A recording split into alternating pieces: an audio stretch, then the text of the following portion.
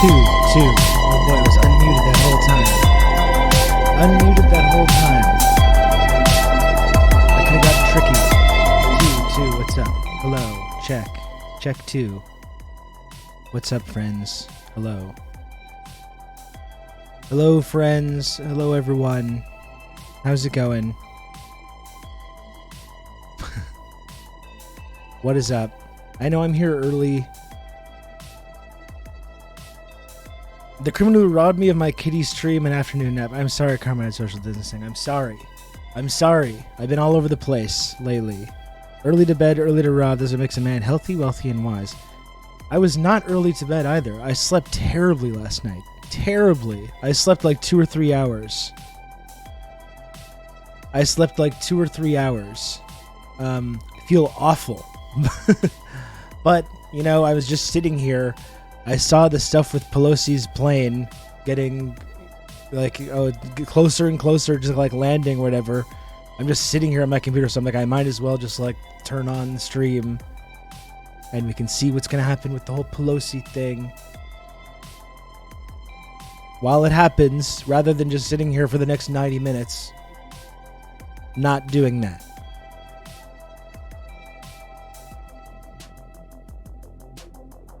I don't know how delayed the tracker is. She might have already landed. Just helpfully transporting massive rockets around. Oh boy. That's what the guilt over beefing with Jon Stewart will get you. In all honesty, like, I just find it... Maybe I'm just not cut out for this shit anymore.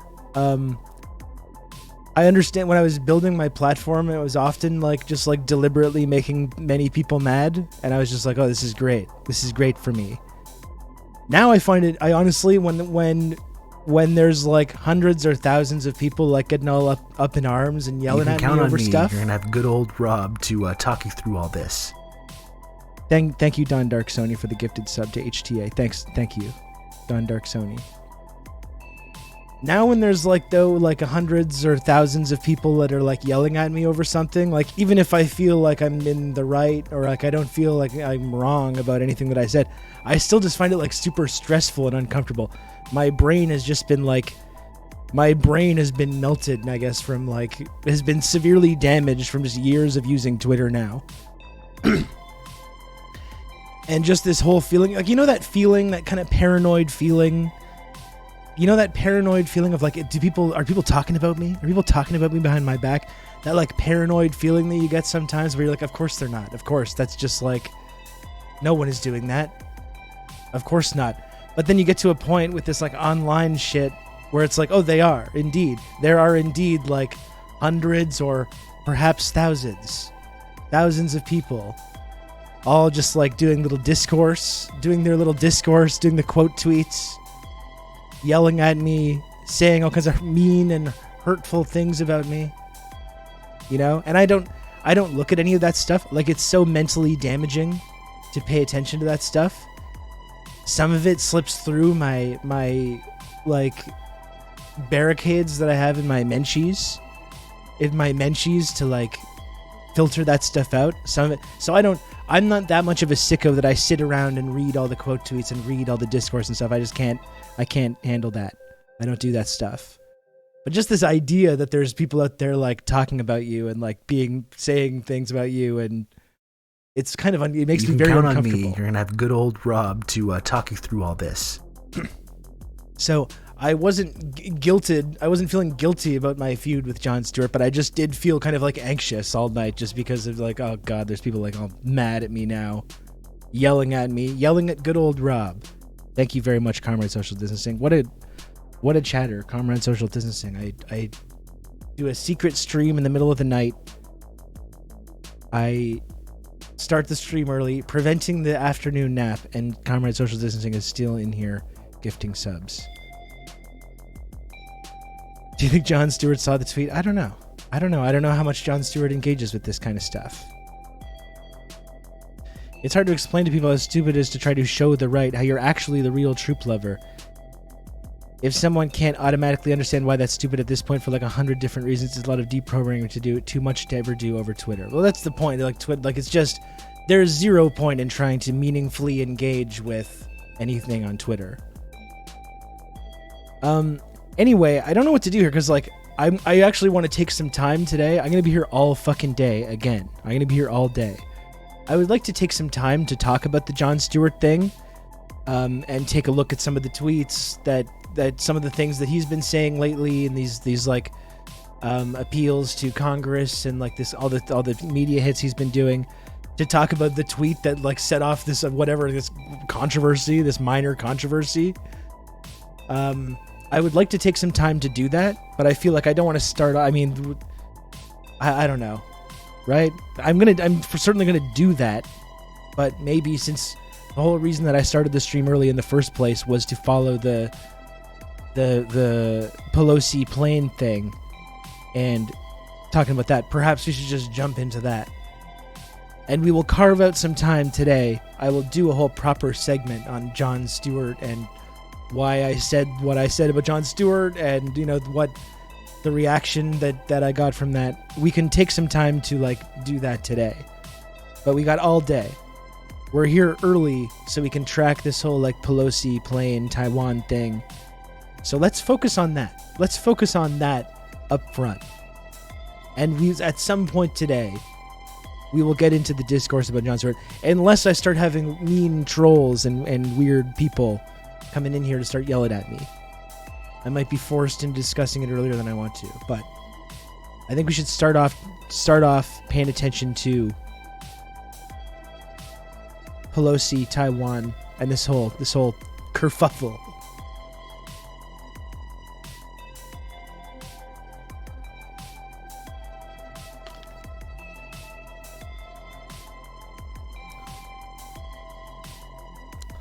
I'm so tired though. I'm so tired. I'm going to require a lot of caffeine today.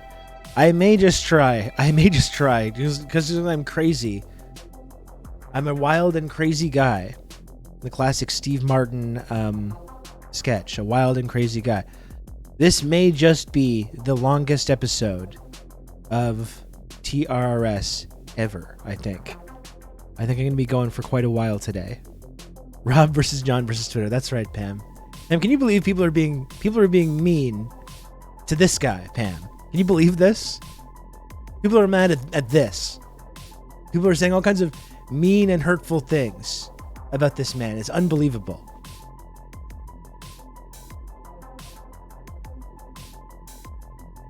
How is this possible? I don't know. I'm not sure. Don't ask me to explain it. People are really up in arms. Okay, didn't set this up properly. Okay. People are very up in arms about Jon Stewart here in the year 2022. You can count on me. You're going to have a good old Rob to talk you through all this. Pelosi Taiwan Watch, Cat Edition. That's right. Thank you, Valkyrie of the North. 3 months of Prime, Valkyrie of the North. Very much appreciated. Thank you. Thank you. I appreciate that. I gotta get my window capture here. Where can someone hook me up with the actually like plane tracking? Like where's the live Pelosi plane tracking? Here we go. Thank you, John. Thank you. Open that up. Open it up here.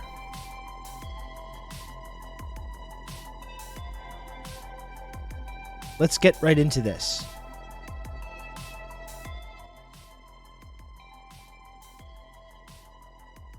It's just loading because there's probably thousands of people watching this stuff. We simply use the computer to mark up the size of the account. I must work on my tanking skills if I'm not pulling all the aggro from you. Oh, it's okay, Pam. It's all right. No, not necessary at all, honestly.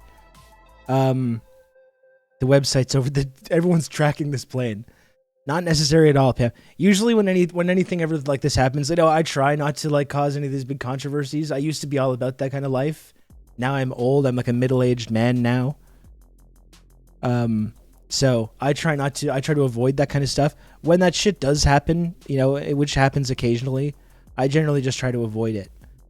I think one thing, if you're like if you're not used to like having these pylons on Twitter, it can feel very overwhelming, and it's even overwhelming for me right now a little bit. And even I've been through this many times, but there's always this feeling of like, oh, this is never gonna stop. This is never gonna stop. But really, like, people forget about shit, instantly today. So it's just like, if that ever happens at all, it's really just, all you have to really do is just kind of disengage, log off a little bit, don't look at Twitter for a couple days, and then, it's fine.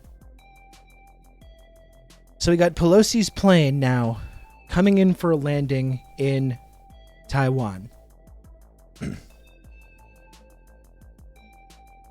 Pretty significant. Like, I wasn't sure what was going to happen with this, honestly, when Pelosi, put out her sort of, plan in terms of like this visit that she's doing, and didn't include Taiwan on it. I thought maybe they were going to back down, but I also was not sure if they were going to pull some kind of trickery like this and show up, even though it wasn't on the like itinerary.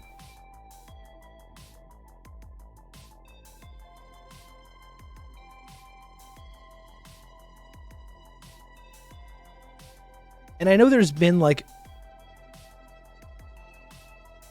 okay, this is from the China PLA account. The Chinese Air Force intercepted it over Taipei and is still intercepting it. It has not ordered it to be shot down. According to the radio broadcast, an unidentified aircraft appeared. Okay, excellent. Interesting. Even if she doesn't land, this has already served the purpose of inflaming U.S. public opinion even further about the evil Chinese. Yeah, and I think one thing that I wanted to talk about as well is people have this framing of like, oh, if China does anything about this, this is their aggression. Right? Blinken said this. If the speaker does decide to visit and China tries to create some kind of crisis or escalate tensions, that would be entirely on Beijing. That's what Blinken is saying. That's what Anthony Blinken is saying. There's a couple of other similar tweets here.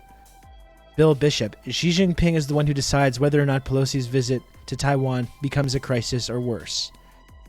Josh Rogan says, if China does something aggressive when the Pelosi delegation visits Taiwan, this is some guy, that's Rob China Russo, some leftist based in Canada. Not I the was United turned States. on to this sick individual, and I found this. He says, if China does something aggressive when the Pelosi delegation visits Taiwan, that's China starting a crisis, not the United States. The Chinese government should take a deep breath and relax. Ambiguibot, thank you so much for the raid. Really highly appreciated, Ambiguibot. Thank you. We got an early stream here, and I appreciate you joining us early. Thank you. If I enter your house and sleep on your couch and you have a problem with it, that's you being aggressive, okay? I mean, the simple way to get people to understand this, I think, like, it's not like, I don't think it's a direct analogy to talk about like Hawaii, for example, or like Puerto Rico, these places that have been like colonized by the United States. I don't think it's a direct one-to-one comparison. But if people really believe this about like, oh, if this escalates at all, this is on China. I don't think anyone really believes that like if like a Russian diplomat or a Chinese diplomat was flying into Puerto Rico or Hawaii, perhaps even meeting with like separatist groups, maybe potentially indigenous groups in Hawaii, or meeting with Puerto Ricans that are like, want Puerto Rican independence, right? If this was on the horizon and the United States government said to the whatever Russian diplomat that was doing this, don't come to Puerto Rico or there's going to be a problem. Do not come. We're fucking serious here. Don't come to Puerto Rico. Don't come to Hawaii or there's going to be a serious problem. No one in the world would like, in America especially, would think that like, oh no, if they still go through with that, then that's entirely on the U.S. government for escalating. Like, no one would say that, right? When they're specifically warning, they're specifically saying, don't fucking do this, or there's going to be serious consequences. Don't do it. We're serious about this. And then they just did it anyway. No one would say that like, oh, this is entirely just the U.S. is doing. No one in America would be saying this. They would be saying, shoot this plane out of the sky, obviously. Shoot this goddamn Russian diplomat out of the sky immediately. We told them not to come. They're interfering with our affairs. They're flying into what is our territory. Shoot this plane out of the sky immediately. Of course, that's what that's what Josh Rogan would be saying. That's what every single American pundit would be saying about this. Police vehicles racing across the tarmac at Taipei Airport. Wonderful. Now, listen, I don't want to speculate. So apparently the plane has touched down here. U.S. Air Force C-40C with House Speaker Nancy Pelosi on board has landed in Taipei, Taiwan.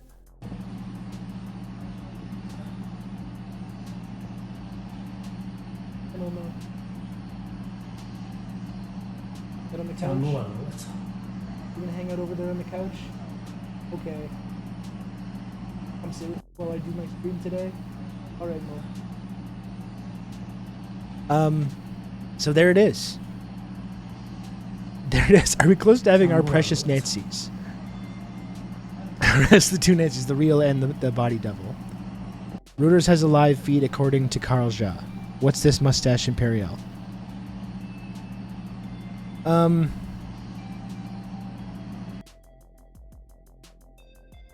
Now, okay. Here we got the plane. We got live footage. We got live footage of the plane. So, let's see what, if anything, happens here. Who knows what's going to happen? I don't want to speculate too much.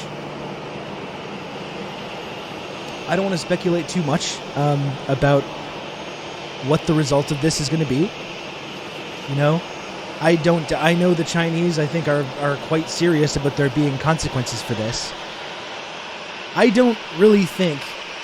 I'm skeptical of the idea that there's going to be, like, missiles flying, or, like, planes being shot down, or any military things happening over this. You know, I think if you take a look at geopolitically, like, what China's been doing for the last 10, 15 years especially, Lord knows there's been serious, I think, foreign policy mistakes in China over the last couple of decades.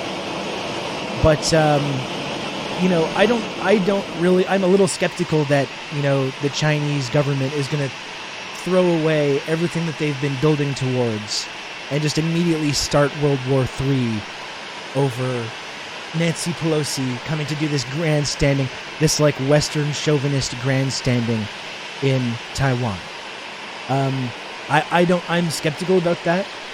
Now, I was also highly skeptical about Russia invading Ukraine. In fact, I very loudly and publicly insisted that was not going to happen, and was quite publicly proven incorrect about that, which I can admit. So I'm not going to go ahead and say no, nothing's going to happen, because I've certainly not been always correct about these similar issues.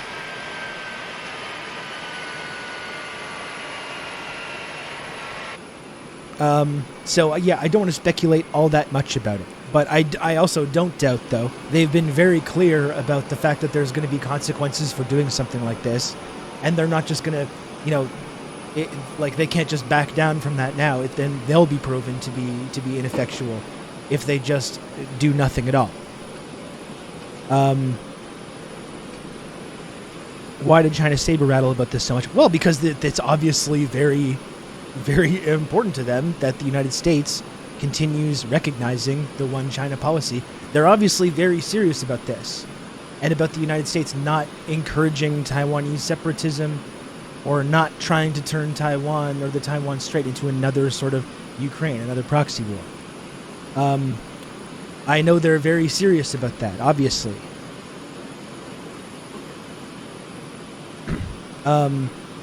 So I don't doubt that there will be some kind of consequences. I'm skeptical of the idea that there's going to be some kind of military exchange over this. But I've been publicly wrong about this exact kind of issue before, so I'm not going to make any declarative statements about it, one way or the other. They're aware of what the U.S. is doing, and also, if folks haven't noticed, the entire world has been a little tense lately. Yes, it has. Yes, it absolutely has. Take her into custody and educate again. That's right. Nancy could use a little more education. It's never too late. It's never too late in life. What's Nancy, like 80, 87 years old or whatever? It's never too late for a little more education. Step off the plane, Nancy. And I hope everyone does enjoy the brand new Rob Knife emote, of course. Not that that's the most important thing right now. It's not the most important thing right now. The new emote that everyone on Twitch is talking about, the Rob Knife emote. I think that's her. I think that's our gal. She's stumbling down. She's had a couple of G&Ts, I think, on the way over.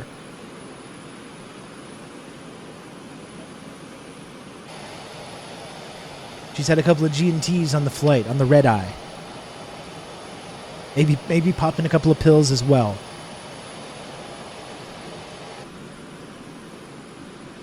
God, here comes she with a steel chair. They didn't stop the U.S. military and the CIA from training Taiwanese military. Why would they do anything now? Like, how are they fine with security apparatus of a hostile country training on what they consider to be their land? Well, it's like, listen, Raoul, it's like, I understand that it's probably it's a difficult line to follow of trying to maintain your own sovereignty and also not getting into a shooting war with the United States. Obviously, China is very well aware with the history of the United States arming and training and funding military establishments and separatists in other countries. They're well aware from this, but like, it's obviously not the easiest thing to negotiate, is to just like immediately start launching missiles or when this kind of stuff goes on. They've also kind of like, they've been in the process of building up their own productive forces, building up their own military. And they've probably, I imagine, haven't been all that comfortable immediately starting a hot war with the world's foremost military imperialist power the moment that they were provoked.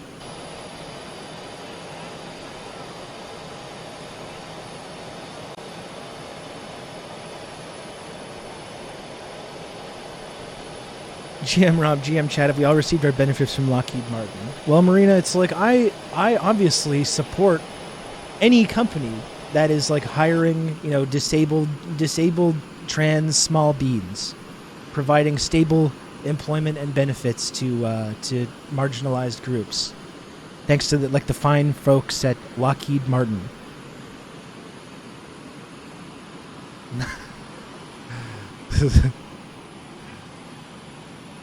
It's weird they're not going inside, just chilling on the tarmac. Well, they got to do the whole greeting thing. Man, this is not.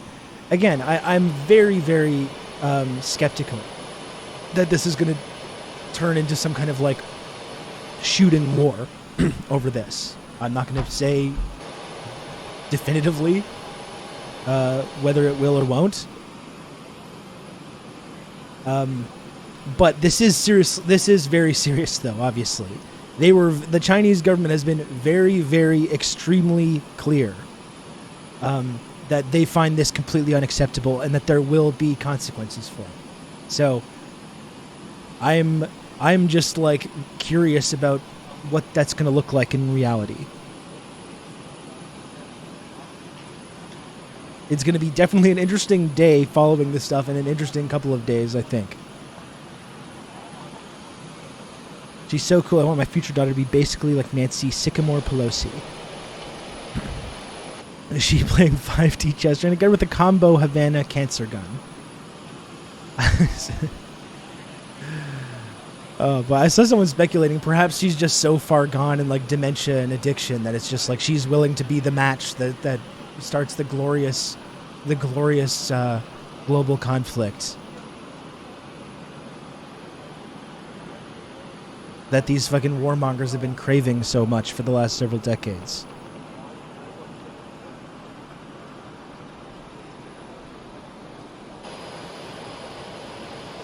That's such a long flight. She has to be on an incredible amount of speed. Well, that's what I was saying, Marina. Like, not only, I'm sure she was downing a couple of G&Ts, a couple of Bloody Marys on the flight. Why not? It's a long flight. And sure, she's absolutely popping some pills as well to make sure that she's ready when she gets off. So I would love to see whatever Pelosi's going to say in whatever press conference or whatever interview she does after this. I'm sure she's going to be in fine form. Nancy's going to be in fine form, I think. So yeah, this is this is a historic moment, folks. This is a historic moment. I wasn't sure if she was really going to do it. And here she is. Nancy Pelosi is officially, she's landed in Taiwan. Again, the Chinese government has been extremely clear that they view this to be totally unacceptable, and that there's gonna be consequences for it. So the question now that we have to ask ourselves, and I guess we'll probably see, is what are those consequences going to be? That's the interesting thing. And as I said before, if a Chinese or Russian diplomat was flying into Hawaii and the United States government said, do not fly into Hawaii, we consider that an act of aggression and there will be consequences, and the diplomat did it anyways, despite these like very clear, specific warnings from the U.S. government, no one in the United States would be saying, like, well, no, this is this is on us if it escalates now. Like, no one would think that, obviously. I hope there are no issues. No one shot down, but the Chinese media just drags her over the coals for the entire visit. I mean, I imagine it's going to be more than just media.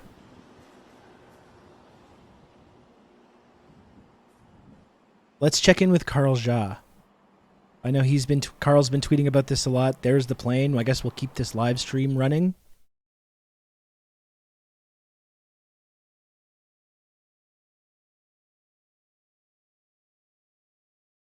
The last thing he said is that it's landed in Taiwan.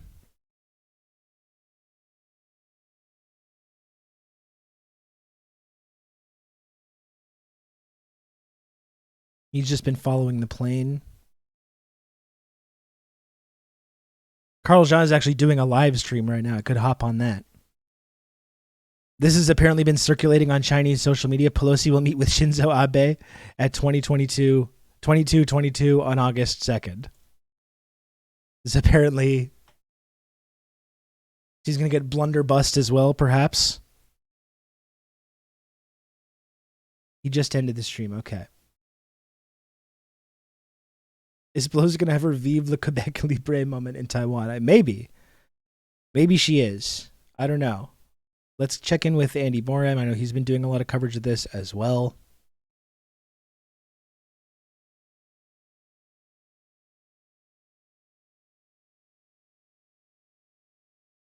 He says, despite stern warnings from China, Pelosi has landed in Taiwan. There will be serious ramifications, that's for sure, but those ramifications will come in the form of trade and other measures. This is a new start for China. The world has now seen the peace-loving China I know.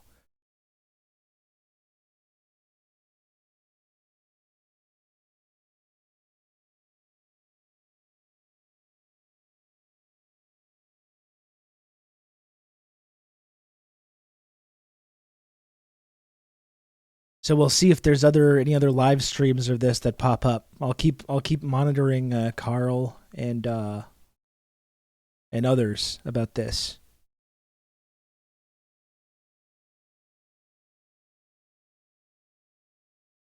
I know the Chinese netizens are brutal. Yeah, absolutely. Absolutely. Nancy Pelosi, we see you, we hear you world tour. Gosh, I'm so tired. I'm so tired, folks. I'm going to be here for probably... Carl is asleep now. Okay. Fair enough. Fair enough. I did time this pretty well, right? With my whole vacation and everything. Look at that. I'm right back in the office. Right when business starts to pick up. In the words of JR, Jim Ross. Business is picking up.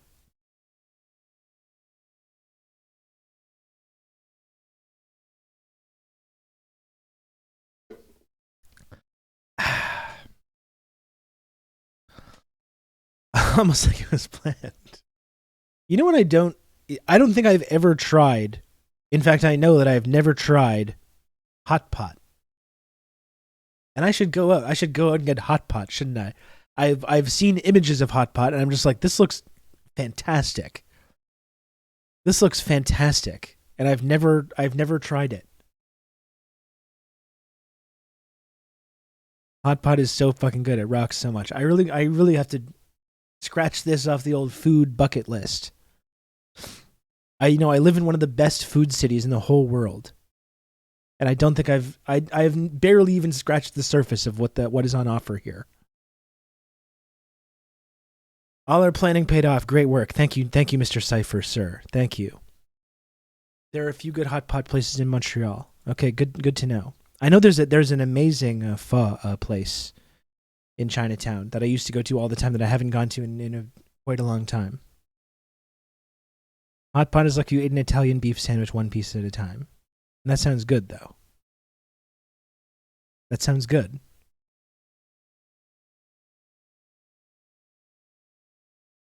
Okay, so Nancy's tweeting now. She's tweeting, folks.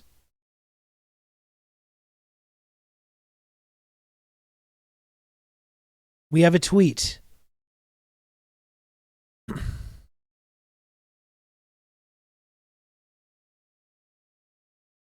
Where is she?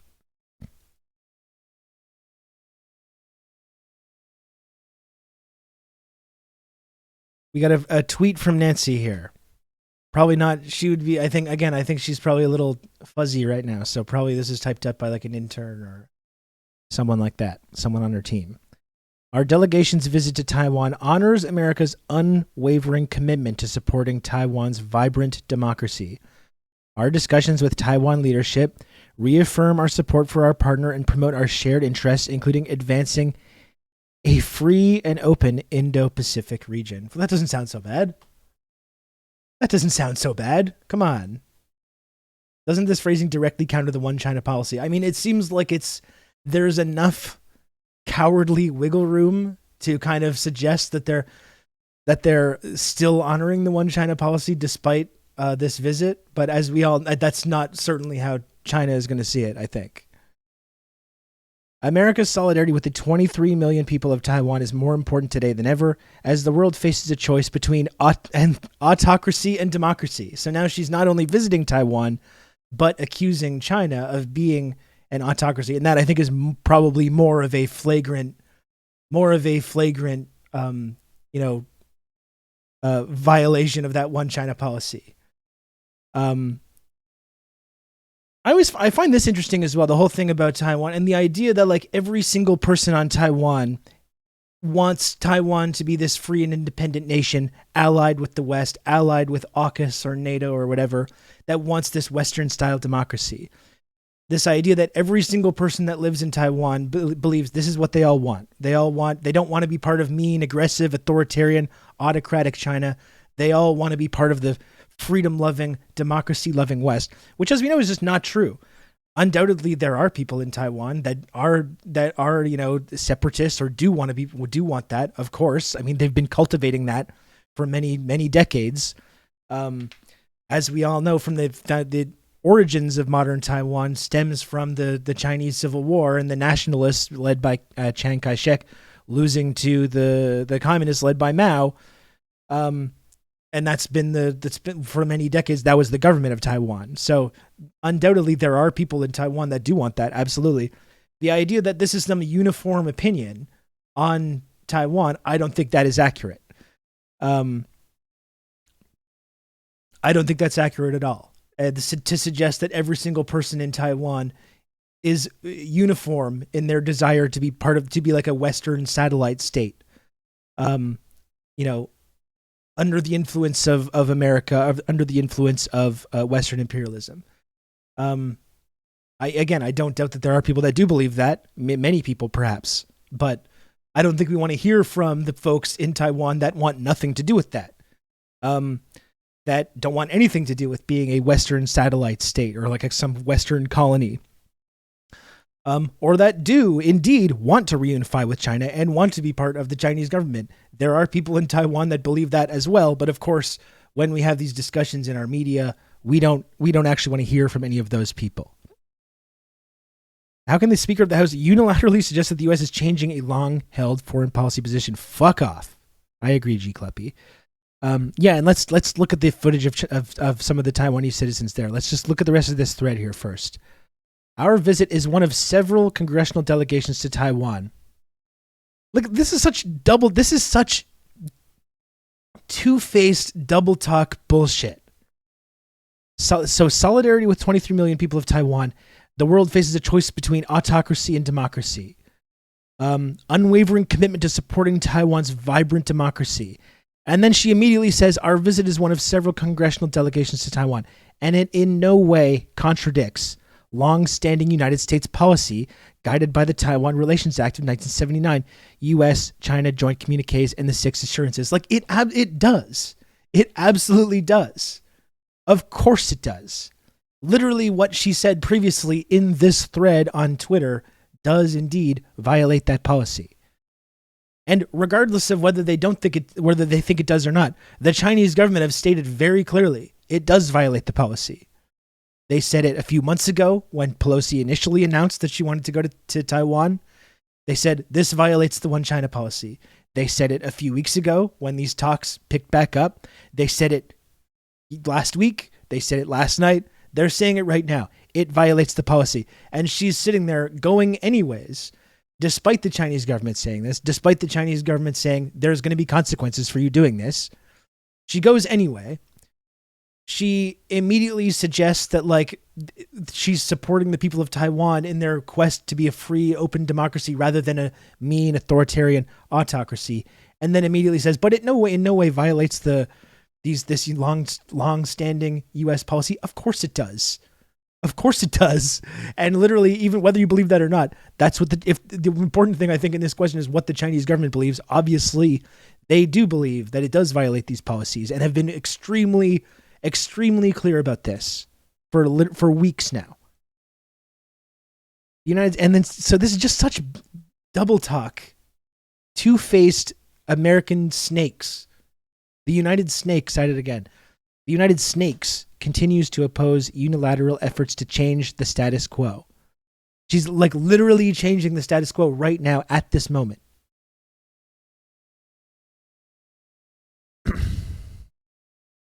You know, unbelievable bullshit. Hello, Dr. Awesome. Yeah, I got started earlier today just because I couldn't sleep and I was up and all this shit was kicking off. So I thought, why not just start the stream and start talking about this stuff? Hey, who cares what China thinks about the One China policy? It violates the policy in both letter and in spirit. Yeah. Well, it's the same. If you want to use the house analogy, if you say you coming into my house violates my privacy. I don't want you here. I don't want you coming to my house. I'm telling you right now. If you come to my house, you're gonna have good old Rob to talk you through all this. Thank you, DJ Chimp. Look at that, DJ Chimp. 5 months of Prime. Very much appreciated, DJ Chimp. Thank you. I was just worried about Nancy. That's right. But if I say you coming to my house right now, G Cluppy, this violates the principle, my principle of like privacy. Okay, I'm telling you. I told you last week, don't come to my house. I don't want you to come here.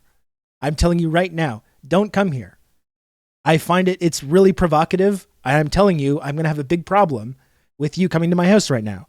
And then G Club, he just like waltzes in the front door.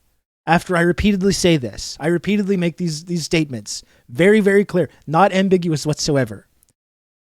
And G Club, he just waltzes in the front door. As she's known to do. For the record, I would do this. I know. That's why I'm using you as an example, G Cluppy. And then G Cluppy just waltzes in the front door and just like, in no way does this visit to Rob's house violate the Rob principle of privacy for X, Y. This does not change the status quo about myself and Rob's relationship. In no way. Just like putting her dirty boots up on the sofa and everything. Like wiping the feet off on the rug and all that. Just saying, like, in no way does this violate the principles of privacy that Rob is so passionate about. And I'm literally just standing there going like, what? I was very specific about this. I was very clear. About it. That's how outrageous this is. Still in the Matrix. I have a question. What is your question, Still in the Matrix? What is it? So let's look at some of these Taiwanese citizens, though, as well. Because remember, this is the way that people in the U.S. government talk about this. We're here supporting the 23 million people that live in Taiwan who are, of course, all believe the same thing. They all want this kind of sovereignty. They all want to have sovereignty from China. They all want to be this Western satellite state. Obviously, that is not true. Even though, of course, there are people in Taiwan that do believe that. And this has been specifically cultivated for many decades. But like the idea that this is some like uniform opinion is not true at all. Here are people in Taiwan right now who are not happy about this, who do not want Nancy Pelosi coming here and fucking around and raising, like, these people have to live here. And you have this fucking, this like basically a powerful oligarch working in the United States government. Nancy, she's 100 millionaire many times over because of her obvious corruption and illegal insider trading that she openly and gleefully partakes in every single day. This woman makes this, what's her salary, annual salary, what, 250K, 300K? What's her net worth? Like over 300 million? Yeah, that's a pretty good deal. That's good work if you can get it. So there's people in Taiwan that don't want this fucking lady coming here. These are the people that have to live here. You have Pelosi just waltzing in, raising these tensions and creating this crisis for her own arrogance, her own ego, and they're the ones that have to live here and deal with the consequences of it.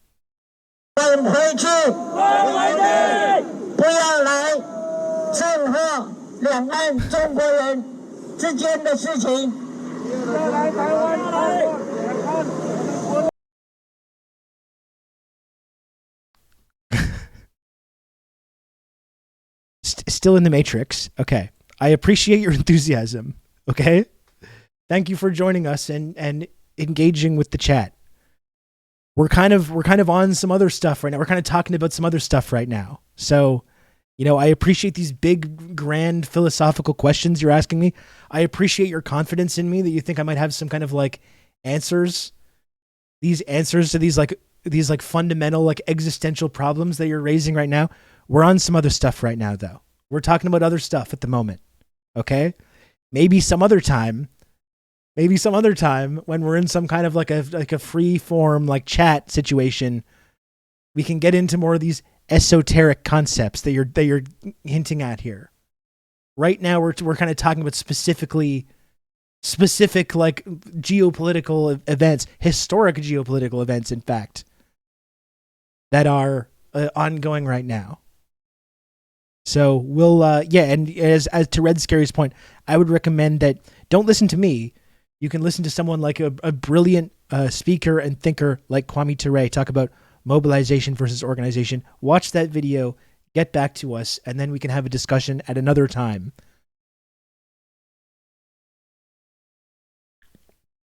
I've seen people saying she's doing this to boost American chipmaker investment. Well, that's part of it, because Taiwan is, of course, a big cog in that global capitalist system. They rely on Taiwanese labor for a lot of things, including manufacturing these chips that they require for making computers and to put in automobiles and millions of other things you need these things for. Of course, Pelosi also has major investments into these kind of industries, and just is signing legislation or promoting legislation to encourage domestic chip production in the U.S. So part of the reason some people have speculated that they want to raise tensions right now around this, not just to destabilize China and generally, this using Taiwan as a kind of wedge against China in the same way that they use Ukraine against Russia. But also, if this does lead to actual like serious military tension or even like invasion or anything else, that is going to be a boost to domestic chip production, which Pelosi herself will benefit from. Yeah, they will want to cripple the semiconductor industry in Taiwan and China to buy time for them to catch up. Because as we've talked about a lot, the U.S. is way, way behind on this kind of production. And this is like a essential industry for the future that China is absolutely like crushing the U.S. on. And, a lot of the chip production happens in Taiwan, but they want to destabilize this in order so that they can like catch up domestically in this kind of semiconductor manufacturing.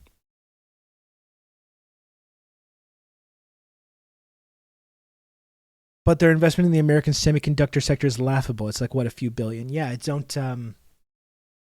Again, I don't know how well any of this has been thought through. I don't know. By the way, the ugly American sign. That's great. That's great stuff. What a great idea. It's not like the chip shortage is not right now causing layoffs and deepening the recession. It feels like the U.S. elite is weaponizing Twitter's hysteria machine to do one last pump and dump before the country collapses. I mean, like, I think if you continually bet on the U.S. collapsing, it's like, you know, you're going to continue. Like, I think there's no limit to how many times that dead cat can bounce, to use the terminology of like Wall Street or the market or any of that stuff. You know, it's certainly the U.S. is in this state of ongoing collapse.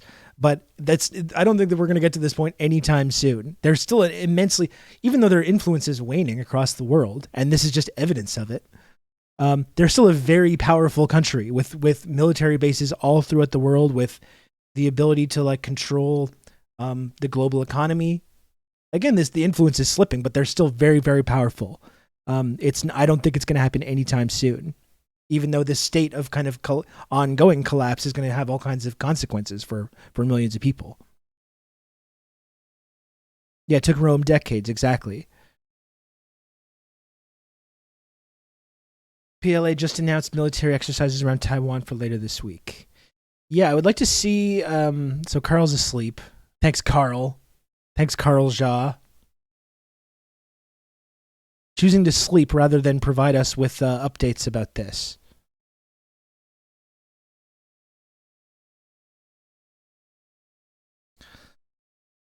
From 12 Beijing time, August 4th to 12 August 7th, 2022, the Chinese People's Liberation Army will conduct important military exercises and training activities, including live fire drills in the following maritime areas and their airspace. So this seems like certainly one example of the kind of consequences that they're talking about.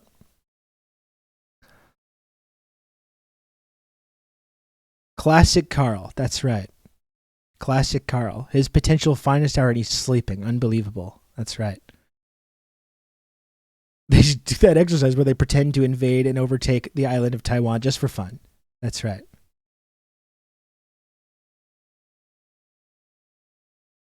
Brandon, I'll get to the Jon Stewart stuff, okay? I saw the Moment of Zen tweet, but you're making it seem as though Jon is palling around with Posobiec. I will get to this. But just for your benefit now, Brandon, because you just joined us, Jack Posobiec. You can count on me. You're going to have good old Rob to talk you through all this. Jack Posobiec is a literal Nazi. He's a Nazi. He's a Pizzagate far right-wing conspiracy theorist, okay? When he approached Jon Stewart like screamed at the guy and was like, "You're being a troll, get out of here," which is like the correct way that you should treat Jack Posobiec. And then you know what he did after that, though? You know what he did after that? He said, "Oh, I'm sorry, Jack. I'm sorry." And they shook hands and said, "You know what? I thought I lost my temper, but we need to be on the same side here." And he did this. He willingly filmed a video with this fucking neo-Nazi asshole. So what do you want? That's exactly what he did. He shook his hand and was like, "Oh, I'm so sorry." Bipartisanship wins again. Thank you. Like that's literally exactly what happened. He was literally just hanging out. I don't think Jon Stewart agrees with Jack Posobiec's viewpoint and philosophy. I don't think they're best friends, nor did I suggest that or say that. I simply took a little screenshot of the video that Jon Stewart himself willingly participated in with, once again, neo-Nazi, far-right conspiracy theorist Jack Posobiec. A man who's literally on the front lines right now of like accusing LGBTQIA people of being like groomers, literally trying to like drum up a panic against trans people, trying to get trans people killed. And I don't know that Jon Stewart knows that Jack Posobiec is a neo-Nazi. Well, that sounds like a Jon Stewart problem to me. That sounds like a Jon Stewart problem. Perhaps Jon should maybe pay attention to some of this shit. And then he won't find himself in that position of being caught in a fucking video with these guys where they openly say, "Yes, we agree on this issue and we're coming together to support these things." That's Jon Stewart's problem. If he doesn't want to get shown in a clip standing around with a neo-Nazi, simply do not appear in videos with neo-Nazis then. That's Jon Stewart's problem. That's not my problem, okay?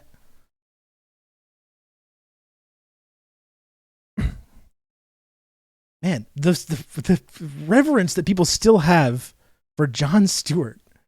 I must admit, I was surprised. I was like, I thought I was pretty safe maybe to question. Oh no, not Jon Stewart. Oh no.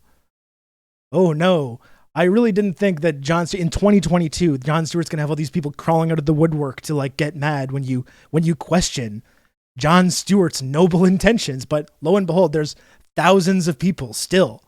How dare you? How dare you say that about Jon Stewart? Jesus Christ. It's like fucking, what year is it? It's 2022 and we're still doing this now? We're still doing this. Unbelievable. Anyway, you can count I will get on me. more. I will talk more about this later. Rob to talk you through all this. But thank you, Norm Kent Shoot, for the 5 months of tier 1. Thank you.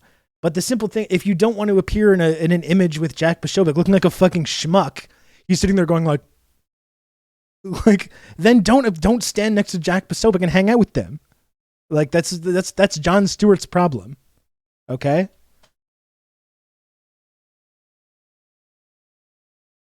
It's not reverence, Brandon.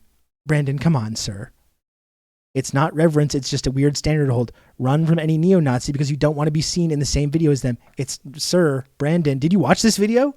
It's not that he was just seen in the same video. He's literally standing with Jack Posobiec saying, I know I was mad before, but I'm sorry, and we're coming together, and they shake hands. It's not that he was just being photobombed. He's literally standing next to him, giving this big W to Jack Posobiec. Once again, a far-right conspiracy theorist, neo-Nazi, horrible, horrible, disgusting individual. And Jon Stewart's there fucking hanging out with them. He didn't just get photobombed. Did you watch this video? Brandon, come on. Well, I think Brandon, if you watch the video, I think you're misrepresenting what happened in this video. He's literally he's like, they shake hands and he says, I'm sorry. He says, I'm sorry. And then he hangs out with Jack Posobiec some more. Jesus, fucking Jon Stewart. Unbelievable. Unbelievable. Still people really, really up in arms about defending the sanctity of Jon Stewart. But here's Pelosi again. By traveling to Taiwan, we honor, Brandon, I'll get to this later. What's the objectionable part? That he shook hands with him and had a civil conversation with Posobiec? Yes. Yes. What do you not understand about this? What do you not understand about this, Brandon? That's the objectionable part. Personally, me, if you ask me, if I came together with, if Jack Posobiec approached me and was like, Rob, we don't agree on much. But we're here supporting the troops. We're here supporting this important issue. Let's set our differences aside, record a little video. You know what I would say? No, thank you. That's what I would say personally. I would say, no, thank you. In fact, I would probably say, fuck off, Jack. You're an actual Nazi. I don't want to be seen with you. I don't like you. You're a bad person. Again, you're right now whipping up a trans panic against people that's deliberately attempting to get people murdered and killed. And I would say, no, thank you. And I would go away. Why is that so difficult?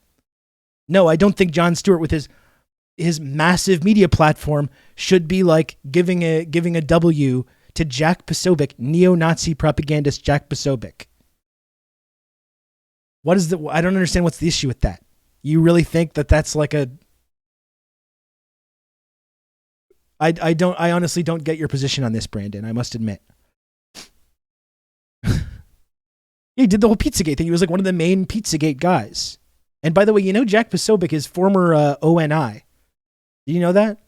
I mean, he claims to be. Maybe he's just a liar. I don't know. That's possible as well. Jack Posobiec, though, formerly of the Office of Naval Intelligence. You know that? You know who else was part of ONI? Lee Harvey Oswald. I sometimes wonder if Posobiec and his whole role as being this kind of far-right propagandist is perhaps part of some wide-ranging plot by powerful people inside the United States government. That's a whole question for a different time, though. being a liar just makes it more likely he was in the Navy. Yeah, I really don't get that. You would not have a civil conversation with Jack Posobiec? No. In fact, Jack Posobiec blocked me precisely because I was mean to him.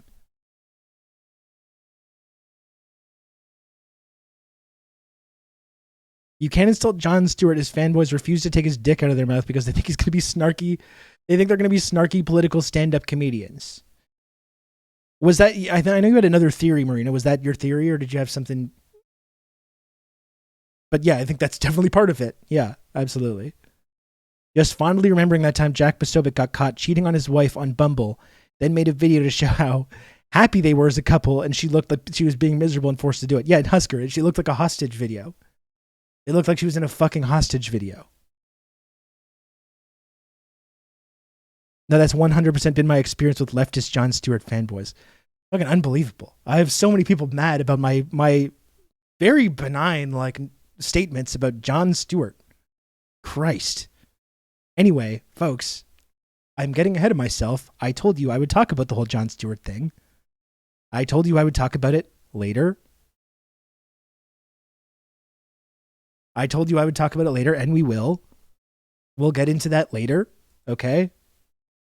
But I just wanted to answer Brandon's questions here in the chat, and try and get into that a little bit. But I'll do a whole segment on this whole Jon Stewart controversy later. I'm telling him to fucking talk about how the PLA and President Xi are about to liberate us all.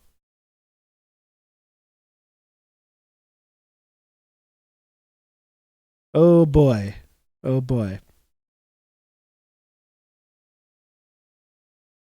Let's go back to Pelosi and Taiwan. You can count on me. I will talk about old Rob to talk you through all this. I will talk about our friend Jon Stewart, the Jon Stewart who apparently could never say anything about. Oh no, not Jon Stewart. I'll talk about this later. The controversy that I started over my incredibly benign comments about why Jon Stewart, the only people that he seems to ever get off his ass to talk about are the troops and the first responders, the people that really deserve, the heroes, the people that really deserve healthcare. Jon Stewart, this is the only people he ever fucking gets off his ass to talk about. That was my basic question that I was asking. We'll talk about this later. Yes, we don't believe in Taiwanese independence. Meanwhile, one of the most recognized U.S. politics goals besides Clinton lands in Taiwan. Well, as I was saying at Karam, this is the kind of thing that I was talking about, where Pelosi literally she landed in Taiwan, and Jon Stewart, I love the troops and 9/11 Andes. Christ.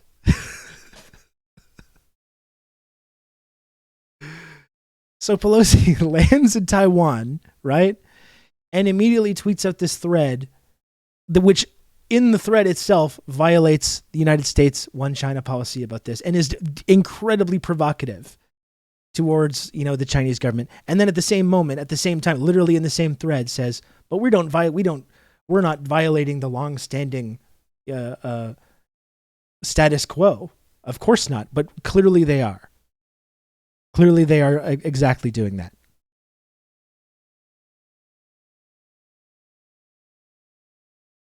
If you want to go ask Crowder yourself, he probably has the footage somewhere. But Brandon, I don't like talking to these assholes. Do you get that? I don't think it's worthwhile to talk to Steven Crowder or Jack Posobiec. You're gonna have good old any Rob of these guys to talk you through all this. I don't want to talk to Steven Crowder. It seems unpleasant to me to do that.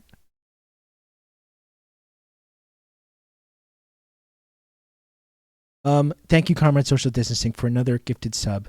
Thank you very much. I appreciate it. I'm new here. Is this the Rob that hates women? No, it is not. Took a lizard to kill a lizard. To kill a lizard. No, it is not. I'm happy to have you here, but this is not the Rob that hates women. No, that's not accurate.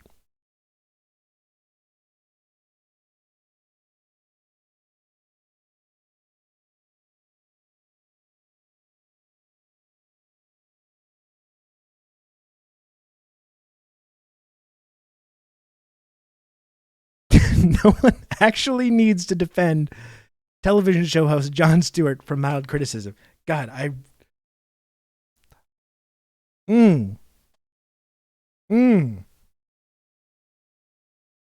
Okay. Let's read this Nancy Pelosi op-ed. Okay? Nancy says, by traveling to Taiwan, we honor our commitment to democracy, reaffirming that the freedoms of Taiwan and all democracies must be respected. Read my opinion piece in the Washington Post on why I'm leading a congressional delegation to Taiwan. And again, she's built her whole career on provoking China, right? This is not new for Nancy. This is none of this is new. Nancy has built her whole career on provoking China, this kind of raising this kind of anti-China sentiment, provoking the Chinese government. 28 years ago, we traveled to Tiananmen Square to honor the courage and sacrifice of the students, workers, and ordinary citizens who stood for the dignity and human rights that all people deserve. To this day, we remain committed to sharing their story with the world. This is Nancy all the way back in 1991. Part of a human rights delegation said they couldn't leave she's been doing this her whole career. Visiting Tiananmen Square to pay their respects to pro-democracy activists slain there 2 years ago. We've been told for 2 days now that there's freedom of speech in China. The lawmakers unfurled a small hand-painted memorial banner. There is a memory which still burns bright, and it is a cause which will never die. As they laid 3 white flowers at the foot of the monument to martyrs, Beijing police moved in. They ordered the Congress members to stop the ceremony and ordered press members to put down their cameras. She's been doing this her entire career. Police pulled the 3 U.S. lawmakers aside for questioning and roughed up and detained 7 television journalists. The U.S. lawmakers leave Beijing tomorrow. Bill Whitaker, CBS News.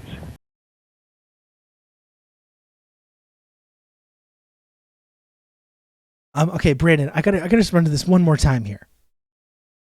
The streamer says he's not criticizing for trying. Red Scary says he's not criticizing for trying to get troops healthcare. He's criticizing for saying he should ally with a literal Nazi to do it. Brandon says no, he's not. Read the original thread. Brandon, in the original thread, I didn't even criticize anything. All I did was ask a basic question: does Jon Stewart care about everyone getting healthcare, or does he only care about troops and 9/11 first responders getting healthcare? Why are these the only people that he ever sticks his neck out for? That's the question I'm asking. I'm not saying these people don't deserve healthcare. Far from it. I think they do. I think everyone does.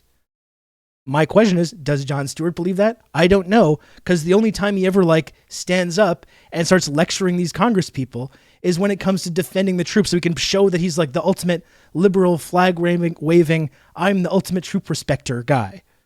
And I find that act very tiresome. That's my basic criticism, Brandon. Okay? Why are these the only people that Jon Stewart ever sticks his neck out for?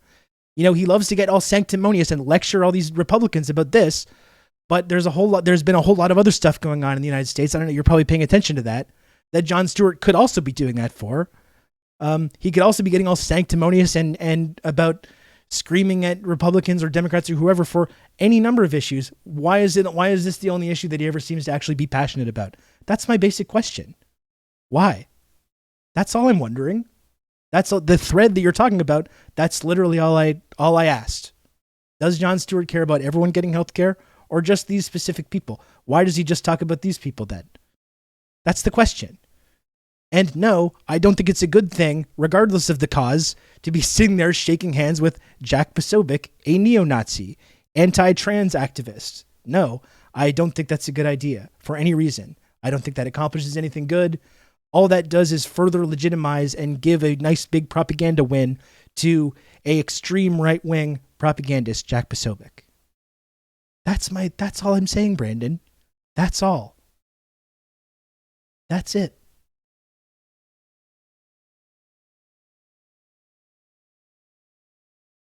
It directly aligns, and this is it, Outrun, right? It directly aligns. I'm talking about Jon Stewart instead of the situation with Taiwan. It directly aligns with the Democrats trying to outlove the police and the troops like it's some hypocritical gotcha that literally no one cares about except brunch libs. You can count on me. You're going to have good old Rob to talk you through all this. This is going to seem bad faith on my part, but I'm sorry. This seems to be what you're implying. Unless Jon Stewart is doing everything in his power to tackle every issue in America, then it's not worth doing anything. Did I say? I never said that. I never said that, Brandon. All I asked was, why does Jon Stewart only ever stick his neck out for troops and like first responders and people that he deems worthy of health care? That's the basic question that I'm asking. This man is a multi-millionaire with a massive media platform, right? I don't see Jon Stewart going to lecture congressmen about like illegal immigrants getting health care or unhoused people or the disabled, right? But he loves wrapping himself in the flag and showing how he's the ultimate troop respecter, and these damn hypocritical conservatives.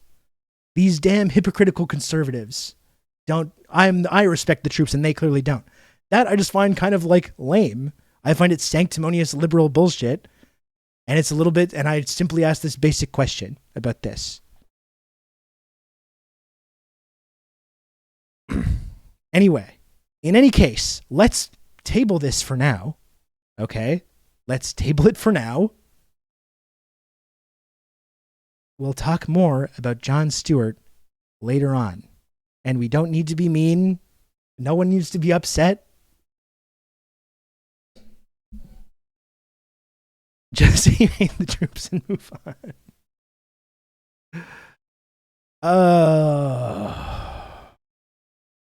The topic has changed. We are no longer talking about Jon Stewart. Thank you, Lodane. We'll get to this later. Why is Jon Stewart in Taiwan? I don't know. Poor Nancy's trying to end the world. We're talking about goddamn Jon Stewart. Unbelievable.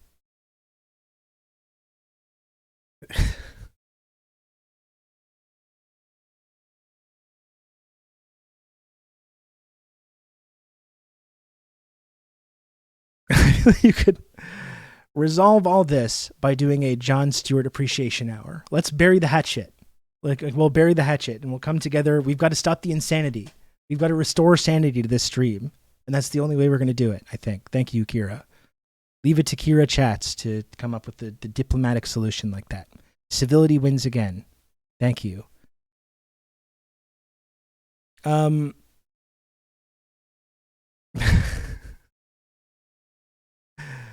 At the end of the day, if he does some change with healthcare and vets, that's good, but it could be better on his part. I'm tabling it. Okay, sure. Yeah, great. And again, I'm not against people getting healthcare. 9/11 first responders, they should get healthcare. These like military vets that were exposed to these burn pits or whatever it is that have cancer and carcinogenic diseases. Yes, I think it's good to give to folks healthcare. Get the whole gray area of the troops and what they were doing in these places in the first place. That's a separate discussion.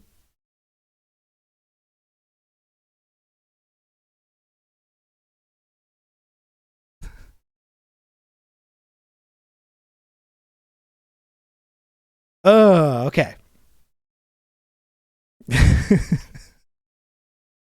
Jesus. Okay, so back to Nancy now. And I got majorly derailed here. Majorly derailed.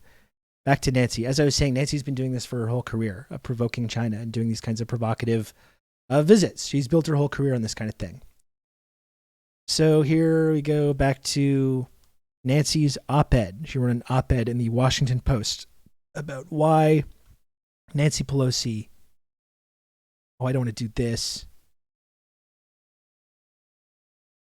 For God's sakes.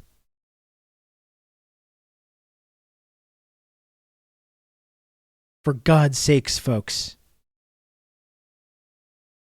You can count on me. You're going to have good old Rob to talk you through all this. I have joined my local rally to restore sanity to protest Rob Rousseau. Why can't the left and the Democrats just get along?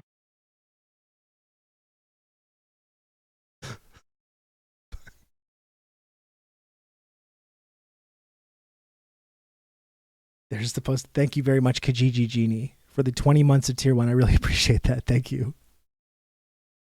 Thank you. Thank you, Kijiji Genie. I appreciate that. I'm getting kind of warm. I'm getting kind of warm here in my hoodie, I must admit. I'm getting very warm here. I might have to change, but I don't know if the shirt that I'm wearing under this hoodie is like going to be good enough for stream. I might have to do some kind of outfit change here. I'm getting heated here. I'm getting heated talking about this controversial, this major controversy. It's pretty funny to paywall this article. It's true. Did Nancy Pelosi's plane get shot down yet? No, it landed in Taiwan, and now we're just kind of waiting to see what the fallout from that is going to be. Thank you so much, Lodane.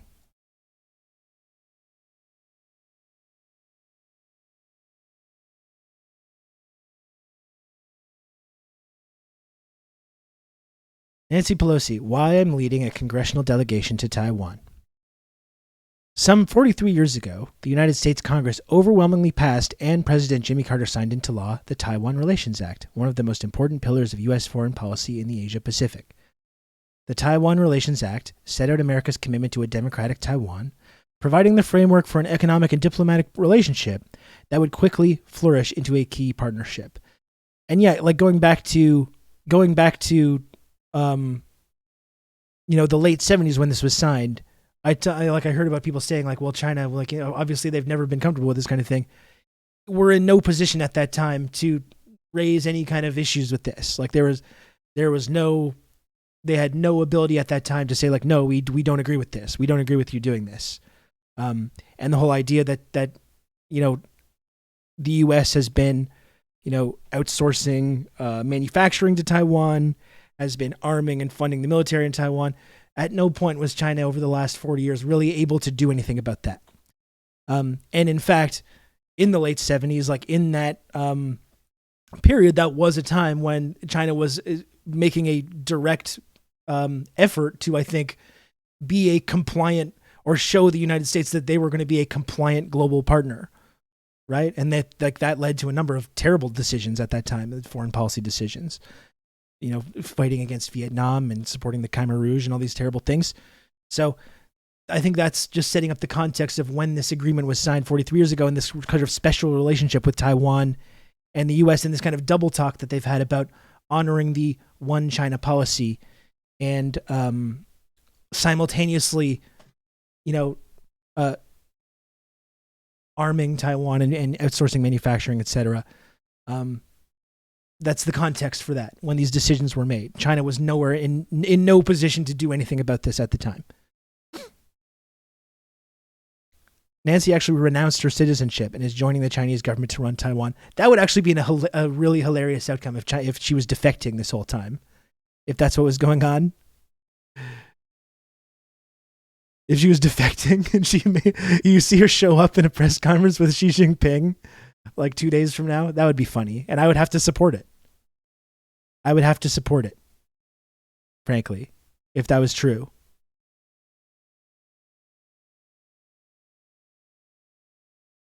We're about to hear some brilliant takes from people who learned about China-Taiwan relations this last week. There's a number of people, I don't want to name names, some prominent streamers and commentators, rad lib commentators who have replaced the Ukraine flag in bio with Taiwan flag in bio now as well. That's the thing that's happening.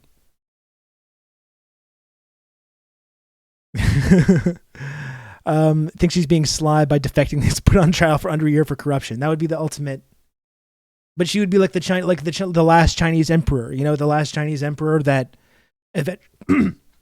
eventually dedicated his life to being a productive member of society, was re-educated, became an author, lived out the rest of his life in China. It's actually a very touching story. The last emperor of China who became sort of just an average person in China who supported the Chinese Revolution. You can count on me. You're gonna have good old Rob to talk you through all this. Nancy should have all her millions of dollars taken away, all her special privileges, and she would live a humble life in China. I think that would be a touching end.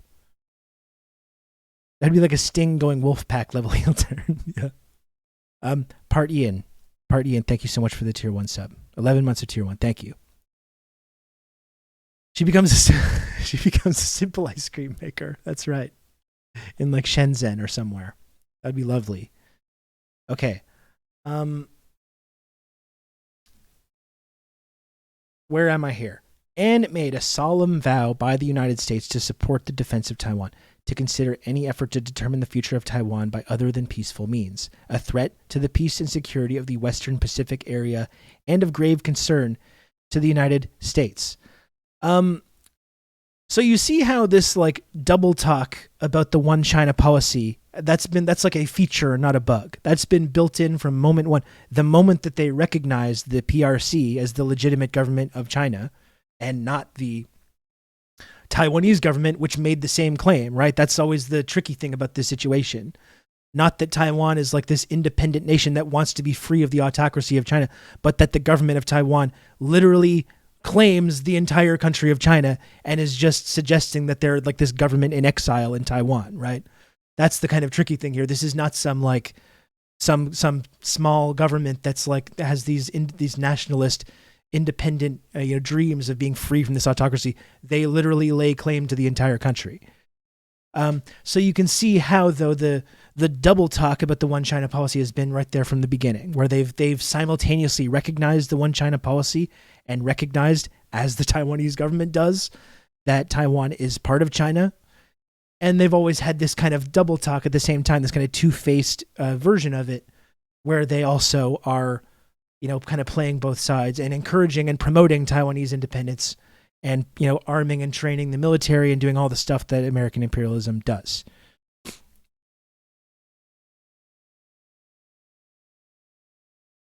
Imagine if Quebec took that approach. Canada's a French nation. It just doesn't know it. I mean, I'm sure there are some Quebec separatists that do, in fact, believe that. But, that's a whole other story. That doesn't mean I think we need to listen to them. I think that's the main thing. Just because they believe it doesn't mean that that's like a legitimate thing to believe or that makes any sense. She doesn't need to become a simple ice cream maker with the lifetime supply of Jenny's in her fridge. Well, Jenny's in her fridge. Well, that's what I mean. It's if she renounced that, if she renounced all her material possessions, then she would have to. Crimson Tinted. By the way, if someone could gift a sub to Crimson Tinted, Crimson Tinted has been Crimson Tinted very, very generously bought me some books from my Amazon wish list, a couple of books, which I really appreciate. So if someone wants to gift Crimson Tinted a sub, that would be great, because Crimson Tinted is very, very, very supportive. Okay. So here we go. Here's Nancy again. Continuing.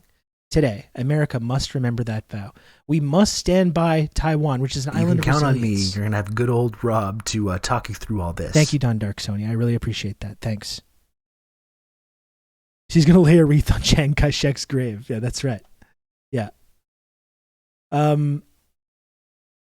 much of the Taiwanese government and people are currently pro-ROC? Then that's an interesting question. I would like to look into that more, right? Like I was saying before, I don't doubt that there are many people in Taiwan that do indeed, because of how this has been cultivated for a decade, are pro-ROC and do want to be like a sort of Western satellite state. Is it the majority? Is it of course it's not the entirety of the country. I would be interested to see the actual number. I would also be interested to see what the indigenous population of Taiwan have to say about all this. These people who are, of course, invaded and colonized by Chiang Kai-shek's nationalist forces after the Chinese Civil War. Like that is a very tricky subject, right? Because we kind of think if you have a basic understanding of Taiwan, you're like, oh, it's this indigenous population that China wants to colonize, which is not true. There is an indigenous population there who were indeed colonized by pro-nationalist forces following the Chinese Civil War, when the nationalists led by Chiang Kai-shek retreated to Taiwan after they lost to Mao and the communists. And they did indeed colonize the island and the indigenous population that was there. I would be interested to see what the descendants of those folks are saying about this. Perhaps we can look into this. I'd like to know the dynamics. This is what I'm saying. Yeah, I'd like to know the dynamics of how many people in Taiwan are pro-nationalist or pro-China. Exactly. The way it's being framed is that it's this 100%. Every single person on Taiwan is really 100% on board with being a Western satellite state. I don't believe that is true at all. Not to say that there's not people that do want that. I'm sure there are. For a comparison, if anyone's having trouble, if the Confederates retreated to Puerto Rico, claimed it for themselves, and then kicked out, oppressed, killed the indigenous. Yeah, and claimed to be the legitimate government of the United States, like the government in exile, for decades. Like they had a military dictatorship for decades following that. That's pretty much the the Western dynamic. Obviously, it's never going to be a direct one-to-one comparison, but yeah, claimed the entire continental U.S., or even more, actually. I think in terms of the official stance of the Taiwanese government, they actually claim even more territory than what China currently occupies. Like, if they ever actually did make any effort to form the actual government in China, there would be immediately like multiple border skirmishes because they claim literally more area than what the Chinese government currently occupies. There are gusanos in every country. Absolutely. Absolutely. Canada, of course, home to many, many Ukrainian gusanos as well. I asked Carl Jha this, and this was his response. In 1990s, most people on Taiwan identified as Chinese. Today is different due to 2 decades of nation building and de-Sinicization campaign in education and media. Yeah, this is the tricky thing. I mean, there's been a concerted effort to ensure that people do believe this, and creating this kind of like Taiwanese nationalism, right? Like nation building. There's been a concerted effort on the part of Western imperialists to create this exact situation in Taiwan. So you can, obviously it is true that there are many people in Taiwan that are part of this like Taiwanese nationalist movement that do want to be a Western satellite state. Why do they believe this? Well, because there's been a very concerted effort to ensure that these people are this ideology is kind of promoted. And when we talk about these people, we talk about this being like the main sort of like majority of Taiwan, which I don't know how accurate that is. Taiwan was part of China before World War II, and from 1895 to 1945, it was under Imperial Japanese rule. Well, that's important to point out as well, Tex, right, is that it's been recognized to be part of China for centuries. Like before Mao, before the Chinese Civil War, before World War II, hundreds of years. It's been part of China, like before the Chinese Communist Party even existed. The U.S. was also the first country to attack Taiwan in 1867.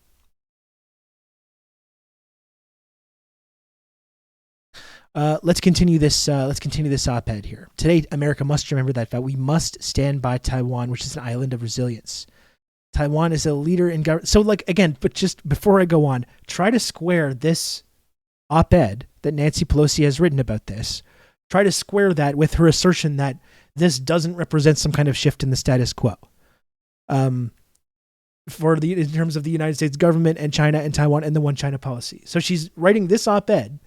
Well, as we read these words, keep that in mind, that she's simultaneously suggesting that no change has happened in the status quo. They still recognize it as being part of China, and they're not, this is not some provocative move, or like that's what she's claiming, while simultaneously going against the specific demands and requests of the Chinese government and creating this like crisis sort of situation. And then writing this op-ed and simultaneously saying, like, oh, no, we're not doing anything. We don't want to change the status quo. This op-ed in and of itself is changing the status quo, right? The act that she cites also justifies sending arms to Taiwan. Yeah. Okay. Today, America must remember that fact. We must stand by Taiwan, which is an island of resilience. Taiwan is a leader in governance, currently in addressing the COVID-19 pandemic and championing environmental conservation and climate action. It's a leader in peace, security, and economic dynamism, with an entrepreneurial spirit, and that old entrepreneurial spirit. We love that. We love that, don't we? Culture of innovation and technological prowess, they are envies of the world. Yet disturbingly, this vibrant, robust democracy, named one of the freest in the world by Freedom House. We all know the Freedom House and how it has the free countries and the non-free countries. And you know which countries are high on the Freedom Index and which are not. We don't need to get into that too much. And who's funding this Freedom Index and who's making these determinations? Well, it's best not to look into that too much. Disturbingly, this vibrant, robust democracy, named one of the freest in the world by Freedom House and proudly led by a woman, President Tsai Ing-wen, is under threat. So, of course, they're doing the woke girl boss thing as well at the same time while they're making this argument. Is China going to keep her on Taiwan by doing those drills? That's a good question, Dakadoon. I don't know. Yeah, Radio Free Asia, Ned, etc. That's right. Girl bosses stay winning. There we go. In recent years, Beijing has dramatically intensified tensions with Taiwan. The People's Republic of China has ramped up patrols of bombers, fighter jets, and surveillance aircraft near and even over Taiwan's air defense zone, which is, when you're talking about near Taiwan's air defense zone, you're talking about China. You're talking about China flying planes over China. That's what that means. That is what that means. Leading the U.S. Defense Department to conclude that China's army is likely preparing for a contingency to unify Taiwan with the PRC by force. The PRC and the U.S. Defense Department are famously always honest, always very honest folks, honest actors in these situations. The good old U.S. Defense Department would never exaggerate or lie about any of these things, obviously.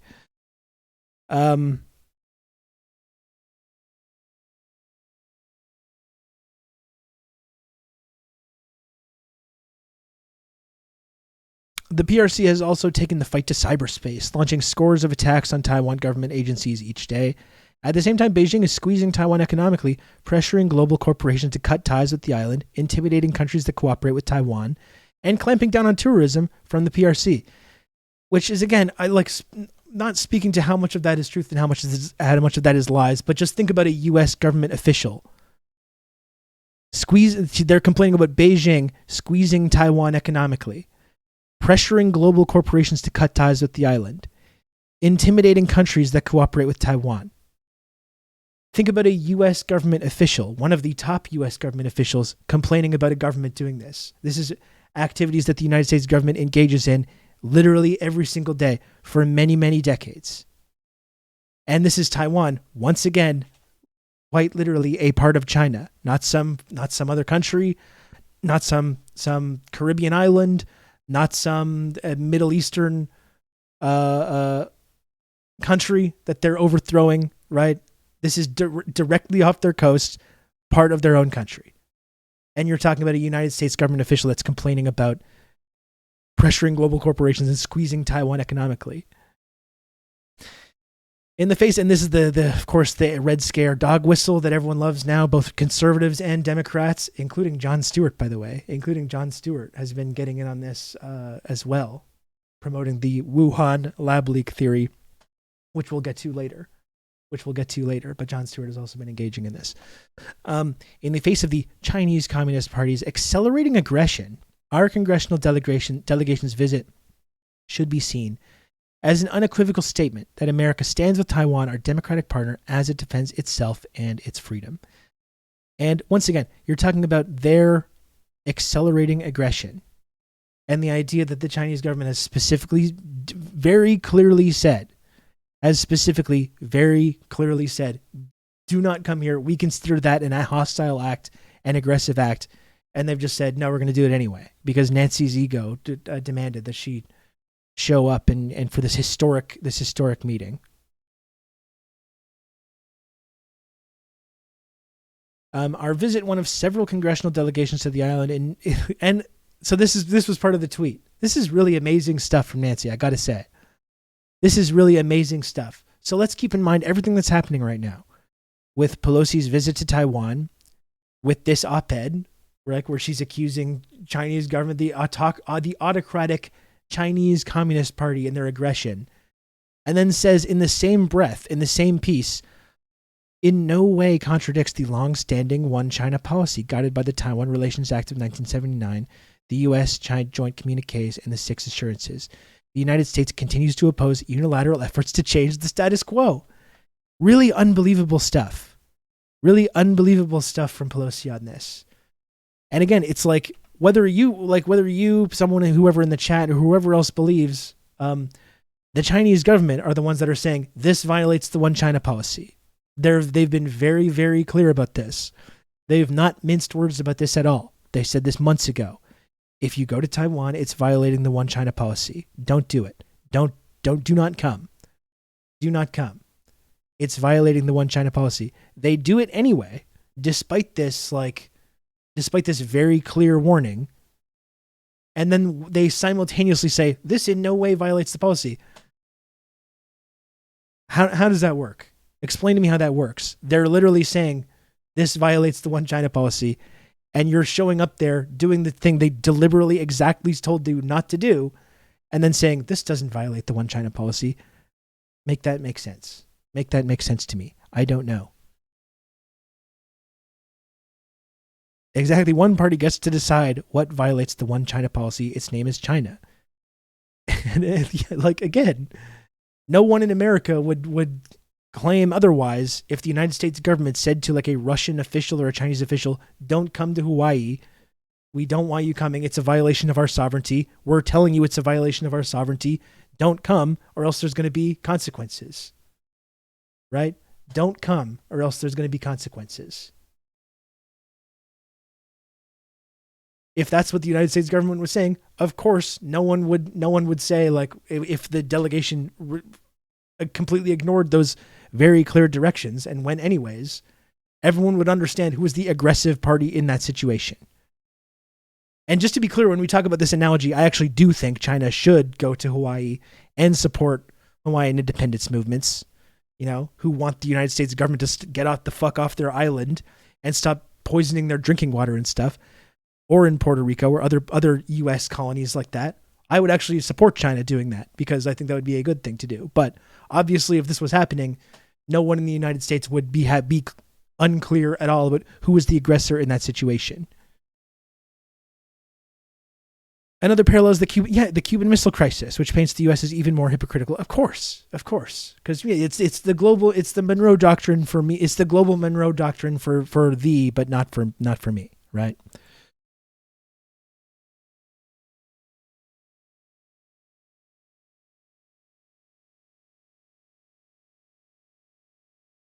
Our visit is part of a broader trip to the Pacific, including Singapore, Malaysia, South Korea, and Japan, focused on mutual security, economic partnership, and democratic governance. Our discussions with our Taiwanese partners will focus on reaffirming our support for the island and promoting our shared interests, including advancing a free and open Indo-Pacific region. Free and open, which means free and open for Western capitalism, right? That's what that means. That's what a free and open Indo-Pacific region is. It means open for Western capitalist penetration and, Western military bases. America's solidarity with Taiwan is more important today than ever, not only to the 23 million people of the island, but also to the millions of others oppressed and menaced by the PRC. The millions of others oppressed and menaced by the PRC. And they're seriously suggesting that this is not provocative. Of course, this is not provocative. This is China being aggressive. This is not provocative. So they've deliberately, explicitly ignored the very clear directions that they were given.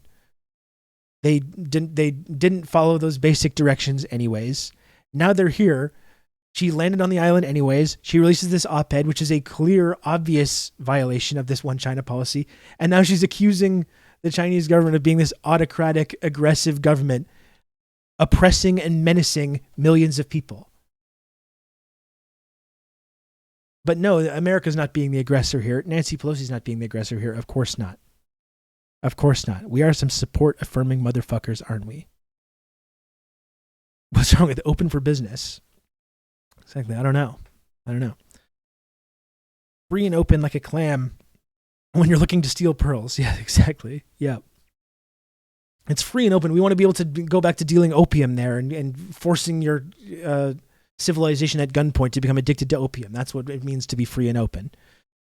I want to get to this question too, this comment as well. One complicated part of Taiwanese divisions is that there's a strong historical split between Ben Shengren, Old Chinese immigration, mostly Haklo and Hakka, and the Washengren ROC immigration, generally Han, that formed both the ROC military leadership and new economic elite. Yeah, I mean, I don't want to downplay that there's a long, complicated history of multiple different ethnic groups and multiple different people. But I think that's the exact point to point out, though, is that there's not some kind of uniform opinion in Taiwan or anywhere else about who wants what. In Western media and politics, we want to listen to a certain group that says things that we like and that we want to hear, that support our own sort of economic and military interests, but we don't want to hear from any of those other groups, or we don't want to deny, or we don't want to acknowledge that there's this long context, which is incredibly complex and not black and white the way it's being painted out to be. The hell of a piece of news to wake up to with the headache. Well, I'm gonna help talk you through all of this, Warlock. Don't worry about it. Just wanted to point out that even beyond the indigenous and Chinese ethnographic split, there's an internal ethnographic split as well. Yeah, I think it's really important to get into the specifics of that, to talk about just how complex it is. Absolutely. But yes, not provocative at all to go, once you've violated these very clear directions, to touch down in Taiwan and then to talk about the authoritarian, autocratic PRC, Chinese Communist Party, oppressing and menacing millions of people, coming from the United States of fucking America. The arrogance is just astounding, isn't it?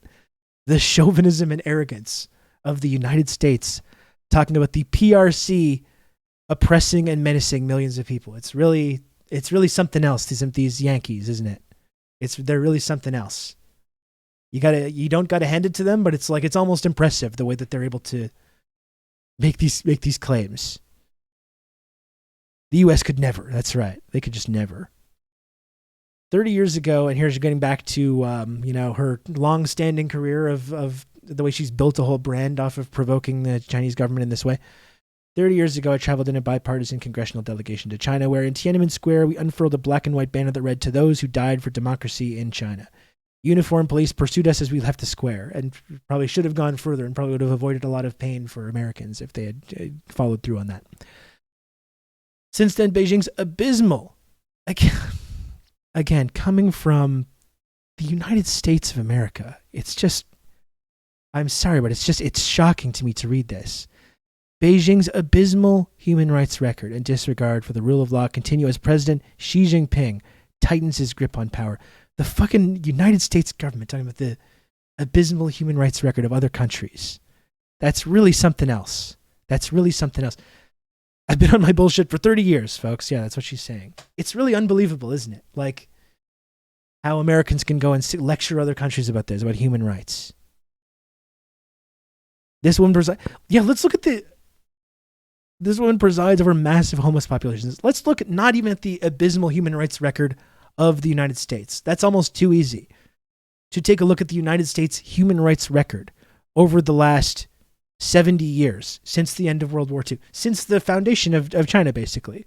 Let's just go back to then. And there's plenty of abysmal human rights record extending beyond that, of course, with the United States government. Let's just go back to, for the sake of argument, going back to 1949. You can take a look at the United States' human rights record over that time and the wars and coups and other economic warfare that's been involved with over those decades, which we talk about a lot. Let's not even talk about that, though. Let's not even go back to 1949.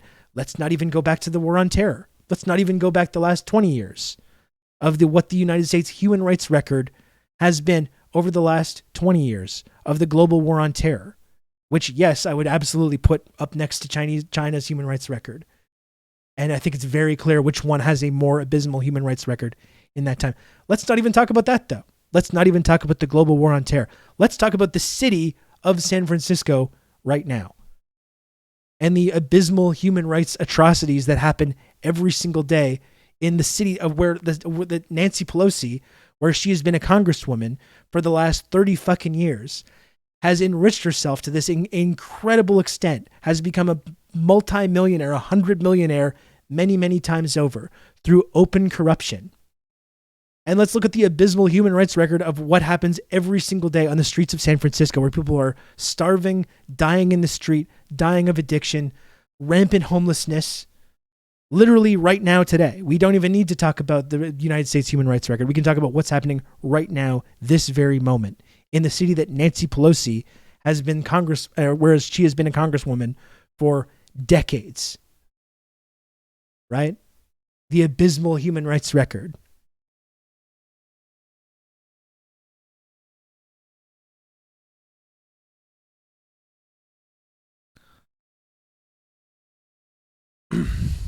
You know, it's really fucking rich to have Pelosi or anyone in the United States do this kind of lecture about the abysmal human rights record.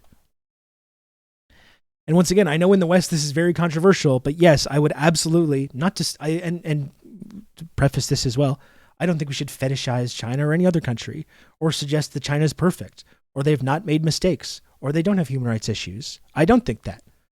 But I absolutely would take the human rights record of China since the PRC was founded versus America, I would absolutely take those two human rights records side by side, and I know which one has a much more abysmal human rights record, and it's not China.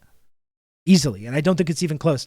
I know in our completely backwards, heavily propagandized society, this is like a controversial statement. People, it's like unthinkable to people. How can you suggest that? But as we know, if you've done any fucking reading about the history of American imperialism over the last 70 years, I don't think it's even close in terms of who has the more abysmal human rights record between the United States and China. They're totally the lesser evil. Yeah, of course. Yeah. I'm encapsulated in Western propaganda. My brain is breaking. It'll have that effect on you, won't it? It will have that effect on you. The CCP's brutal crackdown against Hong Kong's political freedoms and human rights, even arresting Catholic Cardinal Joseph Zen, cast the promises of one country, two systems into the dustbin. And again, we can litigate the Hong Kong stuff, but again, you want to take two responses to protests and hold them up against each other, right? Why don't you look at the way that the Chinese government dealt with the Hong Kong protests versus the way the United States government dealt with the George Floyd protests, the BLM protests, right? It's funny because there was a lot of coverage of those Hong Kong protests. There was no shortage of it. This was a major news story. There was no shortage of footage of these protests, which everyone, like people in the Western media, were sharing breathlessly. Even our OSINT anarchists were very involved in this, in the struggle for democracy against autocracy in Hong Kong. All kinds of footage was constantly shared about this. Weirdly, I didn't see a lot of footage of that we saw of American cops just openly fucking beating the fuck out of people, assaulting people every single night, killing people in cases, or gunning people down in the street, which was caused the protests in the first place. If you want to take a look about the state violence and dealing with protests, the state violence that was inflicted on protesters in those George Floyd protests was absolutely much more severe and extreme than any of the violence we saw in the Hong Kong protests. No question. No question. And in fact, I think that was a big part of what the Hong Kong protests were, the kind of like color revolution aspect of those, is that they were intentionally, deliberately trying to provoke the Chinese government into a kind of Tiananmen Square incident that they could use as a sort of propaganda coup. And it was, in fact, in my opinion, an incredible display of restraint on the part of China for not giving into that bait, which is exactly similar to how they're being baited right now.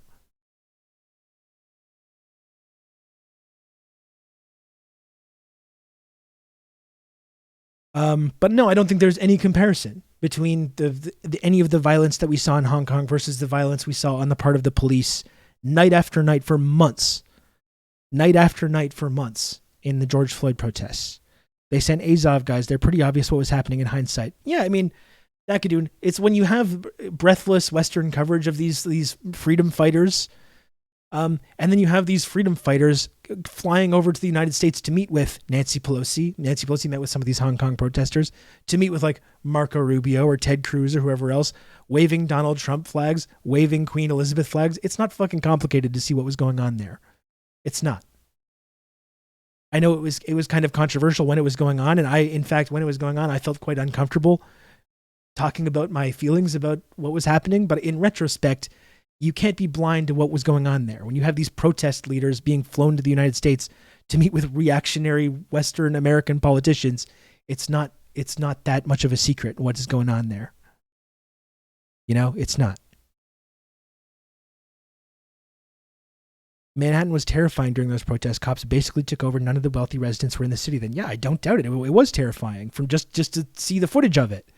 And the curfews, like it was, and night after night, like I talked about at the time, and like I've talked about since, night after night, the police going into these peaceful protests, these peaceful protests that were protesting for a very legitimate, serious reason, which is that they don't believe that it's a good thing or a noble thing for the United States government to have armed agents of the state shooting people shooting unarmed people 50 times in the street, kneeling on their necks in full view of the public and smiling and laughing about it to murder them. Those are what those protests were about. And we saw night after night these peaceful protests being escalated to riots by violent, authoritarian cops, heavily militarized, going into these peaceful protests and immediately escalating them into violent riots. That's what was happening night after night in these George Floyd protests, which I'm sorry, nothing comparable happened in Hong Kong whatsoever. I'm sorry to say. Yeah, and very weird, HTA, of course, how these Ferguson protesters and later George Floyd protesters as well, movement leaders being found mysteriously murdered later, weeks or months later, found in burned out cars or getting killed in other unrelated incidents. Very kind of strange how that kind of thing happens as well.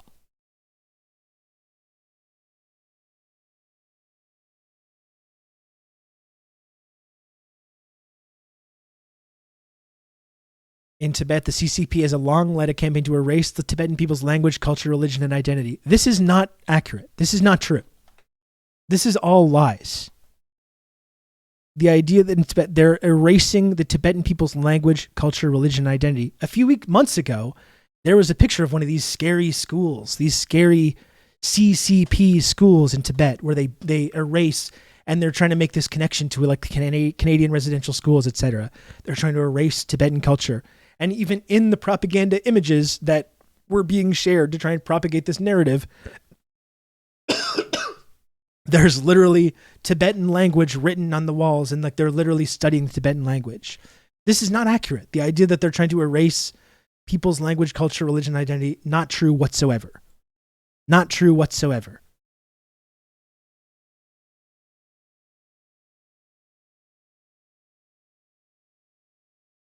And yeah, like the context of Tibet as well, which we've talked about, which people have gotten very angry about at me and others about, talking about Tibet, what was happening in Tibet before the PRC, before the Chinese Communist Party. What was happening in Tibet? Was Tibet a perfect democracy where everyone was getting along, and then the mean authoritarian autocrats of China colonized this place, just like the European settlers colonized the indigenous populations of the Americas? That's what they would like to have us believe. Not at all accurate. Literally a feudal slave state, a theocratic slave state prior to becoming part of China, which has all this modern infrastructure, and where these languages and cultures are indeed preserved. Like there's specific effort to preserve these ethnic identities and languages and cultures. Far more, maybe if you don't think it's enough, maybe if you don't think there's enough effort to preserve it, significantly more of an effort to preserve these cultures than we see, for instance, in Canada with our indigenous population, right? Significantly more of an effort to uplift and uphold these ethnic identities and cultures and religions. Significantly more effort being done, and we can argue about whether it's enough or not. Significantly more effort that is being done in Canada or the United States. What does Canada or the United States do? What do they do to preserve indigenous language, culture, religion, and identity? Right? Nothing, actually. We actually committed mass genocide of these populations. Hundreds of millions of people in the Americas were just murdered as part of this process. And then the people that weren't murdered did have this exact process of having their language, culture, religion, and identity deliberately erased. As we always talk about, it's always projection. It's always projection. That is literally our exact philosophy, our exact stance when it comes to indigenous cultures in the Americas.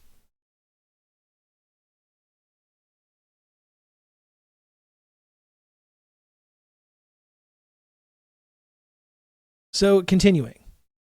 Oh, and of course, okay, so yes, of course, and now in Xinjiang, Beijing is perpetrating genocide against Muslim Uyghurs and other minorities. And throughout the mainland, the CCP continues to target and arrest activists, religious freedom leaders, and others who dare to defy the regime. So she's again perpetuating this genocide scam, which is what it is. I'm sorry. But do they acknowledge the land? That's right, Octatron. We do. We do our land acknowledgements. We acknowledge that our culture is built on this ethnically cleansed lands, and that while we then proceed to do nothing about rectifying this horrific crime, which we're apparently very contrite over. The United States government own policy has said that there's no genocide. There's no genocide happening in Xinjiang. Literally, that's the position of the United States State Department.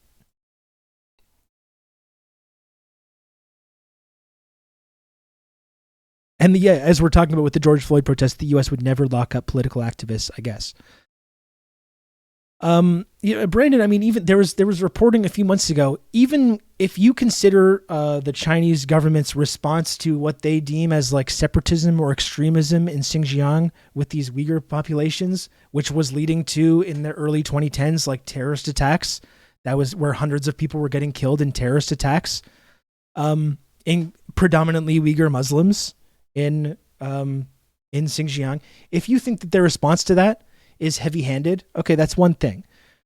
What I always like to do in that situation is just compare and contrast the United States his global war on terror policy versus the Chinese policy of opening what they claim to be what they call these vocational schools, promoting, trying to use education as a tool to make sure that there's not this sentiment of extremism and terrorism that's going to lead to people getting killed in their society.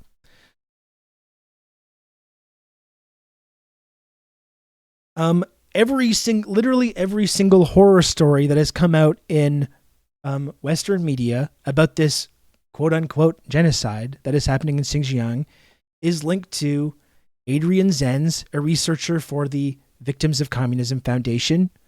It's linked to the ASPI, an Australian think tank that is backed by the arms manufacturing industry, such as Lockheed Martin, Raytheon, etc. All the information that we have, all the horror stories, there's been a mass media propaganda push to promote this idea that the Chinese government is committing genocide. Every single bit of information is linked to these sources who are highly ideological, who are funded by the arms manufacturing industry and the intelligence community. This is not, to me, a legitimate source of information. It's not a legitimate source of information whatsoever about whether a genocide is or is not happening. And like I said, we can talk about whether you think the Chinese government is being heavy-handed in their approach to dealing with this issue. For me, while it's hard to know what to believe when there's so much propaganda floating around. But when you take a look at the way that the United States government responded to Islamic extremism by invading multiple other countries, by murdering millions of people, bombing and overthrowing countries, Iraq, Afghanistan, starting proxy wars in Libya, Syria, all across the Middle East, millions of people murdered and killed, tortured, brought to Guantanamo Bay and tortured. There's still people in Guantanamo Bay to this day who are getting palliative care because they're now elderly, because they've been held in Guantanamo Bay for now decades with no charges. People being tortured in places like Abu Ghraib. We're talking about 37 million people displaced. Massive refugee crisis in Europe has been created specifically because of the United States-led war on terror policies. 37 million refugees. And all the people that have died, the migrants that wash up in the Thames or in the Mediterranean or wherever else, directly connected to that as well. Okay? So even if I think the Chinese government's response to terrorism or extremism was heavy-handed, once again, you talk about Hong Kong or Tibet or any of these things, you just hold it up next to United States policy, the United States, the global war on terror, and tell me which one you think is more barbaric or what more constitutes a genocide, or what's more Islamophobic, or what's more authoritarian or autocratic.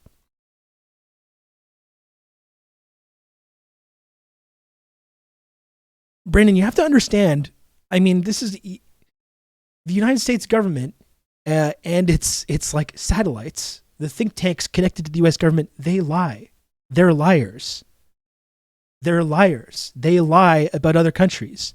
It's often, I would say close to 100% of the time, projection, which is describing their own actions and their own activity and their own violence and their own genocide and projecting that onto other cultures. These places, if this sources of information about these like official enemy state countries, whether it's China or anywhere else, if it's connected, this is my basic stance. This is my basic controversial stance on this. if it's connected to the U.S. government or the arms manufacturing industry, or like specific ideological reactionary organizations like the Victims of Communism Foundation, I assume it's a lie until proven otherwise. Okay? I'm sorry. That's my basic stance on these things. These people are liars. So when the information comes from any of these sources, I assume it's a lie until I'm presented with incontrovertible evidence or proof that it's not. Then we can talk about it. My worry is that everyone is a liar. Well, here's the mistake you're making, Brandon, is I think you're thinking that other countries around the world behave the same way that we do, behave the same way that our governments do. And I don't agree. I don't agree with that necessarily. I don't agree that like every single, of course they're lying as well. And of course they're doing all the same thing. No, I don't think that's necessarily true. Once again, if I see actual evidence of these things happen, that's not connected to the arms manufacturing industry or the fucking CIA, then we can talk about that. So far, though, none of that evidence has ever really been presented. And all of this, every single people get mad, very angry about me about this. And they link all kinds of things in BBC and CBC and CBS and CNN. And they reply to me on Twitter and say, Rob, you're a genocide denier. How dare you? How dare you say this? And they linked it. And every single time it goes back to Adrian Zenz. It goes back to the Victims of Communism Foundation. It goes back to these arms industry backed think tanks. And I'm sorry, but that is bullshit. These people are liars. They lie about these issues for specific geopolitical reasons.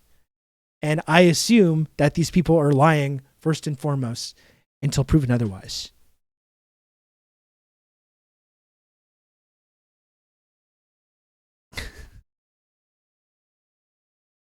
I mean, here's the thing. I'm not going to believe Rahab blindly or China blindly while hating America at the same time. I'm going to believe nobody until I see some evidence as well. I mean, listen, there's footage. You can literally go to buy a plane ticket to Urumqi right now. You can go get your credit card and purchase a plane ticket that will fly you to Urumqi, to Xinjiang right now. You could be there 2 days from now. You can literally go right now. There's massive like events and cultural events where you see these Uyghur Muslims who we're told are being oppressed and terrorized and having genocide committed against them. You can see them engaging in these big cultural festivals. Can you say the same thing? I mean, that's evidence, right? The footage that we see of these vibrant communities that exist in these places. Can you say the same thing about indigenous communities in Canada or the United States? Do we have that same level of like, and if you go to Xinjiang, there's Uyghur TV stations. There's Uyghur language TV stations. There's massive big celebrities in China who are Uyghur that speak Uyghur language. You can go look in their currency where they promote this language. They promote these different like ethnicities. And again, we're not saying that it's perfect. We're not saying that any of that is perfect or that their treatment of all ethnic minorities is perfect or that mistakes don't happen or that bad things don't happen.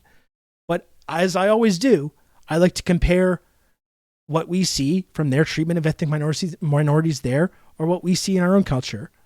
You know, when you go through to, Rob is right, I did that. I've been to Urumqi, Turpan, and Kashgar, and a few other rural areas. Oh, that's interesting, Dr. Yasman. I mean, listen, let's look at, like, when you go to Urumqi, do you see like massive homeless populations of Uyghur Muslims like living on the street, living lives of despair and alcoholism and addiction and being, you know, harassed and murdered by armed agents of the state? Well, you can see that if you walk through a city in Canada. You go to Winnipeg, Manitoba, and take a stroll through downtown Winnipeg, Manitoba. When I was in Winnipeg, this is about 10 years ago, I was scandalized by the number of people living on the street, predominantly indigenous people. I thought it was like shocking. You know, it was shocking to me. Do we see that? I don't know. I haven't seen any of that. Winnipeg is a great example of this. Yeah, where indigenous people are still to this day are murdered by the police. Indigenous teenage girls murdered because they're accused of like shoplifting a bottle of liquor or whatever are murdered by the police in the street, shot in the fucking street. Or our prison system, and I'm talking about Canada specifically. Our prison system, which is just predominant, like the majority disproportionately populated by indigenous people. You know, what's the percentage of the indigenous population of Canada versus what's the population of the prison system of Canada? Take a look at that discrepancy. Can we say the same thing about China where this alleged genocide is happening? I don't know if we can.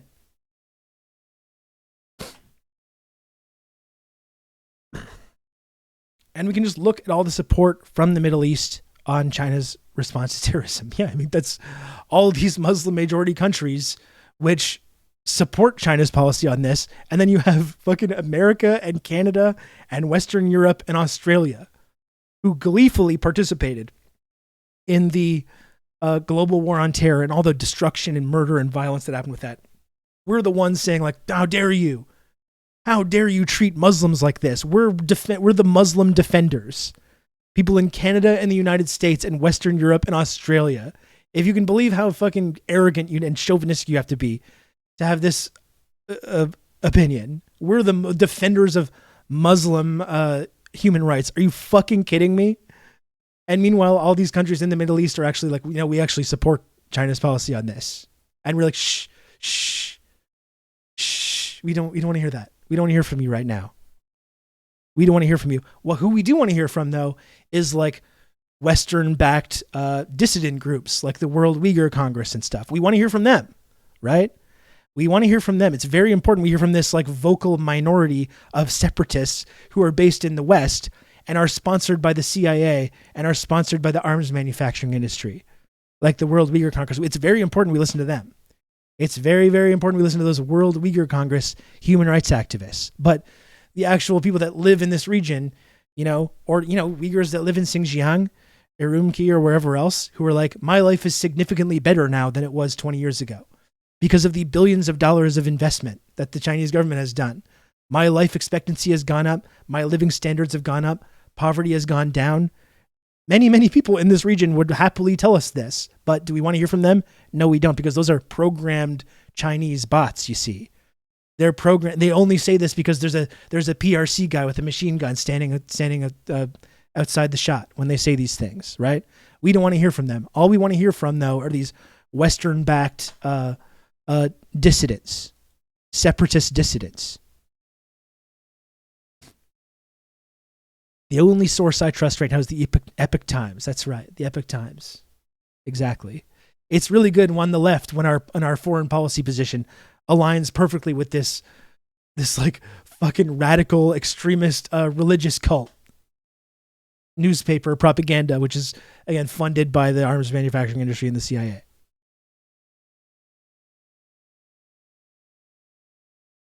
Urumqi seemed like a pretty typical city, to be honest, except for a major public transport hubs. There was hella security, like manned APCs with guns and all. Kashgar is in the far west, though. It did seem like there was some mild discrimination going on at security checkpoints. That's about the limit of what I saw. Definitely nothing indicating any source of genocide. Yeah, I really appreciate your bringing this knowledge to the chat, Dr. Yazman. I remind everyone again, whenever we talk about this thing, in no way am I like fetishizing China or saying that everything is perfect or wonderful or that there's no issues at all. I don't think that. What I like to do, though, is try and understand the truth, try and separate the truth from the propaganda that we're told, and try and just take a look at the way that China treats these ethnic minorities versus the way our own government does. And just ask ourselves the basic question of who has the actual better human rights record on these issues at all. This is what I like to do.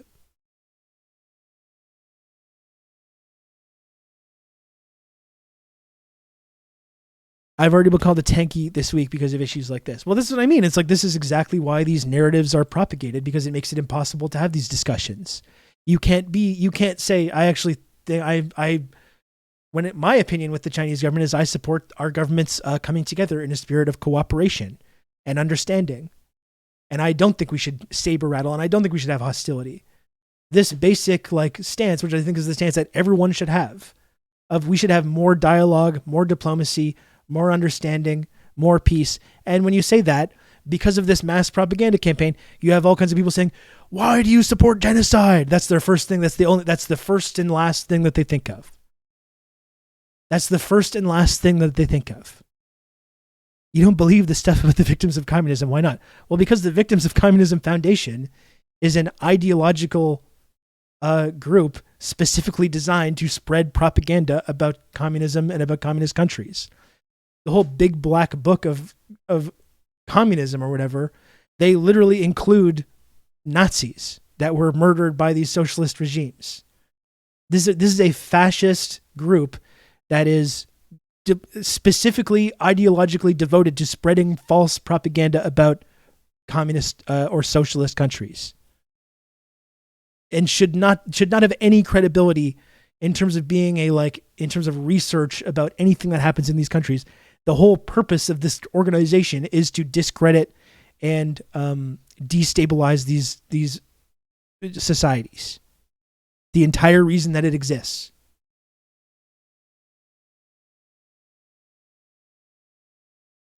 You're saying Nazis didn't fall victims to communism. Yeah, they did, in fact. And I think it's a historical mistake that not nearly enough Nazis were victims of communism. I think there should have been significantly more. And I know after the war, the Soviet Union was very interested in having even more victims of communism. And like the Western governments led by Churchill, and, you know, after FDR was gone, who was kind of a Soviet ally, after he was out of the picture, they were all like, no, no more victims, no more killing these fascists. We don't like it. And in fact, we want to import these people into our societies, into the space program, into our intelligence community, so we can carry out this global anti-communist mass murder campaign, which is what United States foreign policy has been over the last 80 years.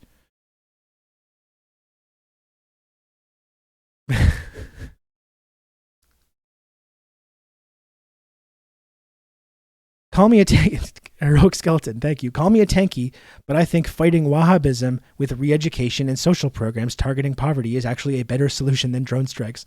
This is how fucking backwards this discourse has gotten, where the tanky position is that we should not be invading other countries. That's the tanky position, that we should have discourse and dialogue and diplomacy, and that we should not be drone striking other countries, or we should not be overthrowing other governments. That's the tanky position now. And the normal, the pro-Western, pro-NATO position is to let's split apart the entire government of China. Let's create 5 different ethno-states out of what currently constitutes China. Let's carve off Tibet back into another ethno-state, give it back to the lamas to go back to their theocratic monarchic society. Let's carve off Xinjiang and give it to these Uyghur separatists. Let's carve off Hong Kong. They want to turn China and Russia into 20 different ethno-states militarily, which I'm sure would be really great for everyone that lives in those regions. Of course, it would be really great. It would be a really great human rights situation for those people. That's the decent moral Western position to have on these things. And the tanky position, of course, is to say, I don't think that it is a good idea when you're dealing with extremism or terrorism to go and overthrow other countries, to fucking bomb villages indiscriminately. You know, what in country has China invaded in the name of this war on terror? Where have they dropped bombs? Where have they done drone strikes that have taken out children and hospitals and weddings and funerals? Where have they done this? One incident, even in this Uyghur genocide, which we talk about a lot, even in this Uyghur, where's one person who has been killed as part of this? The people that promote this idea, they can't name one person. You can look in the Uyghur genocide Wikipedia article. This genocide, the Wikipedia article, they can't name one person that has actually died in this genocide, which of course historically also leads to these big migrant caravans, which leads to all kinds of other social unrest, which we have not seen, which just is not happening.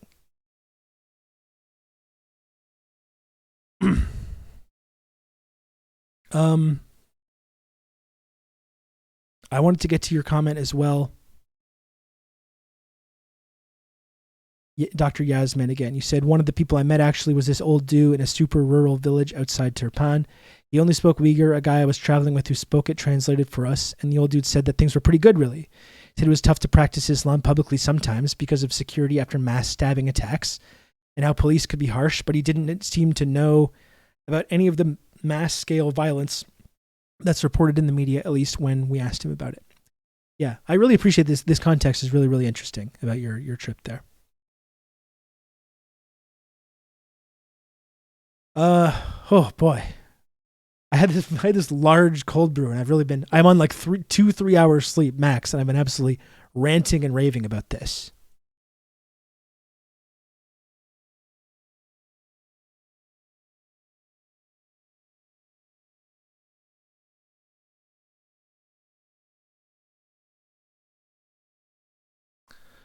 ranting and raving.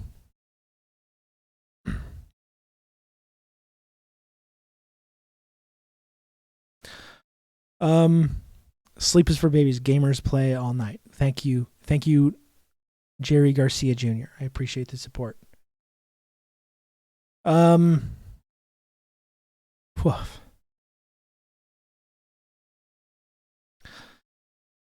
So let's continue here. I've talked about I'm trying to debunk in real time all these arguments that Nancy Pelosi is making in this incredibly provocative op-ed while she's now instigating this fucking international crisis.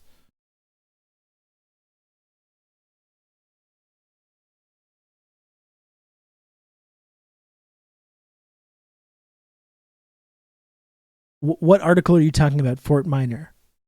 I am from Xinjiang. We have a lot of Uyghur classmates in our class. We get along very well. We have never been to China. You have never been to China. Only believe your media nonsense. Our country has a lot of problems and contradictions, but your article is purely wrong. If one day you come to China, you will know. You must have just gotten here, Fort Minor. I'm not sure what you're referencing here, frankly, because I'm literally going through this whole article and talking about why I do not agree with it. And I've been yelling about this for probably the last 45 minutes.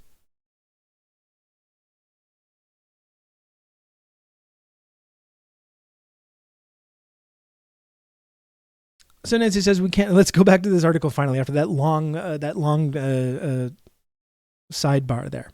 We cannot stand by as the CCP proceeds to threaten Taiwan and democracy itself. Indeed, we take this trip at a time when the world faces a choice between autocracy and democracy.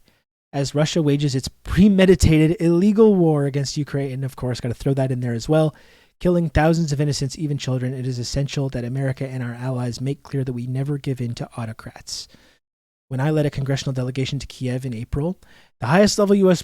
visit to the besieged nation, I conveyed to President Volodymyr Zelensky that we admired his people's defense of democracy for Ukraine and for democracy worldwide by traveling to... And it's Nancy's really spelling it out for us here. Really spelling it out for us here in this end part, making the link between what the United States has directly encouraged and supported in Ukraine, and exactly what they want to do in the Taiwan Strait and with Taiwan. It's the exact same situation. Nancy's really spelling it out for us here.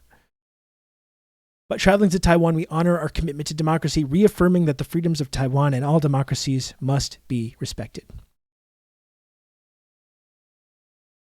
That's Nancy. That's Nancy's op-ed.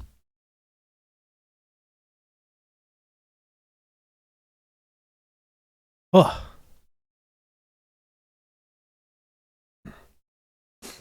Yeah, except to Libya, Afghanistan, Iraq, Syria, Latin America, Southeast Asia, the United States commitment, they just love democracy and human rights.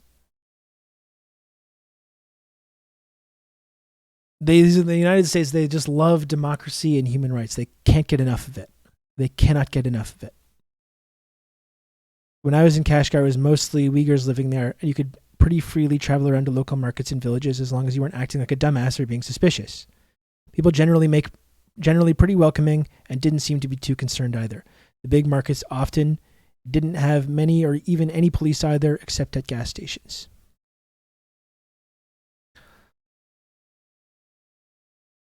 Very interesting. Very, very interesting.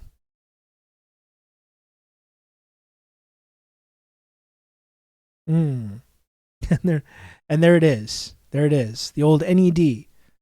To further human rights and human dignity for all people in China, the National Endowment for Democracy has funded Uyghur groups since 2004. Thank you for letting us know, Ned. The National Endowment for Democracy. Thank you for being so clear about that.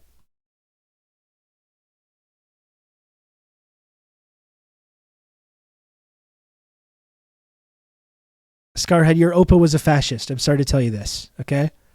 I don't mean to be inflammatory, Scarhead. Just to push back on what you're saying, your Opa was a fascist, though, unfortunately. So it seems like more of a you problem. You got to deal with that. You got to figure out how to deal with that on your own. You know, that's more of a you problem. We're not going to do that over here.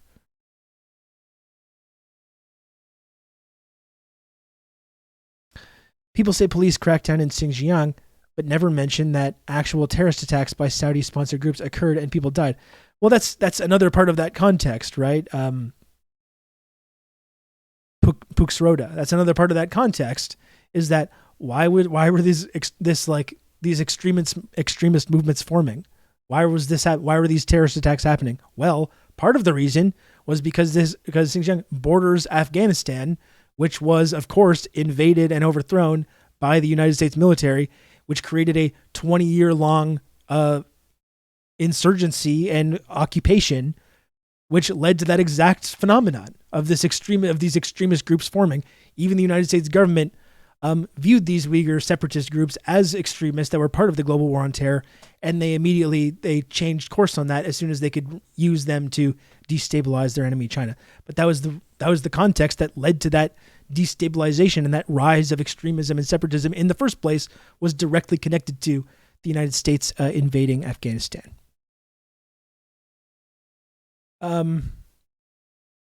You can count on me. You're going to have good old Rob to talk you through all this. Sikalufakis. Thanks so much for the 9 months of Prime. Thank you. Thank you so much. Listen, folks. Okay, I've been talking for 2 hours, 20 minutes here. I don't know if there's been any more like news or movement. Have we seen any like news or movement about what the Chinese diplomats, or do you have any comments about that? Anything that's happened? I got to take just like a brief, very, very brief moment to like stop talking for a sec and to get some water. I'm very thirsty. I'm getting very warm. I might have to do some kind of costume change. Okay?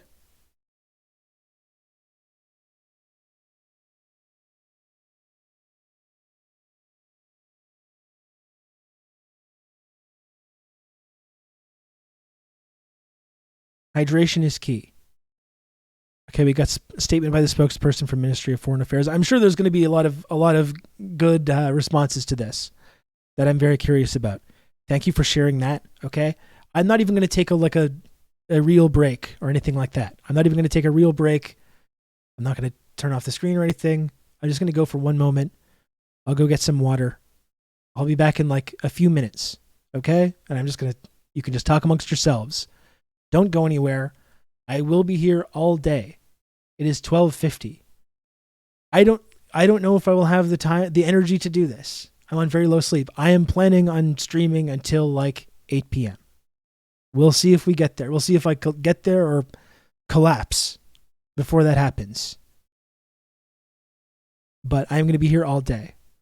I have intel that I'm in Taipei, and LaChina James flying into the People's Liberation Army Squad to dunk on Nancy Pelosi for the glory to the CCP. Fuck, Coal Mine. That's the intel that you've shared a lot of intel in this channel, Coal Mine, and I really wish that was true. I wish LaChina James would indeed do that, and John Cena.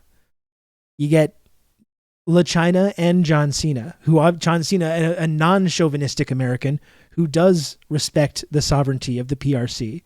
And does respect You've Chinese just people, become as an is elite clearly member indicated. of the Friendship Triangle.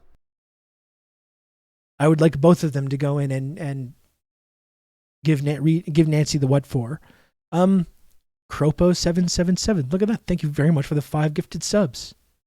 I really appreciate that. Thank you. Thank you so much. Hell yeah. Imagine not being a China enjoyer. Come on. Look at John Cena. Look at the example that Comrade John Cena sets.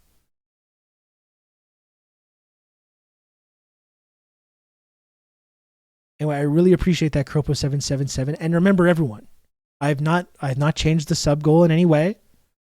I'm doing these streams like twice as long as they normally do. So if you support the work that I do here, and you want to support the stream, and you appreciate the community and the content, I encourage you to please subscribe if you can. John Sheena. There we go. I like that. Anyway, just give me one moment. I'm going to go to the bathroom, get some water, and I'll be right back. Just talk amongst yourselves. I'll be right there.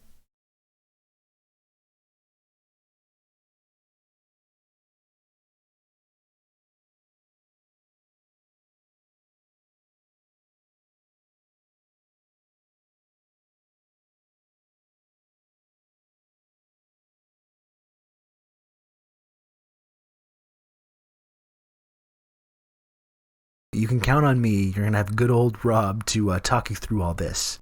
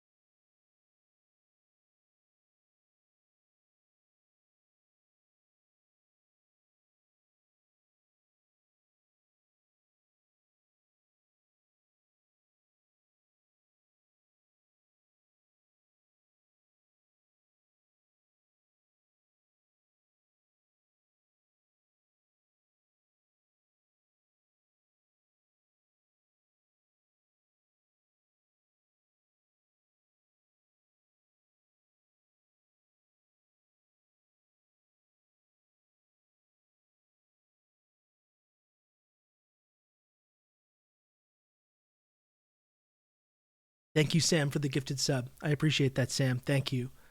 I'm wearing a really funny outfit right now. I'm wearing, just like kind of off topic. I'm wearing a really funny, I've got my red hoodie. The orange. My orange 5-inch inseam shorts. Really something else. It's really quite a look. And I walked around earlier the neighborhood like with my exposed hat and my powder blue slides, my powder blue Adidas slides. It's really quite a look. The power clash, that's right. That's my classic move. Fire fit. Thank you, Fishy Flip fan. Thank you. Just give me one more moment though, because I'm going to take off my hoodie. I'm getting warm here. You can count on me. You're going to have good old Rob to talk you through all this. Oh, Red Tabby Rain. Thanks for another gifted sub. I really appreciate that. Red Tabby Rain. Thank you. And the powder white thighs. Exactly. I've been wearing these shorts the whole summer and I've not still... My thighs have probably gotten more sun exposure than they've gotten in years and years. But still has made no real impact into the actual coloration. The actual coloration that we got going here. Dressing up like a scale showing global warming. Oh my. I think it's called color blocking and it's fashionable. Okay. Just give me one more moment, okay? Because I'm getting warm. I'm going to take off. I'm going to do a little costume change here. All right? Little costume change and I'll be right back. Just hang in there one more moment. I'll get back and we'll talk more about this stuff.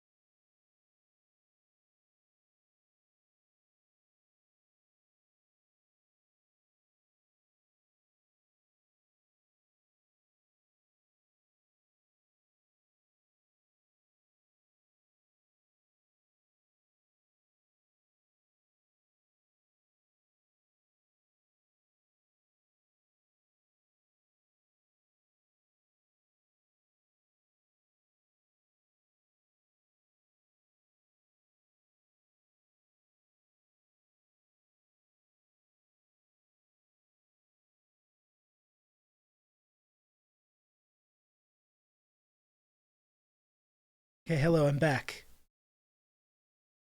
Hello, folks. I guess I could have left music or something on there while I was just like leaving. I was just gone. And here I am, I'm back.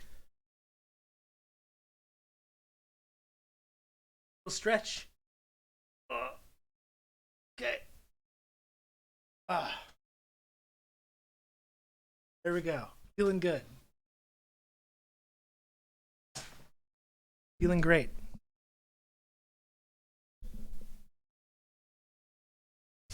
See, I was wearing my Rousseau Institute hoodie and I swapped it out for the t-shirt. And if you would like some of the merch that I wear on this program, if you like the hoodie I was wearing or this t-shirt or the number of other wonderful designs that we've created with some of our most valued community members, you can indeed purchase TRRS merch using there you go, Red Scary. Beat me to the punch. You can indeed buy TRRS merch at the link below in the chat. Not currently on sale, but there's often big sales going on.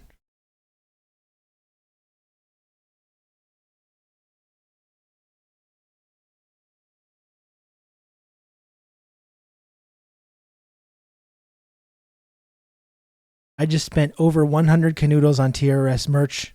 The world is ending. Why can't you just go hog wild there now? Exactly. Who needs a sale? What does it matter? The missiles are going to be flying before the consequences come through. So go ahead and get the shirts that you want. Great shop to check out if, like me, you're planning to go as Rob for Halloween. Okay, that was awkward. Okay, so I didn't understand what I was supposed to do with the prediction. You told me not to look. Do you know which Marvel team you're on? Prediction question. Marvel World Order, Waffle House Sweetie, Rise of Jaina, or Real Dengist Hours? Of course I do. Of course I do indeed know what Marvel's team that I'm on.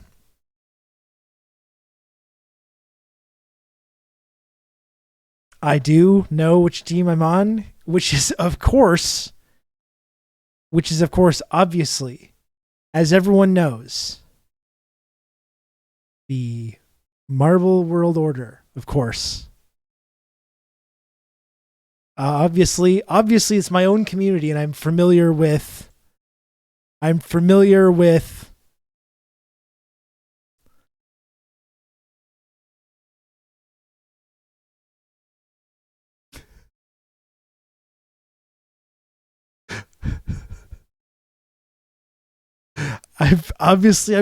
my own community and the Marvel teams and all that stuff. And I know who's on what team, and of course I know what team I am on as well. You know, it is the TRRS community. Clearly I'm aware of these things. Clearly I am.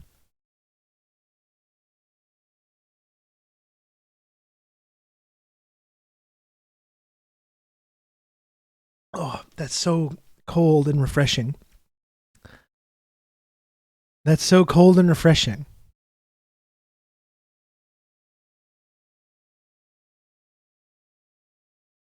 Ugh. He made his Discord and forgot. This guy just forgot about it. He doesn't even show up there anymore. He doesn't even show up in the Discord server anymore. Who is this guy even? Who's this Rob guy? I love that the community has gotten to that level. The community has gotten to that level where it just no one even knows who is this guy. What is TR? What does that even stand for? What is that? This is just a cool community where I come to hang out.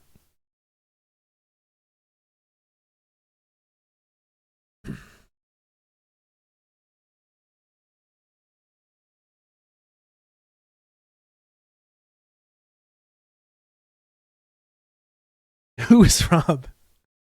An all-time bit. We all love it. We all love it, and it's not insulting to me at all, or it's not weird in any way to me. I would really like to take some time, I think, to there must be some video or something interesting we can watch, because I really have talked a lot. We're going on 3 hours of this stream already, and I've talked a lot. I would like to take some time to just like watch a video or watch some kind of like other interesting or smart people talking about this, so I could take a little rest. I would like to see though this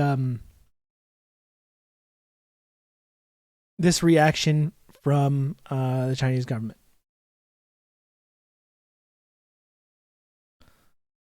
It's from 10:30 a.m.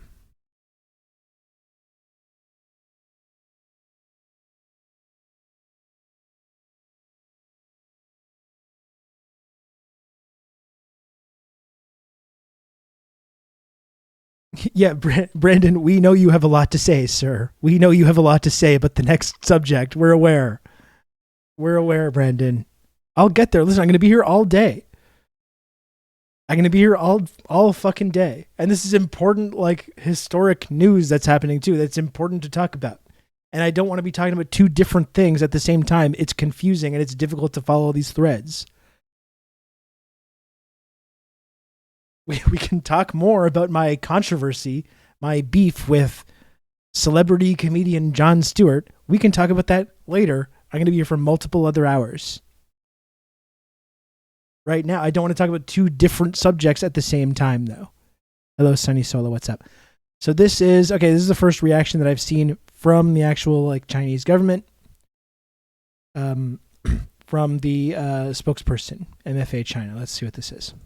Any government institution in the United States, executive, legislative, and judicial alike, should follow the foreign policy recognized and committed to by the U.S. government. The Congress is part of the U.S. government, and it should strictly abide by the foreign policy of the U.S. government. When the House Speaker, being the third highest ranking figure in the U.S. government, flies on a U.S. military plane and make a provocative visit to the Taiwan region, it is certainly not an unofficial behavior. The U.S. and Taiwan have collaborated and made provocations first, whereas China has only been compelled to act out of self-defense. And any countermeasure that China will take would be justified and necessary in response to the unscrupulous behavior and oblivion of the U.S. to China's repeated démarches, and China is only exercising the right entitled to by any independent sovereign country, not to mention that China is a country of 1.4 billion people with 5,000 years of history. The U.S. must give up any attempt to play the Taiwan card and strictly follow the One China principle and fulfill the 3 Sino-U.S. joint communiques. If the U.S. insists on following the wrong course of action, then it should be responsible for any serious consequence arising thereof.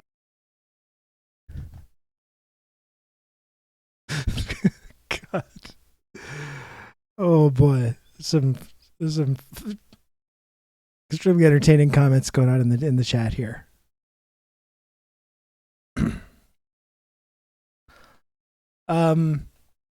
Let's see. Let's see if we see anything else interesting that's going on. Any other responses we can take a look at?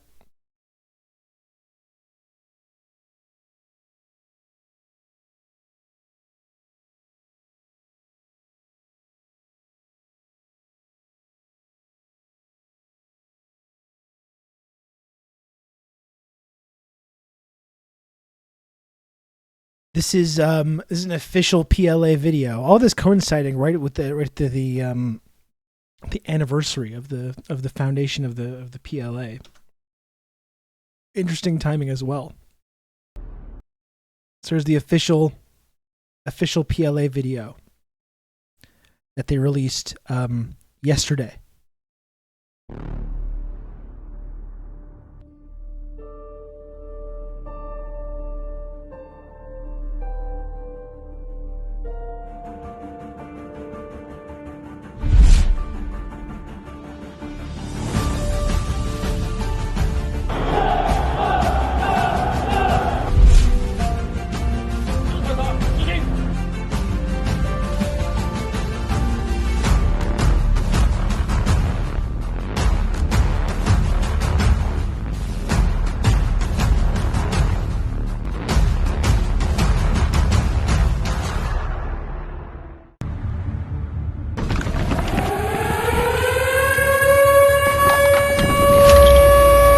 listen, folks, despite what some nasty trolls are saying about me, I do support the troops, okay? I do respect the troops and support the troops. Don't get it twisted. I know there's people that are on Twitter right now saying this guy doesn't support the troops. Please, you must be a troop respecter. I do respect the troops. I support and respect the troops of the People's Liberation Army. And we support the red, white, and blue of the DPRK. That's right.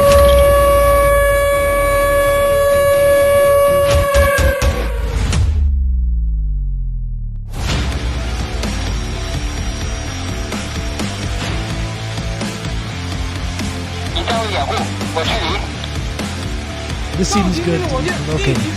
Let's definitely provoke this.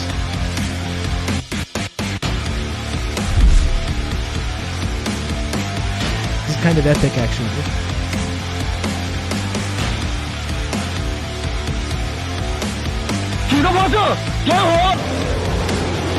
PLA butt rock, yeah. The end of the guitars, the Yankee dogs can understand.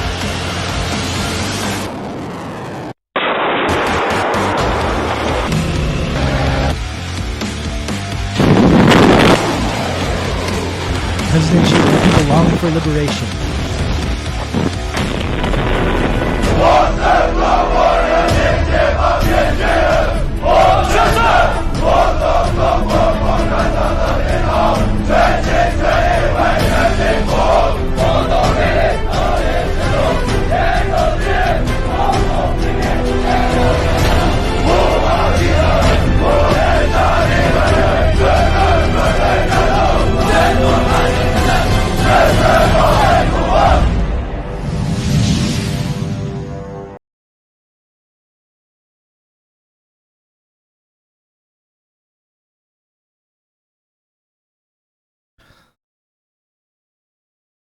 Hot take: the recent DPRK military video was way better. Was that the one? Was that the one of like the incredibly ripped North Korean soldiers like whacking each other with sticks and stuff? Because that was pretty cool. That was pretty epic. It really was. Don't worry, guys. China barely has enough people in their country to support a large army. And yes, the U.S. military can't maintain the necessary troop levels because no one is signing up, but we want a war with China. A two-front war, actually. It's not let's not just provoke China and start a war. Let's start a two-front war against Russia and China. That's going to go really, really well for the good old U.S. of A, definitely. The famed fighting force of the U.S. military. Famous military victors of, they've won all those amazing military victories. Count on me. You're gonna have good old Rob to talk you through all this.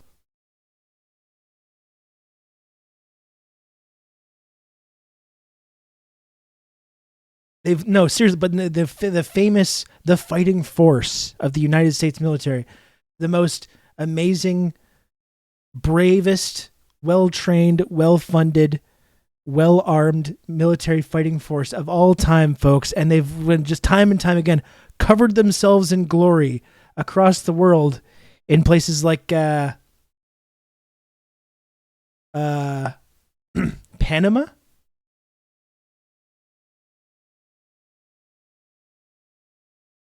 Panama, I guess. Sure. The Philippines, maybe? I don't know. $1 trillion every year, but they couldn't even beat the Taliban. I don't think China's worried about the U.S. military too much. You can't take any money out of that $1 trillion annual military budget and maybe like give the burn pit victims with all the carcinogens and cancer. Maybe you can pay for their health care out of that. Why do you have to do a separate bill to take care of that? I don't know.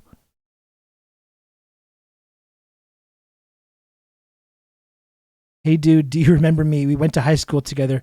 People always used to call me Fat Pussy.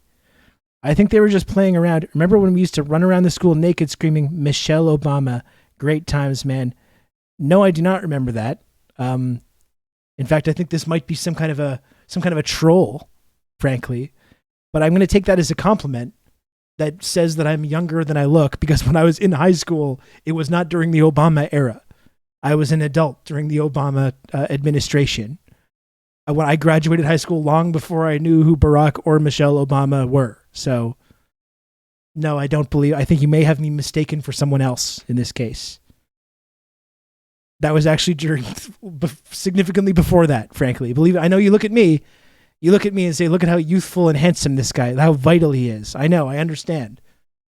I understand how you could be confused by that. But no, I did indeed go to high school significantly before the Obama administration.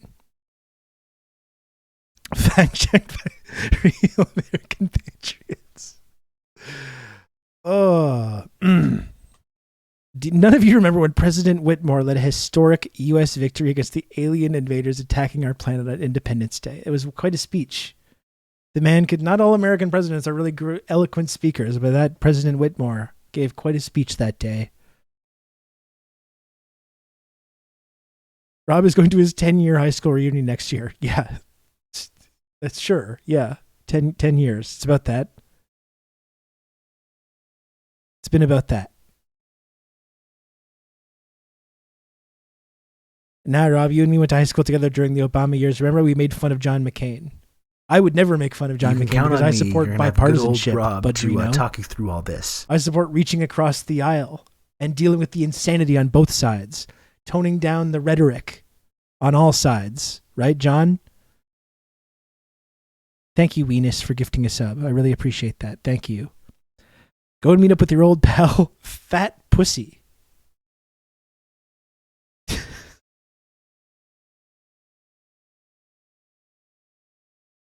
We simply use the computer to mark up the size of the account. Rob Russo, beacon of youth and Giga Chadness bun pausers. Oh boy. Oh boy. I see you're trying to do the My Father emote. Let me see if I can do it live. Oh, I think I can. I think I can do this live. Okay? I'm going to try and do this live right now. I promised you that I would update this, and I forgot.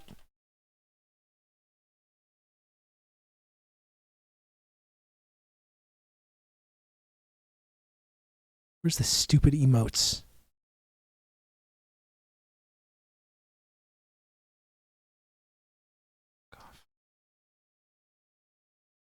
Oh. Let me see if I can do this live, okay?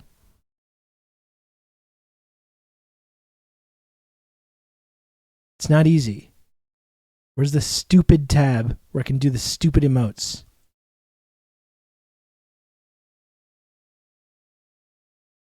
I know I can do this. I know I can do this, folks. Give me one moment. I'm gonna update an emote live on camera. You can believe that. They're always moving stuff around, though. Emotes.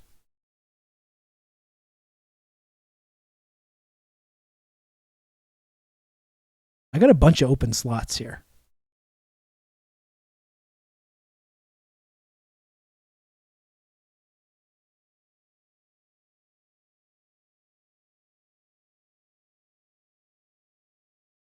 Okay. Okay, you should just be able to take just a moment here.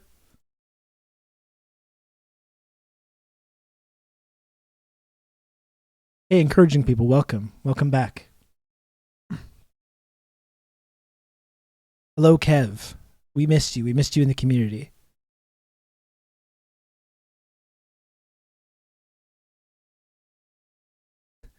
TRRS hot stagnates in 7 TV held next to TRRS Sea Lion while Meg McCain goes live. What do I have to do about that, Lodan? I thought I gave you all the permissions and stuff you needed to do that.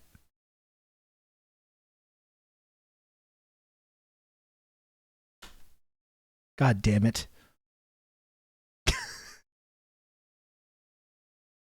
God damn it. You can count on me. You're going to have good old Rob to talk you through all this. If you refresh your browser, you should have the brand new emote. Not only do we have a brand new Rob Knife emote, the My Father emote should be there any moment now. It's uploaded. Any moment now. Thank you, Alana, for gifting a sub to encouraging people. We need fresh blood in politics. Let's get our Liz Cheney, Meghan McCain ticket in 2024. Now we're talking. That's a bipartisan girl boss moment. Reasonable conservatives. There we go. Sophisticated pills. There we go. Outflank the Democrats. It's called 4D chess. No, I did not make it a tier 3. I wouldn't do that to you, folks. I wouldn't do that to you. I would not do that to you. Okay?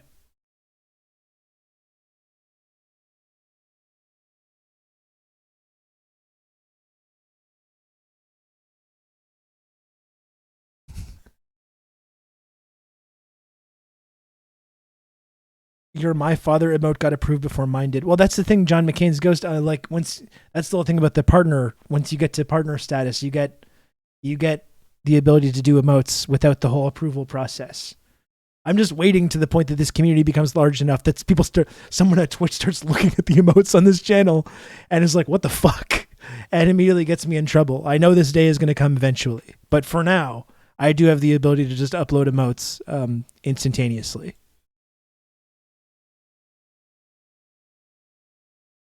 Eventually, they're going to be like, "Wow, what has been going on right under our noses here? What has been going on right under our noses?"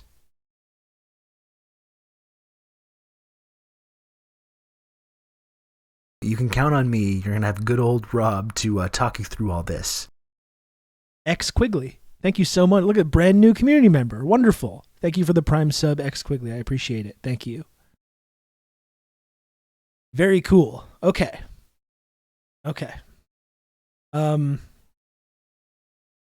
What I would like to know is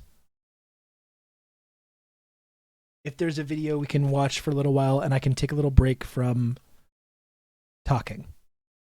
That's what I would really like.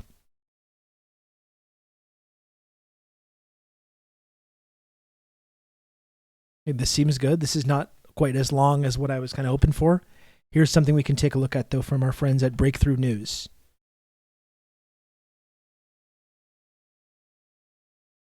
Is set you to can visit count on Taiwan me. You're going to have good old Rob to talk you through all this. Sophisticated Pills, thanks for the gifted sub. Does it need to be Taiwan themed? I would like to stay on this, yeah, since this is like a historic, fairly historic sort of incident, the flare-up in tensions. We've been covering the new Cold War and the ratcheting up of tensions with China. This is a significant story in that sort of global, that kind of ongoing issue. So I would like to stay on that, and we can move off it, eventually. But yeah, I would like to stick on Taiwan for a little bit. Let's see this here. Nancy Pelosi is set to visit Taiwan during her Asia tour, a visit which some people are saying might trigger World Thank you, War Dr. III. Maggot. Chinese President Xi Jinping warned the United States that this Taiwan visit was akin to playing with fire. The Chinese military made a post on Chinese social media, quote, "preparing for war," a post which racked up 300,000 likes in 12 hours. Why is Pelosi's visit such a big deal? What's so contentious about Taiwan? To answer these questions, we're going to need to go over some basic history. Taiwan has been a part of China for centuries. People from the Chinese mainland sailed across the Taiwan Strait as early as the 12th century. For a while, Taiwan was part of Fujian province, the mainland province closest to Taiwan, before becoming its own Chinese province in 1886. In 1895, China loses the Sino-Japanese War and is forced to turn over Taiwan to the Japanese Empire. Taiwan exists as a Japanese colony called Formosa for the next 50 years, until the collapse of the Japanese Empire in 1945 at the end of World War II. Taiwan was set to return to China, but at the time, China itself lacked a unified government. There was a civil war in China between the Chinese nationalists, led by Chiang Kai-shek, and the Chinese communists, led by Mao Zedong. When Chiang Kai-shek loses, his nationalist forces retreat from the mainland and set themselves up in Taiwan. This is when the Taiwan issue begins. Unwilling to accept that they lost the war, Chiang Kai-shek self-declares completely ridiculously from this small island of Taiwan that he represents the real government of China, what he calls the Republic of China. At this point, the Communist Party controls all of mainland China, where 540 million people live. To any rational person, regardless of ideology, it's obvious that this is the new government. But the United States, eager to undermine communism, goes along with this absurd claim and backs up Chiang Kai-shek and refuses to recognize the new communist government. The US then uses its superpower status to coerce other countries into recognizing Taiwan, and even gave Taiwan China's seat at the UN Security Council instead of the actual government in Beijing. This would be like if the Confederacy, after losing their secessionist war, decided that instead of surrendering and re-entering the Union, they would retreat all of their forces to an island off of Florida and declare themselves the new seat of the US government, and then have all their pro-Confederate allies like Britain send diplomats and weapons to them and refuse to recognize Washington, D.C. Do you think people here would accept that? But the most egregious part of all of this is that the United States abandoned this absurd position and signed an agreement saying so in 1972. The Shanghai Communique, the treaty that ends over 20 years of severed diplomatic ties between the US and China, recognizes that Taiwan Only is Nixon part could have of done China. this. Was such a core... It is true. It remains true. Only Nixon could have done this. No Democratic president was ever going to touch this issue. You're going to have good old Rob to talk you through all this. Thank you for streaming, Rob. That's a big part. Nixon was a monster himself, but that's a big part of his legacy, though. A big part of his legacy. Thank you, Risk Inverse. Thank you. Thank you for all the support, and thanks for the 14 months of Tier 1 Risk Inverse. I really, really appreciate it. A hero for streaming today. Well, what's a hero, Sean Mead? What's a hero? You know? I've barely slept. Yeah, I barely slept last night. Yes, I'm tired.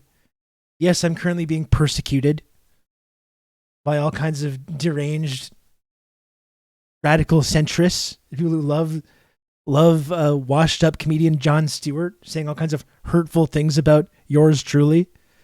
That's not important, though. The important thing is that I'm here, delivering you, the community, the content that you deserve, that you need, that you love. That's what's important to me, not my own personal well-being, as I keep telling you. I was trying to Nixon pill my chat the other night and it didn't go over well. I understand why people are reticent to that, Unelectable airways, again, like a monster and a war criminal in a number of ways. Like that shouldn't be controversial in any way, but definitely a legacy that I think requires a little bit more of a second look, and just it's certainly not when it comes to Nixon and his influence, not this black and white situation, where he's just evil incarnate and that's all that happened. I mean, there's a lot to unpack there. And like we talked about with Aaron Good a few weeks ago, there was the whole thing about Nixon kind of running up against the same sort of entrenched intelligence community or security state apparatus being removed as a result, which set the stage also economically and politically for the Reagan Revolution. Good for a U.S. president is not an outlandish claim because the bar is in hell. Yeah, literally. Yeah. The last king before neoliberalism. True.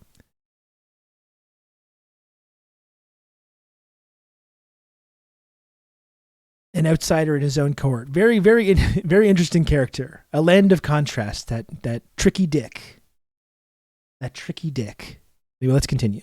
Between the US and China recognizes that Taiwan is part of China. This was such a core issue that there was no scenario under which China would have agreed to reopening diplomatic relations without the US recognizing this basic aspect of China's sovereignty. I mean, just look at Nixon. Nixon's historic visit to China versus Nancy Pelosi, liberal hero of the Democratic Party, Nancy Pelosi. And who is being provocative and who is being taking part in a productive, important diplomatic milestone, right? It's like Nancy Pelosi is significantly to Richard Nixon's right on this issue, which doesn't mean that everything that Nixon did was good. But if you want to look at both of their actions, their historic visits, Nixon to visiting the PRC and meeting with Mao versus what Pelosi is doing today.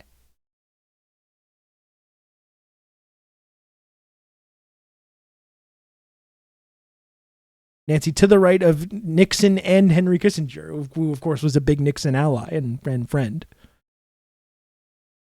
Yeah, very true. I wish Trump succeeded in North Korea the way Nixon did in China. Well, famously, ML thought is when Trump went to North Korea, all the liberals were wagging their finger. He's saluting a North Korean soldier. He's meeting with these murderous dictators. That's what the liberals were saying. You know, pathetic shit. And frankly, not to toot my own horn, but I was, when that was going on, using my platform to spread pro-North Korean propaganda at that time. But I was doing it before it was cool. I know everyone's doing it now that it's the cool thing. Now that it's the cool thing to do. This guy was doing it before it was cool. Let's continue this. Sovereignty. And the thing is, even the nationalists in Taiwan recognize that Taiwan is part of China. So is China overreacting to Nancy Pelosi's trip? Ever since 1979, no US head of state and no leader of the ruling party has ever visited Taiwan. No Taiwanese leader has come to Washington in decades either. You can count on so me. At a time when US-China relations are the talk you through tensest all they've been this. in decades. Dr. Maggot. Thank you very much, Dr. Maggot, for the 3 gifted subs. I appreciate that. Thank you. Hipster North Korean promoter. Hipster Juche enjoyer. That's me. That's me. Anyway, I'm glad that everyone's catching up with where I was several years ago now.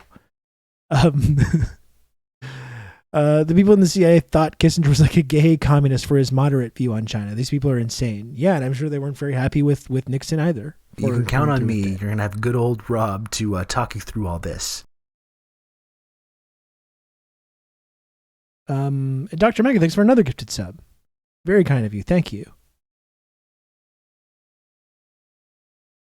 Xi Jinping to visit Queen Ramona and support her place as the rightful monarch of Canada.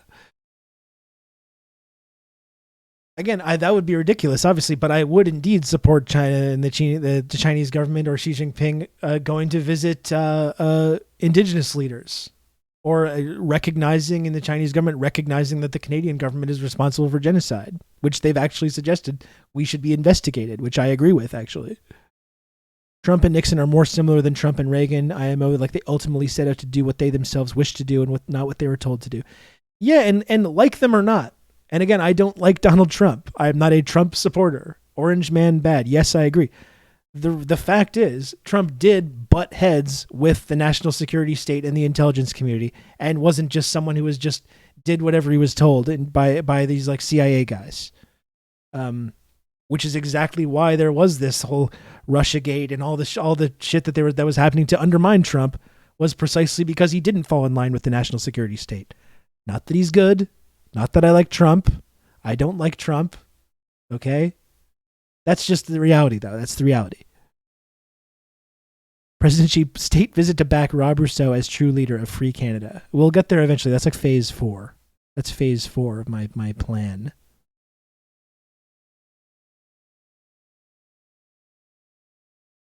Let's continue.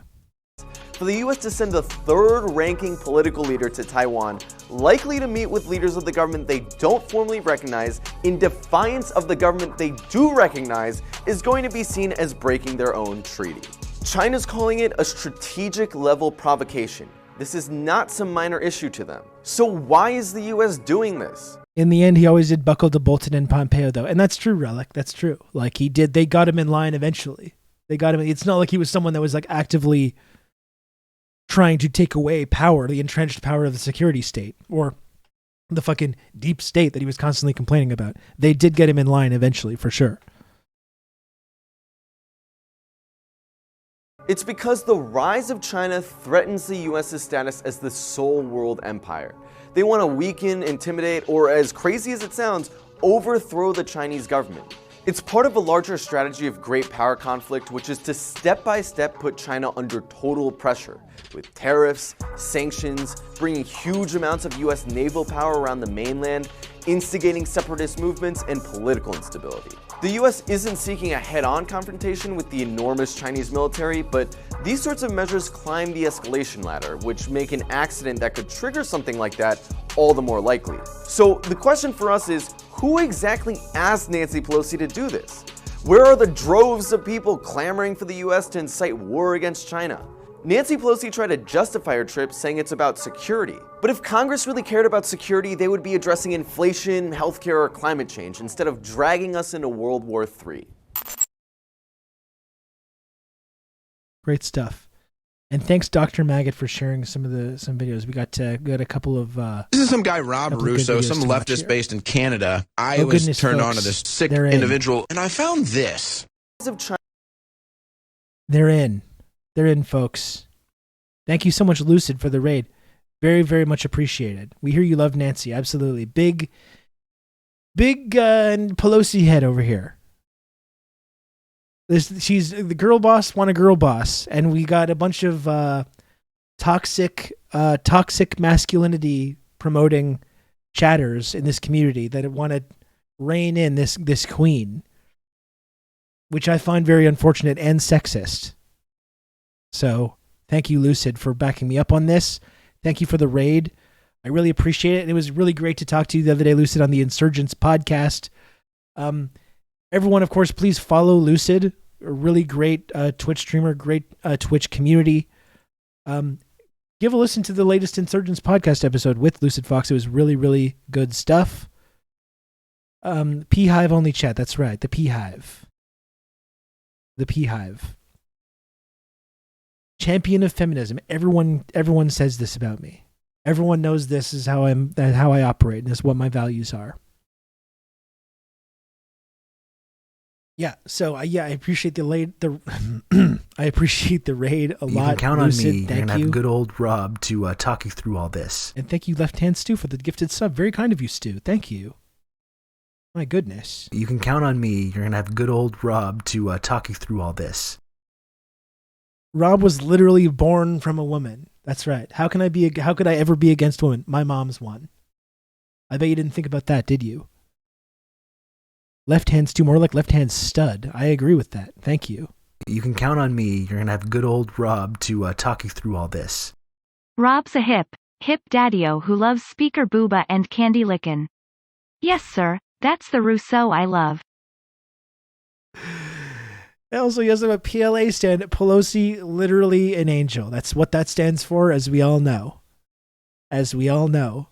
Thank you, Lucid. And thank you also to non-binary superpowers for the gifted sub, to Nancy Pelosi. Oh, the queen herself is in the chat. What an honor.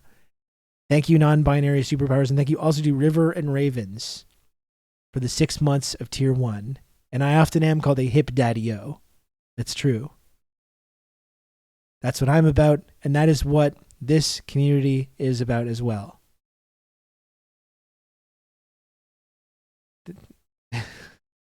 Jesus. I'm on so little sleep and I'm starting to lose it a little bit. And I'm still planning on streaming for so long. I don't know how this is going to work. I have no idea how this is going to work, folks. I'm already starting to get delirious. 3 hours and 11 minutes into this bad boy. Rob Ruslosi. That's what I'm often referred to. Yes. You can count on me. You're gonna have good old Rob to talk you through all this. Just a normal Tuesday. That's right. That's right. For me, it was Tuesday. Pyongyang time is catching up. That's right. What are we going on? It's 2:36 a.m. Pyongyang time right now, which is the official time zone. The official time zone of the Rob Rousseau show.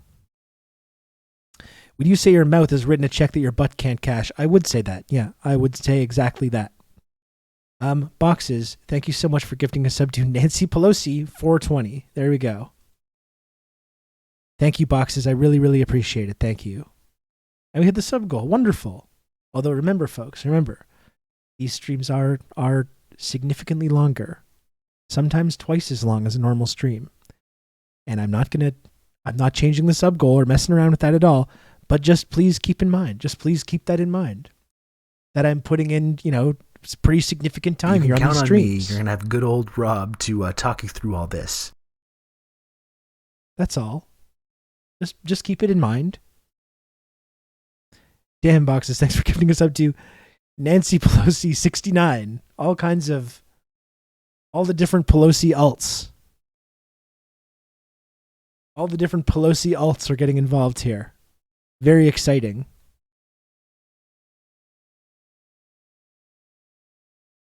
Okay, so we got a couple more videos to take a look at here. I'm still imagine there will be more comments like from diplomats connected to the Chinese government to take a look at, but there's some more video content that we can also check out to provide context to this whole situation. I got to subscribe to this channel actually as well, Reports on China. For some reason I had not done, and I apologize to the chat for not doing that already. About this issue about why Pelosi's visit is such a big deal. The Breakthrough News video is good about this, but let's also check this out as well.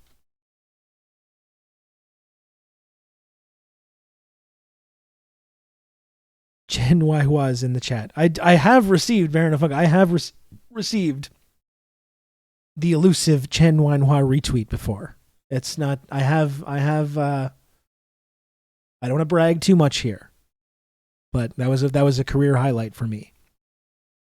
In fact, I might look at my VJ clip about that. That did get some retweets into like the actual like Chinese officials were retweeting.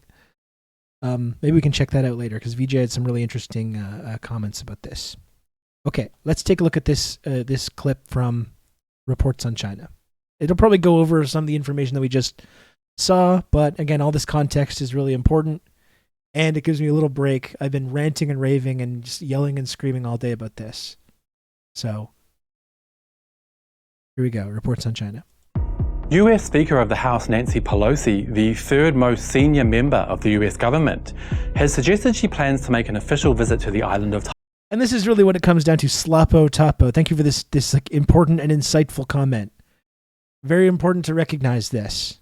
You know, very nuanced take here, which is, I think, the kind of nuance that we try to articulate here on this program, and that Lucid Fox also tries to articulate. Nancy Pelosi is antagonizing China, but she does have them big ol' mommy milkers, though.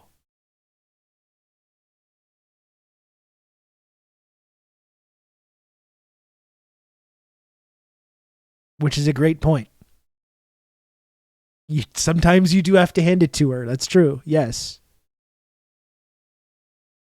That's right. Valued community member, Slapo Tapo. That's right.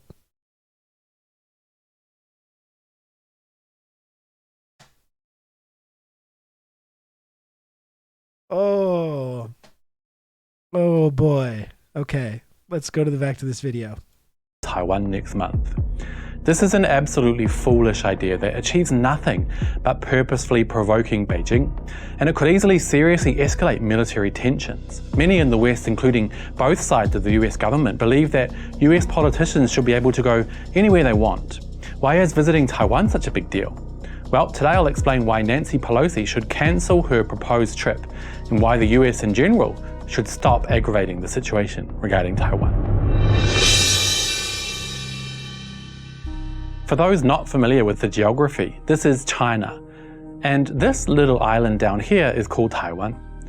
Taiwan is currently administered on a day-to-day basis by the government of the Republic of China, or the ROC, and it has been since 1949, when the Communist Party of China won China's decades-long civil war. The leaders of the Kuomintang, the heads of the ROC at the time, escaped from the mainland with about 1 million citizens and enforced martial law on the island for 38 years, the longest stretch of military law in the world at the time, since then only being surpassed by Syria. The ROC, which now describes Taiwan, was created in 1911 and governed over all of China at the time. When that government relocated to Taiwan in 1949, the Communist Party of China set up the People's Republic of China, or the PRC. So now we have two separate governments, that of the People's Republic of China, whose national level government is based in Beijing, and that of the ROC on Taiwan Island. Thank you, Slapo Tapo. Here's the problem, something which many in the West don't understand. Both governments claim to be the rightful government of all of China. What if Taiwan, but it's Gaiwan, and it's just for the fellas? That's an interesting... Who says no to that? Right? We can end this conflict with peace and diplomacy, and I think that's a good place to start. Many in the West believe that Taiwan's government just wants to run its own little country on the island of Taiwan, but that's not accurate.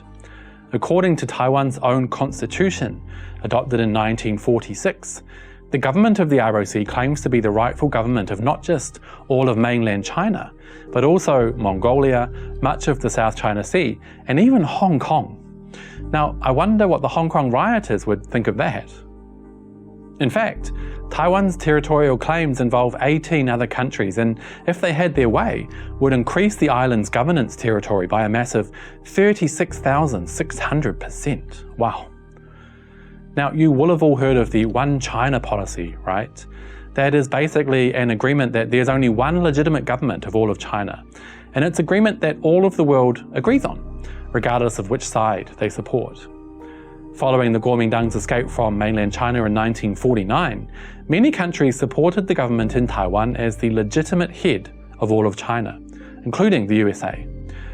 That began to change in the 1970s when most countries started switching their allegiance to the People's Republic of China, including the US, which did so in 1979 after signing the second of three important agreements between Beijing and Washington, known today as the Three Communiques, all of which have the US agreeing that there is only one China, that Taiwan is part of China, and that Beijing is the legitimate government of all of China. Now, this is an important point. Both Beijing and Taiwan argue that there is only one China, and both demand any country they have official relations with also pledge allegiance to the policy. If you have official relations with Taiwan, for example, you can't have official relations with Beijing. Currently, though, there are only 13 countries in the world who recognize Taiwan as a sovereign country, including Guatemala, Paraguay, and Tuvalu, as well as the Vatican. Here's a quick test. If you currently believe that Taiwan is a legitimate country, you should probably check your own government stance. There's a huge chance that even your own government does not agree with you. Not even the United Nations recognizes the government of Taiwan as legitimate. Taiwan is just a self-governed territory and not a country in its own right. But the most important factor when it comes to Speaker Nancy Pelosi and her proposed official visit to Taiwan is the official relationship between China and the US.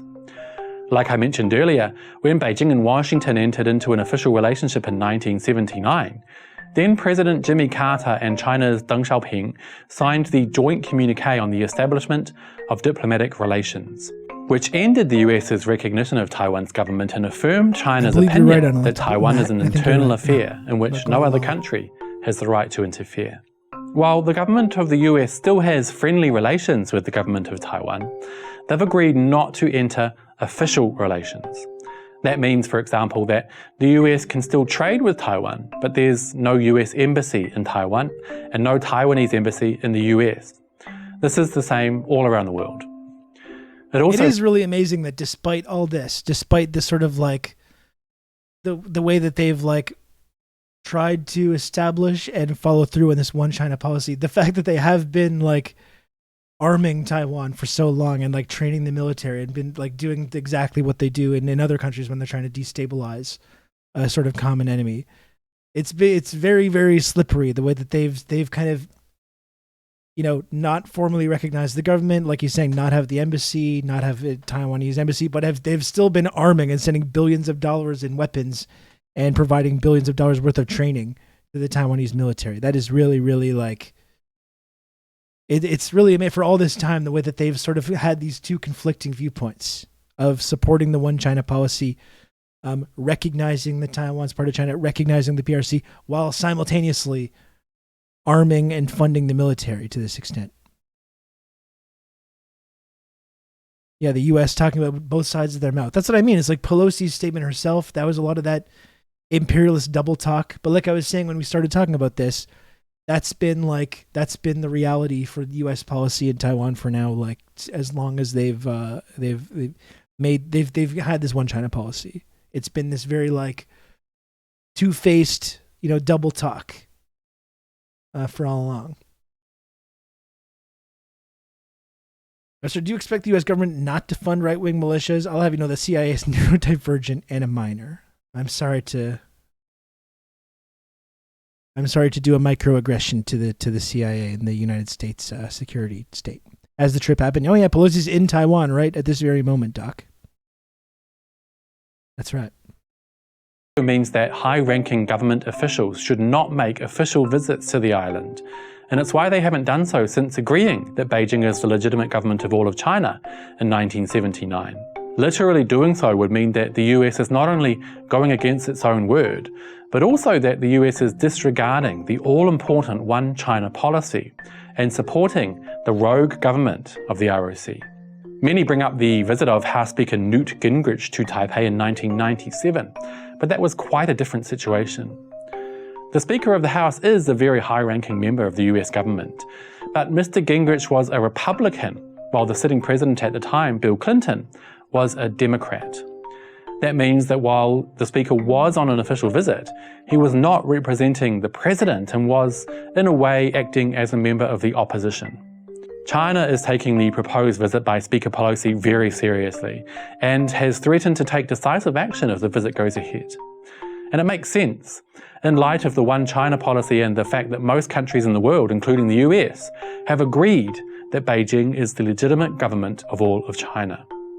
The Pentagon has also warned against the visit, and it said that even President Joe Biden is advising Pelosi to cancel the trip. Others have also spoken out, including former Australian Prime Minister Paul Keating, who has called the proposed visit unprecedented, foolish and dangerous, and is calling on Pelosi to cancel ASAP and for the US to stop provoking trouble in the region. So why is Pelosi so hell-bent on visiting Taiwan in the first place, when she knows it will cause a lot of trouble and tension? Well, I think that's exactly why she wants to visit. She's long... Supposedly a real-life adult person named Newt.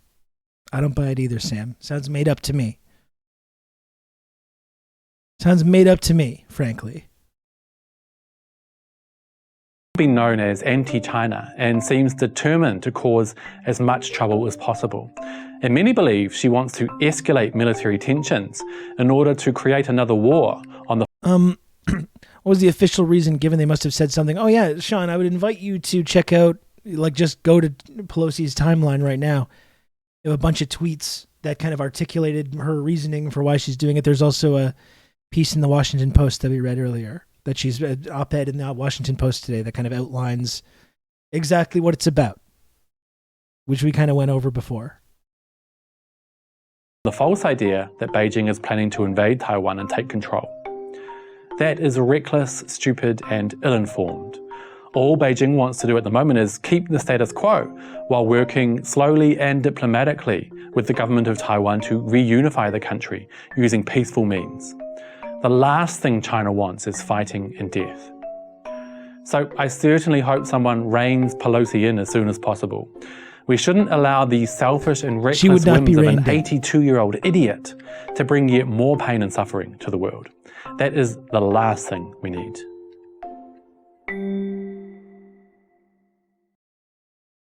Have any members of Congress or the Senate spoken out against this? I doubt it. Tejat, considering how, like, it's basically bipartisan consensus to want to escalate the tensions with China and to want to, like, escalate this new Cold War and to ratchet up tensions in the Taiwanese Strait. This is completely bipartisan amongst liberals and conservatives, or Republicans and Democrats in U.S. Congress. Yeah, Ro Khanna, like one of the big progressive leaders in the Democratic Party was all over this, saying, of course you should go. Like there's really no one because they're cowards. Like, no, who's in the U.S. government is going to come out right now being like, actually, I think we should de-escalate with China and promote cooperation and diplomacy. Like, that's the tanky position. No one in the fucking Democratic Party is going to say anything about this. Certainly no one in the Squad or any one of the progressive caucus has been saying perhaps the Democratic Party should not be, like, deliberately inflaming these tensions. I remember AOC stood up in Congress quite recently and said, "Free Tibet." AOC often, there's none of these, like, dissident groups that AOC won't rush to take a meeting with, whether it's Tibetan dissident groups or people in Venezuelan or whoever. She just loves talking to these dissident groups.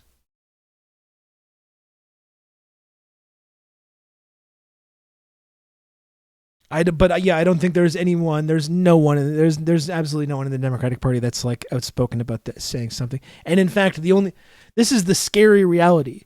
The only people like in American politics, not really in the political system, a little bit, but more in the media, the only people that are like kind of making these claims are people like on the right. Although, people like Tucker Carlson, who are these like the new kind of right-wing populists, are like very, very anti-China, or Steve Bannon. Like there's as much as there's this kind of false anti-imperialist movement, if you want to call it that, on the right in America, who will talk about NATO expansionism, or talk about the context of the Ukraine invasion in a way that people on the left won't. There's really no one on the right that's taking like a pro-China stance. Like, in fact, I think a lot of the people that are making these kinds of like contextual arguments about Ukraine are deliberately doing that specifically because they want the U.S. government to focus on China. Yeah, we've got the Taiwan flag replacing the Ukraine flag on Twitter, just like we thought. Of course we do. Of course we are. I would be shocked if anyone in the Democratic Party said one word about this. Maybe the best case scenario is they'll say nothing at all.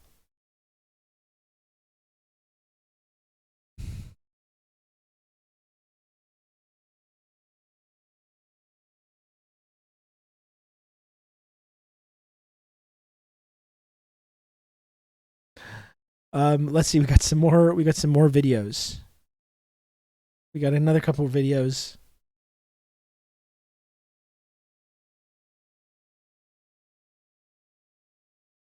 This is more about. This video is more about Hong Kong, which seems like interesting to look at, the way Britain stole Hong Kong and forced China to buy heroin. Seems like an interesting thing. Maybe we can stick on Taiwan for now, though. I think the moment has passed to go into more of the context about Xinjiang, Hong Kong, and Tibet, and all these other places.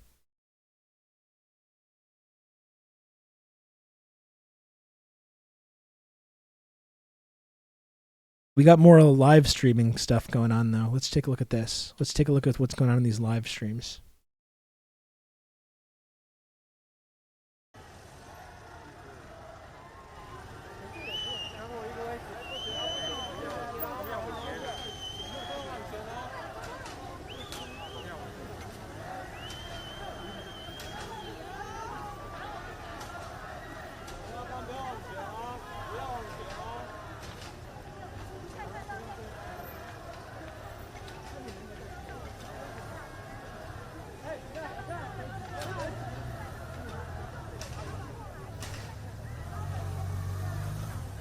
Protected by a private envoy. Well, of course. I mean, she's protected by the United States government on the way there. There she is, barely able to stand, getting off the plane. Barely able to stand after a long flight, slamming back Bloody Marys and popping speeds or whatever else. Whatever kind of demonic drug cocktail this lady's working on here.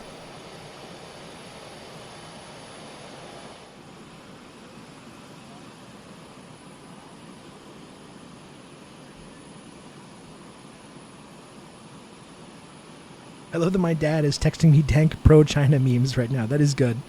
My dad has also become a China enjoyer.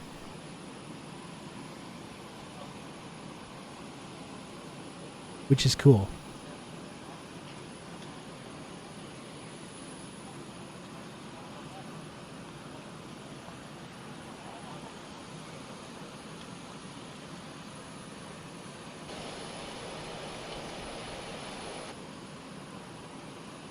Thanks for the reminder, Nancy. Everyone take your meds. Also stretch to prevent blood clots and get something to drink.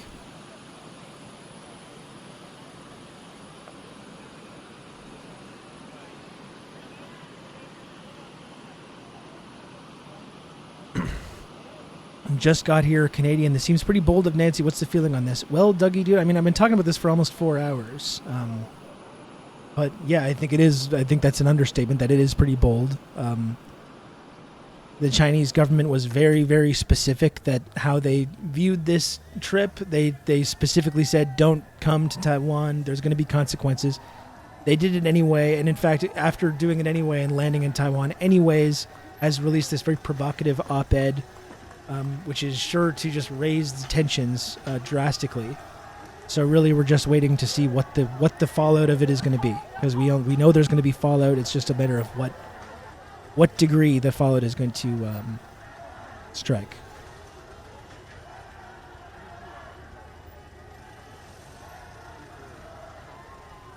I can't believe we're watching the start of World War III, and by World War III I meant another strongly worded statement by the Chinese government and some economic retaliation. Well, that's the thing, like I've been saying, irate lump, like I said early on that I don't think this is going to result in like missiles flying. I really don't think that that's going to be the response, despite all the kind of rhetoric that we're hearing about it. I don't want to make any declarative statements about it because I have, of course, made some very public statements about, for instance, Russia, Ukraine, which I did not think Russia was going to invade Ukraine, and was very specific saying that was not going to happen, and it did. So I'm not going to go ahead and say like, no, and China will never retaliate with using the military or anything like that, considering I've been very publicly wrong about these things before. But I do think it is unlikely that they'll escalate to that point. But I do think there will be consequences at the same time. I mean, they're not just going to, at the same time, they're not going to just let it slide.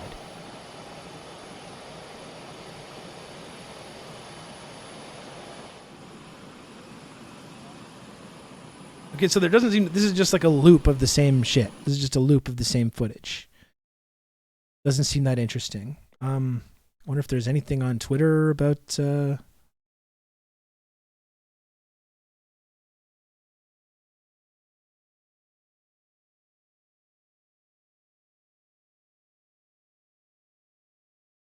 There's protesters, images of protesters waiting to greet U.S. Speaker Nancy Pelosi outside the Hyatt she is said to be staying at in Taipei. It says, warmonger Nancy Pelosi, we don't need you, we need peace. And this is kind of the point I was trying to make earlier, this suggestion that every single of the whatever 20 million something people that live on Taiwan, that there's some kind of uniform thought about wanting independence from China or wanting to be like a Western satellite state. Certainly there are people on Taiwan that do want that. There's been a specific nation-building project to ensure that people do believe that. But the idea that every single person on Taiwan, that's what their viewpoint is not accurate. That is not correct. But of course, we only want to we only want to hear from the dissidents who say the things that our governments want to hear. Of course.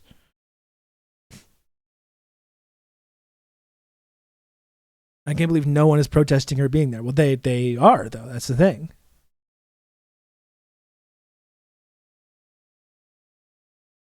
Here's the Taipei streets, and I believe we saw this already. But it's worth looking at again.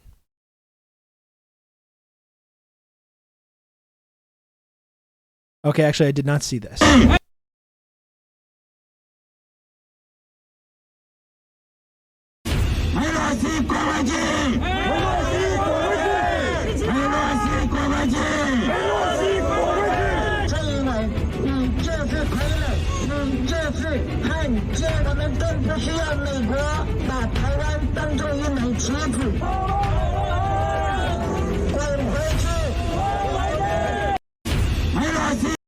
These folks seem pretty adamant that Pelosi not go. They're just like me. They're just like us. They're just like me, FR. That's right. I agree, sir. I think we can all get behind the Pelosi fuck off sentiment. I think we absolutely can.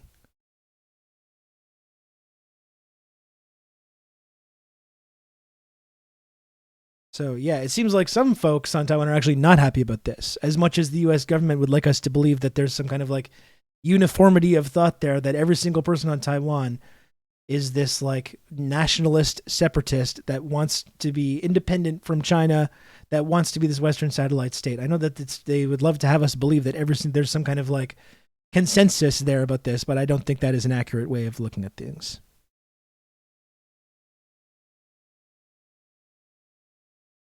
I've been saying this long before she planned the Taiwan trip. That's right. What does it really mean that she's going there? Like, what does it actually do? I mean, you can look at her reasoning for it. We've covered her tweets and her op-ed about this. You know, there's a number of different theories about how this affects like chip making and the chip manufacturing industry and the way Pelosi herself benefits from that. You know, it's part of her long career of engaging in this kind of anti-China rhetoric, and deliberately provoking China. She's been doing this her whole career, as she herself has been talking about lately.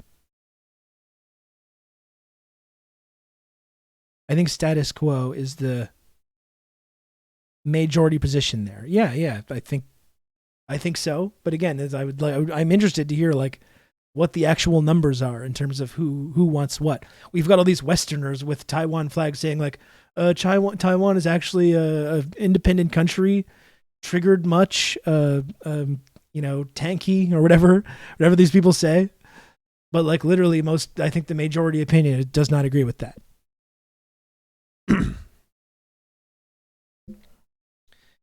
Oh, China is just West Taiwan. Like that's like the Redditor. That's the Redditor mindset. That's what they're saying. Breaking news on the next leg of her trip.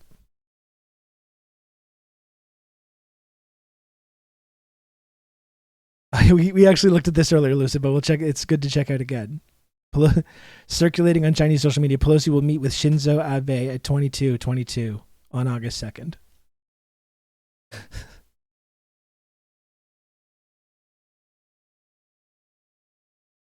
All that posturing is nothing but American anti-communism. Yeah, I mean, that's a big part of what it is. And like we were talking about, it's completely bipartisan. Completely bipartisan, like across the political spectrum, in both major parties.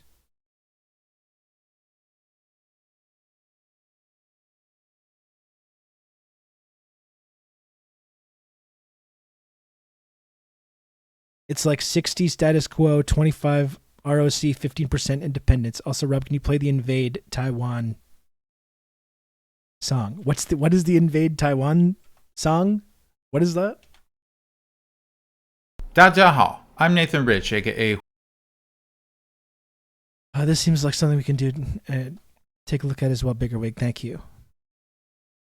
And if you want the Palestinian banger, let's see here.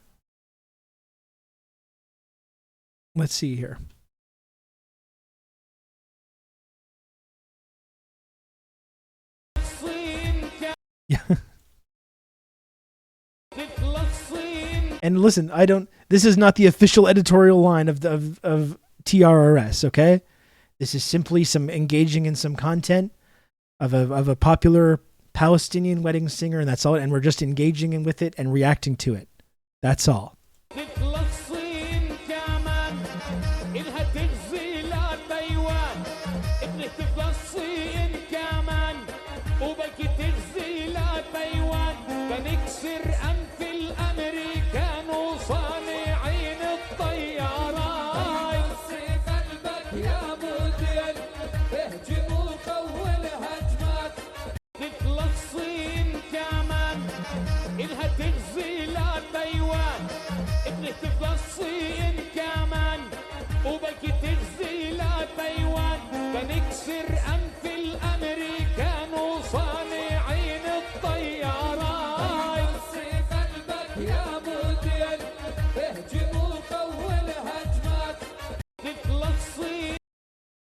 Wow, certainly some controversial statements that this man is making, which once again, I don't endorse any of these viewpoints. I'm an objective journalist, as you all know.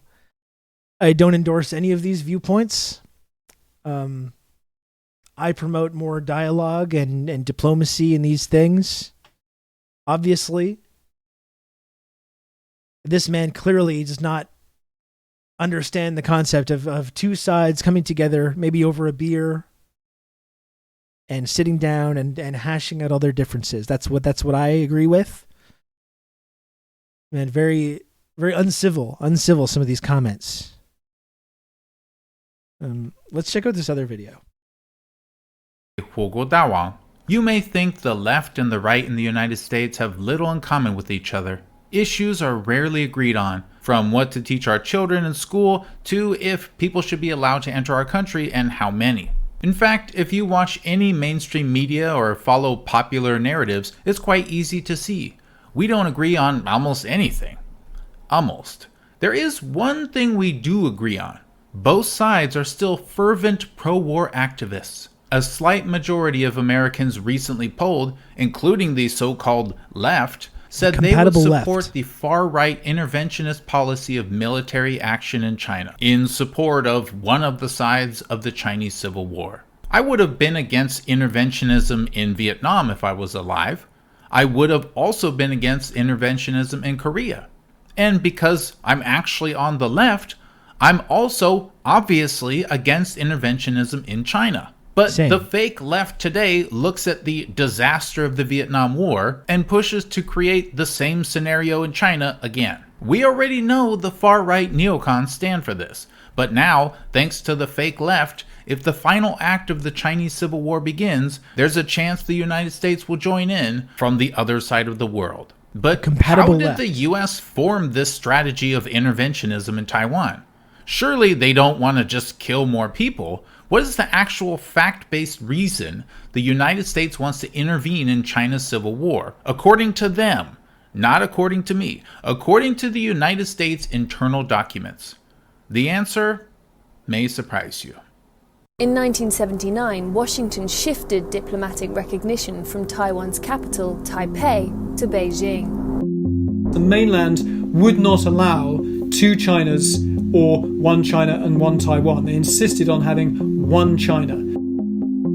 The United States recognizes the government of the People's Republic of China as a sole legal government of China. Within this context, the people of the United States will maintain unofficial relations with the people of Taiwan.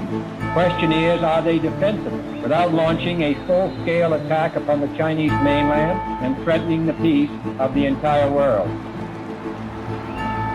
The government of the United States of America acknowledges the Chinese position that there is but one China and Taiwan is part of China.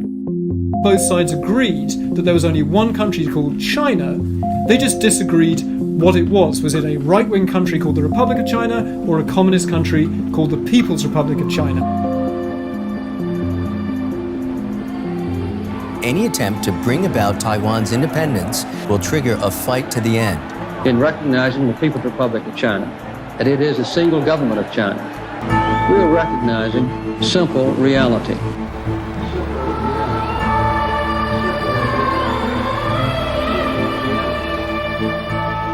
Welcome to part 1 of a many video series about Taiwan. I've been researching the hell out of this subject, and believe me when I tell you, some of this stuff is going to blow your wig off. This video is to answer the question, why is the United States involved in Taiwan, a region of China? There are many places I could start, but normally people begin their wrong version of this history in 1943. At the time, China was ideologically split. A large part of the country supported communism, which began its slow evolution into socialism with Chinese characteristics, ideologically led by Mao Zedong. Another large part of the country supported what could be described as weak fascism with Chinese characteristics, led in full by Chiang Kai-shek. If you don't think he was practicing fascism and you're compiling some pathetic response in the comments, don't bother. You haven't done your research. Video on that soon. These two forces of left and right had joined each other in combat against the Imperial Japanese, who invaded China in 1931. After supplying weapons and support for the Japanese to continue their invasion of China for many, many years, the United States finally joined the anti-Japanese war after Pearl Harbor in 1941. The Japanese had also invaded China back in 1894, and at that time took control of the Qing Dynasty province of Taiwan. It was mostly Taiwanese people, which are various local indigenous peoples. And of course there were mainland Chinese people and foreigners. In 1912, as the Qing collapsed, a new Republic of China government was formed in China and recognized by many other countries as being the China. That government did not last very long. That government has nothing to do with this story as it doesn't exist anymore. The pseudo-fascist regime, which evolved into the government that we see in Taiwan today, came much later and also called itself the Republic of China, but had nothing to do with the original one. This new one was officially recognized by the United States as being China in 1928. Yes, everything you've seen about the ROC being recognized since 1913 is at best a half-truth. That recognition had nothing at all to do with Chiang Kai-shek or his regime. This is why, by the way, the old communist articles, speeches, and so on refer to Chiang Kai-shek's ROC as things like reactionary remnant clique. This ROC was created after the beginning of the Communist Party in China, but those communists at the time had not ever been recognized as being China. So, back to 1943, World War II. After the Nazis lost Stalingrad, the Allies became more confident in Axis defeat. Japan, still fighting in China and Southeast Asia, was clearly not going to win its war. After 12 years of struggling, it had definitely gained ground, but it was obvious to most that the Japanese Empire was running out of room to win its war on the Chinese. US President Roosevelt, British Prime Minister Winston Churchill, and Republic of China dictator Chiang Kai-shek held a historic meeting in Cairo, Egypt in November of 1943. The topic was what to do with the various Japanese-occupied areas after their inevitable defeat. The United States had repeatedly privately lamented that Chiang and his armies refused to fight Japan.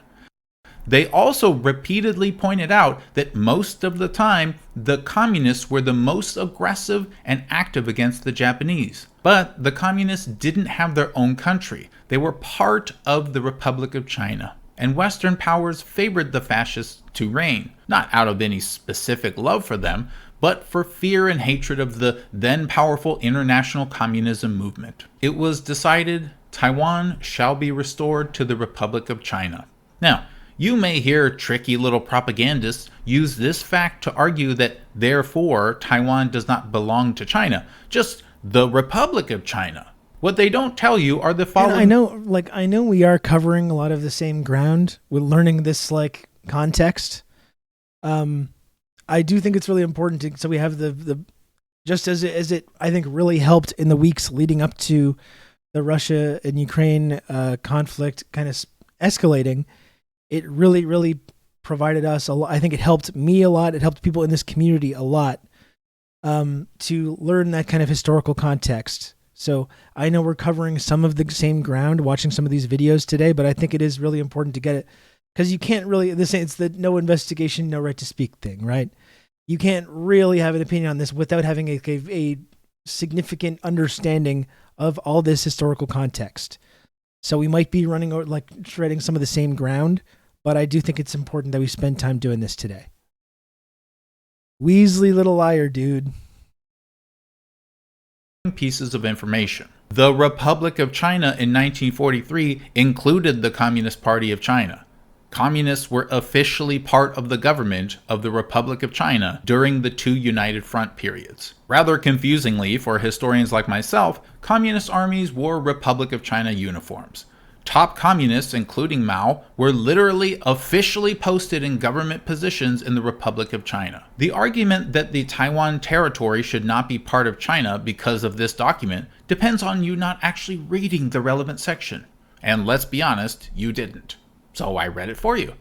This is what it actually says. All the territories Japan has stolen from the Chinese, such as Manchuria, Taiwan, and the Pescadores, shall be restored to the Republic of China. That's right. To claim this clause means Taiwan isn't part of the same country as mainland China is to also simultaneously claim that Manchuria is also not part of China. You cannot use the Cairo Convention as any kind of justification for Taiwan being held apart from the mainland unless you are also claiming all of Manchuria should also not be part of China. And note again, it clearly says the territories were stolen from the Chinese, making their transfer of sovereignty illegal in the first place. Even if the previous points didn't exist at all, this document would still not say what the liars want you to think it says.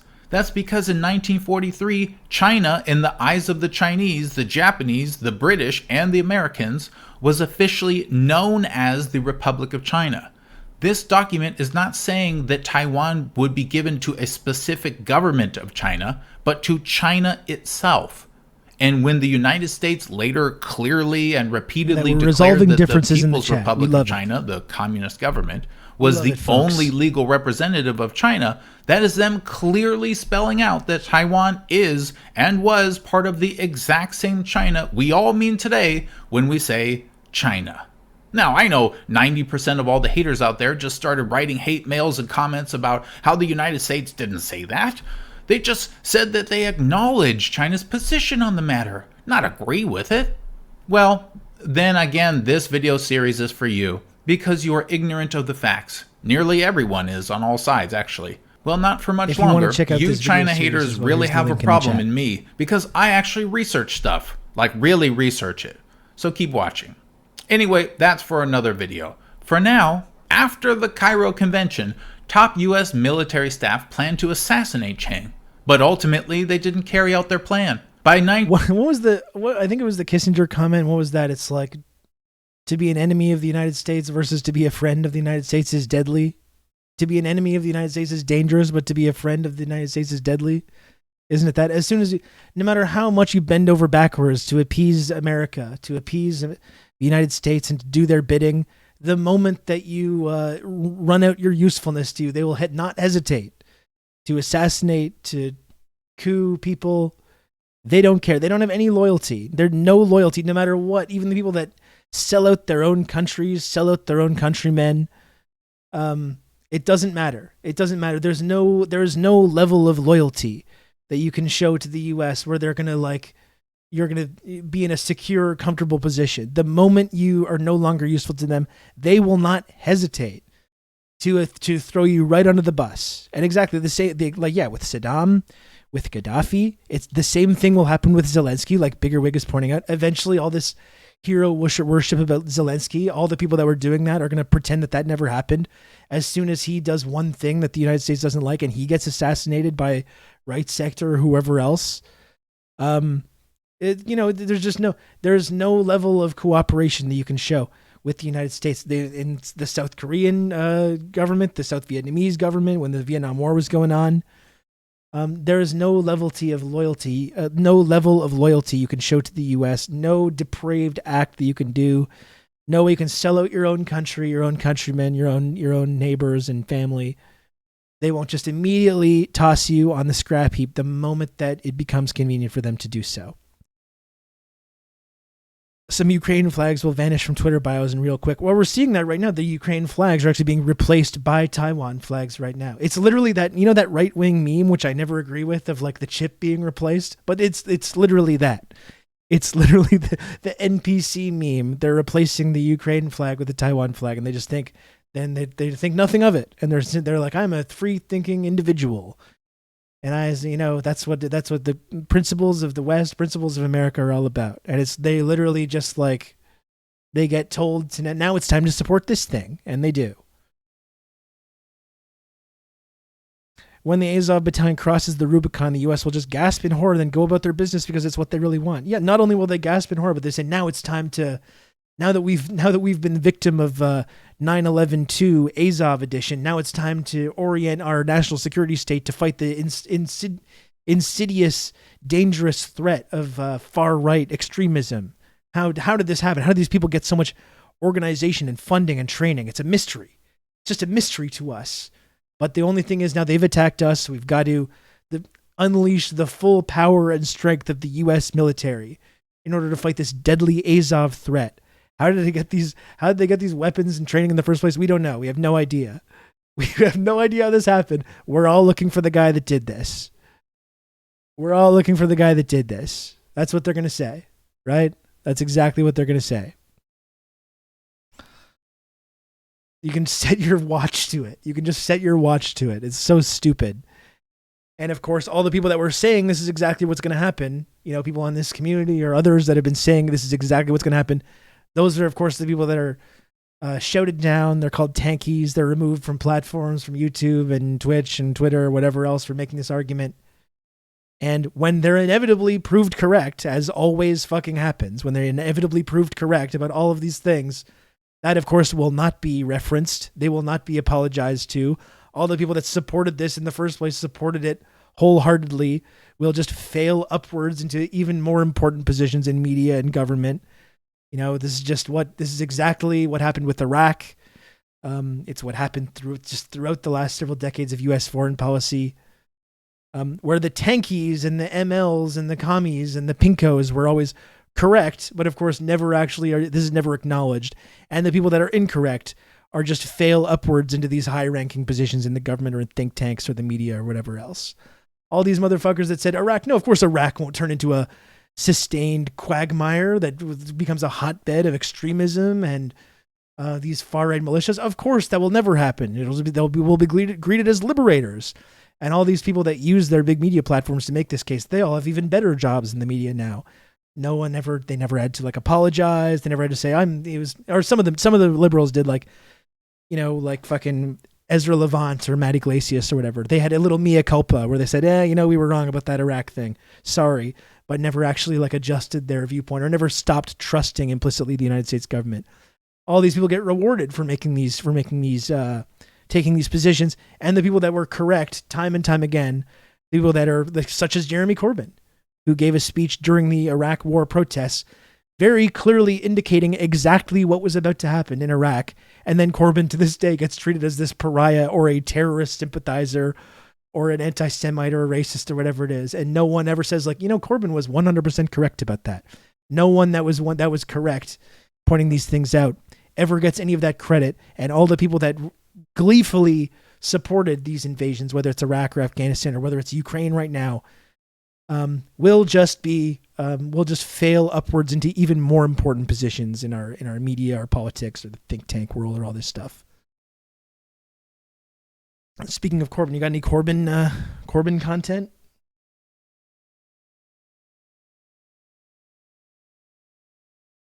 Okay, well I'm going to continue with this video, but I'm happy to look at some Corbyn content that you got, Lucid. 1948, the fascist dictator and his military were known to be losing the Civil War. Put some and respect soon on that it man's was name. presumed all of China, including Taiwan, would be under communist control. However, the United States had other plans for China. And this is where we find the truth as to why the US continues to intervene in China. Unless Taiwan can be denied to Kremlin-directed exploitation, we must expect, in the event of war, an enemy capability of dominating to his advantage and our disadvantage the sea routes between Japan and the Malay area, together with a greatly improved enemy capability of extending his control to the Ryukyus and the Philippines, either of which could produce strategic consequences very seriously detrimental to our national security. Communist takeover of China would enhance, from the strategic viewpoint, the potential value to the United States of Taiwan as a wartime base capable for use for staging of troops, strategic air operations, and control of adjacent He should run for mayor of London. This He'd probably win. was the beginning. By 1949, the U.S. I hope we're going to get to more Corbyn stuff in a moment. I want to finish this video first, but I absolutely hope Corbyn, still, despite even all these people that hated Corbyn so much, they got everything that they wanted. They destroyed his reputation. They destroyed the Labour left. They got everything that they wanted, and they still can't let it go. They still get this guy. They hate this guy so much. They can't stop. He just constantly triggers these people, and it's like, even though the ghouls and the bad guys won in that situation, I do really love how he continues to just trigger these fucking freaks and ghouls in British media and politics. And I do hope that Corbyn does continue to do so, whether by running for mayor of London or doing whatever else, starting a third party. I hope Corbyn continues to be a thorn in the side of these absolute losers. Who spent 5 years or longer having a massive, protracted fucking childish tantrum about Corbyn's mild social democratic policies and support for anti-imperialist causes and Palestinian human rights. They were so triggered by this. I do continue that he continues to drive these people crazy. I hope he gives a couple of these people legitimate aneurysms over their unabashed hatred of this kindly old jam-making grandpa. I hope he continues. We'll get to more Corbyn stuff in a minute, though. Let's finish this video, okay? The U.S. government decided its strategy because, and only because, of the threat of communism to the U.S. national security and for its potential use as a military base. Taiwan had to be controlled at all cost. But here's the crazy part. The US government didn't just decide this strategy in some abstract way. In secret, it specifically declared it would lie to the American public, in fact, the world, about Taiwan. And interestingly, it also specifically declared which lie to tell the world. The United States, in order to maintain control over Taiwan, may need to militarily intervene, the State Department argued. By the way, we call this kind of policy literal interventionism. And here's the bald-faced lie. Such intervention should be publicly based not on obvious American strategic interest, but on principles which are likely to have support in the international community, mainly the principle of self-determination of the Taiwan people. Lie to the world. We want this area for our own access for any potential wars in Asia. That's why the United States wants its control over Taiwan. And seriously, like, talk about fucking childish. The idea that the United States government supports the people of Taiwan because they care about democracy or they care about human rights. The same reason the United States wants to inflame tensions is the exact same reason they want to continue to occupy Okinawa. The exact same reason they want to continue to occupy South Korea. The same reason they want to occupy the Philippines is because they want they want China to be militarily encircled even more so than they already are. Like this, the most childish thing is to take U.S. officials at their word when they start giving these sanctimonious lectures about the reason that they do this is because they support independence or they support democracy over autocracy or human rights. It's absolutely baby-brained childishness to believe that that has anything to do with the position of the U.S. government on Taiwan or Ukraine or anything else. I mean, the Ukraine stuff is a good example as well. It's like this idea that the reason that the United States government is supporting Ukraine is because they want Ukraine to remain free and independent. No, they don't. They don't want Ukraine to be free and independent. How can you ever believe that? They want Ukraine to be a colony or a satellite state of Western imperialism. That's all. That's why they support it. It's so childish to pretend that any of this stuff is being done to support sovereignty or statehood or human rights or any of that shit. It's unbelievably childish to continue to believe this. Have you considered how Iraq and Afghanistan are such wonderful, full-fledged democracies because of the United States? Exactly. Yes, absolutely. They love democracy. They love ensuring that these places remain committed to democracy.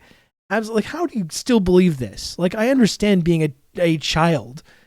I understand if you're a literal child and you think America's the good guy, the global world police, and they stick up for the little guy and all this, the fairy tale that gets told to you. I understand if you're an actual child and you believe that. But like, when it's time to grow up, right? You got to grow up at some point. You got to become an adult. You got to forget this like fucking baby brain childishness to believe any of this shit about the United States and its commitment to these values. Like, come on now. It's childish to continue to believe this. You got to grow up eventually. You're like a child who wanders into the middle of a movie. Yeah, exactly. This is all you hear in school, in MSM, and on Facebook all day. It's true, yeah, exactly. But it's like people need to understand that they are not immune to propaganda. Not enough people think I'm immune, right? Our Ukraine flag friends and our Taiwan flag friends. I'm not. If the United States tried to propagandize to me, I would simply say, "No, thank you, sir. No, thank you, America. I'm immune to propaganda. You see, I don't fall for these tricks." But lo and behold, they time and time again hold these positions, even if they try to bend over backwards and stretch themselves into pretzels to do it from some kind of left-wing criticism. Time and time again, they support the exact same position that the United States intelligence community and the State Department also supports. Lo and behold, these free-thinking, non-propagandized individuals, just time and time again, seem to side with the imperialists and the security state each and every time. Right? Really strange stuff. Come on, grow up, people. It's time to grow up. Or they'll say, it's because I support Taipei, I support Taiwan and Ukraine because I'm against Russian imperialism. I'm an anti-imperialist, sir. I'm against Russian imperialism as well as American imperialism. And that's why I think Ukraine should become a satellite state of NATO. Because I'm against Russian imperialism. That's why I think there should be a military intervention in the possibility of some kind of reunification of Taiwan, because I'm against Chinese imperialism. That's why I support Xinjiang becoming East Turkestan or whatever, or returning Hong Kong to be a British colony, because I'm against Chinese imperialism. Do you fucking hear yourself? Do you hear yourself, people? It's time to grow up. Come on, it's childish. It's childish to still believe this. Please. It's a defensive alliance, sir. I listen to both sides and eventually decide my government knows best no matter what anyone says. Or you know what? You know, the United States does some bad things. You know, the Canadian government, the Western imperialist powers, they've made mistakes. You know? They've done some bad things, but it's the lesser of two evils. Right? If you don't have the Americans in there doing this, then it's going to be the Chinese and it's going to be even worse. Then it's going to be the Russians and it's going to be even worse. Right? Listen to yourself. Come on now. It's embarrassing. You should be embarrassed if you're on here on Twitch or Twitter or anywhere else articulating these viewpoints. You sound silly. You sound silly to me. But don't tell the world that. Instead, tell the world the United States intervenes for human rights, for freedom, for self-determinism. And what's more, the State Department also made it quite clear that actively fostering separatism was a key component to prepare for a weaponized insurrection against the Chinese. This involves the fostering of a Taiwan autonomy movement, which can be called into full action should it become evident that the Chinese regime on the island is unlikely to be able to deny the island to the communists. If Chiang Kai-shek was too difficult, he would be assassinated. Orders from the top. If his regime was unable to resist communists on the battlefield, the entire government would be overthrown and replaced by native Taiwanese. Thus was born Taiwan I'm not talking about this as guy. a puppet of the United States. The Chinese could be wiped away at any moment at the whims of Washington for military reasons. For you neocons out there, far-right interventionists and other strong advocates for forced inequality, I want to give you a charitable comment. From the United States point of view, this kind of arrangement can definitely make sense. More so at the time, but still. Having a powerful military base on an island in China without the need for legality is in some ways very good for my country. But on the principle of allowing countries the right to their own destiny, I still don't agree we should support this situation. We would definitely not allow China to maintain a military stronghold in the United States, even but we should. And if they did create a military stronghold in the United States or surrounding the United States, in Cuba, for example, I would indeed support that. Or going into Hawaii to liberate the indigenous folks of Hawaii that want the United States government to stop occupying their island and poisoning their drinking water. I would actually support China doing this, to be clear. I don't think they will. I don't think they will do that. But if they did, I would have no problem with that. Even if a portion of it was run by a partition government. Maybe then we could search for remaining left-wing people to stand up against interventionism. It's a simple fix. Because I don't agree that any external country should have the right to assassinate people in Taiwan or the rest of China. I don't agree that any external country should have the right to overthrow any government in Taiwan or the rest of China. So now you know why the United States supports insurrectionism in Taiwan, according to their internal documents. It's only to have a reliable strategic position for use in future wars. It has, again, according to them, nothing to do with rights or independence or anything else like that. It has nothing to do with what's right or fair or just. It has nothing to do with what's legal. Because any American presence inside of China, including Taiwan, without the express permission from the internationally recognized representatives of China is illegal.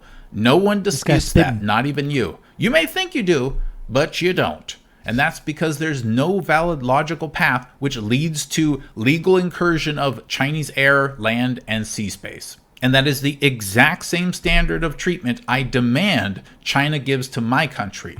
Now, If you watched this video and you didn't know some of these facts before, you can feel free to support the production costs of these videos by monthly donations at my Patreon, Subscribestar, PayPal, etc. Future videos on this topic will include debunking nearly everything you thought you knew about Taiwan, focusing on the American position on it. Until next time, I'm Nathan Rich. Thanks everybody. 谢谢.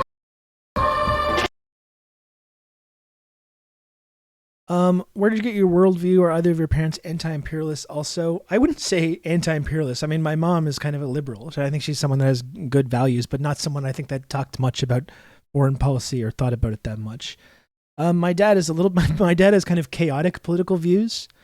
My dad was the first time I ever heard Parenti was my dad listening to a Parenti speech, like in his shitty van in like the mid 90s sometimes. So my dad definitely helped plant the seed for a lot of these things, but a lot of it has just been like, learning because I was fascinated with learning about American imperialism, like learning about the Vietnam War and all that stuff. And I think it's just kind of once you go down that path of understanding the violence and depravity of Western imperialism, you want to keep learning about it and keep learning the extent of it. And I think the more you learn about it, the more difficult it is to continue to justify that or to have this kind of like pseudo nuanced position or whatever. It's like, I don't agree with that. My foster father was this guy named Baudrillard. That's right. Yeah, the speech was on a cassette. My dad had an old Parenti cassette tape on his shitty van in the mid 90s. And I remember listening to it. And it's cool because my dad, I think, is someone I've talked to him about this China stuff as well. And he was very uncomfortable with a lot of the propaganda about China, but was also sort of afraid to sort of speak up about it. And when he started listening to what I was saying about it, he was like, oh, he was like really relieved that I was talking about this stuff. And he was very alarmed and disturbed by the kind of constant propaganda campaign. In fact, Dad send me this book. He sent me this book, which I have not read yet, by Han Suyin, The Morning Deluge, One from Mao's Childhood to the Long March. It's apparently a really good Mao biography, which I have behind me here. My dad sent me this book because he's fascinated with these kind of things. So yeah, he's got kind of chaotic views. I think my dad also in the early 90s was like a small business owner in Mike Harris, Ontario, and I think kind of went down that path a little bit. So I think this is kind of how most people do have kind of a very weird mix of different views. Dad politics, always a grab bag, exactly. So, but definitely, so I was definitely exposed to some of these ideas early on through my dad about capitalism, about the United States, about imperialism. Petit bourgeoisie Parenti lover, exactly. They do exist. There are dozens of them. You know what? My grade 12 history teacher, Mr. Smith, in Brockville Collegiate Institute, where I went to high school, was actually someone that I would also credit with just introducing the idea about America not being what it claims to be. Just not hammering it home, not really being like ideological about it, not being pedantic about it or anything, but just slipped enough of that into what he would talk about in grade 12 history that made me start to ask some of these questions, like about America not signing on to the nuclear proliferation treaty and these kinds of things, and just introducing this idea that America is not what it says it is. I would credit him with giving me that little push into looking into these things as well. Shout out to Mr. Smith. I wonder what he's doing now. He's a fairly young guy, so he must be in his 60s or 70s now, probably. I would credit him with pushing me on that down that path as well. My dad is a Reagan, Goldwater worshipping Bernie voter. Many older gentlemen have somewhat incoherent politics. Well, it's because the thing about our boomer parents is that some of them might have decent political views, but they were really, really brainwashed and inundated with extreme anti-communist propaganda from the moment they were born. And I think that's what leads to a lot of that kind of incoherent political views, where even if they have some ideas, it's all tempered with this, the anti-communism is always there. And it's very, very difficult for these older folks to unlearn that, you know, and you might be able to get them to understand the evils of the United States or the evils of imperialism, or get them to see both viewpoints on this, but you'll always, or very, very often, my stepdad, John, is like this as well, who's a great guy, but you always run into that anti-communist brick wall that a lot of these folks have. And that's very difficult to deprogram people that have spent their whole lives believing this stuff. So even if you get them to understand the evils of imperialism, you'll get to this brick wall where it's like, but you know, it'll be just as bad. It would be just, if there was a revolution, they'll understand all the evils of capitalism and all the evils of private industry and what the military has done. And you'll convince them that, like, yeah, the government is completely corrupt and owned by these private interests. You can convince them of this relatively easily. But if you say, so what we need as a response is a socialist revolution in our society to take the power away from these entrenched financial interests. And that's where you run into that anti-communist programming. That's always the really, really tricky thing. That's the last hurdle to overcome. I think as younger people, and obviously I'm very young, as you can see, young guy over here. As younger people, I think it's easier because growing up in the 90s, like for me, in the sort of after the fall of the Soviet Union, we didn't get that constant anti-communism, the constant anti-communist propaganda. You know, it was there, but it wasn't quite to the same extent. And I think it allows us to understand and like these subjects and understand these conclusions a little bit more. And we don't have the same level of anti-communist programming that our parents did. That's going to change in this next generation, though. If you look at like what Ron DeSantis is doing with the education system, they're going very much back into that anti-communist propaganda in the education system, and that the new Red Scare, all the stuff that I've been talking about on this program for like, you know, almost 2 years now, like that they're really ramping that back up precisely because for that exact reason, because they see how socialism is winning. You know, socialism is winning the geopolitical context when it comes to China. Socialism was taking root amongst young people with Bernie and all these things. So you can see how they see that as a big problem, and now they're going back to that anti-communist. They're going back to the Red Scare propaganda. So that's going to create a whole new problem for the coming generation, because they're going to be exposed to that. Rob was in high school during the Obama presidency with his best pal, Fat Pussy. That's right. That is correct. Everyone knows this about me. Everyone knows this.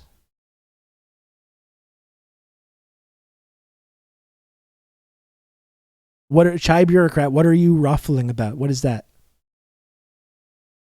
China opening up to Western interests helped in that respect. The anti-communist propaganda didn't immediately pivot to China after the USSR fell. And Dakadun, I mean, that's part of the logic of these decisions that were made in China in the late 70s and 80s with Deng Xiaoping and all this stuff. You do kind of see that. Oh, ruffling about the friend. That was someone earlier in the chat, which was quite an interesting moment when someone in the chat popped up and was talking about this. I feel like that's going to become part of the lore of TRRS now and this show. My childhood best friend, Fat Pussy. Everyone remembers this. Everyone remembers this about me. Just discovered the identity of the owner of Pelosi's plane. Okay, let's check this out. And we can take a look at some of this Corbyn content as well after. Oh, shit. Oh, my God. The plane allegedly carrying Nancy Pelosi has landed in Taiwan. The identity of the aircraft's owner is released. Unbelievable. Unbelievable. She did say she was lenting. Taylor, no! No! Every time someone says Fat Pussy, I'm like, what? And then I realize it's not directed at me. Yeah. She did say she rented out these private jets, folks. It's part of her commitment to climate, to controlling her carbon emissions. She rents out their private jets, and now this is what's being done with it. Very unfortunate. Very, very unfortunate. Yeah, China playing the long game. It's almost like they planned it. It's almost like that. It is almost like that, indeed. They allowed themselves to continue building socialism for another couple of decades after the fall of the Berlin Wall and the collapse of the Soviet Union. Right under the noses of the imperialists. Right under their fucking noses. They kept building socialism for decades. And that's what we're seeing right now with this Red Scare propaganda and the new Cold War with China. All the stuff that we've been talking about on this program now for 2 years. That's exactly what it's about. It's because they're realizing, oh shit, we've allowed this country to build socialism for the last couple of decades, and now they're kicking our asses. Now they're kicking our asses on infrastructure, on preparing for the climate crisis. They're providing this path for development for the global south. Fuck. They're realizing they got screwed and they got played, and that's why they're freaking out. That's what this whole thing with Taiwan is about. That's what all the propaganda about Hong Kong and about Xinjiang and Tibet and all the stuff that we've been seeing, the ramping up of anti-China rhetoric and propaganda. That's what it's all about. They realized too late that they've already lost, and they were like, oh shit. And that's what all this propaganda campaign is about. And if you fall for this propaganda campaign, you need to do some self-reflection, some self-criticism.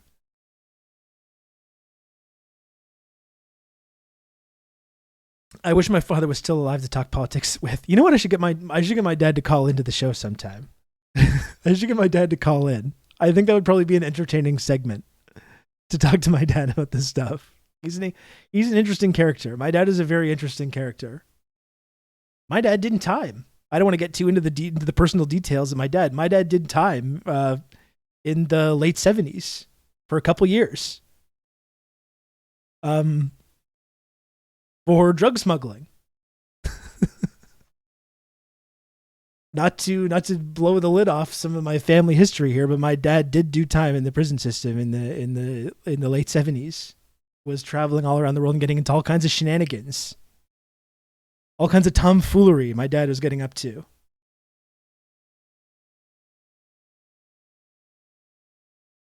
It was for weed. It was not weed. It was I don't know how much it's. I don't know if it's a good idea for me to talk about this, frankly. I don't know if it's a good idea for me to. I would like to talk about it more because it's interesting and entertaining. I know some of the stories about it. It's perhaps not the best time for me to just be spilling all the beans about some of this backstory. But I've heard some wild stories from my dad about some of this stuff.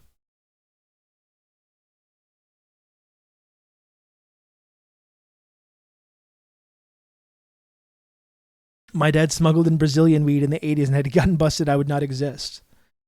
Yeah, I think my dad getting busted is part of me leading me directly to existing in the first place. He was Canadian, so the drug was caffeine. He had 400 grams of it. Very dangerous. Exactly. Very dangerous. Very, very dangerous. Levels of caffeine. What about Fat Pussy's dad? I don't know. That's a story for another time. That's a story for another time to talk about the family lineage of my childhood best friend, Fat Pussy.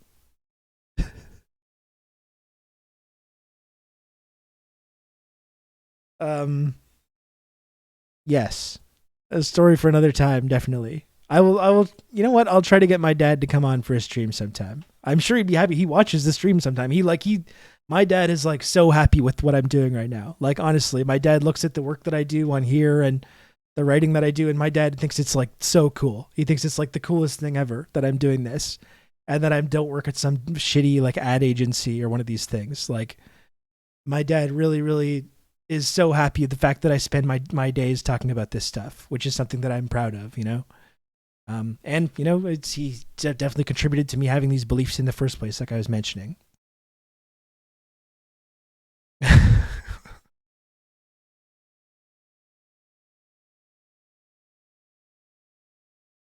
Imagine Rob's dad calling in, but holding the camera too close, so you just see his eyebrows, eyes, and nose. I will tell my dad to call into the stream sometime. I really will. I really will do that. Let's take a look at some of this Corbyn content we got here. We got some Corbyn content also. Oh, here we go. this is more talking about Ukraine, Russia, Ukraine, but it's tangentially related, of course, to everything we've been talking about. So without having seen this video, what I'm going to imagine we're about to look at here, what I imagine we're going to look at in this video is Jeremy Corbyn saying a bunch of obviously true things, and then we're going to see a bunch of fucking losers getting extremely triggered and angry about it. Without having seen this video and not really knowing much about what is contained in this video, that is my prediction for what we will be seeing in the following moments. And they're going to call him an anti-Semite. Yes, they will. Yes, they absolutely will. So let's see what Corbyn has to say. I should try to get Jeremy Corbyn to come on the show, shouldn't I? Wouldn't that be fun? I'm going to try. I'm going to try to get Jeremy Corbyn to come talk to us someday. Here we go. Isn't going to bring about a solution. It's only going to prolong and exaggerate this war. We might be in for years and years of a war in the Ukraine.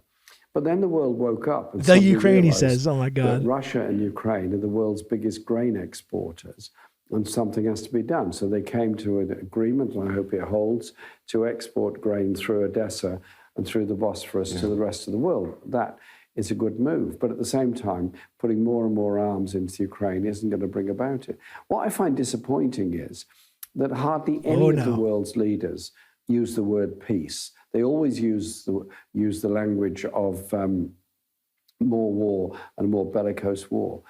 Ukrainians are dying. Ukrainians have gone into exile. Thousands and thousands. You can't be saying and this. Russian soldiers are dying, conscripted young Russian Oh soldiers. no. He's talking about the Russian orcs dying and showing concern and empathy for the Russian soldiers that are being killed. In addition to as he says, thousands of Ukrainians that are also dying. Oh no, that's no good. That's no good. And he's talking about peace and what that means. This is really troubling. Really troubling stuff here. Oh boy. Soldiers dying. This war is disastrous for the people of Ukraine, for the people of Russia, and for the safety and security of the whole world. And therefore, there has to be much more effort put into peace. I think it's good that Antonio Guterres eventually went to Moscow, but mainly to talk about Mariupol at that time. I think the UN ought to be center stage in this. And if the UN cannot negotiate a ceasefire of some sort, they'd bring in somebody else who can. The African Union, League of Arab States. There are many forums around the world that have no direct economic interest one way or the other between Russia and Ukraine who might be able to broker a peace. But there has to be a peace. Otherwise, what are we looking at? People in Ukraine just being killed, Russian soldiers being killed, and a devastation on the economies of all those countries. And there are now millions of Ukrainians living in other parts of Europe. And I have to say, generally speaking, Europe has been very welcoming of Ukrainian refugees, and that's good. That's right. Sadly, they're not so welcoming and not so enabling of refugees coming from Yemen or anywhere else. In my book, a refugee or Libya needs or help Syria and support wherever they come from. Oh no, that's really unfortunate stuff. So this man is saying, this Assadist, this is what he's saying, is that the way to have peace in Ukraine and to prevent thousands more, or however many more Ukrainians from being killed senselessly, and to prevent all the devastation is not to just to give these militias a blank check and send billions and billions of dollars worth of weapons and missiles and body armor to turn Ukraine into this endless blood-drenched quagmire. That's what this guy's saying? Unbelievable. That just makes me sick. That makes me sick, what this guy's saying. Obviously, as we all know, the only way to create peace in Ukraine is to make it as a violent war as possible for the next several decades, until the last Russian is exterminated, until we fight to the last Ukrainian. That's the only way we can ever have peace, through more billions of dollars of weapons transfers. The sickening comments from Corbyn here. Disgusted. And here's the thing Lucid sent as well, which is a response to this, which I'm interested in seeing as well. This guy, Adam something. I keep seeing more of this guy, and I got to say, I don't like it. Jeremy, All Lives Matter Corbyn. Pouring arms in isn't going to bring about a solution. It's only going to prolong and exaggerate this war. We might be in for years and years of war in Ukraine. Hey, Jeremy, this man's going to set him straight. This man's going to set this guy straight. This tanky grandpa who's talking about, peace and diplomacy. That's obviously the tanky position. Aesop something. Hey, Jeremy, you know what would quickly end the war in Ukraine? Russia withdrawing. How come you never suggest that? How come it's always the West and Ukraine that have to de-escalate? What happened prior to the invasion? Adam doesn't know. Adam doesn't know. He has no idea what happened previously that caused the invasion to happen. Adam has no idea. It just happened in the end of February 2022. Nothing beforehand. None of the context. There's no context. Nothing happened beforehand, as Adam clearly understands. I realize he's trying to do that. If they go low, we go high bit. I don't think that's what he's doing, actually, but okay. If Russia goes all in on a genocide, he takes the noble position of peace advocate. He even considers the deaths of Russians and Ukrainians inside Ukraine equally bad. This whole thing about genocide, a genocidal invasion, they love saying that as well. Like they're committing genocide against Ukrainians. I don't believe there's actually any evidence to back that up. Not that it's not a horrific situation for everyone in Ukraine and that people aren't dying. Obviously they are, because it is a war where terrible things do indeed happen. This whole thing about a genocide, though, is that we love talking about genocide, don't we? We love just saying anytime any country that we don't like does anything that we don't approve of, we say, "Oh, you're doing genocide." Anyway, problem is Corbyn pulling a geopolitical all lives matter plays directly into Russian interests of weakening Western support for Ukraine and legitimizing their invasion, which is a pro-war position. Moreover, Ukrainians and Russians dying in Ukraine are not at all equivalent. Ukrainians are the victims. Russians are part of a genocidal invasion force. Victims dying is a tragedy. Members of a genocidal invasion force dying is good. I saw it when in the Lockheed Martin discourse. I saw a lot of that. You're against Lockheed Martin? Well, right now, sweaty, Lockheed Martin is making the Javelin missiles that are killing evil orc genocidal invaders and Russians. So they're really doing a good thing. And they're helping keep Ukraine free and independent.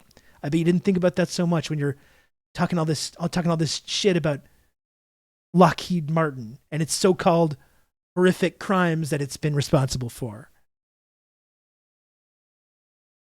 Also, let's not forget that it's a special military operation. Thus, peacetime rules apply. Thus, Russian soldiers can legally quit if they want. Oh, if anyone brings up Keir Starmer, I'll inevitably respond with, who? Okay, this guy. This guy, Adam, really is something. Huh? This guy's really something, this guy. Lockheed is also dutifully employing all our most annoying small bean war criminals. That's correct. That's what they're doing. Again, and it goes back to what I was saying about Taiwan, though. I mean, all this stuff about, Lockheed keeping Ukraine free and independent, and then that's what all our weapons transfers are about. It's not about, a proxy war. It's about keeping Ukraine free and independent. Again, it's just a childish thing to believe. It's childish. The idea that if this best case scenario for these Ukraine flag types works out, and Ukraine repels the invasion, the idea that and they take back the Crimea and they take back all these Eastern republics and the evil orcs are vanquished and defeated and Russia is decolonized, even in that best case scenario, the idea that that's going to lead to a free and independent Ukraine, again, childish.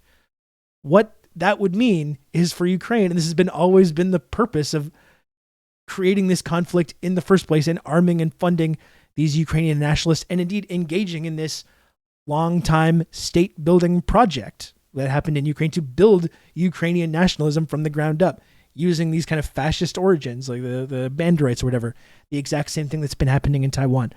The exact reason that they've been doing that is not so Ukraine can be free and independent. It's so it can be a satellite state of the West, a Western colony and NATO colony. That's what it's about. The idea that even in this best case scenario, that's going to lead to a free, prosperous, democratic Ukraine. Absolute bullshit. It's not to be free and independent. It will be officially even more so than it already was a official Western colony, official NATO colony. The idea that this has anything to do with Ukraine being free and independent is just fucking preposterous. It'll be a colony just like South Korea. Exactly. And it's just a way, it would be a way still, just as it is currently, and as all these other Eastern European NATO states are, just a way to militarily encircle Russia. That's all it's about. That's all it's about, folks.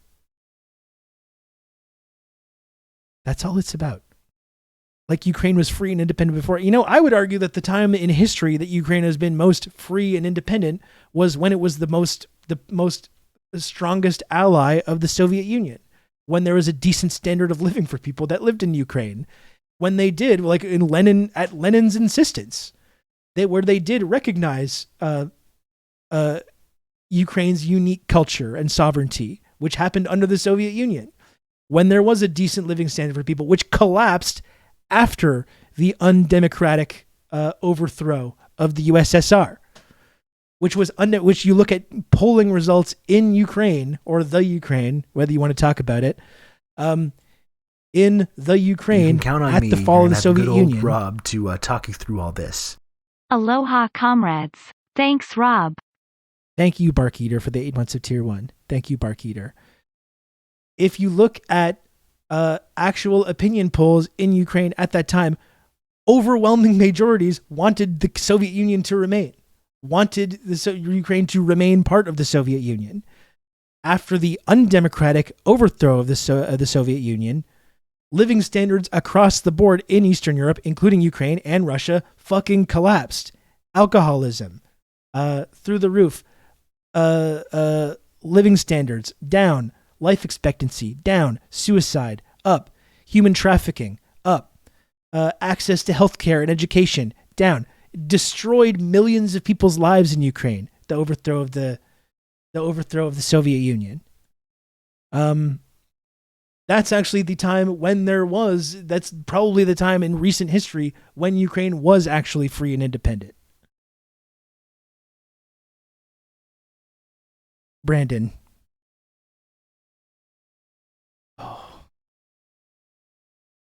Oh, Brandon.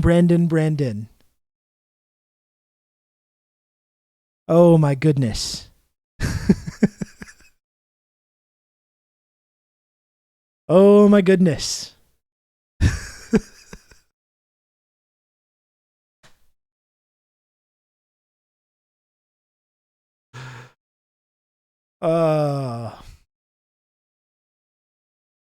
You know what? I'm going to take a bite of this. I've got a donut in front of me. I've been not eating this tantalizing donut this whole time. You know what? Rather than engage with the where the discourse is taking us right now, I'm going to take a little bite of my honey cruller donut. How about that? From Timmy's. That's right, Dakadoon. From Timmy's.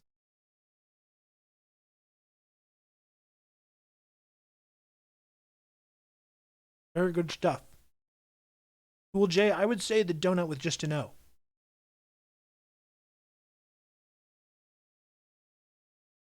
Honey cruller is really good stuff. Every time someone says Holodomor, I just need the Goblin Town theme from the original Rankin Bass Hobbit to play. You know,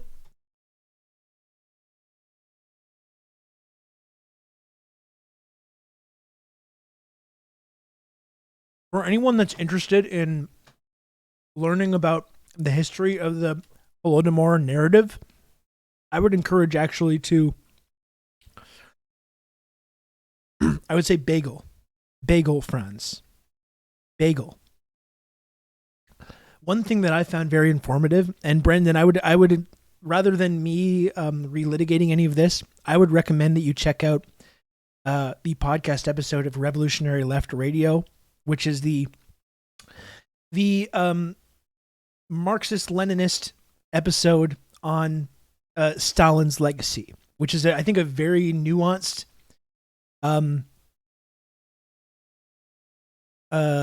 discussion about Stalin's legacy, including this narrative of the famine in Ukraine. You can count on me. You're going to have good old Rob to talk you through all this.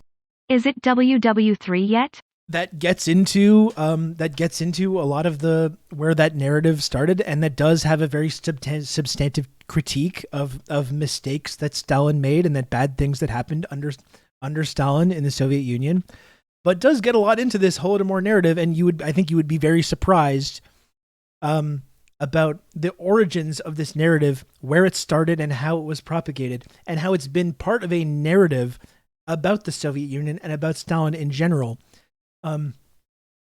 which has been propagated by Ukrainian nationalists like since the time of the Soviet Union, and has been an essential part of building this modern Ukrainian nationalism.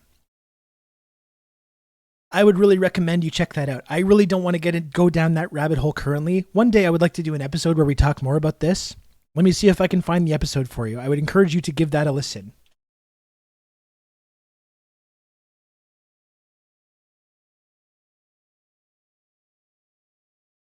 Here's the episode, okay?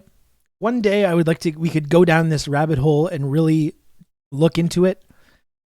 I don't know if I have it in me today, but I would encourage Brandon or anyone else in the chat that's interested in learning about the origins of the Holodomor narrative and is interested in the actual like nuanced critique of what happened under Stalin and what happened in the Soviet Union at that time. I would recommend you check out that episode. It's not perfect, but I think it is a very very well researched and very well argued episode that gets into a lot of these criticisms.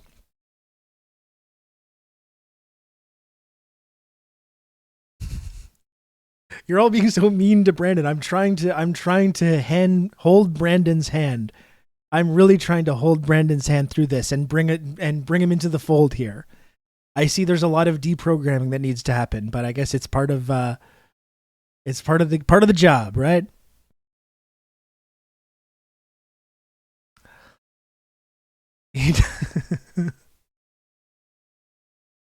Okay, so here's what I'm going to propose, okay? Okay, almost 5 hours into this thing. Oh, by the way, thank you, Lack of XP. Did I thank Barkeater as well? Thank you so much. In case I didn't, thank you, Barkeater, for the 8 months of Tier 1. I'm pretty sure I did, but just to make sure, thank you, Barkeater. And thank you also so much to Lack of XP for the 14 months, Tier 1. Very much appreciated, Lack of XP. Thank you. I have to take a little break, all right? We're going on 5 hours. I had planned to do at least 8 today. I'm really tired. And I know there's a whole other subject that certain chatters have been very adamant that we discuss. And I know I promised that we would talk about it. I slept like 3 hours max last night. I know about an hour ago, I felt like I was hitting a wall and was not sure that I would be able to continue doing this. I think I am kind of getting a second wind, but I need to take a little break. I need to stand up, get a drink, go to the bathroom, that kind of stuff. And then I can come back and we can talk about other subjects. We can stay on this if we want. Take some of those gas station pills with the wasps. That sounds great. That sounds like great stuff. Why would you cheat chat by not sleeping? I don't know. I wanted to sleep last night. I tried and I just couldn't because I was anxious by having hundreds or maybe thousands of people getting very angry and upset at me for my mild comments about fucking Jon Stewart and the fact that I shared a screenshot of Jon Stewart hanging out with neo-Nazi Jack Posobiec, which people accuse me of doing disinformatia or whatever. I was very anxious about that because it's actually very stressful when you become the focus of one of these kinds of pylons. So I didn't sleep very much as a result because it's kind of alarming when that kind of shit happens. Rob, I loved Jon Stewart when I was younger. Therefore, you are wrong and you should apologize. That's right. He really gave those Bush officials the business. That Jon Stewart. Y'all should have been Rob going out during the goodbye music last night. I really tried to avoid the discourse last night and sometimes felt myself getting sucked into it. I was just saying that Rob said that the Soviet Ukraine had some of the best standards of living. Brandon, listen. Ask yourself, you mentioned I'm doing it again. God damn it. Ask yourself, Brandon, okay? After this alleged genocidal, deliberate famine, which apparently took place in the 30s in Ukraine. Ask yourself, why would Ukraine remain a strong ally of the Soviet Union for the next 5 decades afterwards? Why? Why would they? If the evil Stalin had been so cruel to intentionally starve, the number changes a lot. Was it 3 million? Was it 5 million? Was it 10 million? Was it 20 million? Well, if you ask different people, they'll have different answers about this. Why did they remain such a close ally of the Soviet Union all this time? And it's very simple. Like, if you're criticizing my statement about how there were indeed high living standards in Ukraine prior to the collapse of the Soviet Union, there's observable evidence of this. Like I was saying before, if you look at, and it's not just about Ukraine or Russia, but any Soviet state following the collapse of the Soviet Union, you look at life expectancy immediately following the collapse of the Soviet Union, it just plummets. Like I was mentioning, like talking about alcoholism and addiction, skyrockets, suicide rates skyrocket, right? Human trafficking, all of the access to education, literacy, access to healthcare, access to housing, organized crime, all of these things. You can look at when the collapse of the Soviet Union happened in Ukraine and elsewhere. All of these things, it just goes off a cliff. So there's an observable drop in living standards in Ukraine, in Russia, in Kazakhstan, in Rome, in any of these Soviet states. There's an observable drop. Some would describe this as a massive human rights disaster. Some would describe this as a massive world historic human rights fucking disaster. The collapse of the Soviet Union. There's an observable drop in living standards across the board in Ukraine and elsewhere. Since that time, Ukraine has been one of the poorest countries in Europe.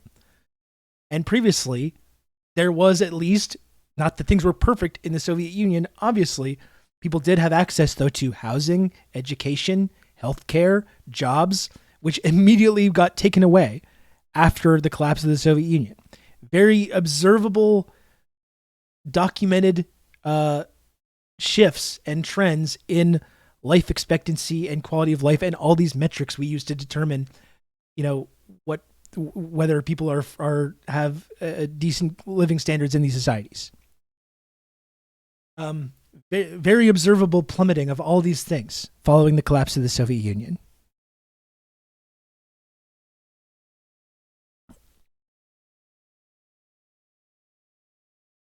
I just wouldn't consider it a great living standard if there's a famine going on. See, you understand, Brandon, that the famine that you're referring to happened in the 1930s, right?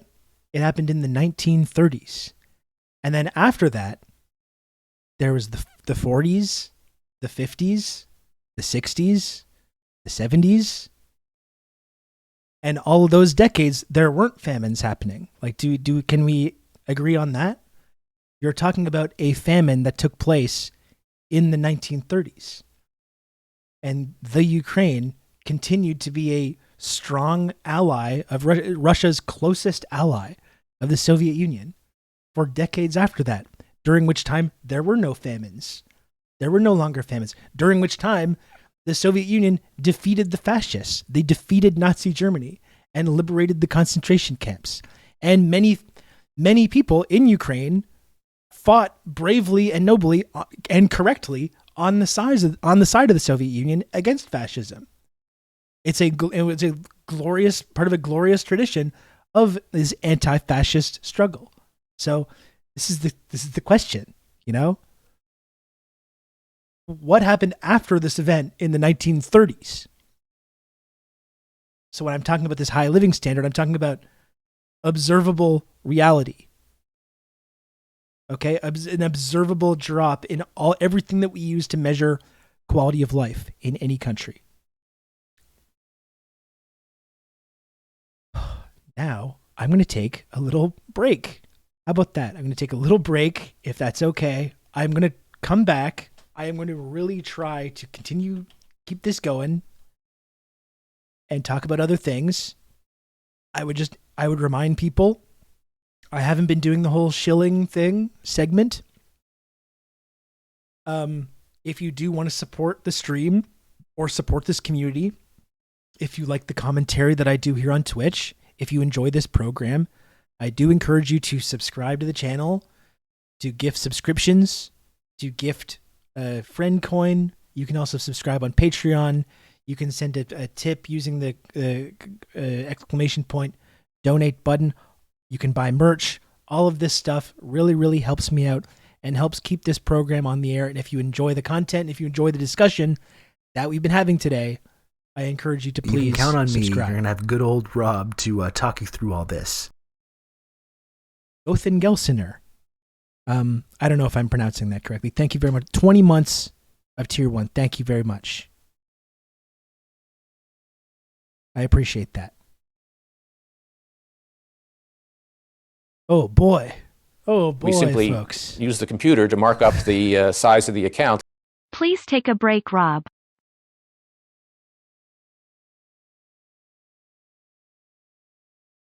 Goth Engels Sinner. That probably makes more sense. You're right.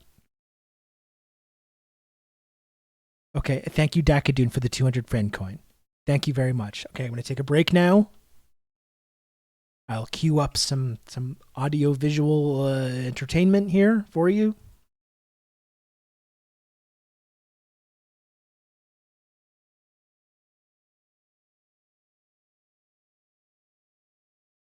And I will return in just a few moments.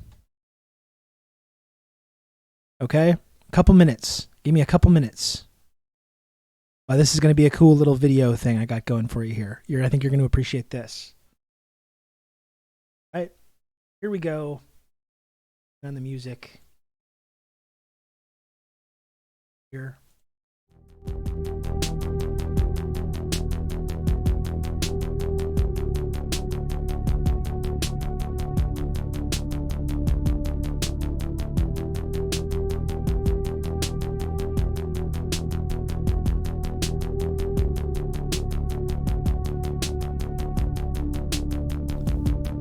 Okay.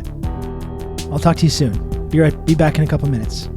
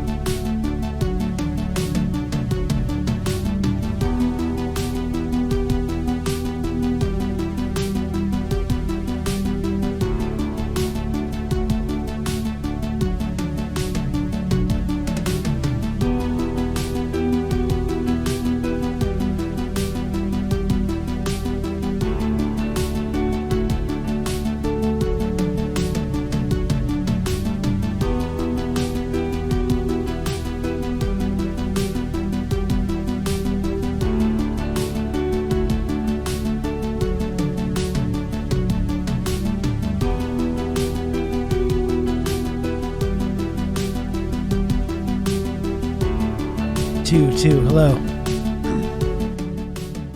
Oh, I'm back.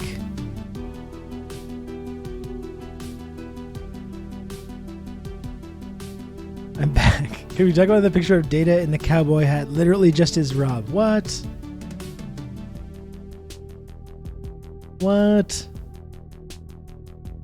It's not true. This looks nothing like me. People are really not happy about this, folks. Although I believe history will vindicate me. Oh, look, community member Alana. Trickle-down clout system working as intended.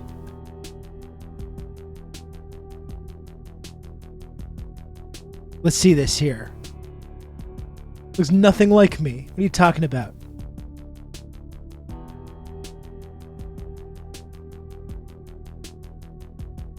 Sorry for interrupting the watch commercial. What a great episode of TNG, though.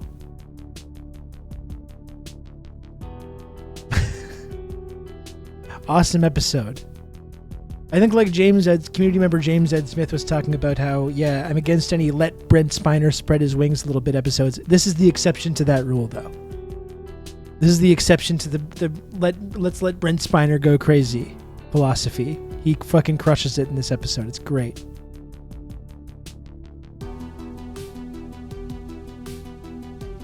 Double Rob on screen. That's not true. Come on.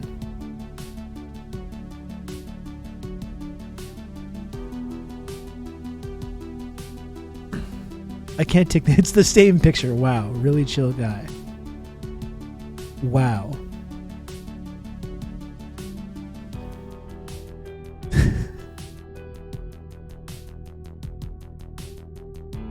Oh boy. Really chill guy. I'm sorry for my controversial statements reflecting poorly on our podcast, The Insurgents. I'm once again getting canceled. I'm getting canceled from all kinds of people who are very upset at my hurtful statements that I've made about liberal hero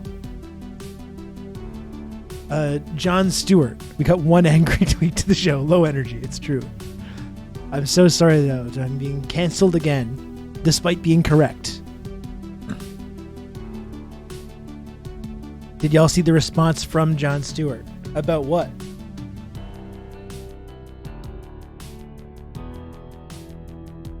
Did he respond to like the Jack Posobiec thing? You've done literal violence to Jon Stewart. Jon Stewart is literally neurodivergent and a minor. He's weighed in on Robgate. Is that true?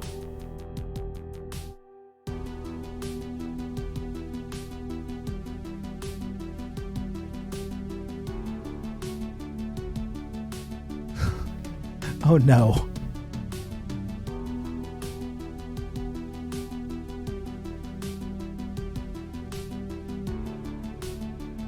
Oh, okay. Oh, chai bureaucrat. I was about to have a fucking panic attack. What are you doing? What are you doing, chai bureaucrat? I was freaked out there. Jesus Christ, sir. Oh my god.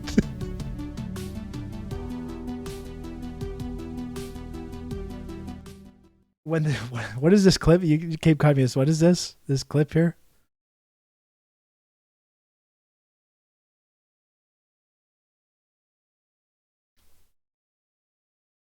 When the Democratic Party blames leftist wreckers. Jesus Christ, I almost fucking lost it there. You're all being so mean to Brandon. I'm trying to hold Brandon's hand. I'm really trying to hold Brandon's hand through this and bring shit, I opened it in the wrong window.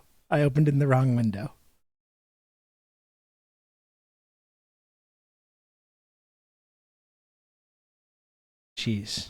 Professional streamer. You're all being so mean to Brandon. I'm trying to hold Brandon's hand. I'm really trying to hold Brandon's hand through this and bring him into the good pause face there as well.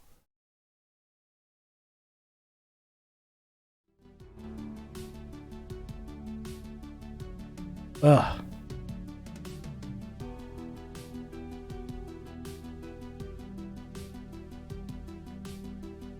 Brandon says, if I'm not wrong, I think you have two separate problems with John. The first is that he seems to only care about first responders getting health care. The second is that he has had a conversation with Posobiec. You know what? I'll just give you that second one. Thank you, Brandon. Thank you. Thank you for giving that to me. I appreciate that. I don't have any doubt that he thinks universal health care is a priority. Yes, he's focusing solely on a certain segment of the population. That does not betray a downstream belief of broader healthcare support for others. He's laid bare this much in multiple statements. Do you have a source for this claim? Has Jon Stewart ever said, I support Medicare for all? What was Jon Stewart's position on the Bernie campaign? Did he support that? Or does he view the Bernie people as being like one side of the extremist coin? You were ready for this, Brandon. You were ready for this. You had this all thought out and everything.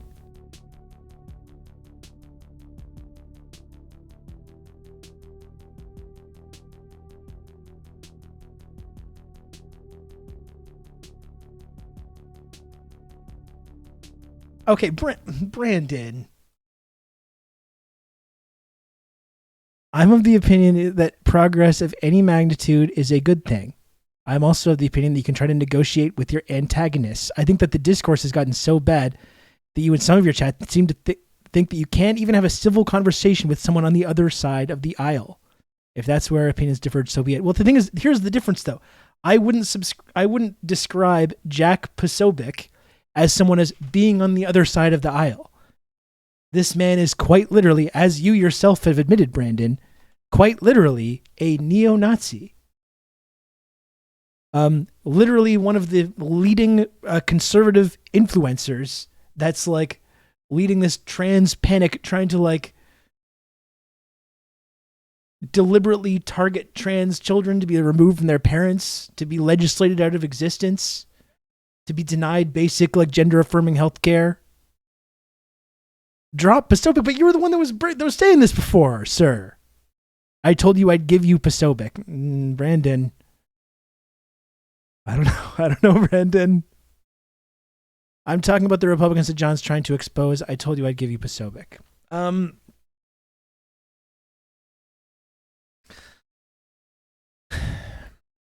Do we I know I promised that I would talk about the Jon Stewart thing, though. I feel like I did already basically address.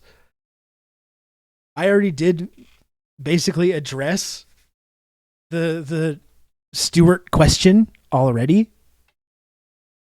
I felt like I devoted enough time to it that maybe we don't need to get into it. I did promise that we would. I did promise that I would devote a segment to it. That is true. You were fired from the podcast for being nasty. Oh my. Who is mad at you? Oh, thousands of people, Matt. Thousands of people. When I dared question Jon Stewart. I dared question Jon Stewart's like this, just pointing out this like sanctimonious liberal bullshit where he wraps himself in the flag and tries to be the ultimate troop respecter. I'm sorry, but I just find it annoying, the fact that these are the only people that Jon Stewart ever feels like sticking his neck out for, which I just find sanctimonious and annoying.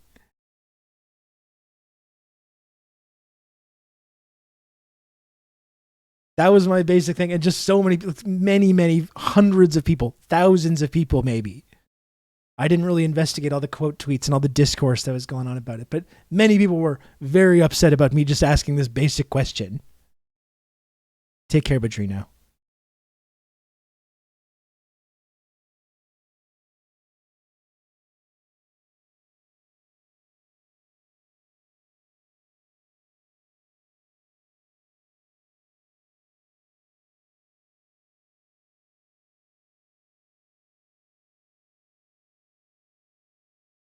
Brandon, here's what you sound like to me.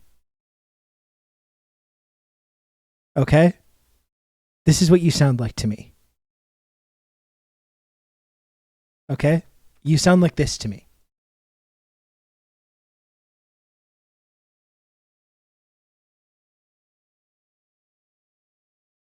I'm sorry to say.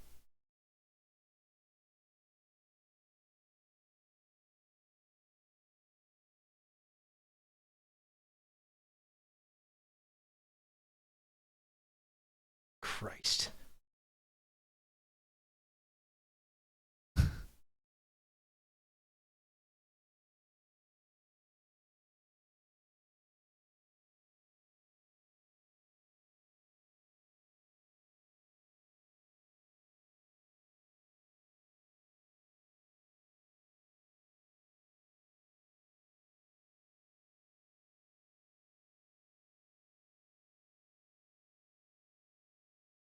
Here's this is the Jon Stewart ideology, and like Jon Stewart hanging out with Jack Posobiec is like a direct consequence of this.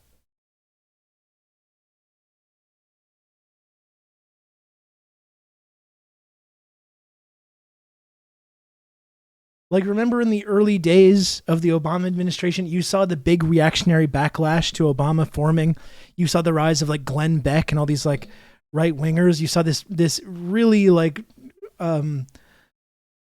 this racist backlash to Obama. The rise of the Tea Party. These like astroturfed movements. Which formed to ensure that Obama wouldn't be able to do like really anything at all. And as we've talked about before, Obama didn't really want to do all that much, of course, but it was still a scary moment to see the rise of this kind of like this right-wing reactionary backlash. And Jon Stewart in 2010, when he had a lot of cultural cultural cachet? Is that what you'd call that? He had a lot of cultural currency with which he could use to really like, try and carve out a sort of reaction to that. And this is what he did with it. Remember? The rally to restore sanity. The rally to restore sanity. It's both sides. Both sides need to calm down.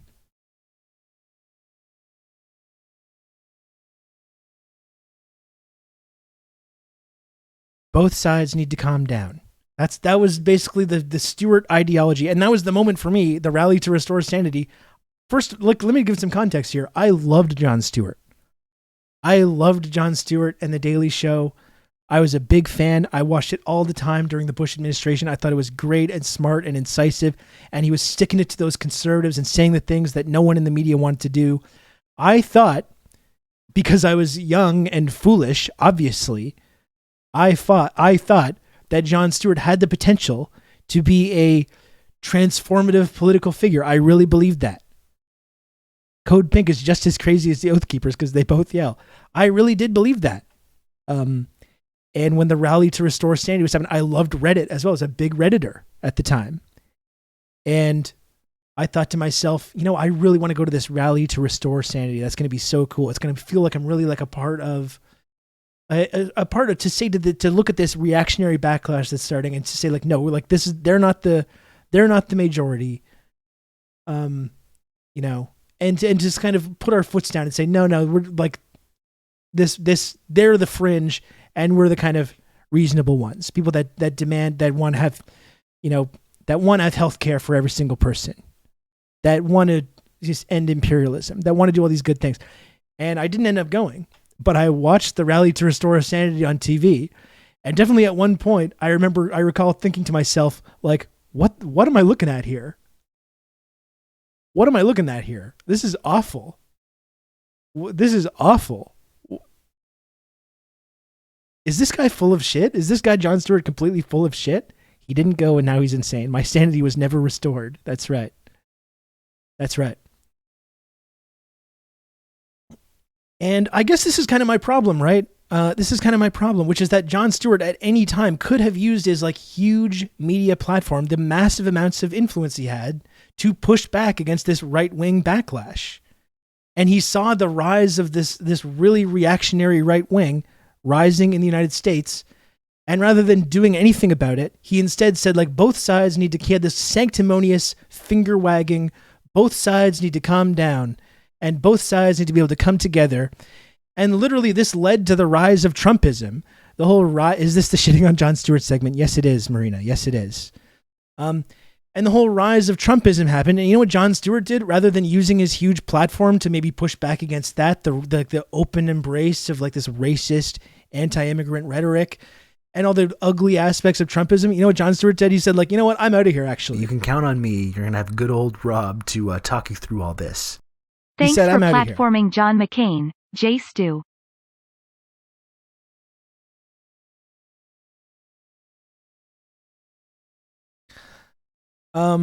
He literally just left. He just left, and all this massive right wing backlash that rose, that like completely under his nose, that he finger wagged at people on the left for being against, and for wanting to do something about it. He just took off. Jon Stewart is not your friend. He will not kiss you on the mouth. Sorry, and someone said something insightful that I wanted to read a few moments ago. From Lamport. The thing is, vets are not a certain segment of the population. It's not like asking for health care for poor communities. They're asking health care for vets because they're soldiers, and it's our patriotic duty to look after them. This is not going to kickstart a progressive movement by its core premise. No, it is not. No, it is not. Let's see if I can look at Jon Stewart's Rally to Restore Sanity speech.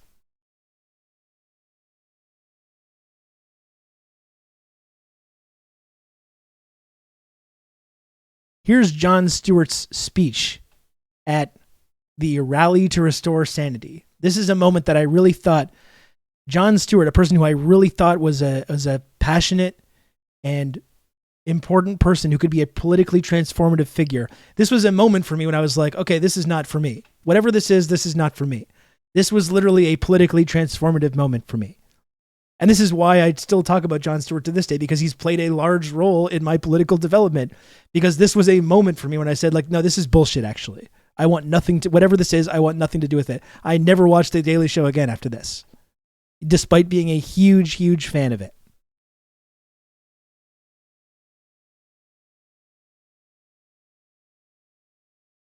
Rob, this feels more like a doubling down moment instead of the apology that was promised. 0 out of 10 streamer apologies. I'm sorry to hear that, Dr. Maggot. I apologize.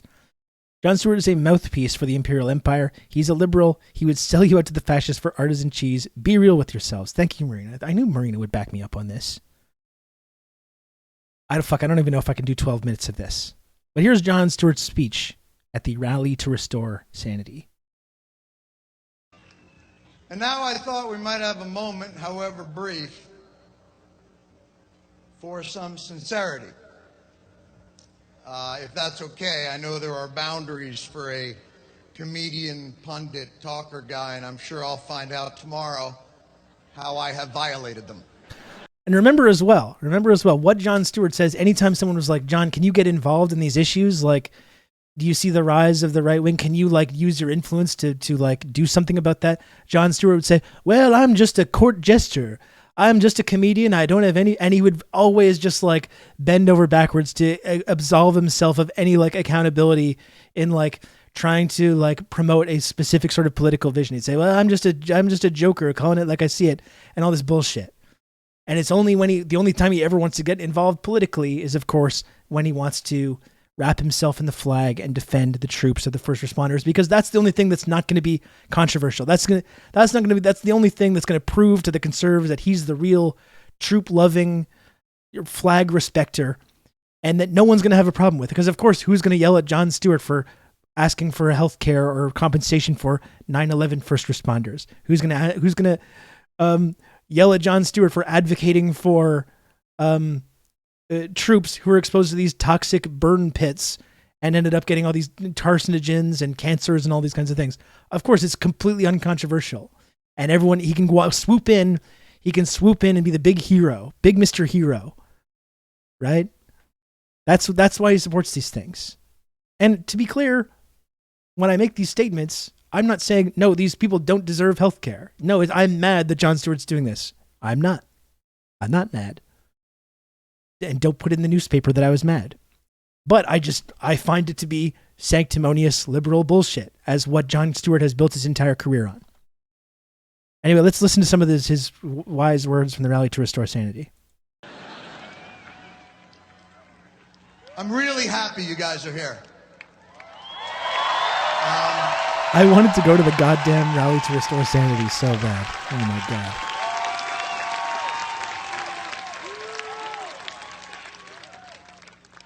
Even if none of us are really quite sure why we are here. Some of you may have seen today as a clarion call for action, or some of the hipper, more ironic cats as a clarion call for action. Clearly, some of you just wanted to see the Air and Space Museum and got royally screwed. And I'm sure a lot of you are just here to have a nice time, and I hope you did.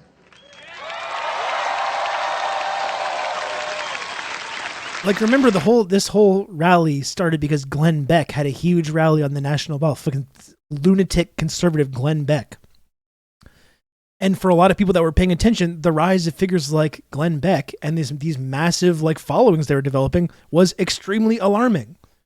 And people looked to Jon Stewart to say like, okay, we need to organize in the same level to show that like they're not going to be the new majority, right? It was really alarming to see people like Glenn Beck become these big successful figures with these big followings, big cult-like followings.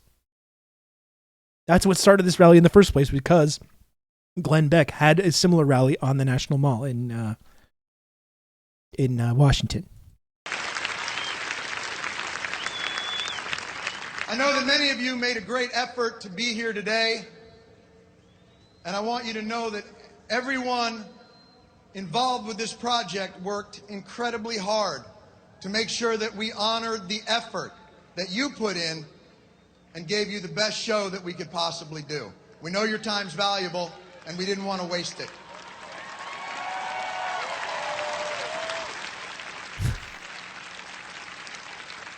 James, let me get to your comment here. Jon Stewart saw the intractable, grinding to a halt nature of the farce that is American democracy, and he thought he could just ask the ruling class to stop being puppets of capital.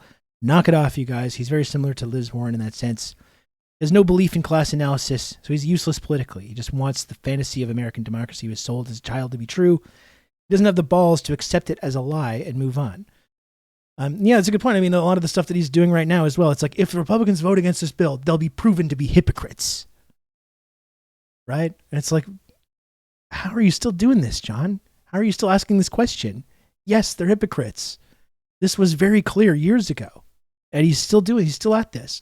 He still has faith in these institutions.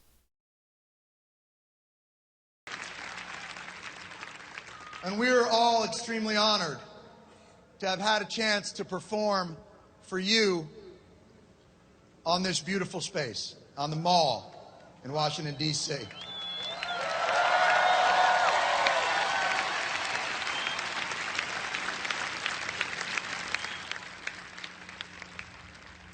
So, I don't know if I said thank you to Nick and Hislins 7 minutes ago. Did I? I don't remember anymore. My brain is really in a not a great state right now, in all honesty. But thank you very much, Nick and Hislins. The 13 months of Tier 1, 8 minutes ago. I'm starting to lose it a little bit, so apologies if my thanks are come a little bit too late.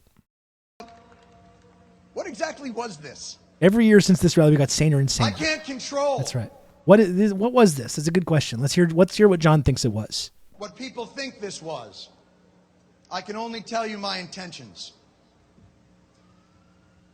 This was not a rally to ridicule people of faith or people of activism, or to look down our noses at the heartland or passionate argument, or to suggest that times are not difficult and that we have nothing to fear. They are, and we do. But we live now in hard times, not end times.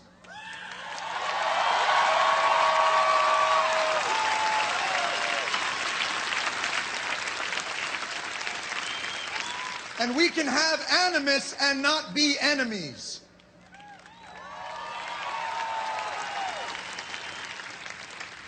But unfortunately, one of our main tools in delineating the two broke.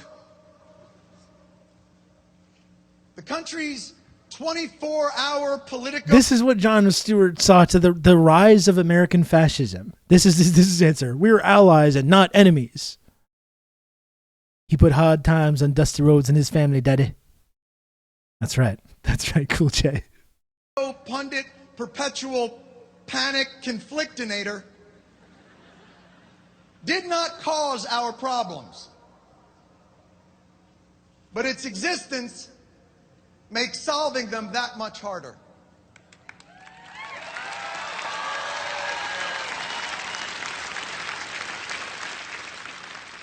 This was 2010, Arberlin, when Jon Stewart was relevant. The press can hold its magnifying glass up to our problems, bringing them into focus, illuminating issues heretofore unseen.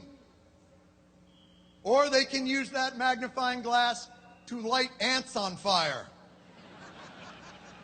And then perhaps host a week of shows on the sudden, unexpected, dangerous flaming ant epidemic.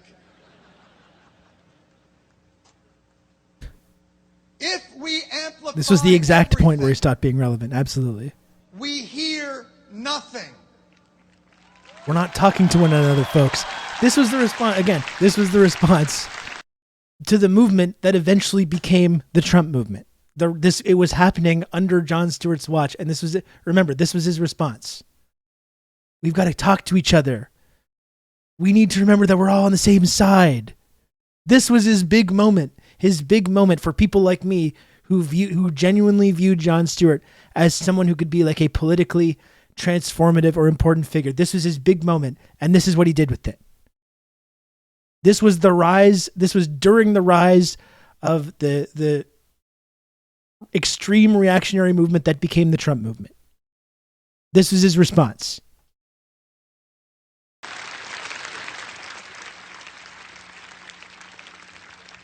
There are terrorists and racists and Stalinists and theocrats. But those are titles that must be earned. You must have the resume. Not being able to... The racists, the Stalinists, right? Just all those different extremists.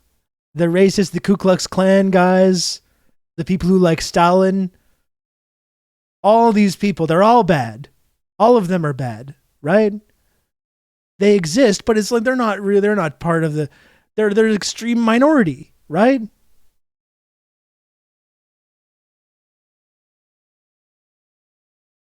To distinguish between real racists and Tea Partiers, or real bigots and Juan Williams or Rick Sanchez is an insult, not only to those people, but to the racists themselves who have put in the exhausting effort it takes to hate. He's defending the fucking Tea Party. There's a difference between real racists and the Tea Party. Here's the question. I've got something for you, John. Here's the question. Did this gut Jon Stewart any little head pats from these did any of these people say, you know what? You're right, sir. You're right. Thank you for just these kind words, literally defending the Tea Party and clearly outlining that it is not a racist movement. It has no racism whatsoever. He's literally, again, using this moment, the rise of this extreme reactionary movement. This is what he's doing with it. He's literally defending the Tea Party, defending all these people. And I was sitting here watching this. I'm sitting here in 2010 in my shitty apartment watching this, going like, what the fuck? I was like, this really like changed me. This changed me forever watching this speech. I was going like, what am I looking at here? Yeah, Annie, oddly, a lot of people in our generation, I don't know if you're part of my generation, I imagine you are, had the same experience though. And I did not watch The Daily Show again after watching this, even though I was a huge fan and I literally wanted to go to this event. Like I really wanted to. Amazing. And this is the Jon Stewart ideology, right? And we see the same thing. We see the same thing today. He's still doing the same shtick. This is what I'm referring to. This is the Jon Stewart ideology, and it's literally harmful. I know John wants to be seen as this hero or whatever who swoops in and protects the troops and the people that have like bled and sacrificed for capital and empire, and he wants to be seen uncritically, not controversial, and get these little head pats from the people that he rubs shoulders with as a multimillionaire.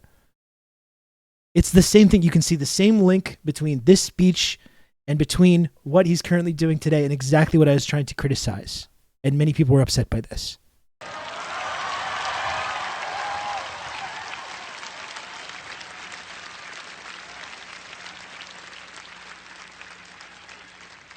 Just as the inability to distinguish terrorists from Muslims makes us less safe, not more.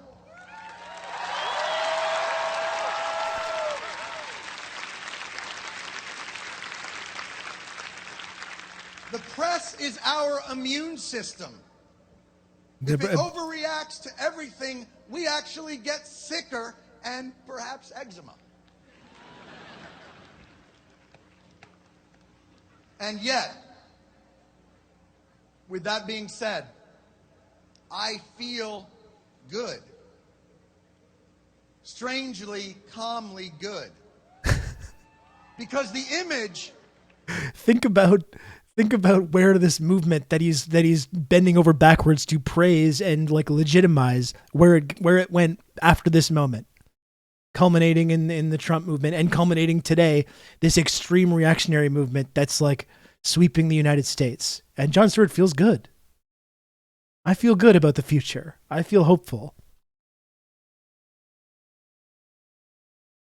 Of Americans that is reflected back to us by our political and media process is false. It is us through a funhouse mirror, and not the good kind that makes you look slim in the waist and maybe taller, but the kind where you have a giant forehead and an ass shaped like a month-old pumpkin. And the fucking one eyeball. Jokes. Jesus Christ. So why would we work together? Why would you reach across the aisle to a pumpkin-assed forehead eyeball monster? We got to reach across the aisle. Brandon, this is speaking right to you, right? True. This is what you're saying. Of course, our inability to solve problems would actually be quite sane and reasonable. Why would you work with Marxists actively subverting our Constitution, or racists and homophobes who see no one's humanity but their own?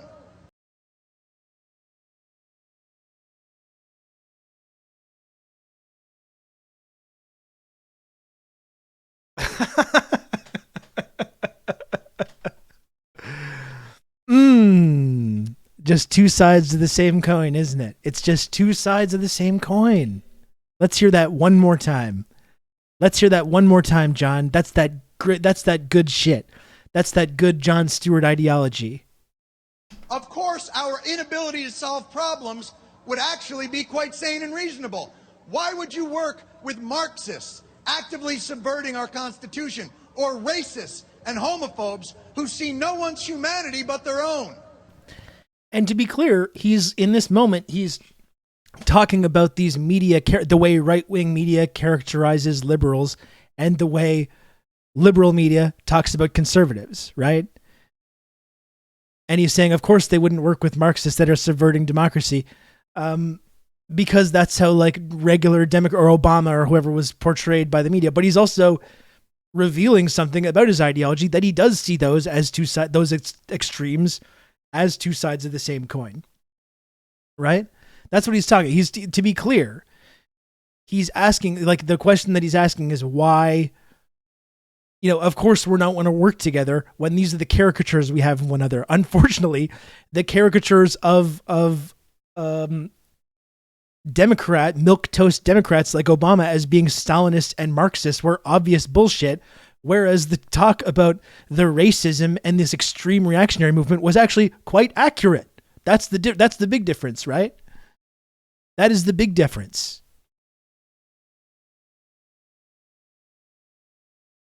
You know what I mean?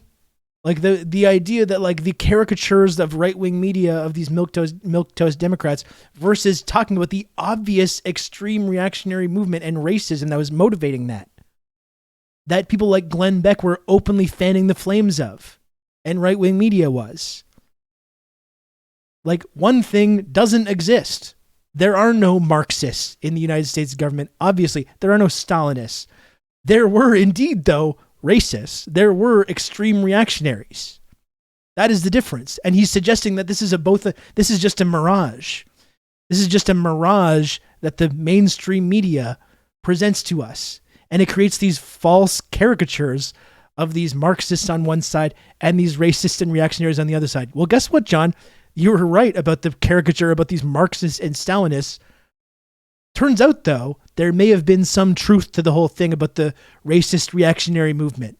Maybe there was actually something to that in retrospect. He's trying to... What's up, Sam? He's trying to cool the American partisan divide only so much that he can make money from both sides. He cares not at all about solving problems. Well, that's what I mean, Sam. It's like him and his buddy John Oliver, who's married to a Republican political operative. Right? You want to make sure that when you're rubbing elbows with all these rich fucks, when you're a multimillionaire comedian like this, you're not, rubbing anyone the wrong way. Or you're going to still get invited to all the same parties that you were going to before.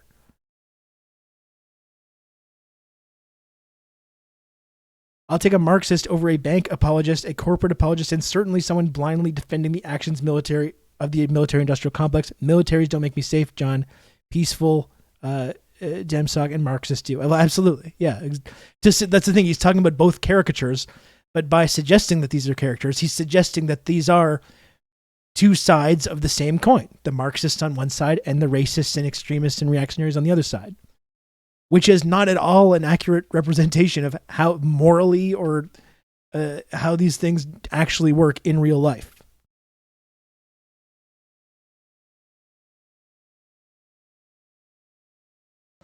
We hear every damn day about how fragile our country is, on the brink of catastrophe, torn by polarizing hate, and how it's a shame that we can't work together to get things done. But the truth is, we do. We work together to get things done every damn day.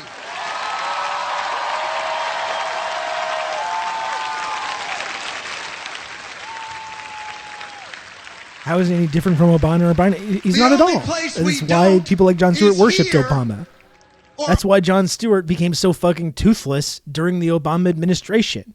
Because he didn't want to hold the Obama administration up to the same scrutiny that he did with Bush and all them. He didn't want to talk about Obama's foreign policy, disastrous, blood-drenched foreign policy, because that would have been a direct refutation of everything that he believes in.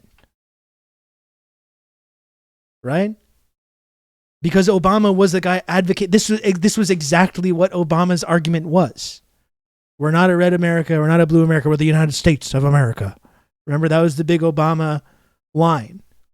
It's the exact same thing. That's why immediately after this moment, he became so completely toothless and irrelevant. Because he did not want to hold them up to the same scrutiny, hold Obama up to the same scrutiny. And his brother was the CEO of a parent company of the New York Stock Exchange.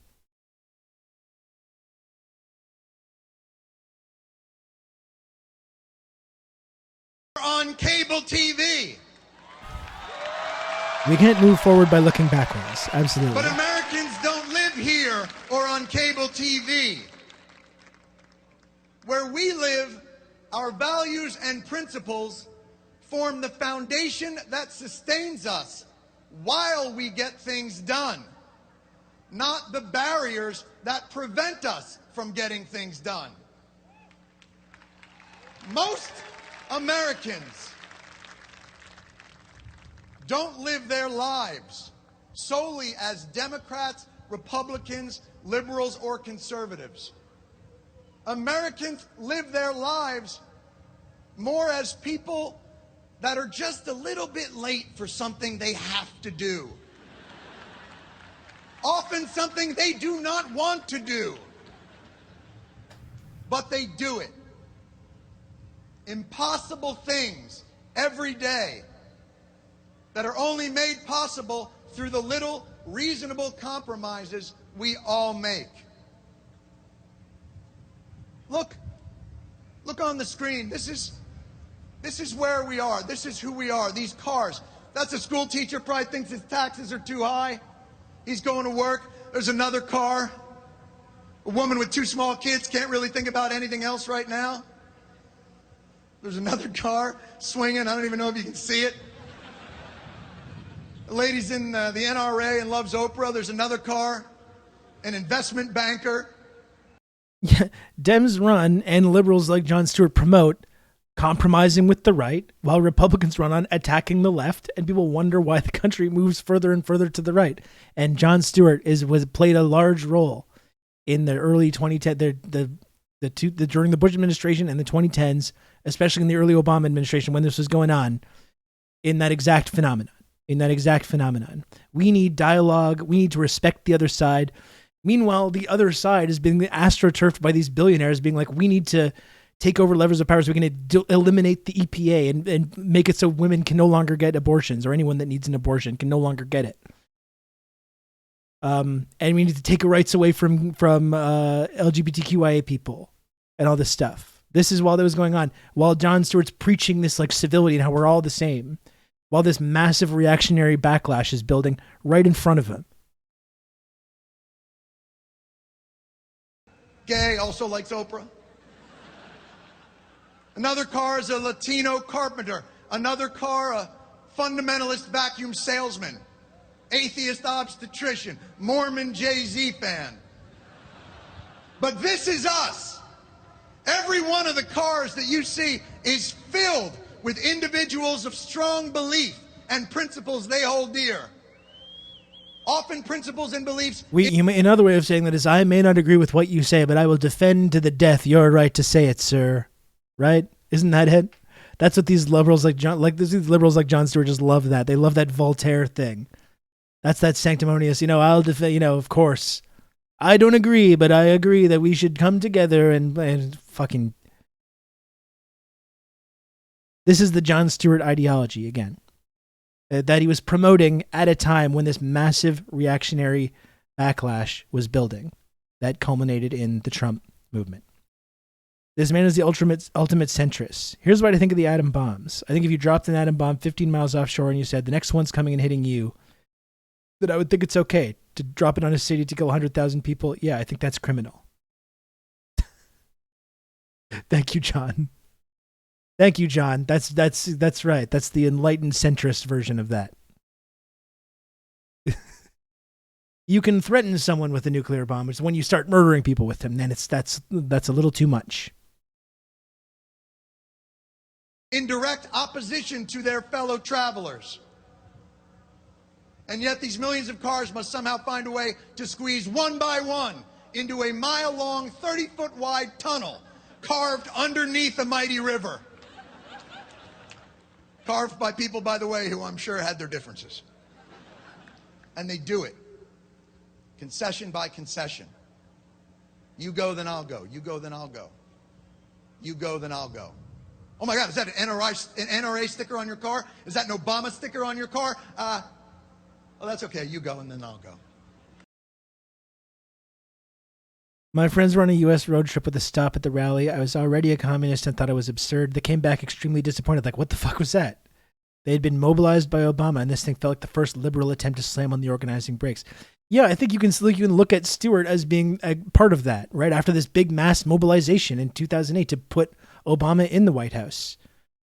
And then slamming on the brakes and dismantling all that organizing power and saying, okay, now we need to go back to working together. Now we have to go back to all being on the same side.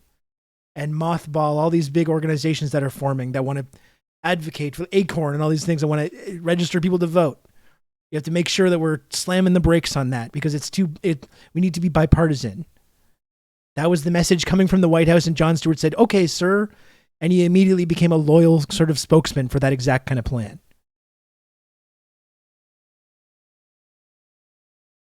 Okay, take care, Brendan. Take care. Oh man, Brandon gets after me all day to talk about this, and now I'm talking about now he has to go. You figure this out, folks. I don't know. And sure, at some point there will be a selfish jerk who zips up the shoulder and cuts in at the last minute. But that individual is rare, and he is scorned and not hired as an analyst. Americans are so fucking obsessed with pretending politics doesn't exist. Like, why do you have parties if you want them to just always agree on everything? I mean, exactly. I mean, that's the fundamental farce at the heart of this whole like two-party democracy or multi-party liberal democracy. What is the point of having parties if ultimately it's just you agree on everything and we're all on the same side? Politics is when you all agree with everything. That's right. You all just find a way to get it done. Famously, after this time, things really started getting done, even more and more. Sanity was restored to the country.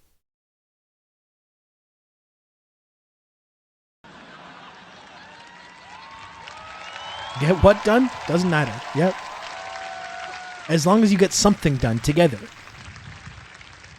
Because we know instinctively as a people that if we are to get through the darkness and back into the light, we have to work together. And the truth is, there will always be darkness. How did that go, by the way? And sometimes the light at the end of the tunnel isn't the promised land. Sometimes it's just New Jersey.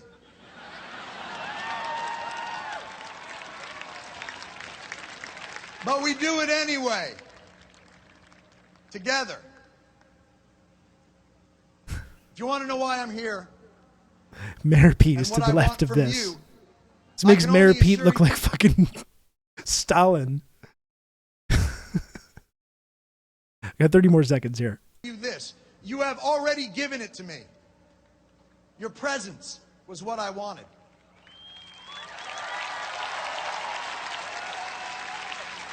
Every victory will be incomplete. It's absolutely like word for this is like the Obama doctrine. The Obama doctrine, like, and Jon Stewart, hand in hand. It's like it's completely inseparable. Managing expectations downwards. Sanity will always be and has always been in the eye of the beholder. And to see you here today and the kind of people that you are has restored mine. Thank you. Sanity restored. Thank you, John. Genuinely a politically transformative moment for me when I watched this. I distinctly remember sitting in my shitty apartment on Saint Dominic Street in Montreal in my weird back room that I like never left because I was like a hermit and had depression. And I was watching this and just going like, this is not for me. I want nothing to do with this, actually. Rob, I have to be honest, this does not make me feel less insane. I actually feel more insane as well. My sanity has not been restored at all.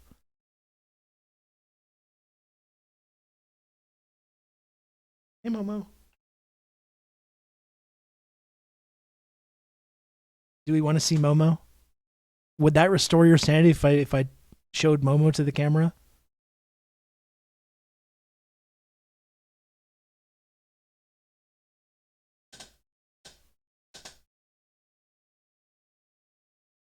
Really doesn't like this. It's okay. It's okay. She really does not like this.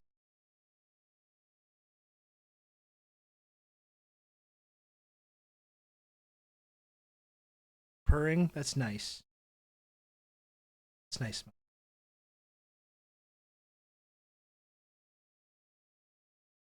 I don't think the noise gate is picking up the purring, which is purring very loud.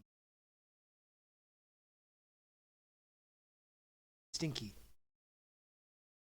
A little bit stinky in your litter box stream.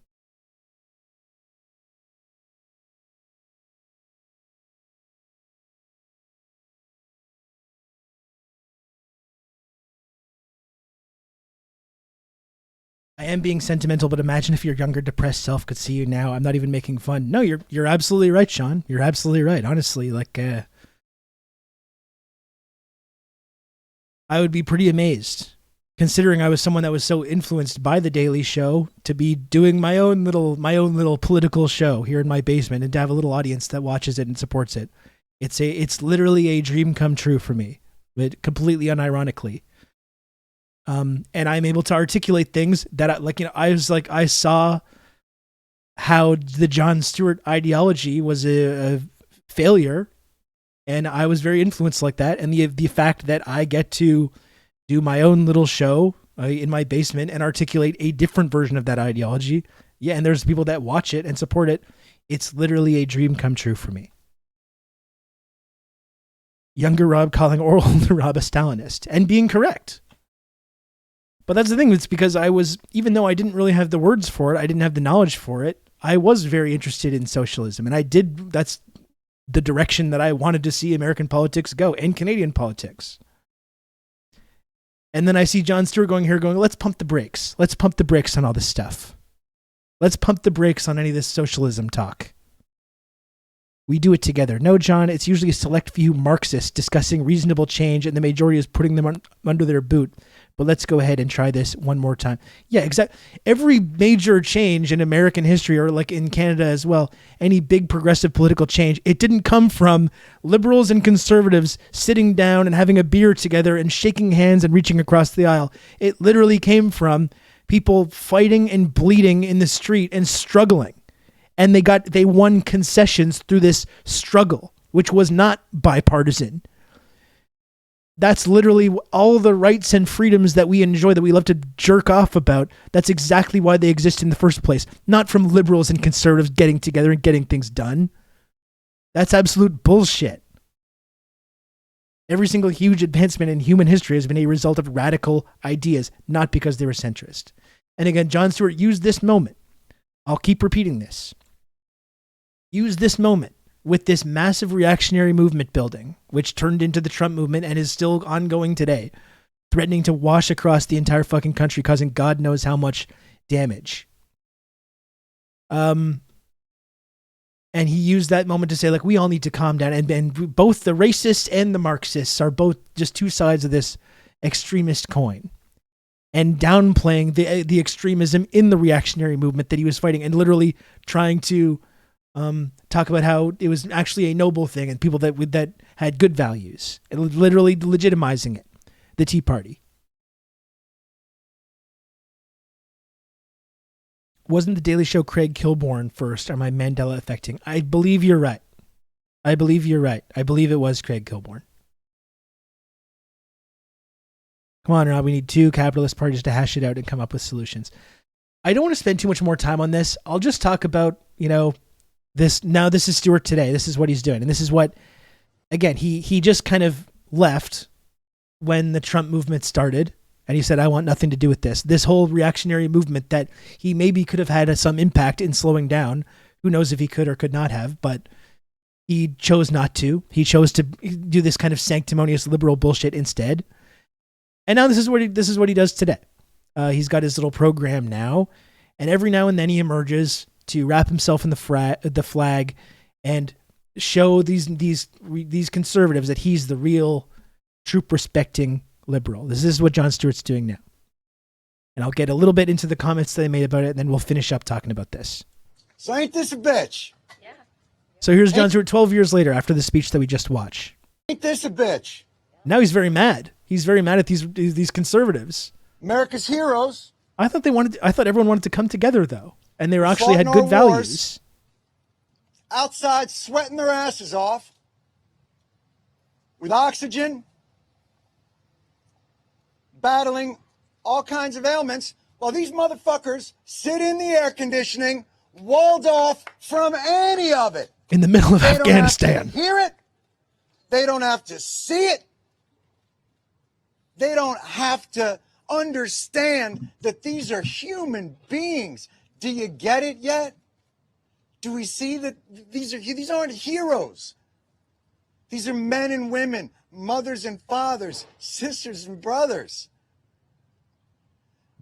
that we just let stand outside in the heat when they can't breathe. I'm going to read you something. This is beautiful. I'm going to read you something beautiful. You know what? I said a curse word, and I'm sorry about that. That was my fault. Let me say something beautiful. This is a tweet from Senator Rick Scott of Florida from yesterday. It's beautiful. And John, they don't give a about the shit. Cursing, and They let don't me give say a shit, something sir. Beautiful to make it up to you. I was honored to join the USO today and make care packages for our brave military members in gratitude of their sacrifice and service to our nation. And there's a beautiful picture. I wish you could see it. He's standing Chad with a little Burkhardt, package. you Did you get the motherfucker. package? I think it has M&Ms in it and some cookies and some moist towelettes. don't even know, honestly, I don't even know what to say. I've been coming down here 10, 15 years. I'm used to the hypocrisy. The thing is, he's so perplexed, right? He's just so perplexed. He's just perplexed at how they can be so hypocritical. We just listened to John's speech 10 years ago about what the spirit of bipartisanship and all this stuff and reaching across the aisle. And he's still 12 years later throwing his hands up in the air saying, what? What? What is happening here? Why aren't they working together? Guess what, John? They were never interested in that shit, sir. They were never interested in it. And when you had a moment of cultural currency that could have used to maybe do something about that, you fucking blew it. You blew it, sir. To get healthcare was first drone strike some random Arab's family in the Middle East. Yeah, exactly. When you get cancer for dropping white phosphorus on Iraqi teenagers and you need healthcare for that, Jon Stewart's going to have your back. This is the only time now he sees fit to get up and become a big political advocate. Christina Keene will tell you from VFW. She sat in an office with Mitch McConnell and a war veteran from Kentucky, and he looked that man in the eyes and he said, "We'll get it done." And he lied. You're telling me Mitch McConnell lied? Mitch McConnell yesterday flipped. He lied? What? I'm used to the lies. I'm used to the hypocrisy. Senator Pat Toomey won't take a meeting with the veterans groups. Huh? Sends out his chief of staff. I'm used to the cowardice. I've been here a long time. Senate's where accountability goes to die. These people don't care. They're never losing their jobs. They're never losing their health care. Pat Toomey didn't lose his job. He's walking away. God knows what kind of pot of gold he's stepping into. He just can't comprehend this hypocrisy. To lobby this government to shit on more people. I do remember John, the original Orange Man, John Boehner. I remember that. I'm starting to think these guys are up to no good. Yeah, thank you. Not used to the cruelty.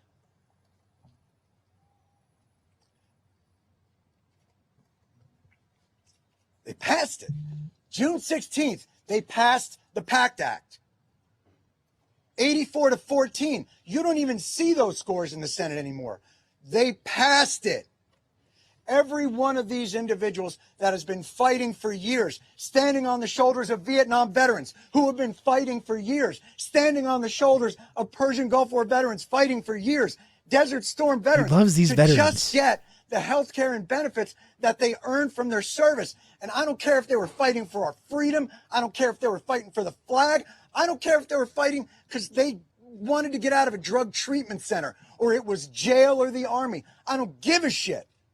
And notice how he didn't mention, I don't care if they're fighting as foot soldiers at the behest of capital to burn and murder innocent villagers and children.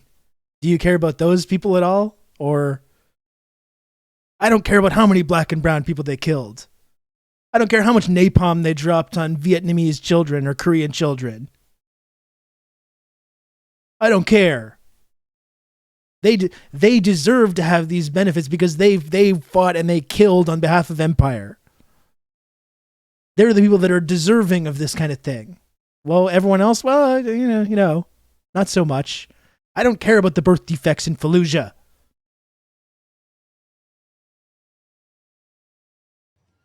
They lived up to their oath. And yesterday, they spit on it in abject cruelty. These people thought they could finally breathe. You think their struggles end because the PACT Act passes? All it means is they don't have to decide between their cancer drugs and their house. And Moiso, that's I think overall what you're saying there, blame the politicians for war soldiers are just serving their country. I understand that to an extent. And I've looked at a lot of interviews with Vietnam vets who just they genuinely had no fucking idea what America was doing in Vietnam, had no clue. And a lot of people get funneled into this military service at the behest of these politicians. I do get that.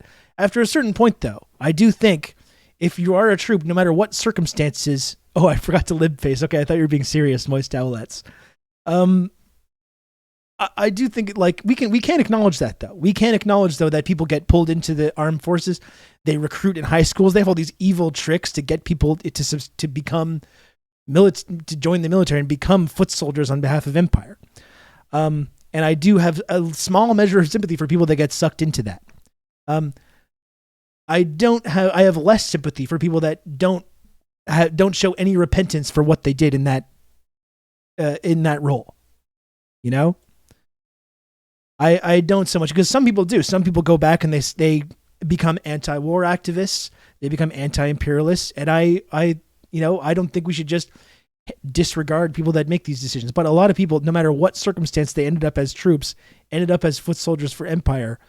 Many of these folks just signed up to go kill people too. That is also part of it. The idea that I don't want to have this idea that every single person that gets pulled into the military is some unsuspecting rube. Some people just sign up to go kill people and shoot people as well. And I have very little sympathy for those folks. Troops aren't heroes at best. They're duped into being villains and then quit as soon as the truth is clear. Saying that as a vet. Yeah. Thank you, Ben. Yeah.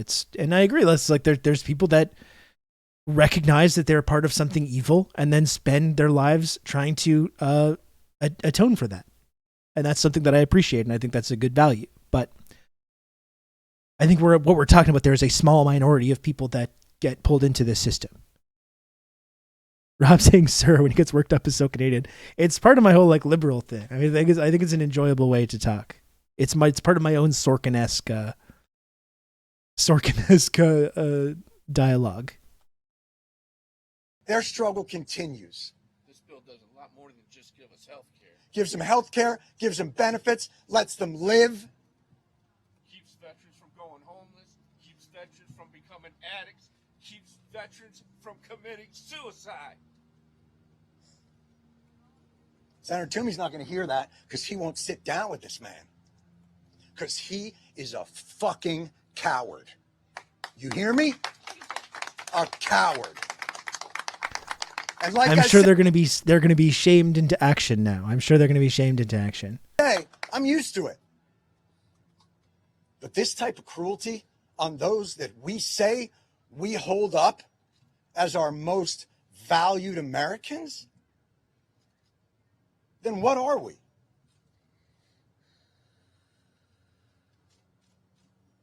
Pat Toomey stood up there, Patriot Pat Toomey, excuse me, I'm sorry. I want to give him his propers. I want to make sure that I give him his propers.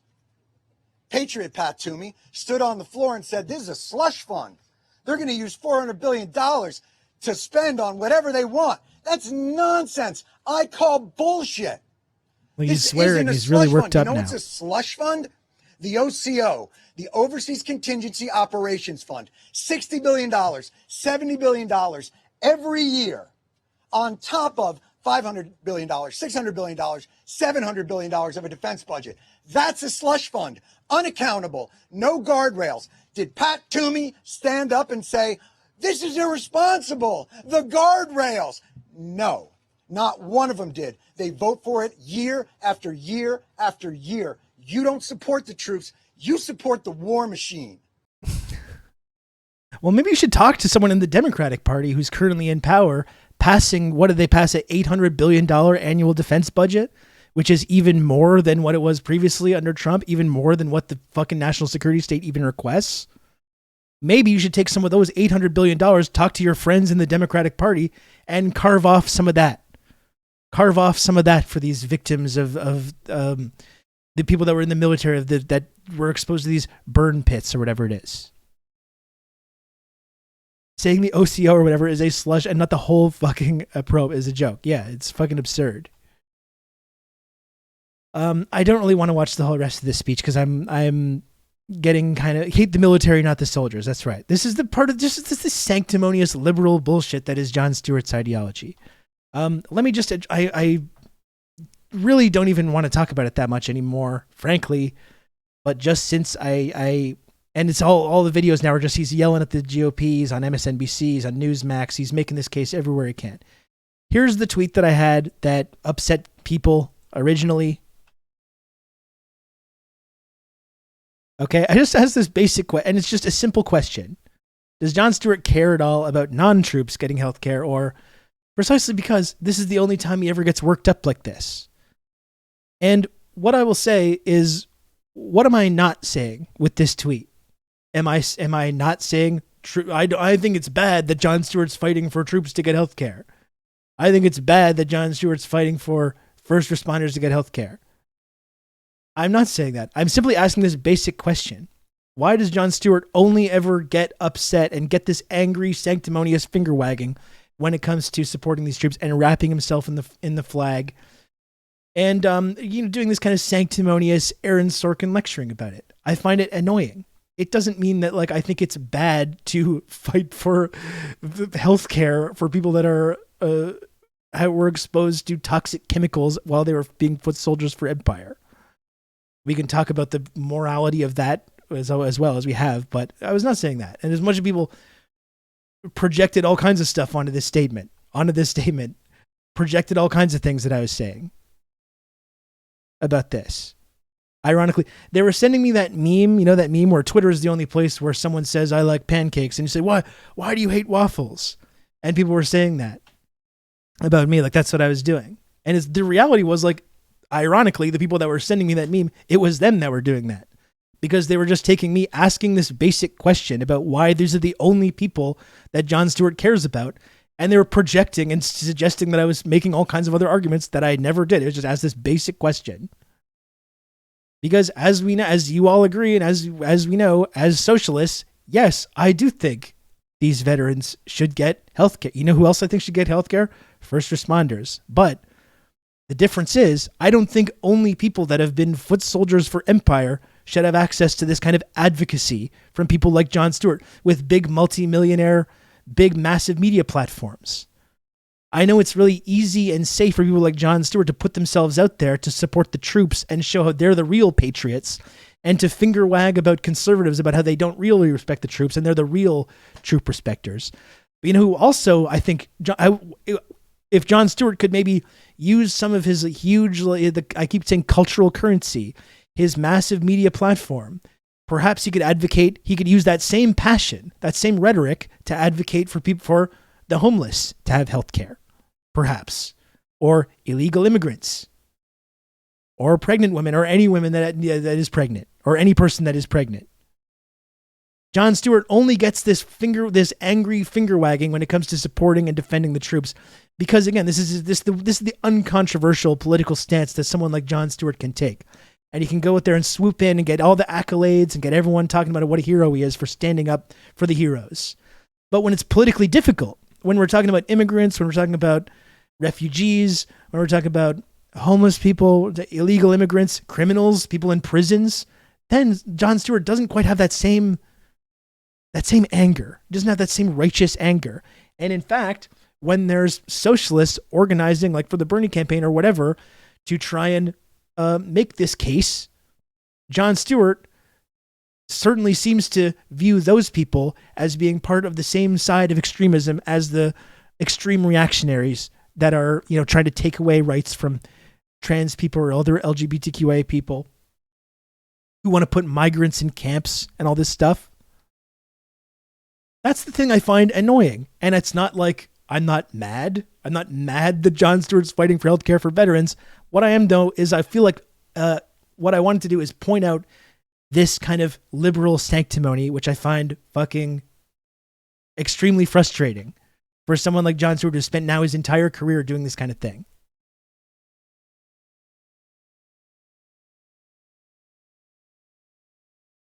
And in the ultimate example of the Jon Stewart ideology, because now this is the other thing that people were mad at last night, because I presented this screenshot of Jack Posobiec's tweet about Jon Stewart. The reason, frankly, that I couldn't share the actual video of Jack Posobiec is because I'm blocked by Jack Posobiec because he's a fucking loser. So people were very upset that I shared this out of context screenshot. I was doing disinformatia against Jon Stewart, and people were pointing out in the chat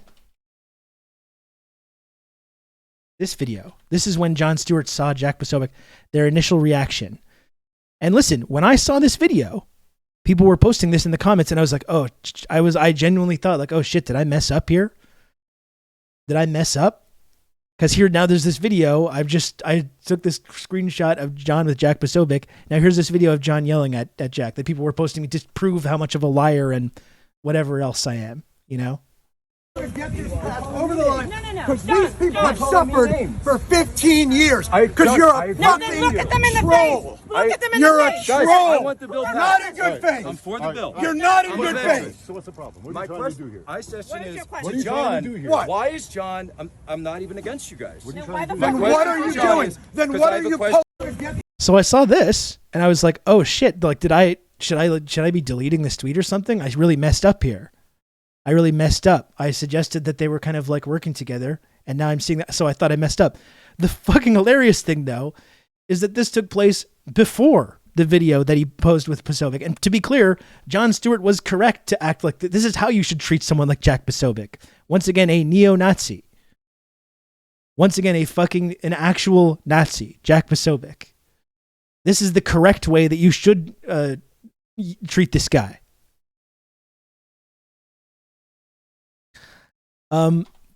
And because it's Jon Stewart and he believes in reaching across the aisle and toning down the insanity and working with people even that he disagrees with.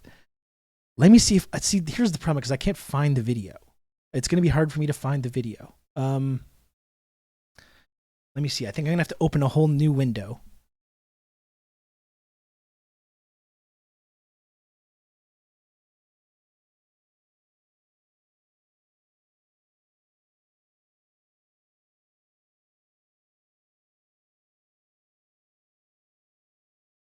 And look, pinned tweet on Jack Posobiec, neo-Nazi Jack Posobiec's Twitter page right now. Let me see if I can open this in a private browser. Window capture, add source, new source, window capture 3, window. Okay, here it is. Here it is. So this is after. Because I was alarmed. I was like, oh shit, I think I fucked up here because I shared this thing of Jon Stewart. And now I see that he was like yelling at Posobiec. I think I messed up. And this is what happened after that moment that we just watched. After he yelled at Posobiec.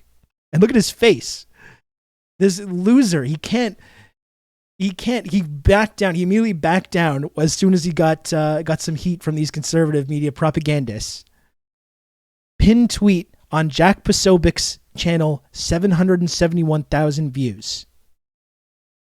Here's enlightened centrist Jon Stewart. And again, this is the pinnacle of the Jon Stewart ideology. The exact same thing that he was talking about at the goddamn rally to restore sanity 12 years ago. He still believes in it, folks, even though you can tell he's fucking up. He looks like a schmuck. Look at this. This is Jack Posobiec. I'm here with Tim Jensen of Grunstyle, and hello. Jon Stewart is also here. Jon Stewart and I have decided to come to agreement. Have we not, John? Yes, sir. I lost my temper a little bit. I felt like I was being trolled, and I realized that the important thing is you just got to get this done for these guys and get them over the finish line to get the health care they need. We're at 98%. Let's get it over the last 2%. Please. Is that fair? Fair. You shake on it? So people were so incensed that I shared this screenshot and saying, you're lying about what happened. You're doing disinformation. You're suggesting they were like hanging out when clearly Jon Stewart was angrily yelling at them. This was after this. Can we shake on it? We're on the same page. Yes. There we go. And people were so fucking angry at me over this and still are.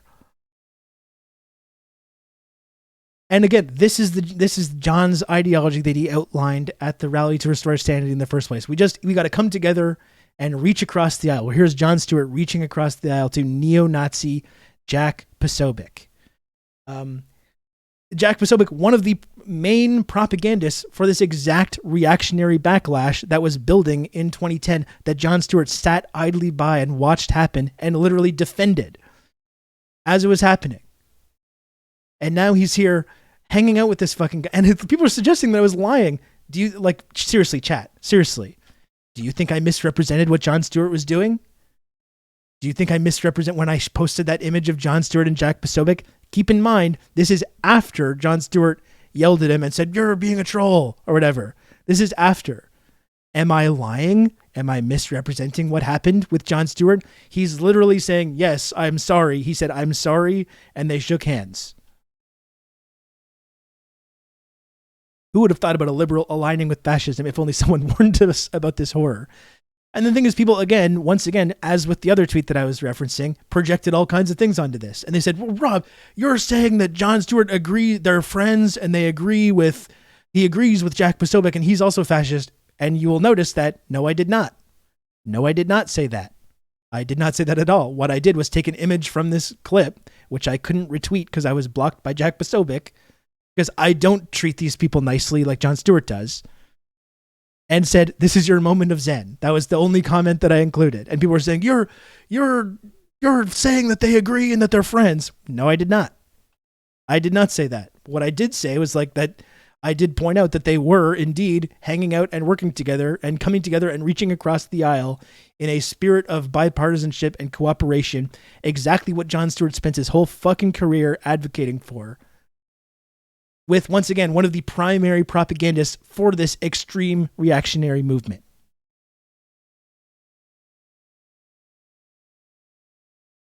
And like our friend Brandon was saying in the chat, you think Jon Stewart should have just said, like, "Go away"? Yes, I do.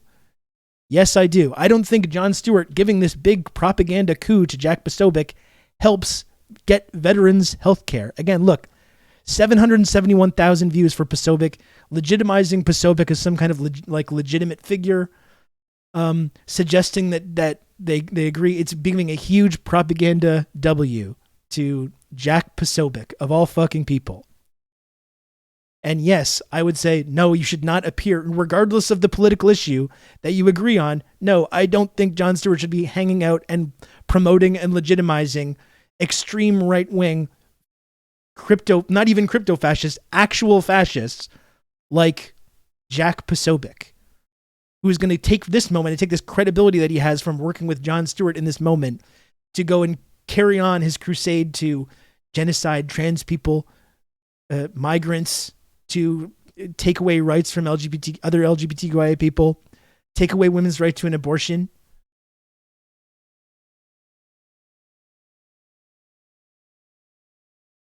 And it's funny how these people, and this is it, Ben. Funnily enough, with Jon Stewart, you'll see him reach across the aisle to someone like Jack Posobiec. It's funny how these people don't do this. Look how civil I am with someone I disagree with communists. That's right. You don't see Jon Stewart going down to DSA meetings or meeting with people that he would describe as Marxists or Stalinists. That's too extreme. It's probably too extreme for Jon Stewart even to talk to someone like Chelsea Manning. He would probably view Chelsea Manning as some kind of traitor to the troops. Right? Race War, brought to you by Jon Stewart.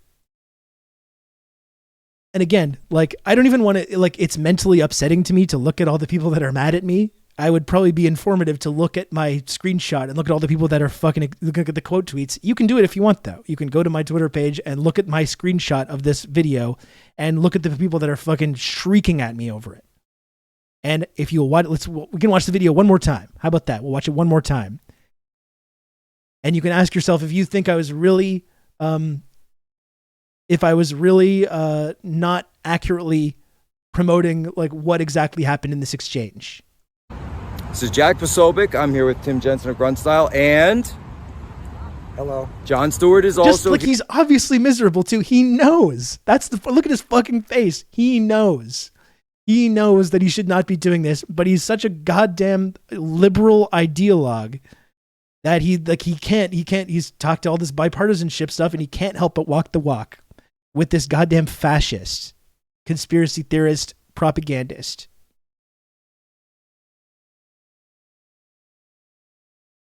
Just be addicted. And he was, like Ben, he yelled at Posobiec and he was correct to do so. And you know what? If Jon Stewart had yelled at Jack Posobiec and told him to fuck himself, I would be sitting here right now saying, good job, Jon Stewart. You've done it. I agree with that. I may not agree with you about everything, but I agree that that's exactly how you treat a fascist troll like Posobiec. Look at his face. He knows, but he's got to do this performative liberal reach across the aisle bullshit. Because that's his ideology that he's preached to everybody, that he stood up on that stage at the Rally to Restore Sanity in 2010 and preached to everyone. And if he didn't do it, he would be not following through on his precious liberal Voltaire-ass values. Here, Jon Stewart and I have decided to come to agreement. Have we not, John? Yes, sir. I Yes, lost my sir. temper a little bit. I felt like I was being trolled. And I realized that the important thing is you just got to get this done for these guys and get them over the finish line to get the health care they need. We're at 98%. Let's get it over the last 2%. Please. Is that fair? Fair. You shake on it? What the fuck does making this video with Posobiec actually do to promote this bill passing? How does that help? How does that help this bill pass in the first place? What is being accomplished with this?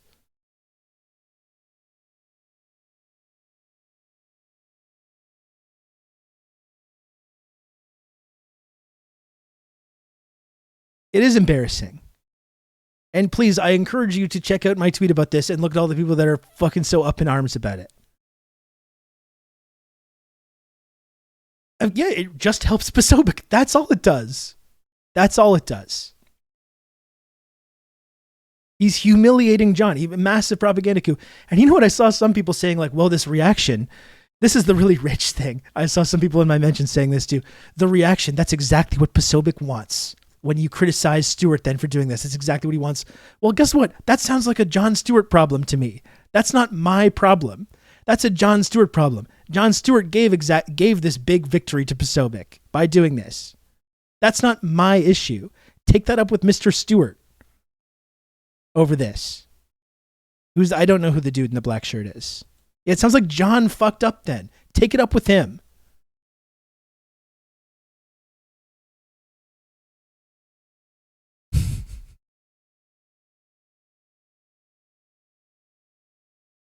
It's his own fault for letting himself get cucked. Exactly. That sounds like a Jon Stewart problem to me. That's not a Rob Rousseau problem. What's being accomplished is that the right are showing their guys that the liberal elites will bend to their will. Yes, they will.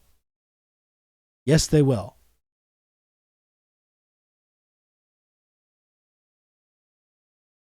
Fun fact, my Scandinavian country has phenomenally gigantic problems with racism, and we have 2 actual fascist Nazi parties in our parliament. And the reason it got this bad, useless, spineless, liberal morons like Jon Stewart insisting on being civil with literal fucking Nazis. And this has happened time and time again throughout history.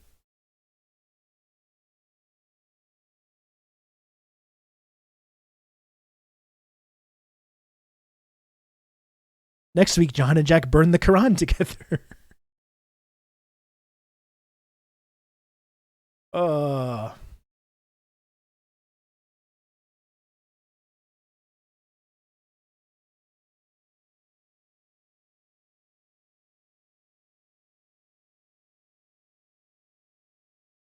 So this is the big thing that people were up in arms about. The fact that I took a screenshot from this tweet, which I would have done the exact same tweet and just shared the fucking video if I was not blocked by Jack Posobiec, because I don't treat people like Jack Posobiec with civility. I would have just shared the video, which is incredibly damning. And people were suggesting that I'm doing disinformatia or whatever, or I'm lying about what happened.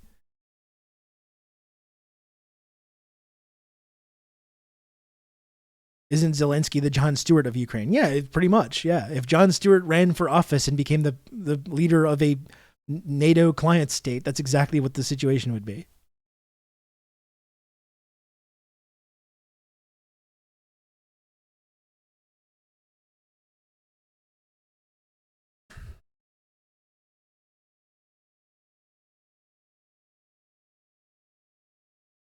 That's that. That's the problem with Jon Stewart.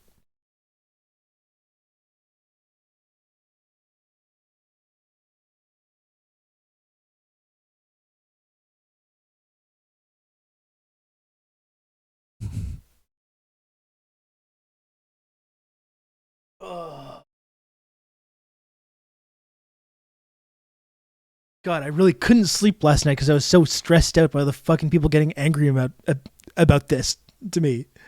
Saying all kinds of mean and hurtful things to me over this. to defend Jon Stewart of all people. And to be clear, in case anyone is not sure about this, I hope that this bill does pass. I hope that people that were exposed to these toxic burn pits while they were part of the U.S. military fighting these wars do get the help that they need. But I have a big problem with Jon Stewart's sanctimonious liberal bullshit, the way that he only ever seems to support, people that have acted as foot soldiers for empire and will only stick his neck out for them and won't stick out for anyone as soon as it becomes controversial, and will make alliances with people like Jack Posobiec, but won't do so with people that he would view as like Marxists or extremists or Stalinists or whatever. More healthcare is good. Jon Stewart only caring about vets is bad. Yeah. And I'm just tired of the sanctimonious, finger-wagging liberal bullshit and all the Voltaire, defend to the death your right to say it bipartisanship that Jon Stewart has promoted for his entire career. It's fucking annoying.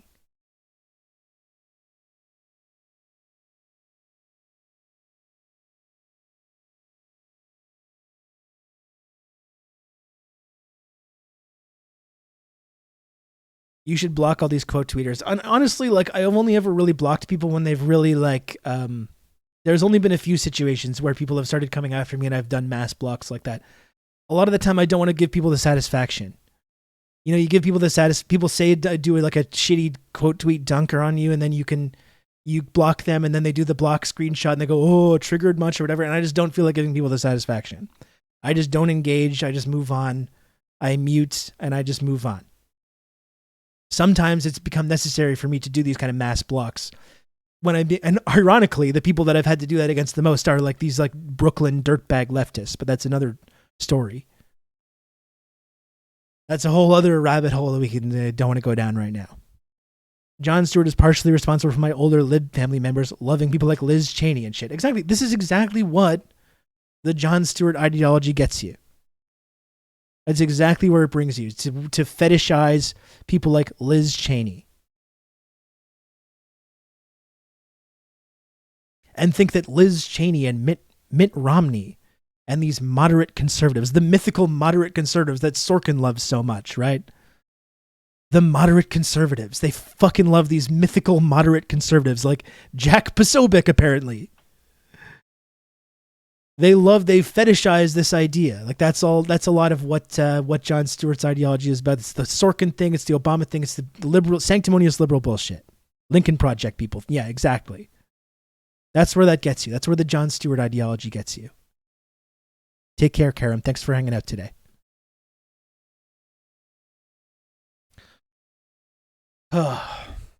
Is there a Pelosi update?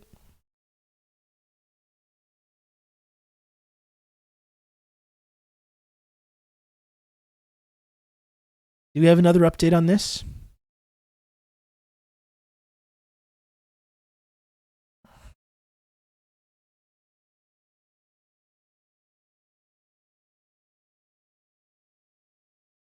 Was having margs with the girls. There's the Jon Stewart segment. I fucking avoided it all day, and here we go. We did a Jon Stewart segment. I hope it was productive for everyone. I think it was a little bit productive.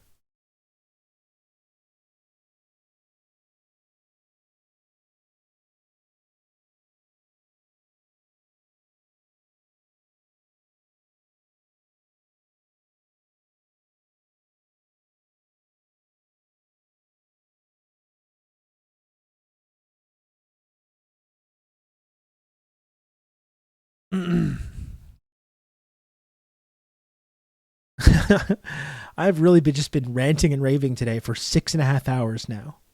For 6.5 hours. And by the way, probably time to do another little call to action for anyone that's watching this stream that has enjoyed my ranting and raving about Jon Stewart or about Taiwan or China or any of this stuff.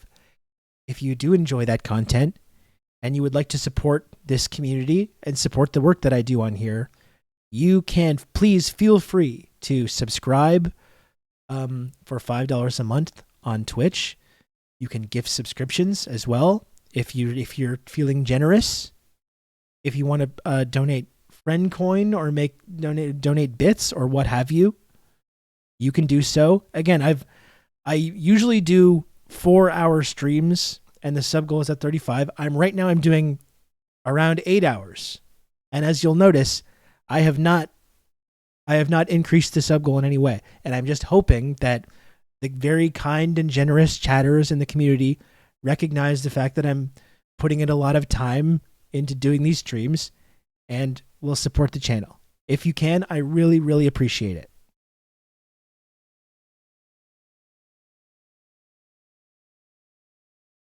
It's very, very helpful.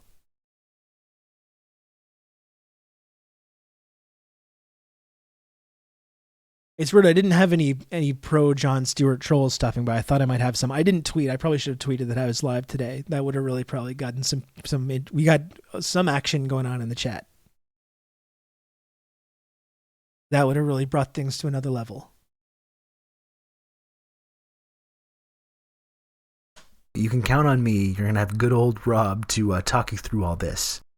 Thank you, Lodane, for gifting. Lodane, you don't have to gift subs, but I appreciate it. Thank you for gifting a sub to Sam. Thank you, Lodane.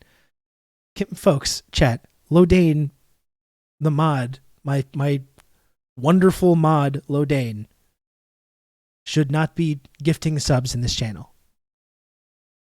I miss Sam and wanted to. Okay, fine, Lodane. Fine. Has Rob talked about Jon Stewart? Milton Nasty Mento. I just finished. Literally about. You can count on me. You're gonna have good old ago. Rob to talk you through all this. Finished doing my Jon Stewart segment. Thank you very much, G Cluppy. Thank you for gifting a sub to Chai Bureaucrat. I really appreciate that.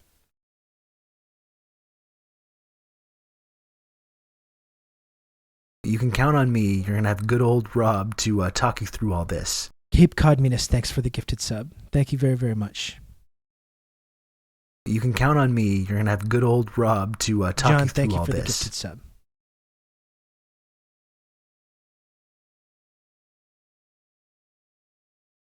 By the way, I have a bone to pick with you. I spend so much time here. I'll make leftist commie jokes in other chats, and I'll just get question marks and looks. So thank you for that. Hell yeah. Hell yeah. That shows that we're doing it right over here.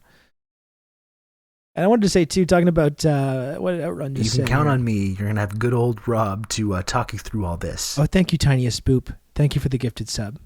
Tiniest Boop, I appreciate it. What did Outrun just say? I was really losing steam about 3 hours ago, and I somehow found a second wind. I have to try and get a good night's sleep tonight, though, or I'm going to be absolutely fucked tomorrow. If Brandon comes back in and reforces the subscription because that MF ran us in circles today. I mean, I agree that we should force a subscription. I also like, even though I can understand why it's like annoying and distracting, I do find it like somewhat valuable for me to be able to articulate these arguments in these kinds of situations to people that are like not receptive. Like I know many people in the chat are very receptive to these ideas. I consider it kind of a challenge to try and open people's minds that are very like adamant that they don't want to think about some of these things when it comes to China, the Soviet Union, or anything like that. I do find it kind of a challenge to try and like get across these ideas to people that are more hesitant about it. So I do understand that it's kind of like annoying and distracting and derailing, but I do find it personally kind of like an interesting challenge to try as best I can to articulate count on me. These things. You're gonna have good old Rob to talk you through all this. Thank you, Dakadoon, for the gifted sub. I really appreciate it. Thank you.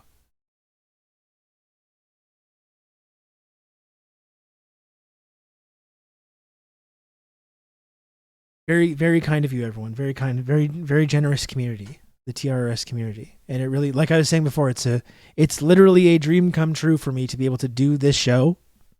And the fact that people are out there and supporting it, it means a whole lot to me to have this opportunity. Been loving the Jon Stewart tweets. Well, at least some people have. Many people have not been loving them, but I am glad that some people enjoy the precious liberal icon Jon Stewart being taken down a peg.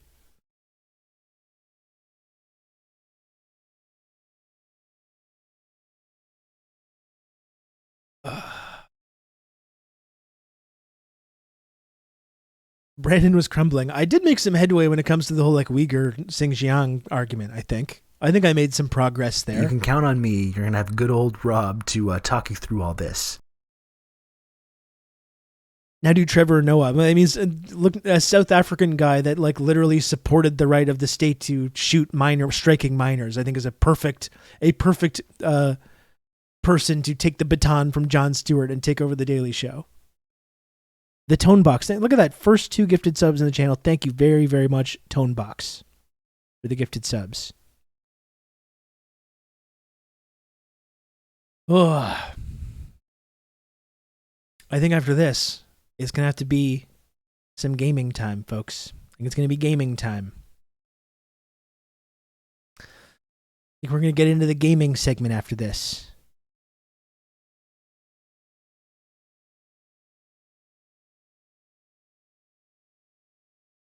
I think I have to make a confession. I enjoy John Oliver's show. I mean, I've enjoyed John Oliver's content sometimes too. I think sometimes they do segments that are valuable, but I think it's also important to see the ways that is lacking as well. That the John Oliver analysis, and to talk about the ways that John Oliver, again, married to a Bush era Republican operative. So for all the sanctimonious liberal bullshit we hear from Jon Stewart about Bush and about conservatives, he literally lives with a Republican political operative that works every day trying to ensure that more conservatives and more Republicans have more political reach across the United States government.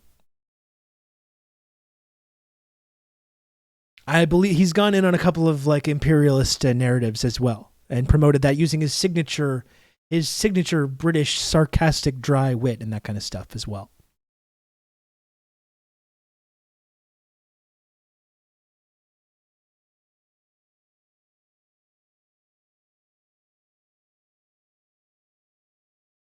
Smug jokes being delivered while also being absolutely wrong about imperialism takes all the wind out of me. Yeah, and being married to conservative political operatives.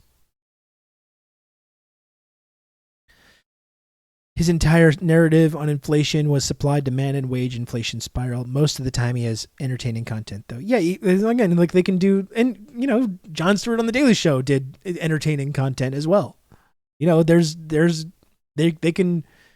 As with most liberals, sometimes they'll be able to successfully articulate use the certain computer ideas. to mark up the size of the account.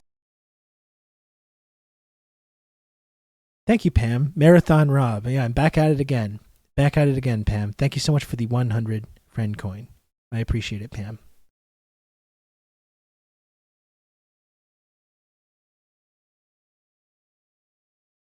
This is a good point too, Lodane. It's convos like this that I watched happen in Twitch Discord chat about 3-4 years ago that educated me about this stuff, e.g. the Holodomor. Even if we don't make headway with the Brandons of the world, we might make some with the Lodanes. Exactly. Like when I was getting into that back and forth with Brandon, even though he seemed pretty steadfast in his unwillingness to kind of go down this road.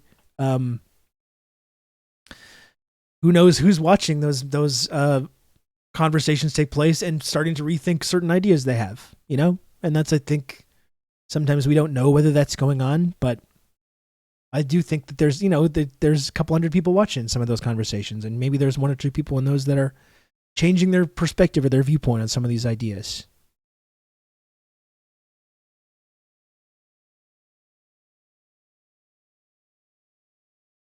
Both wives of Oliver and Stewart are Bush era Republicans. Is that true? I didn't know Stewart. I don't know what Jon Stewart's wife is about, even though, like we were saying, his brother is the former president of the New York Stock Exchange.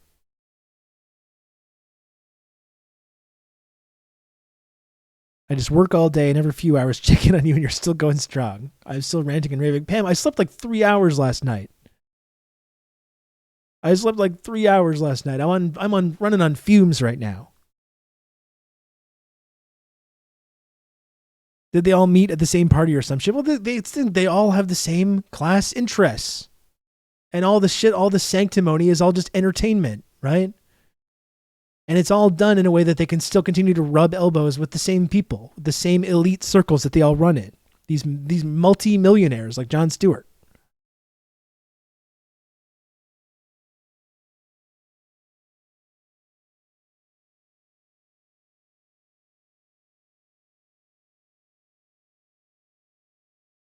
Oh, you know what?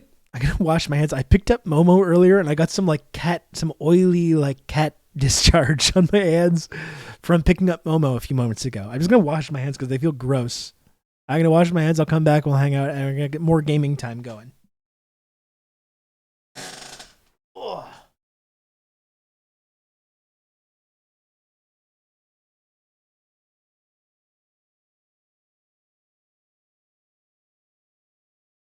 You can count on me. You're gonna have good old Rob to talk you through all this.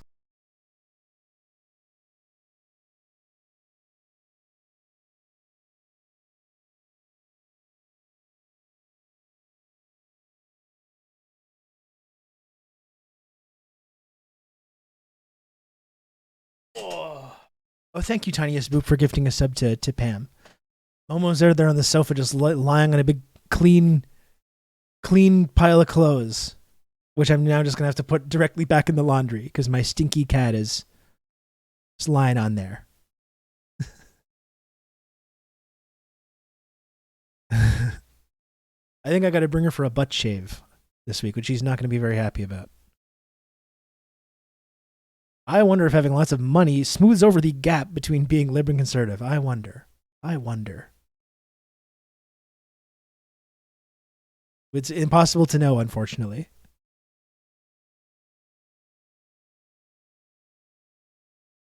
Oh man, what a day. I've just been hooting and hollering all day today, aren't I?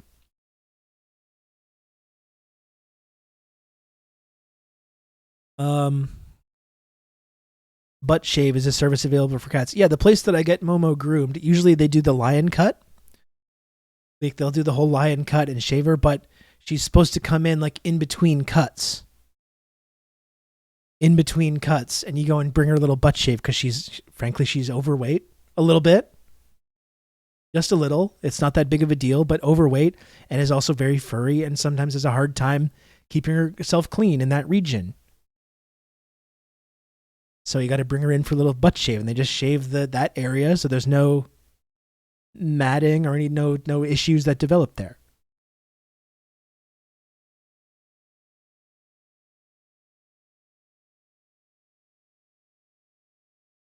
We have a problem with idolizing people to an unhealthy point, which I would never do except for Rob Rousseau. Thank you, my homie Tutaro. That's a big part of it, right? The celeb worship. We fetishize the fucking celebs so much.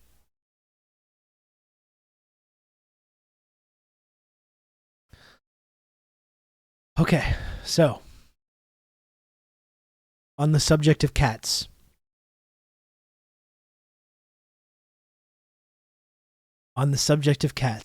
Perhaps it is now time.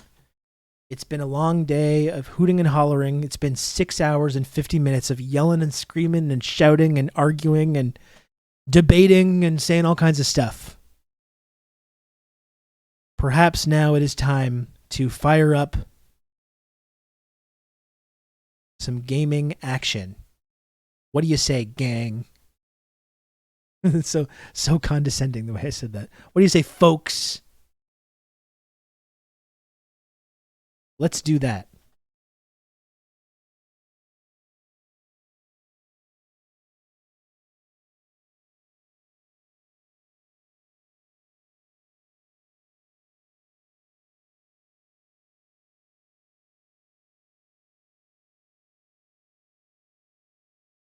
Change the category.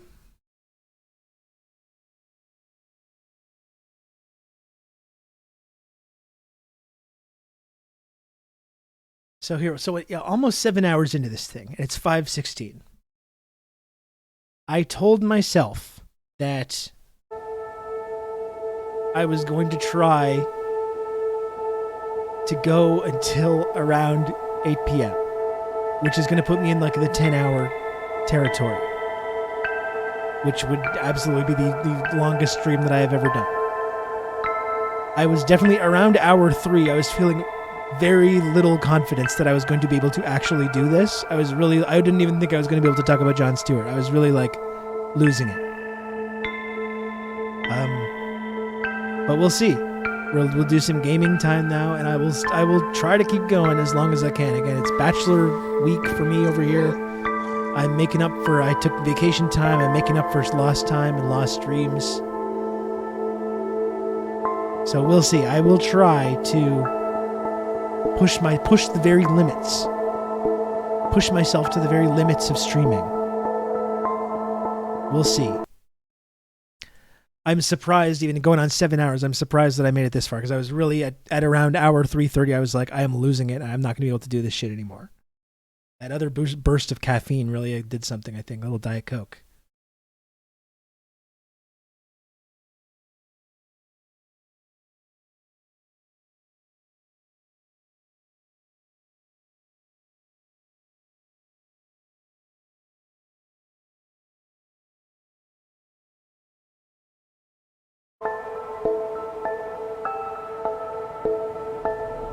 Any other high-ranking U.S. officials landing in Taiwan tomorrow morning so we can get another early TRRS stream? I don't think so, but I'm sure we will have updates on that. We may even have updates tonight by the time I'm finished. Who knows?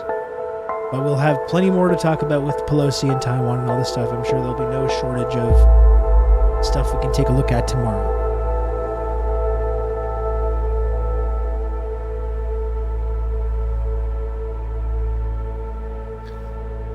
So far, Jay Leno's fire truck, I have not done any peeing or pooing in Stray so far. It is a pretty accurate cat simulator, but I'm going to turn down the audio a little bit as well.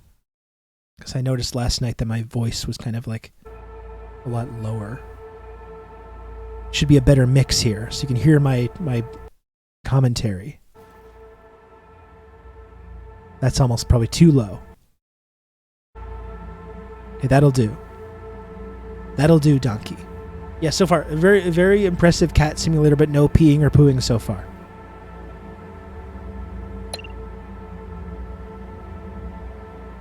Little over halfway through the game.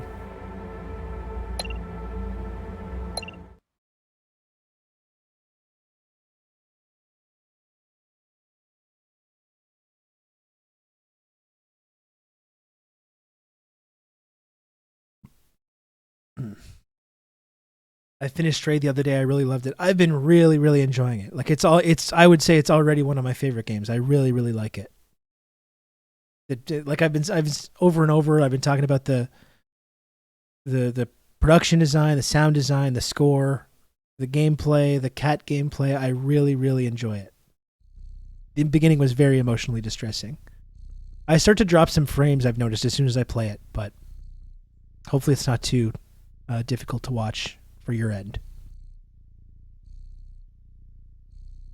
So where was I? Okay, so if I remember correctly, I now have to go. I'm in Midtown, and I got to go down to. I'm going to go down to the nightclub to meet my sort of comrades, Clementine, and what's the other guy's name? I can't remember. This is Clementine's apartment. I need to get down to the nightclub.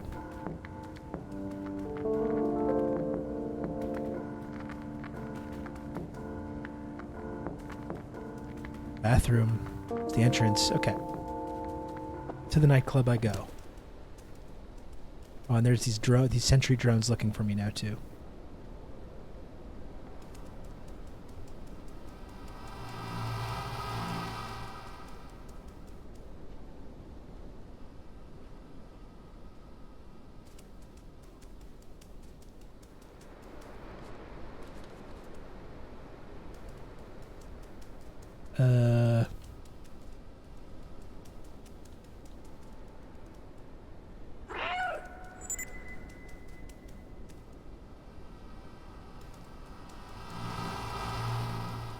Clever girl. What a resourceful kitty.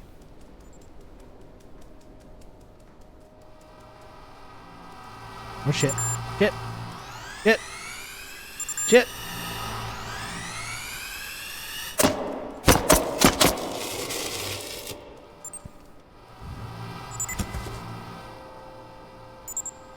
Get.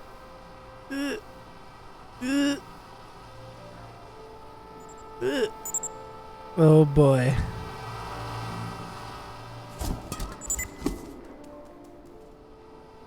Ah, crap. Don't shoot at the kitty. What are you doing?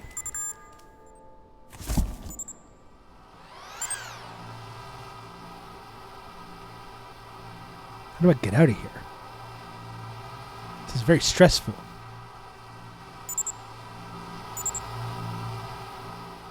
Very stressful indeed.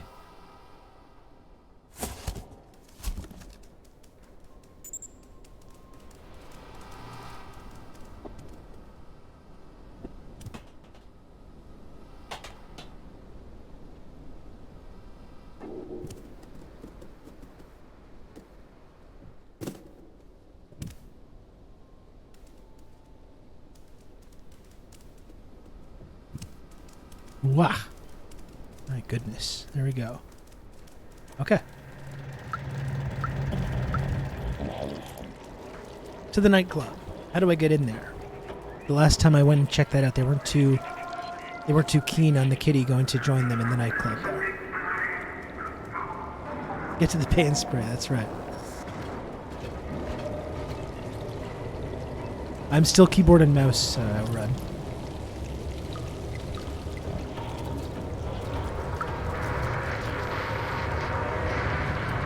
Here we go. How do I get in here?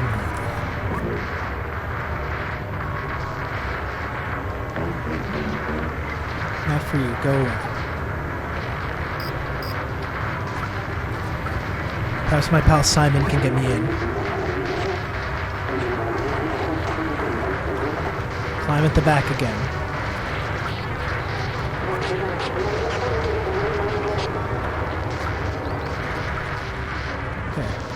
Get around back.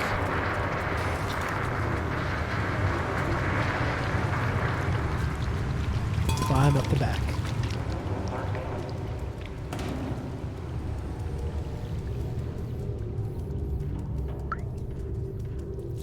Excuse me.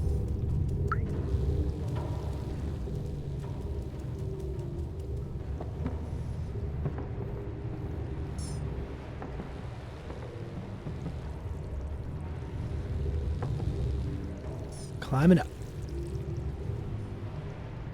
No problem. Ooh. Oh, there we go.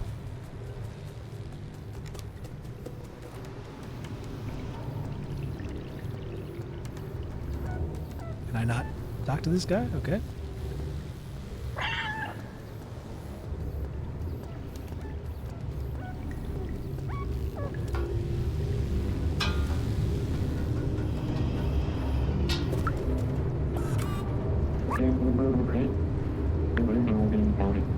Yes, I do want to party with you. There we go. Into the robot nightclub. Gotta find Clementine and... It's a cool little robot hat there. Cool.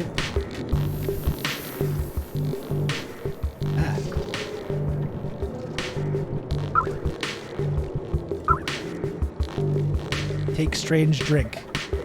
Chat, should the kitty take the strange drink? What do we think?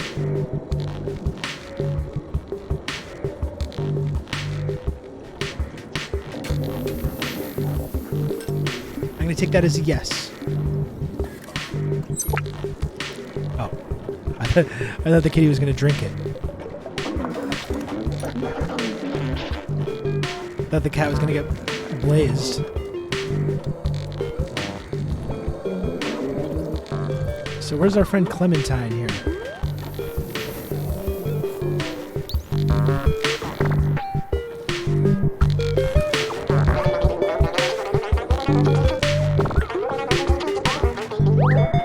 Laser.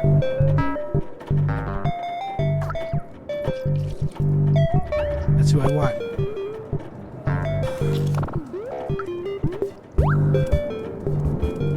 Let him at the back.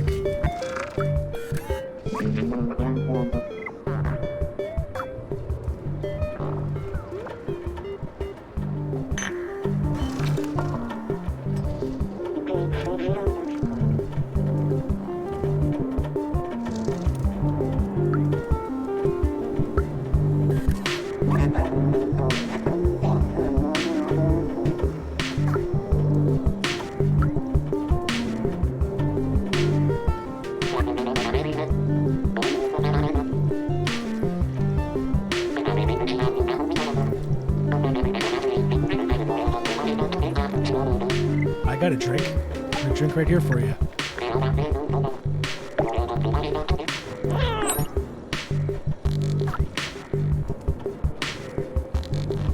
Into the VIP room.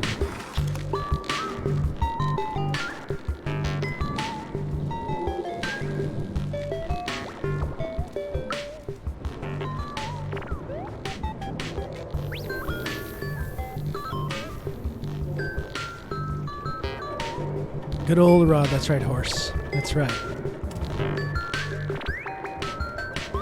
I got all kinds of radical centrists trying to cancel me, famous horse, but as you all know, I'm uncancelable. It can't be done. Many have tried. Many have tried to cancel good old Rob. You gotta wake up a little bit earlier in the morning to cancel me, though, unfortunately.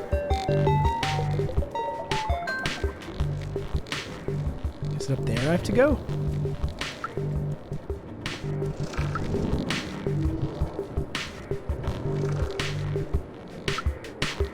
Where do I have to use this lever here? I feel like I have to use it here, but I don't know.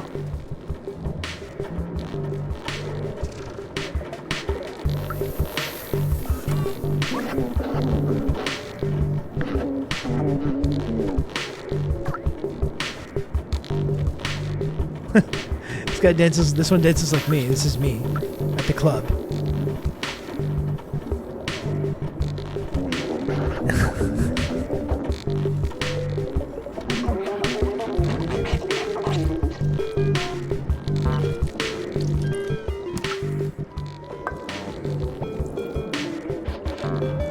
Ooh. There we go.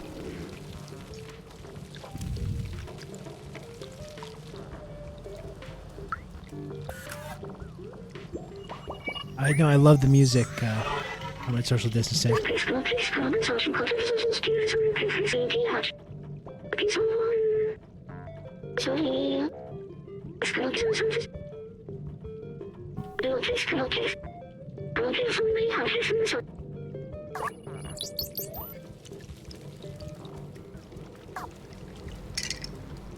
Anything else down here? Check out.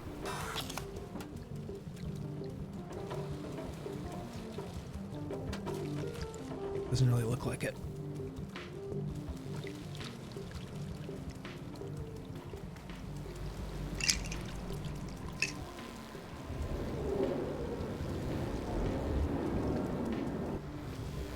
That seems like a weird dead end. It really looks like somewhere I'm supposed to be going.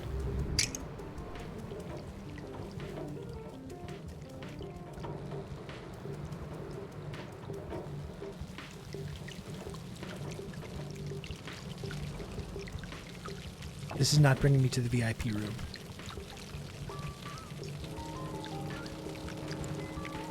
I wonder if they know any dance moves past the robot. Oh my fucking god.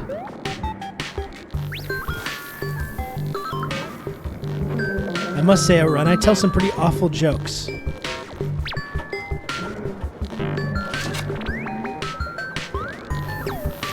No one tells more awful dad jokes in this community than Outrun. No, not even close.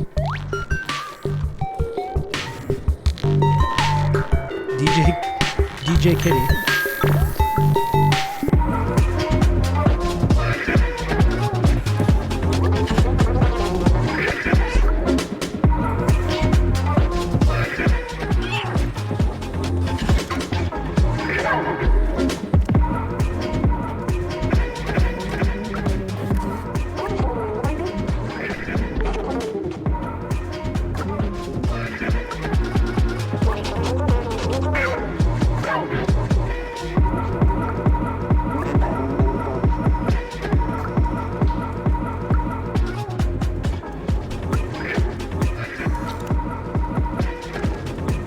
Where is this VIP room now?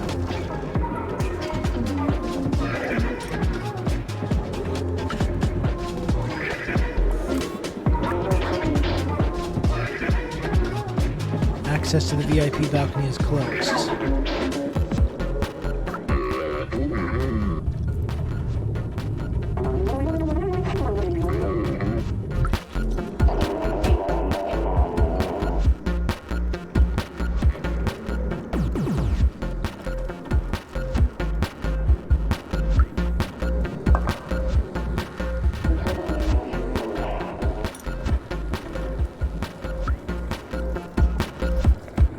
So up there I gotta go. Okay.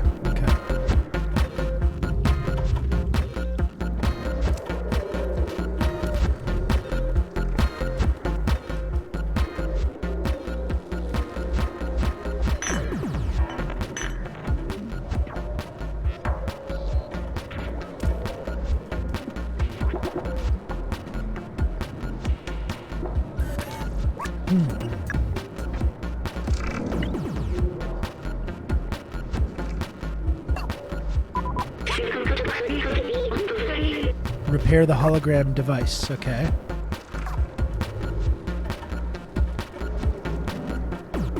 That's what I gotta use the lever for.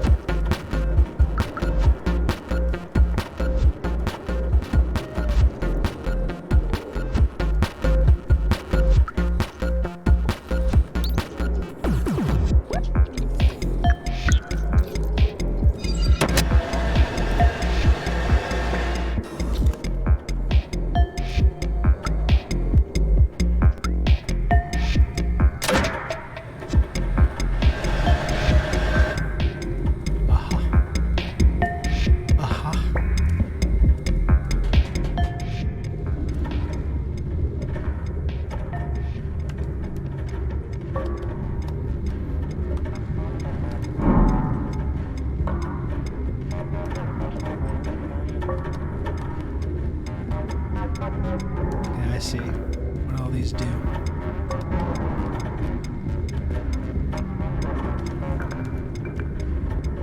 That enough?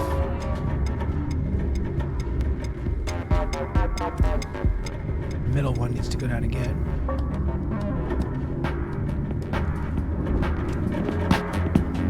Looks promising.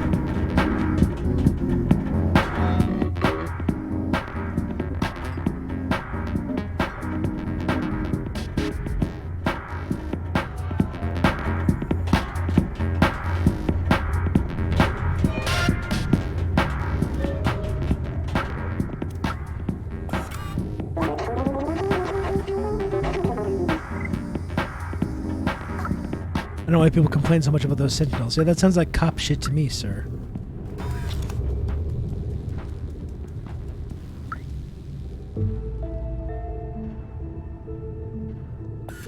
Uh-oh. What's this?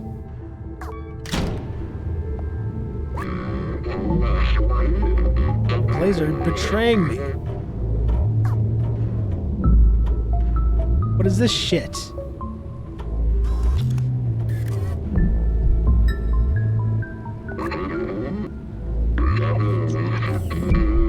I value money way more than friendship and camaraderie. These are the human behaviors that these goddamn robots are learning to emulate.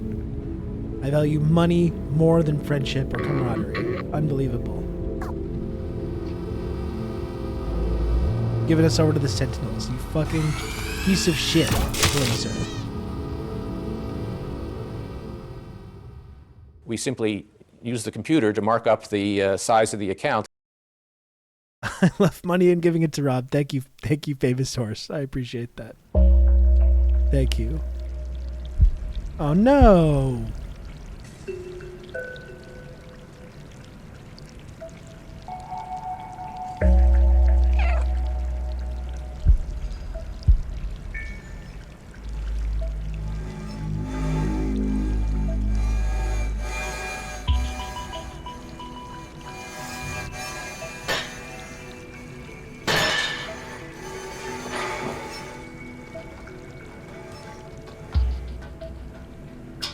You're gonna have to work a little bit harder to trap this resourceful kitty.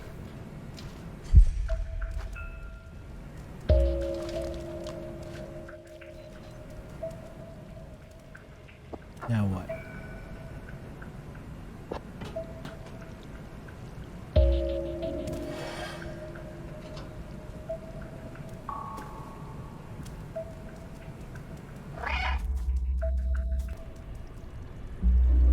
Jail. Blazer, you piece of shit. You piece of shit, Blazer.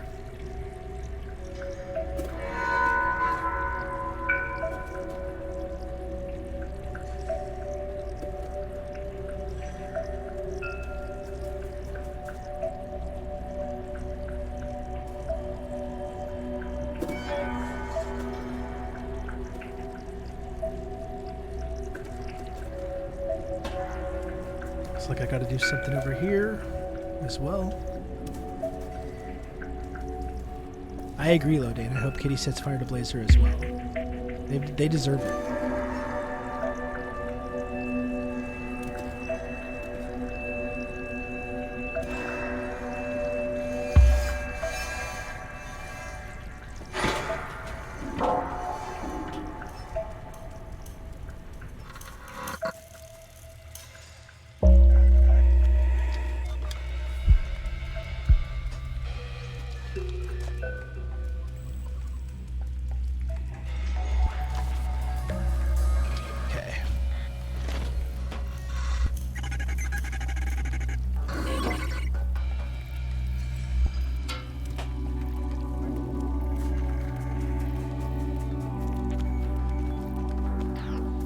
Horse, are you streaming today or right now? Sometimes Famous Horse is somehow pro streamer. Famous Horse is sometimes in the chat while streaming at the same time. That's a level of streaming mastery I myself am not totally understanding of.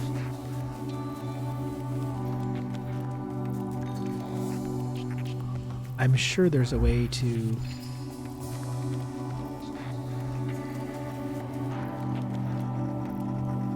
I'm going insane at how cute the cat is. The cat is extremely cute. Aren't you, Kitty?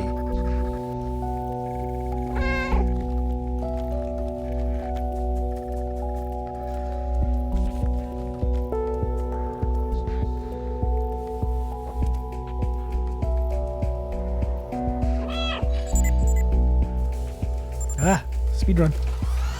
Get out of there, Kitty. Get out of there.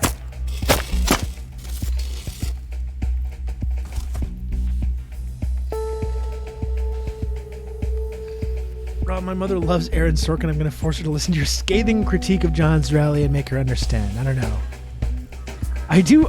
I often do Aaron Sorkin segments because I myself have a love-hate relationship with Aaron Sorkin. I genuinely enjoy Aaron Sorkin's content, but I try to understand why it's actively harmful. I often, and the community can attest to this, subject people in this chat and community to Aaron Sorkin content. Quite often, actually, much to their great dismay. Yeah.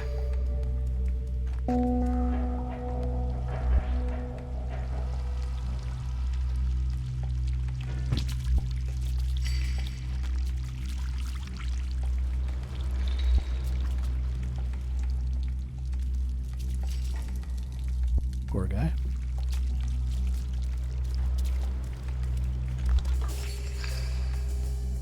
Pretty grim scenes here in these cells.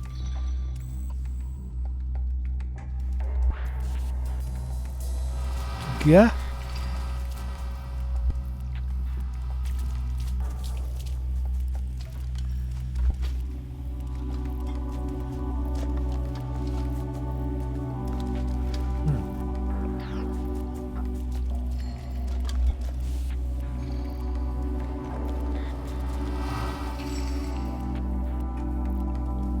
To get out.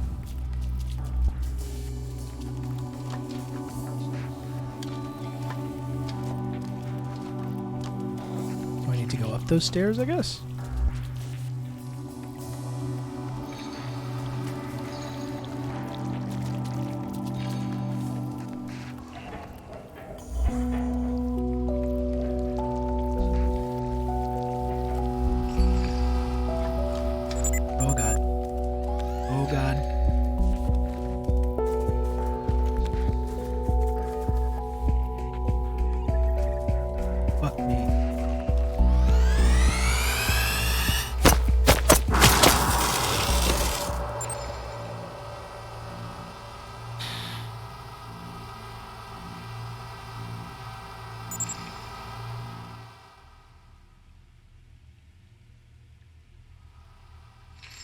That's not acceptable. That's not acceptable what just happened. I failed the kitty and I failed the chat and I apologize.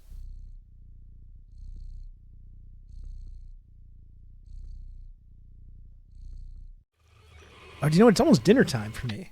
You know what? It's almost dinner time. I'm going to have to order dinner pretty soon. In fact, I probably should right now. Frankly. What am I going to go with today? What am I going to go with? Let's see. I was thinking about it would be real bachelor style to like order pizza. I don't think I'm going to do that. I could go with Boustan again. I really enjoy that. Plus, that's usually like a couple of helpings. I could get some dumplings, I guess. Dumplings would be pretty good. I could get some more of that poke, which I enjoy. I'm just, in the interest of saving time, I'm going to go ahead and order standing.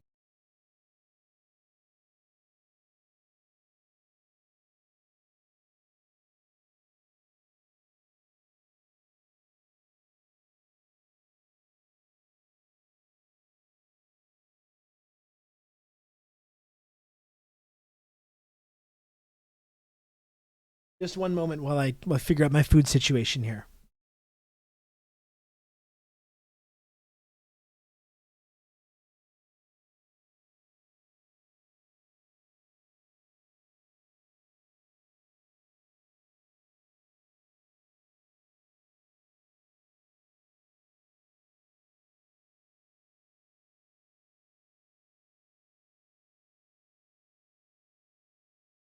Just be one moment. Talk amongst yourselves.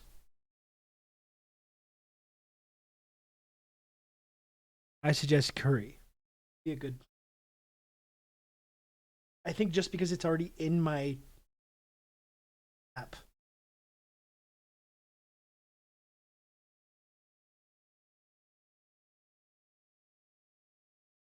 Go with Boustan.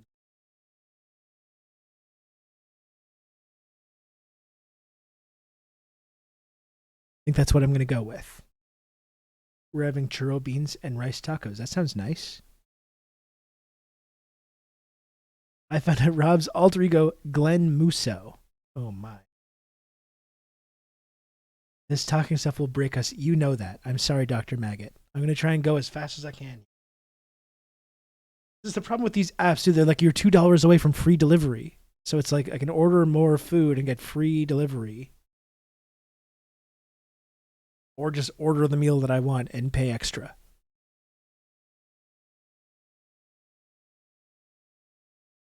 It'll probably work out to being more.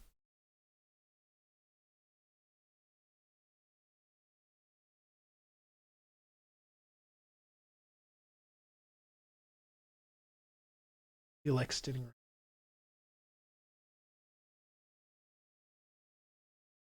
Figuring it out.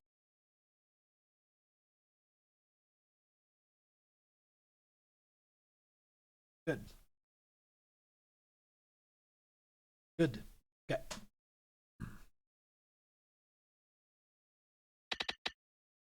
Okay. Order another thing you can put in the fridge for lunch tomorrow. That's the plan. Yeah, that's well. No, because the meal that I usually get is like pretty substantive. So I'll just eat half of it, and I'll have probably some for like breakfast or something tomorrow.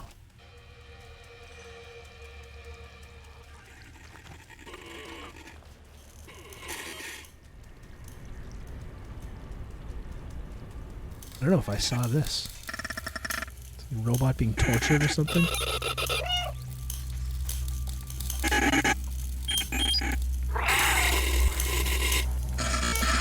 That's unfortunate for that dude. Let's try this again. I ordered ramen and dumplings for lunch. I'm now sleepy. I never really get ramen delivery.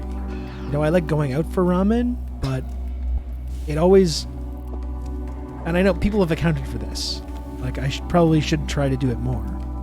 Usually you get the broth in a separate thing, right? And it, like, doesn't get all soggy or whatever. I don't do that enough.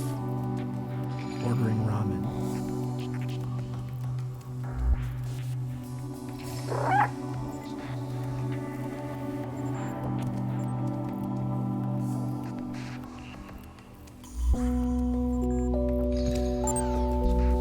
fuck me. Shit. And that's the wrong way anyways.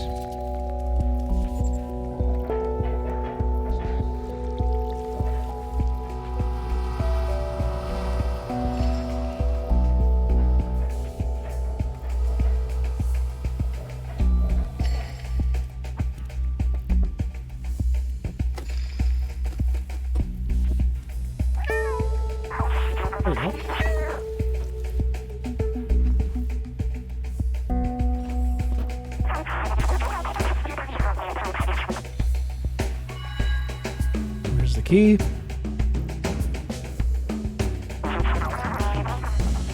Okay.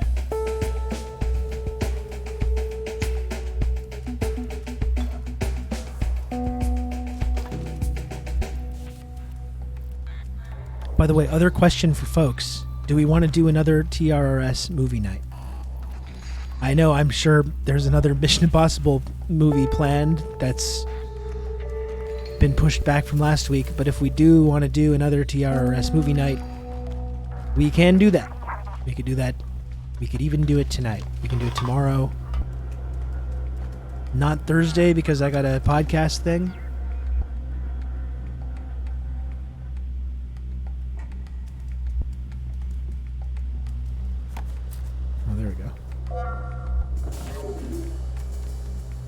Yeah, Marty, you'll get your precious Mission Impossible. You'll get your precious Mission Impossible, Marty. Don't worry.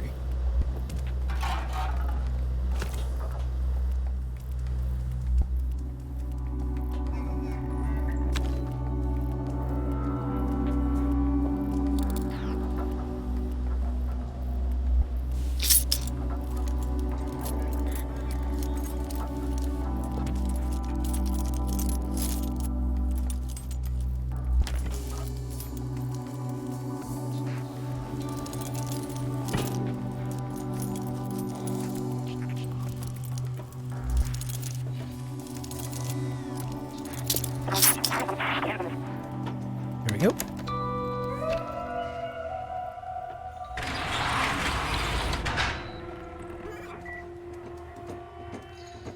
It's on August 10th. Okay, well, maybe we can figure out something for tomorrow night or something like that. What do we say? Take a look back into the Rob canon and figure out what to do.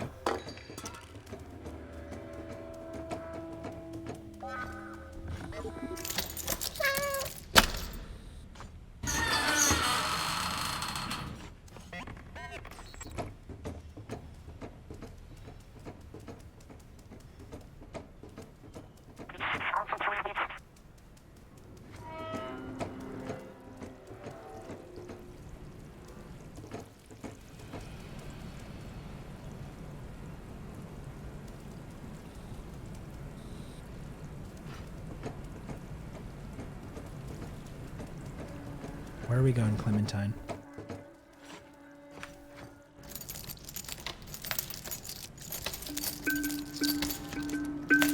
Have you heard of the movie The Wind That Shakes the Barley? Amazing movie about Irish War of Independence. Phenomenal. I highly suggest anything else from its director Ken Loach too. I have heard of it, yeah, but haven't seen it. Would probably be a good option.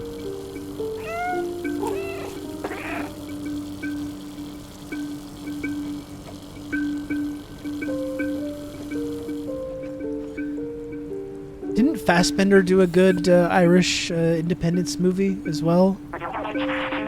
Was it Hunger? Was it Steve McQueen, Hunger? Was that it?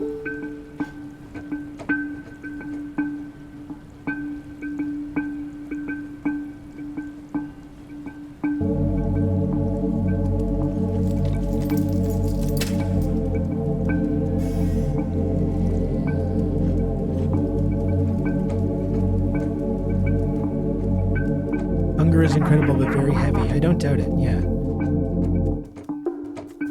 I saw the other Fassbender and Steve McQueen hookup, that movie about Shame it's called, about this like sex addicted dude, all similarly heavy, similar in different reasons obviously, but some pretty heavy shit.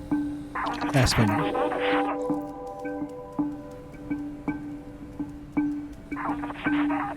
I'm going to go that way, okay.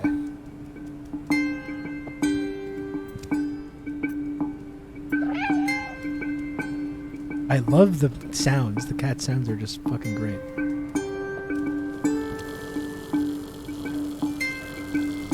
Okay.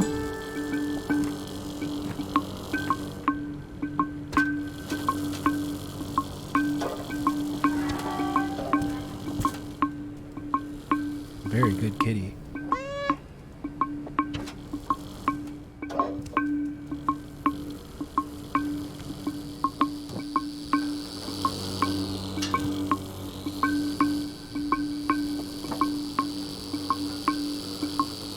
Okay. Shit.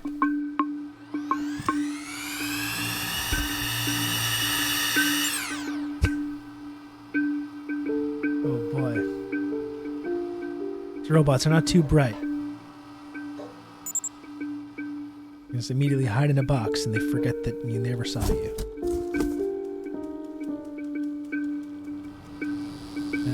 Oh shit. Good.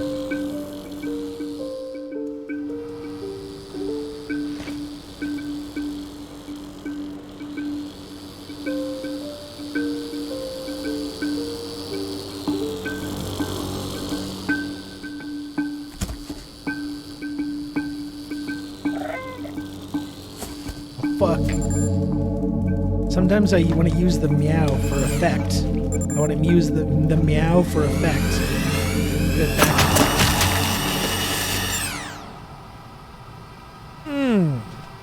I use the meow just because I enjoy meowing. I like to hear the little sound.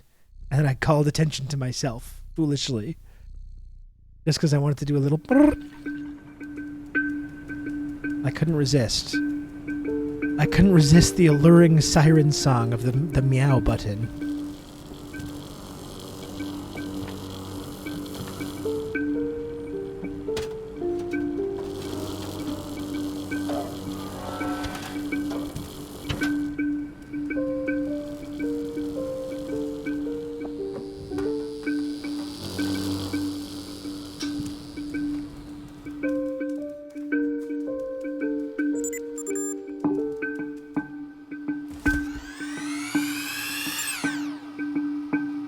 This brilliant robot. Oh, it's just a box. Nothing to see here.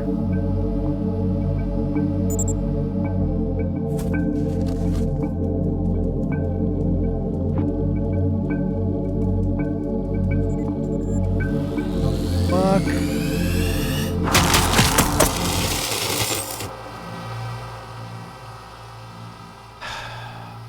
It does remind me of Portal. I've been talking about a lot how it reminds me of Portal. Yeah, which is still...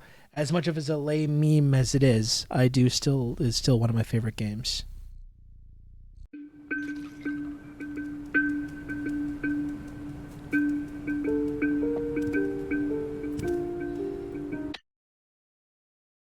I was just looking up reviews of the movie 1921, expecting some xenophobic shit at the top, but was pleasantly surprised to fully appreciate the historical significance of this youthful, zestful biopic about the founding of the Communist Party of China circa 100 years ago. You need to either be a proud Chinese national, avid historian, or a Mao Zedong fan, or ideally all three. Well, that was clearly one of these paid Chinese propagandists that leave those reviews, because obviously no one could ever hold those views independently, right? As we all know. As we all know. Dr. Maggot.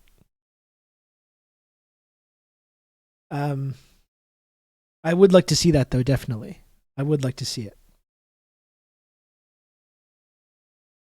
Someone got their social credit. They got the little social credit increase. We're doing that little bit of pro-CCP propaganda.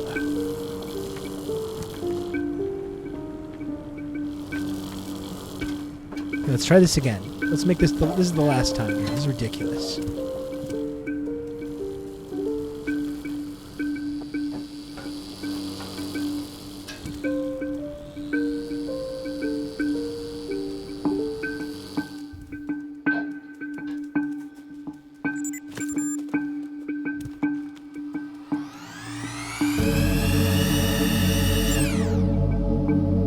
Did we ever do a Q2 social credit? Lodane sent it to me and then I conveniently forgot to do it.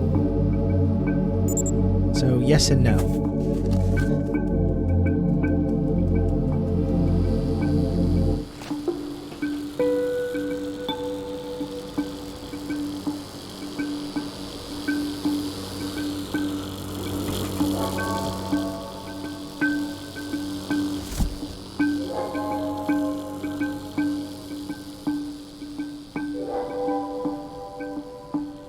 They received a week's worth of vegetables for the positive review. That's exactly right.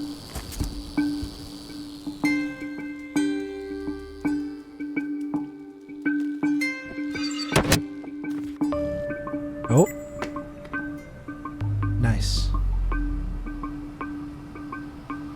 You can count on me. You're going to have good old Rob to talk you through all this.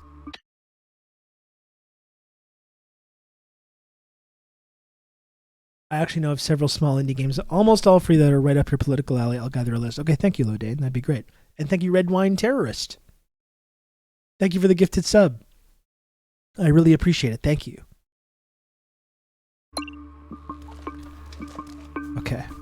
Gotta go get this little guy now. B12.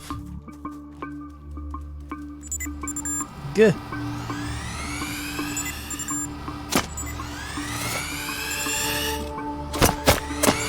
Oh my goodness.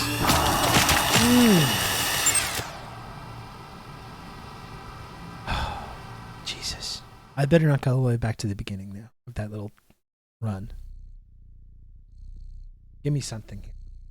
Give me something to work with. Oh, god damn it. Okay, the last time I will be doing this now that I get what to do. The very last time. This is the Rob Rousseau promise. The last time I will be doing this.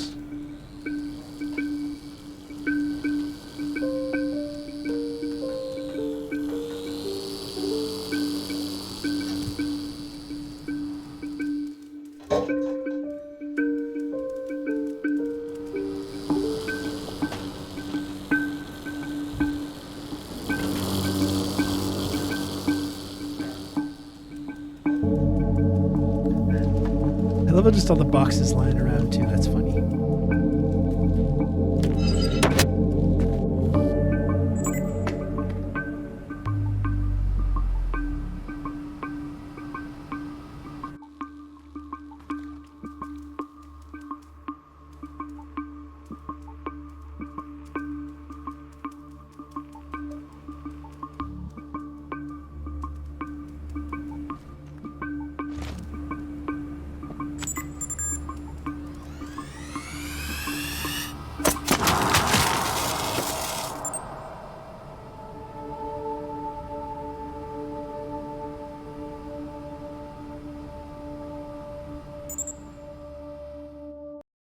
Who cares?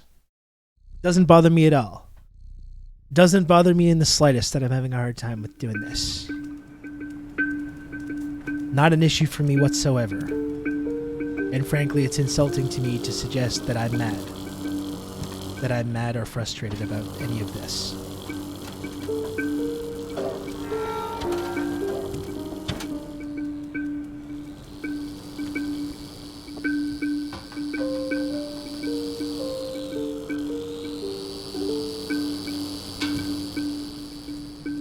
Really easily now make it through.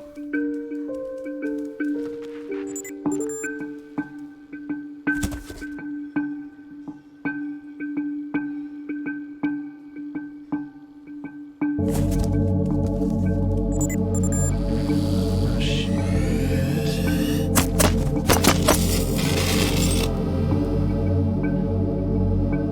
Are you still a professional gamer? I mean, yes. Technically. Regardless of whatever ability that I have been gaming on my Twitch channel. A few people have subscribed in that time. So technically I am, yes, a professional gamer. That counts. Seems like it doesn't bother you, just as the many Stewart stands don't bother you. Uptoot for Boss King behavior. Thank you. Thank you for the up goat. Thank you for the up goat, Dr. Maggot. Oh, Jesus. It's so embarrassing how much I used to love Reddit. God. I used to really think Reddit was just the cat's pajamas. I really used to think it was. Aaron, did you catch that one? I don't know if you're still here.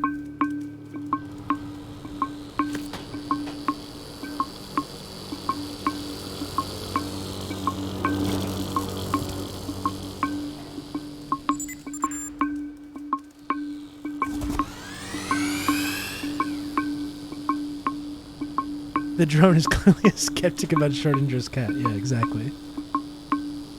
This will probably get deleted, but fuck the CCP. The bravery that some of our Redditor friends display on a daily basis, posting these kinds of comments.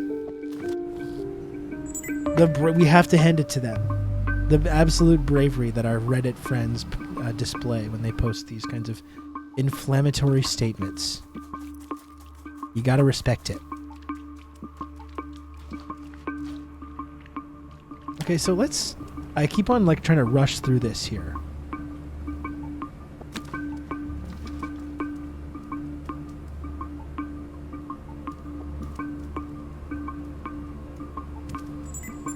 Fuck me.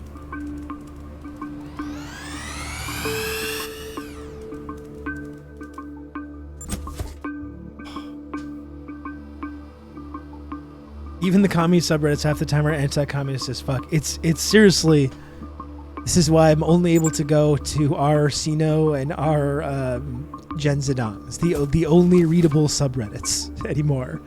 Unless you're doing something that's explicitly like not political, like NBA or whatever else, whatever niche interest you have. But even then, if China ever comes up, it becomes a fucking disaster immediately.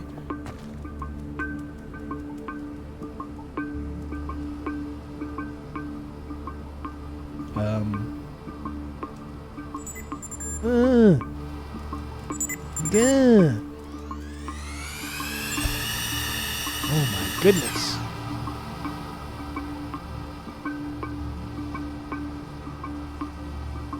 Meanwhile, in RBA, Ennis freedom.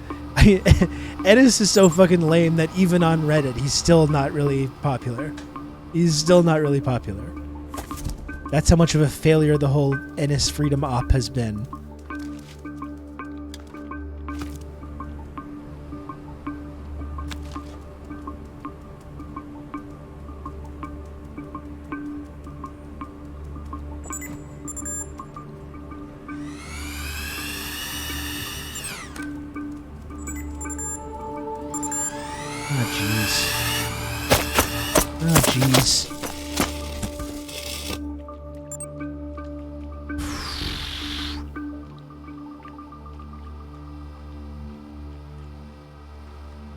Gamers have this very odd anti-China thing with them that I don't understand. Well, frankly, I think part of it is that because like sites like Reddit end up taking their cues from the national security state, and they convince Redditors to hate and fear China, and that's what it comes down to.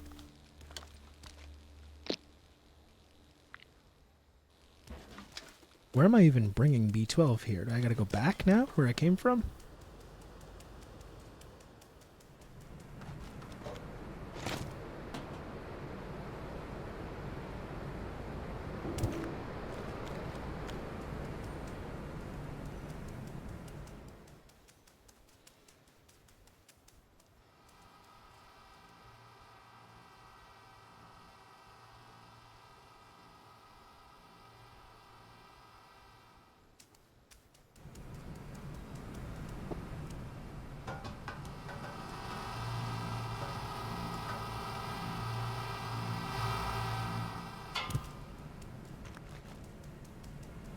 I really hope I'm not going the wrong way here.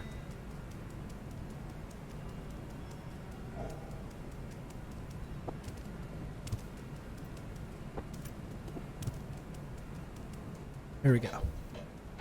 Did it. Which is so sad considering the founder of Reddit. Yeah, absolutely.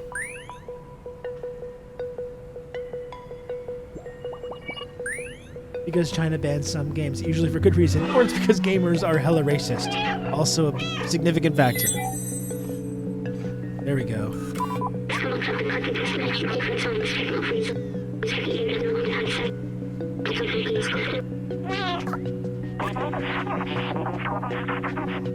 Not safe yet. You open that door.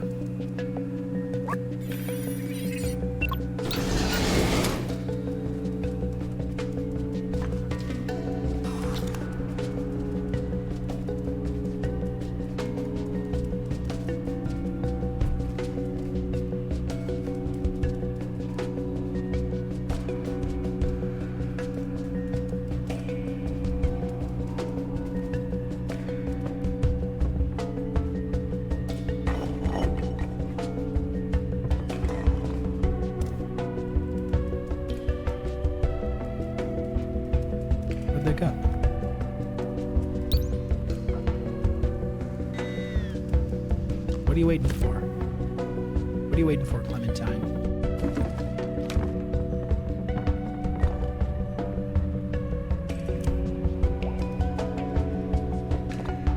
Moving these bricks important for some reason?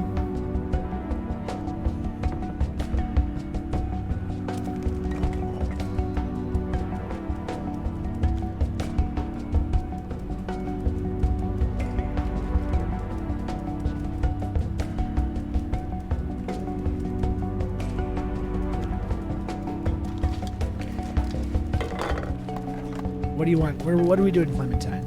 What's going on here?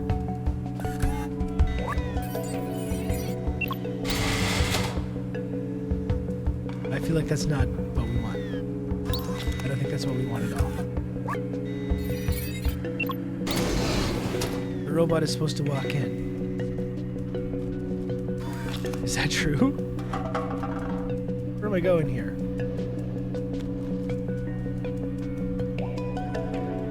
What are we doing, Clementine? What are you doing out there? You coming or what?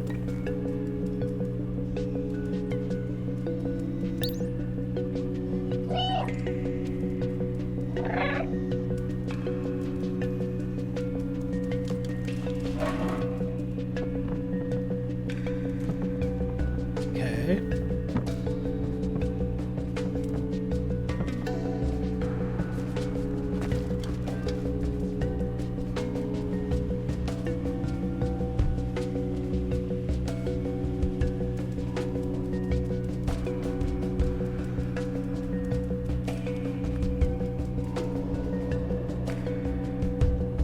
Done my lecture, now to fall asleep to the soothing tones of Cat Game. Thank you, Doc. That's right. What's going on here? Am I like on the verge of escaping? This robot won't follow me? I can't talk to Clementine again. See if this does anything. Restarting the checkpoint.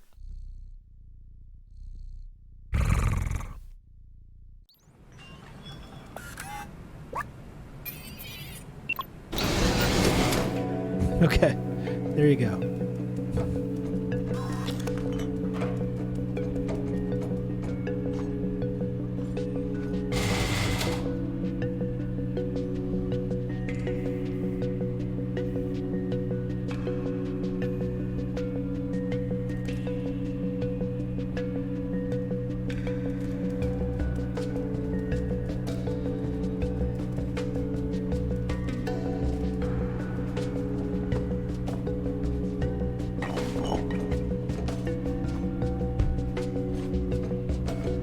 Idea.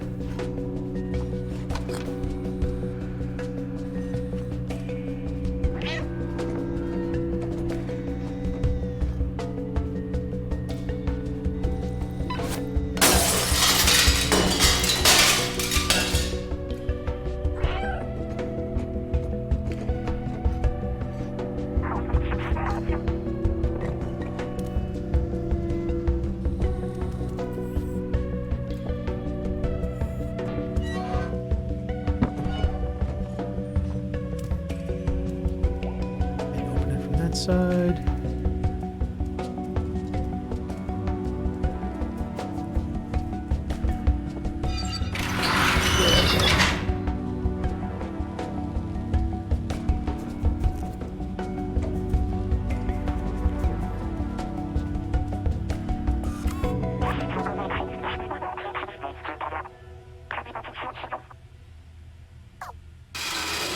Bait them into the cells and lock them in.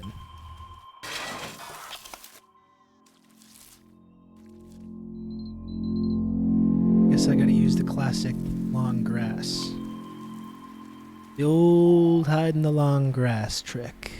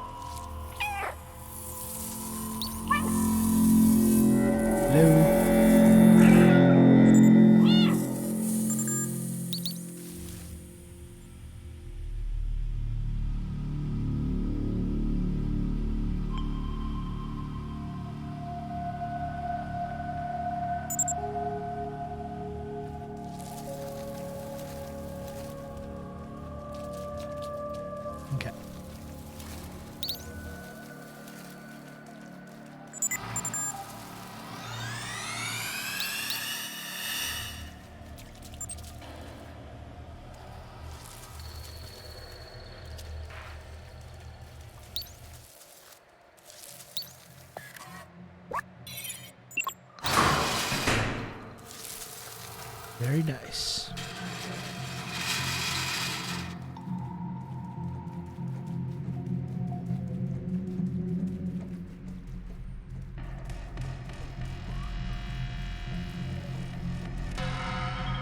This fella.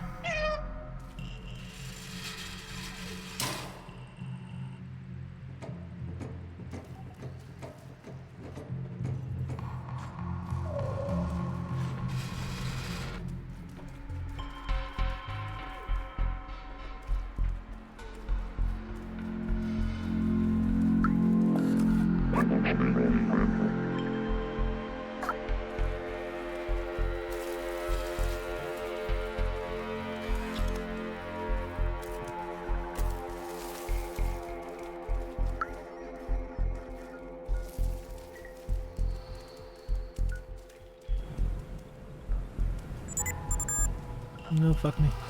Get.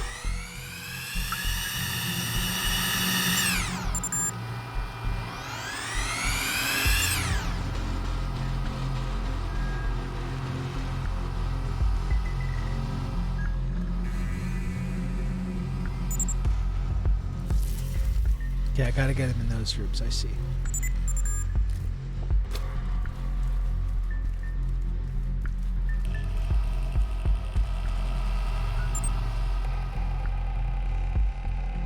The old hide in the tall grass trick.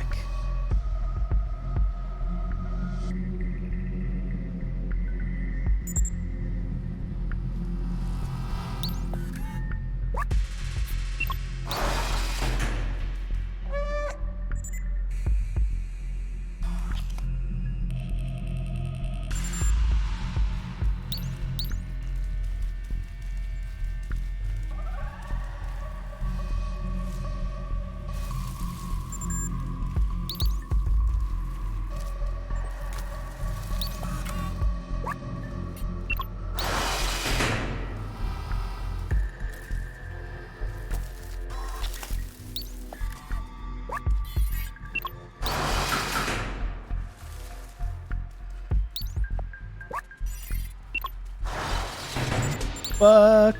That wasn't good.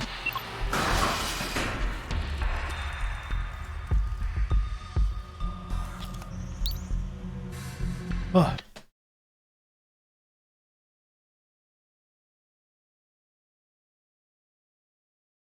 Just one sec, okay, folks? I'm just gonna go grab my food that just got here. 1 sec. What another long stream. What a marathon. What, I've been here since fucking like 10:30 in the morning. Oh my gosh, folks. It's outrageously long, some of these streams we've been doing.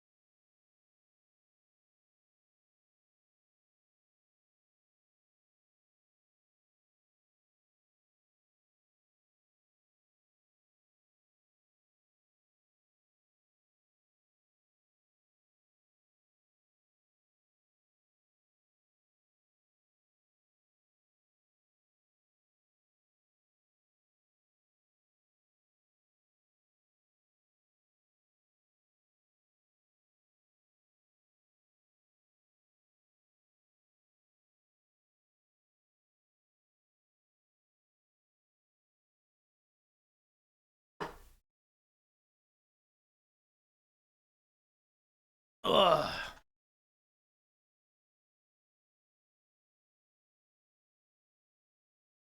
Doc, you should wear a good-looking button down on the first date. Introducing your prospective romantic partner to the weird, subversive online communities you belong to. That's like third date material, okay? I'm not saying don't do it, but you gotta ease them into that. Don't go right into bringing them into this crazy world right off the bat. Good looking button down, but write TRRS on the back in red. Like AOC's Met Gala. Look, that's good. No, that's good.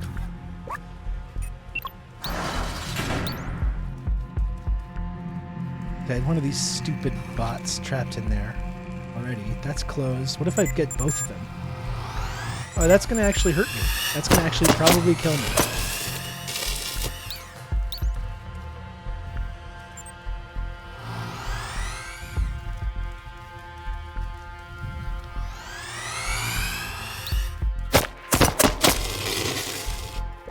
Good. Oh, almost. Almost had those. Okay. Almost had it.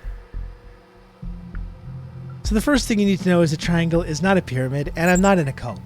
That's a red flag. Even if, as we know, it really isn't a cult. It really is a triangle. We know that. But when you start immediately starting off with not a cult and I'm not in a cult and saying that kind of stuff, that's a red flag. Okay?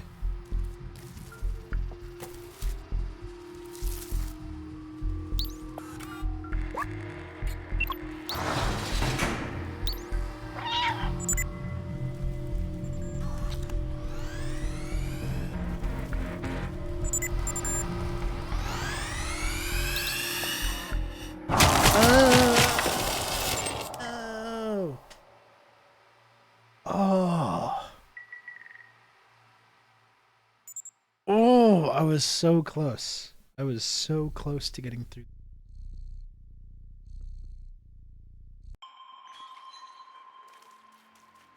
I was so dang close. Very unfortunate.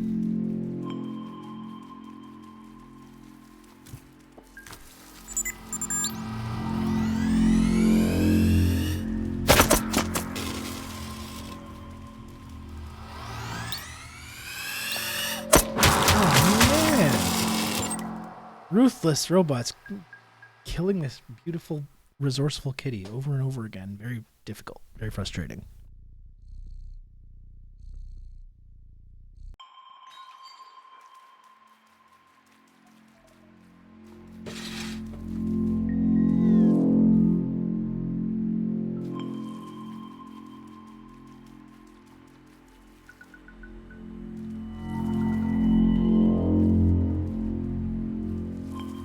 Question, is there kind of a place to like hide in here?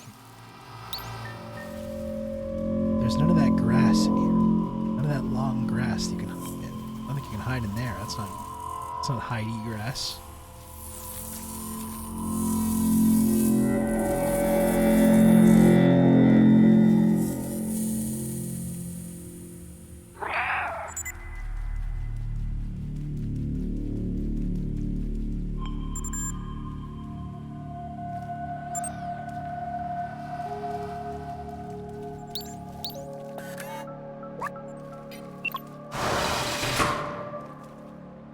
Okay. Good.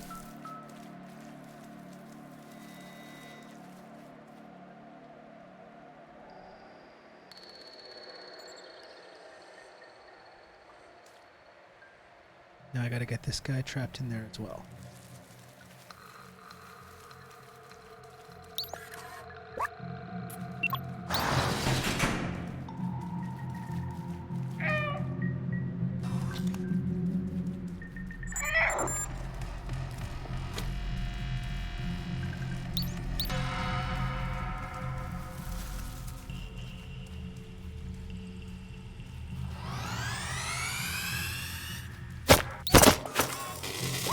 Oh, oh, hey, hey, let's go. We did it.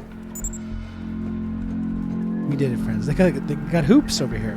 You can see some robot hoopers, maybe.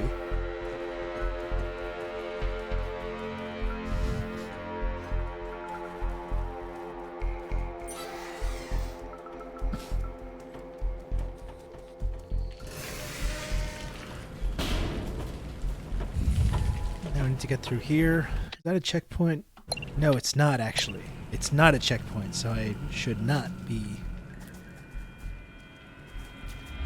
closing that until I get to the checkpoint. The checkpoint? Yeah, okay.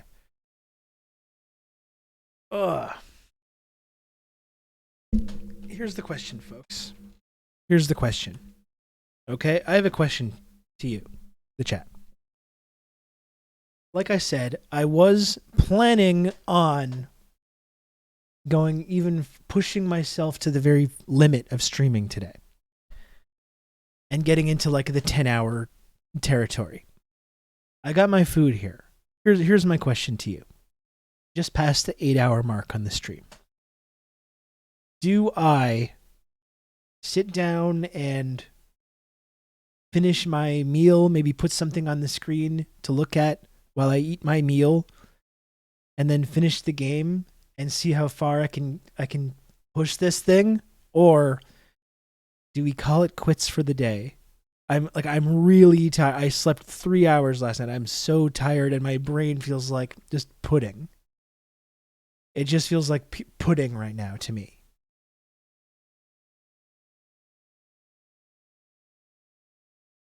Is there a reason you're wanting to push the limit of streaming beyond masochism? Anyway, I say push it. I don't know why. I don't know. I just wanted to, it's like in Star Trek V when Spock asked Kirk, why do you want to climb this mountain? Because it was there, he says. Because it's there. It's the same kind of thing. I like to challenge myself, chat. I like to challenge myself. I want to watch a movie after this, Rob, an hour ago. No, I was more talking about tomorrow. I wasn't really talking about this evening as a movie thing. We won't be satisfied till we're watching you sleep.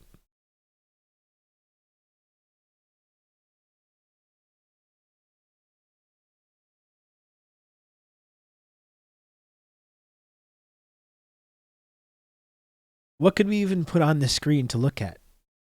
Is there any more like Taiwan content?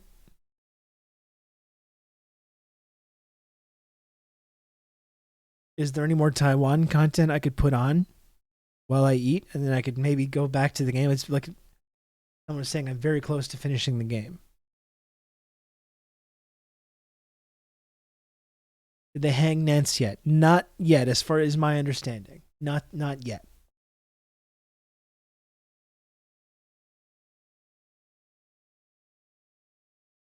Loden, I have bad news about Spock's half-brother in a certain new Star Trek series that makes it canon. As I was saying, I do quite enjoy that Brave New World episode. I've been quite enjoying. The only new Trek I've engaged with is Brave New World, and I kind of enjoyed it so far.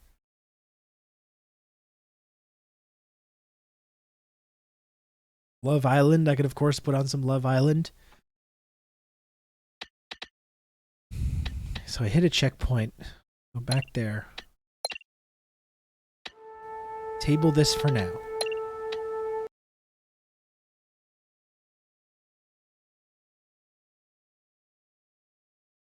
Table this for now.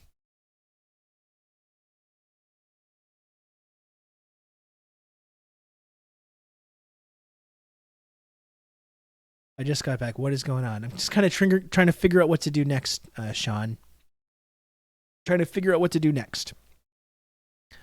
I was thinking about call it quits. You only had 3 hours sleep. You can berate you for being a quitter tomorrow.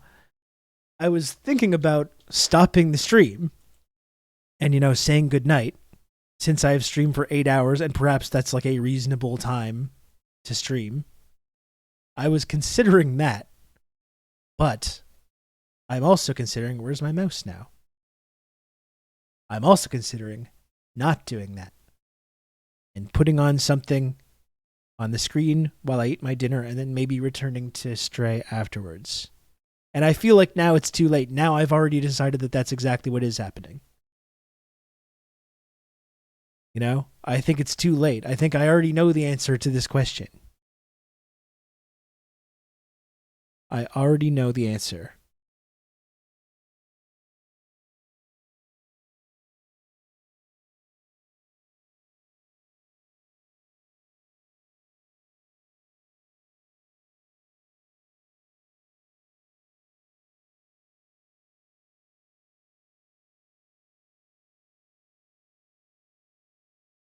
Does VJ have anything on this?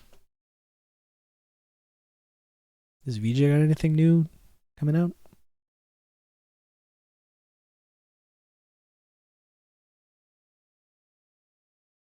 I'm getting very hungry, and the food is like directly right next to me, which is very tantalizing. Very, very tantalizing.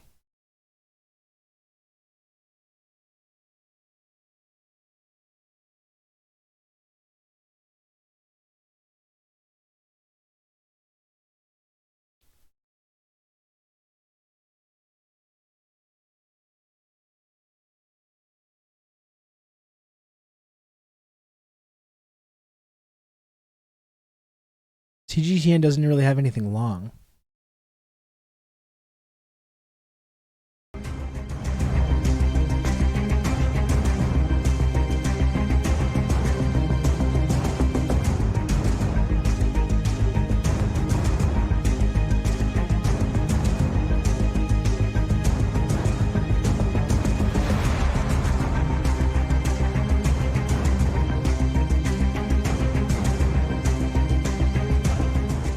这次联合军事行动是针对美和台当局在台湾问题上的危险举动所采取的必要举措。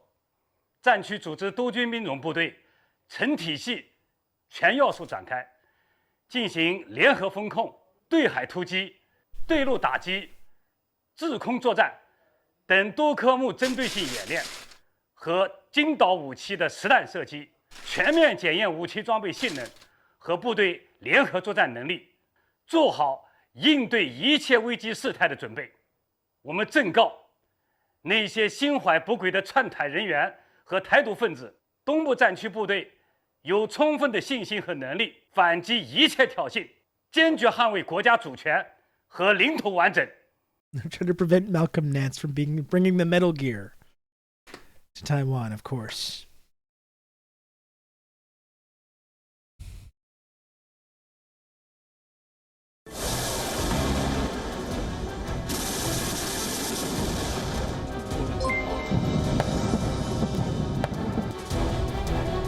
Dr. Maggot. Dr. Maggot, thank you for the China 690. enjoy, let's go. China enjoy, let's go. What was that you just dropped in there? Did you drop a link in there? Fuck, I'm getting so confused. I'm getting very old Rob's getting very confused after an entire day of streaming.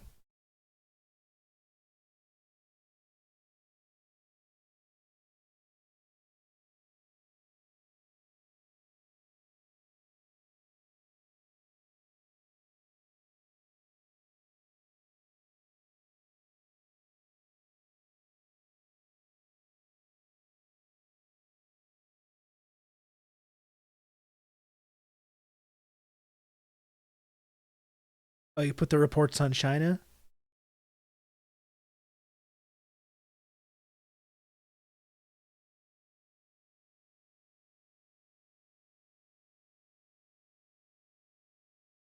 Just the China channel. Okay, yeah. I see. Okay.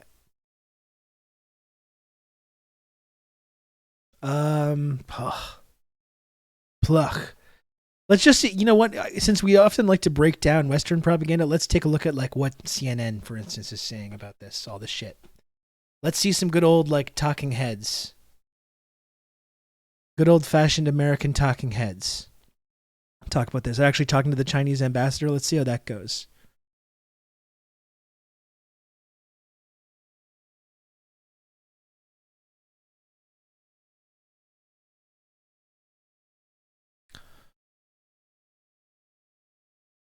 Let's see what good old CNN's saying about all this business.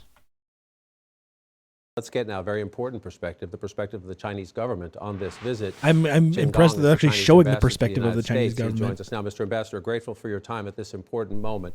The speaker is in Taiwan, as you well know. China said don't go, as she is there now. The Biden White House says this should not be a big deal.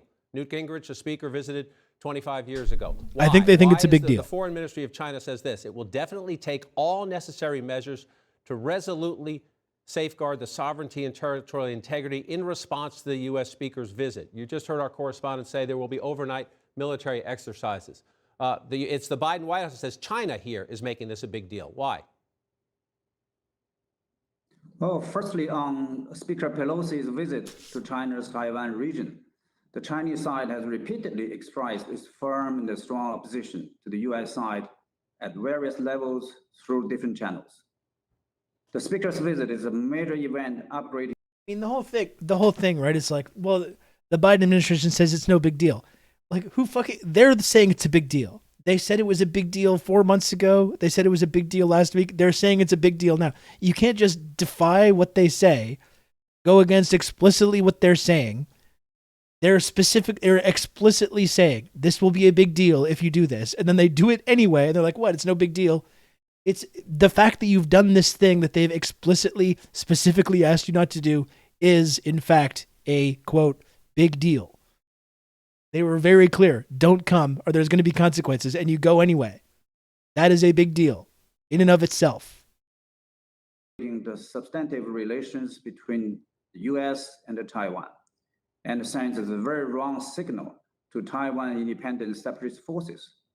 It is a serious violation of the One China principle and the provisions in the 3 signed US joint communiques. She would say, a serious blow. Sir, I don't want to. Foundation. I don't want to. Seriously infringe China's sovereignty and territorial integrity. That is the position. Sir, let me jump in for 1 second. Forgive me, please. I don't want to make this contentious, but that is the position of your government. But she says she is there in honor of the Taiwan Relations Act. I understand how difficult this is, but Taiwan has a democratically elected government. Speaker Pelosi says it is very important at this time in the world for her, as the top woman in the United States government, the number 3 person in the U.S. government, to show its support. China could have just said, let it go, played it down, ignored it. Instead, the White House would say it is China looking for a provocation here. Fucking preposterous. The question of Taiwan is not about democracy. It's about China's national sovereignty and the territorial integrity.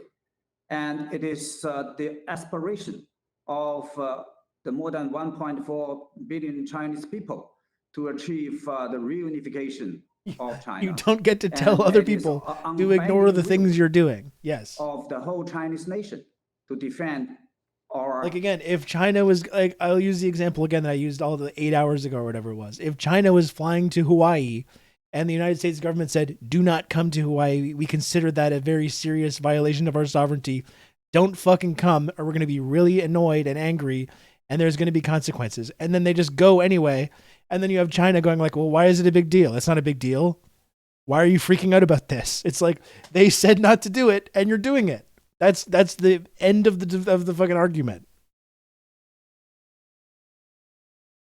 National sovereignty and territorial integrity. Nancy Pelosi is not a person in the street. As you mentioned, he as a speaker, he's number 3 in the US government. So her visit in whatever form, at whatever time during his tenure, carries high political sensitivities, and it will result in the escalation of the tension across Taiwan Strait and escalation of the tension in the US-China relations. So we firmly and strongly condemn and protest against it. And you mentioned that this is not the first time of the speaker's visit to China, to Taiwan. Let me say this: 25 years ago, Speaker Gingrich visited Taiwan. It was completely wrong. The Chinese side was firmly opposed to it from the start. The US side should draw lessons from it instead of making repeated mistakes. And one mistake cannot justify the following mistakes in the same nature. Well, Speaker Pelosi says that you have to look around the world, and she sees Russia's invasion of Ukraine. She sees China violating its agreement with Hong Kong about the one government, two systems. And she says, therefore, it is extra more important at this point for the United States to publicly make clear it stands with the people of Taiwan and its democratically elected government. Your government objects. You just condemned it. What will it do about it is the big question. Are these military exercises designed to frighten Taiwan? Will there be a break in relations, any sanctions? What would happen in the U.S.-Chinese relationship? Well, people should not confuse the question of Taiwan with the Ukrainian conflict. And on the question of Taiwan, it concerns China's core interest. And some people here in the United States, on the issue of Ukraine, they emphasized national sovereignty and territorial integrity. But why they do whatever they want to damage China's core interest, infringe China's national sovereignty, territorial integrity. This is a play of a double standards. So we firmly reject that. And China has every right to defend its sovereignty and territorial integrity. We are fully justified to do what we must. The current situation is created purely by the US side. So of course, it has to bear the responsibilities. People can have different opinions about who's responsible for the moment. We are at this moment. And as Will Ripley says, the Chinese government we can have different opinions. And let's agree to disagree about whose fault this is. Again, that is a risk of a miscalculation and a provocation. Is it not? Is the government of China, President Xi Jinping, is he so determined to get Taiwan that if necessary, he will take it by force? Well, to achieve the reunification, as I said earlier, is the firm and the strong will of the whole Chinese nation. So China's sovereignty cannot be infringed, and the Chinese people cannot be humiliated, and the reunification of China cannot be stopped. We said repeatedly in recent time that the PLA will not stay idle. And the duty of PLA, the China's military, is to defend China's sovereignty, territorial integrity. Mr. Ambassador. So we will take whatever we can to respond and to protect, to safeguard our sovereignty, territorial integrity. And our response will be very firm, strong, and forceful. Full, strong, and forceful. They don't sound like they're fucking around. Ambassador, I'm grateful for your time today. We will watch how this plays out, and I hope you can stay in touch with us in the days ahead as this plays out. I appreciate your time today, sir. There's obviously a disagreement about some things, but I appreciate your time. That was to be like the most generous reading possible. That was at least, even though he was being a belligerent American chauvinist dog, he was at least like respectful about it.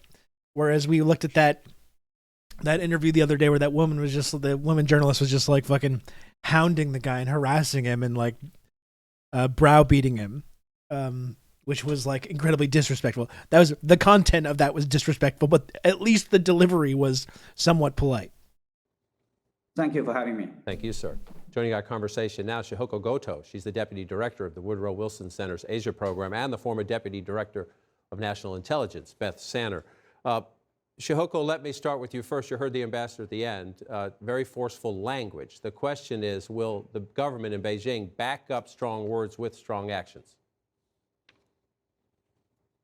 Well, we're already seeing some action. Before Speaker Pelosi's arrival, the President's Office of Taiwan came under cyber attack, and it became dysfunctional for about 20 minutes. We're already seeing this lineup of military aggression and provocation by the Chinese already. I think the best case scenario they're being aggressive. They're provoking. Speaker Pelosi's visit to Taiwan will be this is as bad as it gets.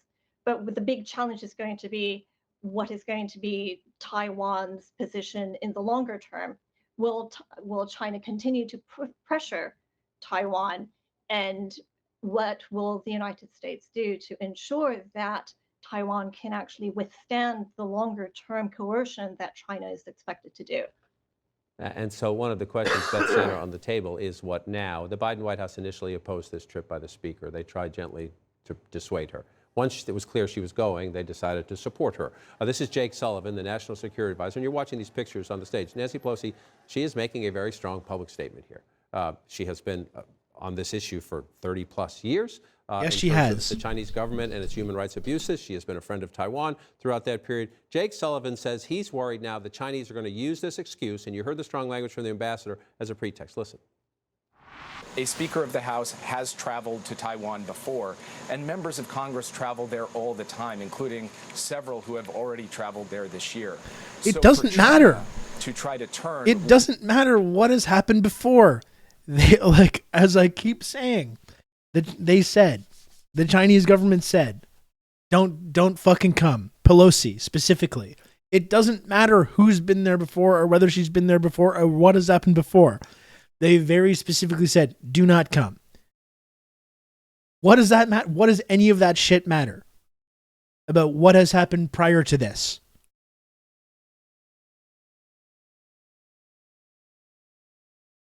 "25 years ago with permission." Yeah. Glad you're still here. Thank you, Weenus.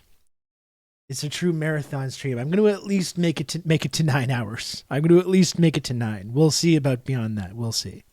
What is in the historical norm into a crisis, or to try to use it as a pretext for aggressive action around Taiwan, that's on them. And they would be the ones who'd be escalating. These motherfuckers. Is there a risk of a serious military escalation in and around Taiwan right now? There is some. Yeah, of course, they said. 24, 48 hours, there is a significant risk because Good we are Lord. going to see some military action. As Will pointed out, the exercises are starting. And the last time we had a high-level visit, not nearly as high as Pelosi, was in 2020. And that was the Undersecretary of State for Econ. And when he went, the Chinese flew almost 40 planes across the median line, the line that is an invisible line between the island and the mainland. That was the first time that happened. In the 95, 96 crisis, we saw missiles fired near Taiwan. I expect that we'll see some things like that happen. And at the same time, we're going to see the Taiwanese Air Force, they're going to scramble and put jets up into the air because that's what they always do. And frankly, the Chinese, the way that they've been behaving recently, Mark Milley, the chairman of the Joint Chiefs of Staff, just warned about their unsafe behavior. And so I think there is a risk of that. Unsafe That said, behavior. I think These that China is imperialist going to try to dogs, thread the chat. needle. Xi has a lot on his plate at home, and he doesn't need a crisis right now. Jesus. I'm telling you, like, I keep bringing up this example. And in fact, this is something that I think should happen, as I said. But yeah, I think the Chinese should go fucking arm indigenous Hawaiians. How about that? Why don't the Chinese go and start meeting with indigenous Hawaiians that very correctly want the United States government to stop militarily occupying their island, stop poisoning their drinking water? The Chinese should just, because apparently it's just not a big deal. Apparently it's just not a big deal to do that, to militarily occupy and to arm and fund, nations or breakaway republic or whatever you want to call it, republics, immediately off the coast of your enemy. It's just not that big of a deal. And when they say not to come and you show up anyway, it's just why are you freaking out about? Why are you freaking out? So yeah, if that's the precedent, why doesn't China go ahead and start arming and funding indigenous Hawaiians that are against the United States military? Go show up even to see what the United States government says about that and just do it anyway and then say, what's the big deal? Why are you freaking out? Why are you freaking out about this? I'm still on Stray. I just realized.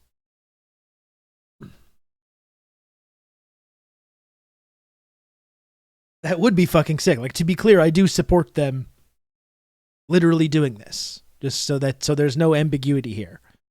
If China did that, that would be a correct viewpoint, and I would support that.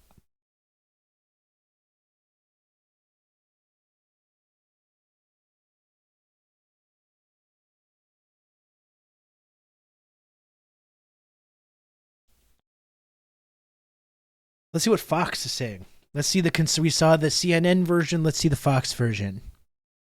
What's Fox is doing about this?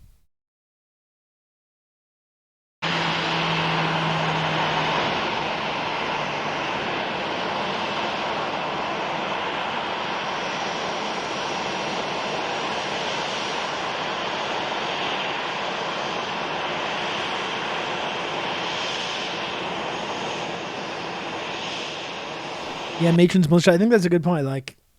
We've talked before about Chinese foreign policy and how it would be. I think we would all like China to be more assertive on a global stage, supporting the Palestinian armed struggle, supporting all these armed struggles. But like they've made clear That's not really what they're about. Like Johnny dialectically is pointing out, they've been at the brink of war for decades, and their big foreign policy vision is about respecting sovereignty and respecting the sovereignty of these established, recognized governments. So you can take that whether you like that or not. I mean, that's their policy, is to not fuck around with other nations. We would all like to see that more, absolutely, but that's clearly not like part of their geopolitical strategy. And it's really to exert their influence through diplomacy and through like the Belt and Road Initiative and these things. Peaceful co-development. I guess that's what they're about.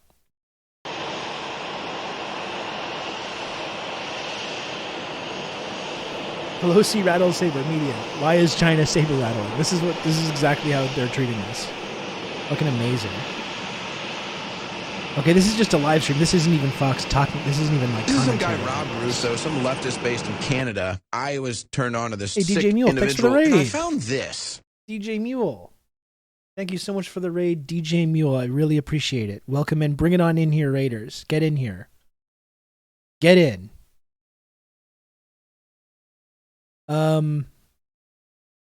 Welcome, Raiders. Thanks for joining us. I'm on hour 8 of this stream here, 8.5 hours marathon stream. I started off today talking about this whole China, Pelosi, Taiwan incident. I talked about my beef with washed up comedian Jon Stewart and all the radical centrists that are very angry about some of my questions and comments that I made about beloved liberal icon Jon Stewart. I played stray for a little bit. Now I'm back on this China-Taiwan stuff. And we're just right now taking a look at what CNN was saying about this visit, and now we're just taking a look at like what the Fox side is saying. Here's from 4 hours ago from Fox. And we are waiting for China's next move after House Speaker Nancy Pelosi landed in Taiwan about an hour Thanks ago. again for the They're 12 raid. hours And by the way, ahead if I now, haven't like introduced myself, sometimes I forget to do that. I'm so arrogant that I just assume people know who I am. Why? I don't know. I don't know why people would know that. I don't know. But I am Rob Rousseau. You may know me from Twitter or the Insurgents podcast, or maybe from this stream, or maybe you don't know me at all. But I am a socialist Twitch streamer here located in Montreal, Quebec, Canada. And this is the kind of stuff we're talking about on a regular basis. And this is what we're doing today. And once again, I thank you for joining us. I told them you were a cool guy, innit? Thank you. Thank you, DJ Mule. I say this with love. You have a bit of a real life beagle puss look. I do not know what that is. I do not know what a beagle puss look is. What is that? Reminds me actually of my childhood friend that everyone in the chat knows about. I talk about often. My childhood friend, Fat Pussy.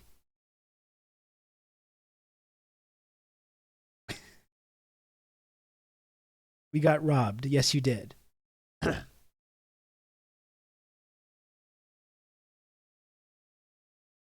Starting a war and causing more inflation or supply chain problems. But hey, at least fuck you, China. That's right. You owned President Xi. Congratulations.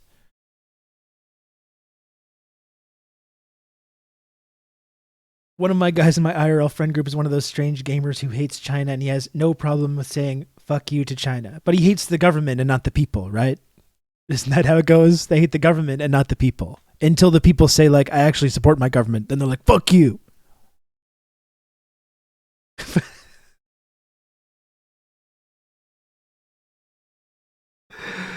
Fat Pussy was about... God, I can't even say that with keeping a straight face. Fat Pussy was a bad dude, and he ran with some bad boys. That's right. That is right. Anyway, let's see what Fox is saying about this. It is straight up midnight, so not a lot of movement now. They have driven the caravan or the motorcade down into subterranean parking in just the last few minutes. We watched that on the Faulkner Focus, and we will await for the next movements there by the Speaker of the House. Meanwhile, China's foreign ministry has released a statement just a few minutes ago, warning her visit is a, quote, serious violation and a major political provocation, and threatens the United States again. They've been doing it for days. This is Outnumbered. I'm Harris Faulkner, here with my co-hosts, who I'm so glad to see, Emily Campagno and Kayleigh McEnany. Also joining us today, Dr. Nicole Sapphire and Kayleigh James McEnany. Freeman. That is not a We're gonna real rock name. it. It's made up. Right now, as I showed you, Speaker Pelosi is in the capital city of Taipei. She is the highest-ranking elected U.S. official to visit Taiwan in more than a quarter century. And a furious China is ratcheting up the threats against the U.S. It has just released that statement. Let's get into more of it. I want to see how they play this, the whole Fox News line of Democrats bad, but also China bad. I'm interested to see how that spin works out.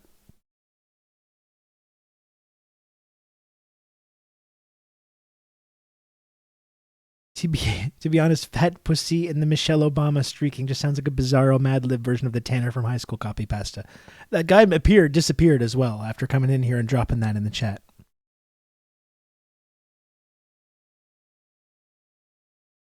The United States, for its part, has been attempting to use Taiwan to contain These subtitles China. are not good. It constantly distorts, obscures, and hollows out the one China principle, steps up its official exchanges with Taiwan, and emboldens Taiwan independence, separatist activities.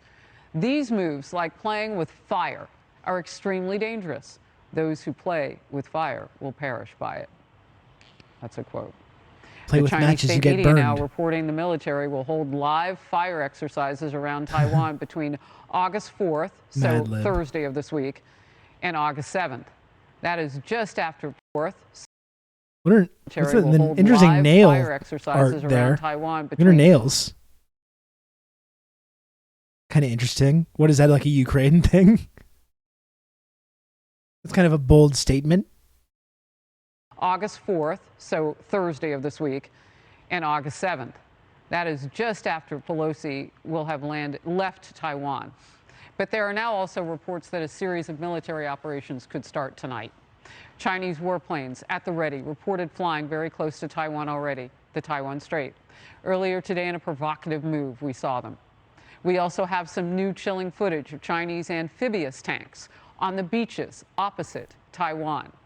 And Taiwan launched military drills to prepare their people for the worst.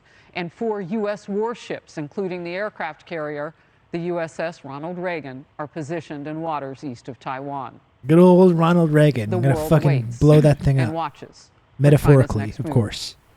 and how the United States might respond. James Freeman, this went from, we don't know if she's going, she touches down, and they go crazy. Yeah, they don't need to. They just go crazy. I mean, if you're just joining us like Mule and others, this is the main thing. The other day, they're just going crazy. They're throwing all these threats around. Here's the very simple version of this story. Pelosi announced she wanted to go to Taiwan a couple months ago. China's saying, like, don't fucking come to Taiwan. We're serious about this. Don't come, or there's going to be consequences. They said that a couple months ago. They said that last week when this talk started up again. They're very, very clear, very serious about this. Don't come, or we're going to be really, we're going to have consequences for this. Don't come. We're really serious. And now, so she comes anyway. And you have people in the U.S. government being like, what's the big deal? Why are they making such a big deal of this? It's not a big deal. And it's like, it's a big deal by virtue of the fact that the government specifically said, don't fucking come. We're very serious about this. And she just did it anyway. And, her whole statement today, while she's trying to walk this line between visiting Taiwan and kind of legitimizing Taiwan, the sort of Taiwan independence movement, and then simultaneously saying this doesn't violate the one China policy. Again, it doesn't matter. It doesn't matter what Pelosi or the U.S. government says. What matters is what the Chinese government says. This will violate the one China policy. We're very serious about protecting our sovereignty. Don't come to Taiwan. And then they do it anyway. And now they're saying like, oh, they're freaking out. They're freaking out and throwing all these threats around. What are they doing? These bloodthirsty Chinese people. When it's like, it's actually a pretty normal reaction when they were very, very clear and specific about how they viewed Pelosi's trip here. And now they're like wondering what's going on. They're throwing all these threats around. No, it's like, that's That's actually a pretty normal reaction. I use the example of, Hawaii to talk about the U.S., but if you're in the U.K., like DJ Mule, it would be the same thing as China flying into Wales or something and meeting with like Welsh independence activists and arming and funding Welsh independence groups, which, as I've said before, or Irish, which I said before, I would support this if they actually did that. I think that would be cool and good if they did do that. And I would support that. But if the UK government said, don't come to Wales or don't come to Ireland, we're going to take that very seriously, and they just did it anyway, and then they did it anyway, and they were saying, well, what's the big deal? Why are you freaking out? Why are you freaking out about this? Obviously, everyone would understand, that dynamic in the political system. But of course, because the situation is reversed, it's very confusing to these media propagandists and political figures about why they're so upset and uptight about this issue. It's very clear. To go crazy. The other officials have visited in the past, and good for Nancy Pelosi. That's the thing. The China hate is so strong on Fox that they'll even praise Pelosi for doing this. But again, what was that? What did you just say? She touches down, and they go crazy. It's amazing. Yeah. They don't need to go crazy. The other officials have visited in the past, and good for Nancy Pelosi. It's not a big deal. Criticize in her public record, but one thing she has been outstanding on for decades is standing up for the free people of Taiwan. Built her career on this kind of anti-China island of rhetoric. Liberty, this success. You go back to Bush days, to Clinton days.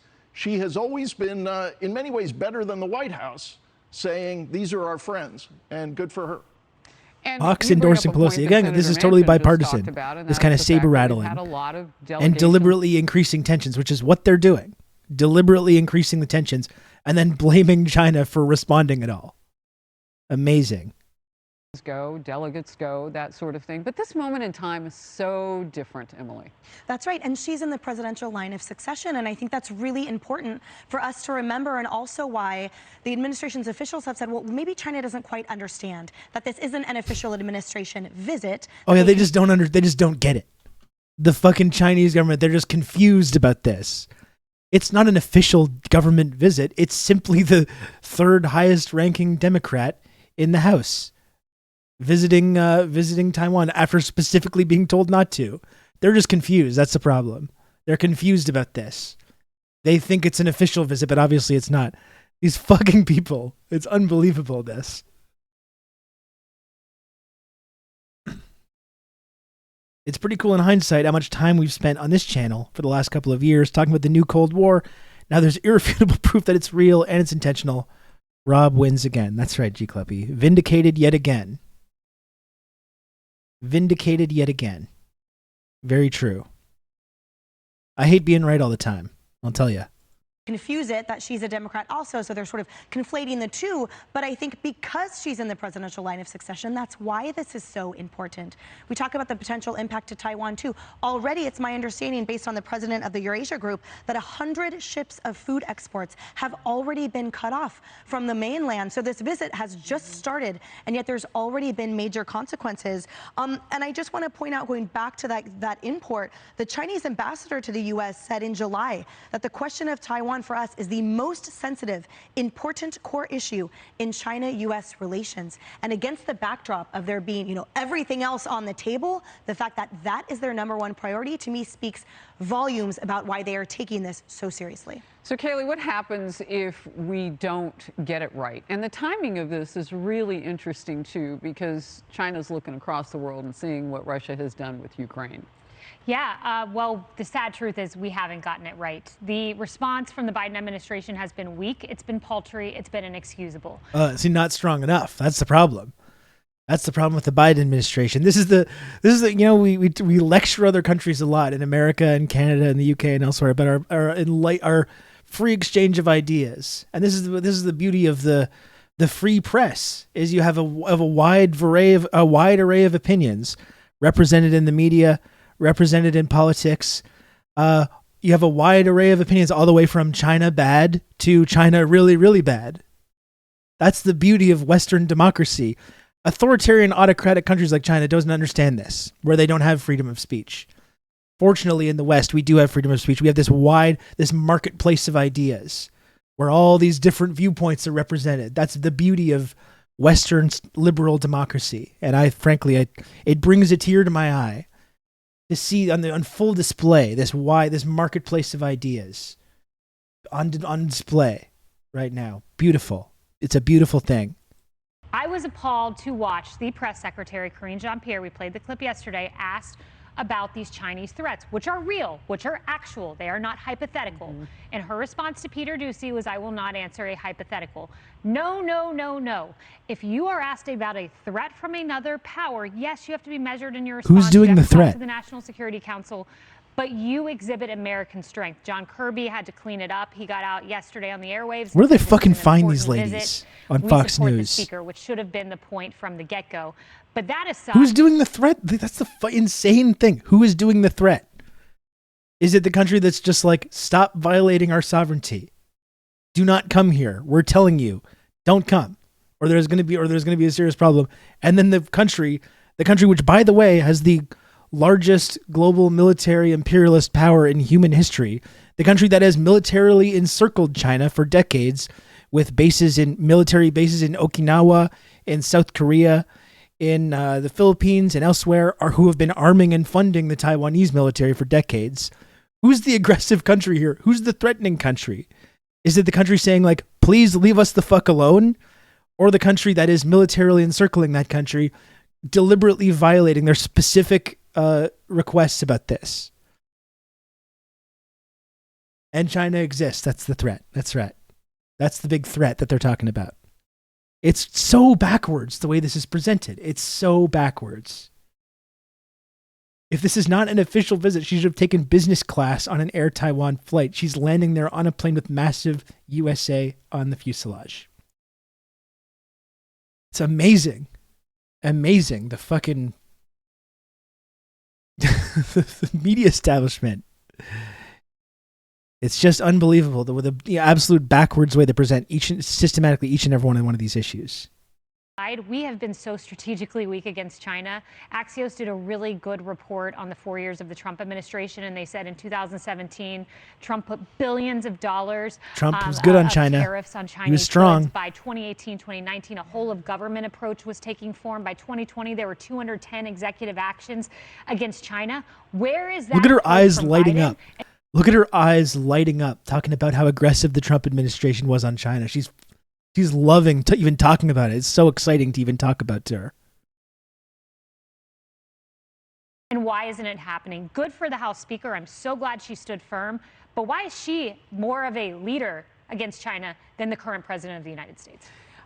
Dr. Sapphire, I know we can get into the politics, we can do a lot of it, but I want to talk about the height of the pandemic. That's exactly where I wanted to go. I want to go right there. And how we haven't learned anything. We still aren't making those critical, I'll just give a couple of examples. Medications like for diabetes in this country the way we should. We're still like capitulating to a country that hates us. Well, yeah, it's your own the guy you love so much, Ronald Reagan. Talk to that guy. That's why you're not producing any of the shit. That's why you offshored over your manufacturing to China.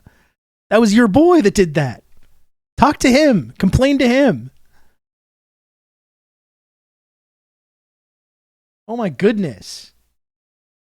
You sent all those jobs away for profit. Deliberately. Deng Xiaoping gotcha. I'm sorry, you played yourself, America. You blew it. Our boy Deng Xiaoping absolutely played you for total fools. And now you're complaining. That's what all this is about, right? They're just complaining because they know that they got hosed in that deal. And now they're realizing that it literally financed Chinese socialism for the last couple of decades. And they're just so perplexed. They're so perplexed about how this happened. Why is all our manufacturing there? Jesus Christ.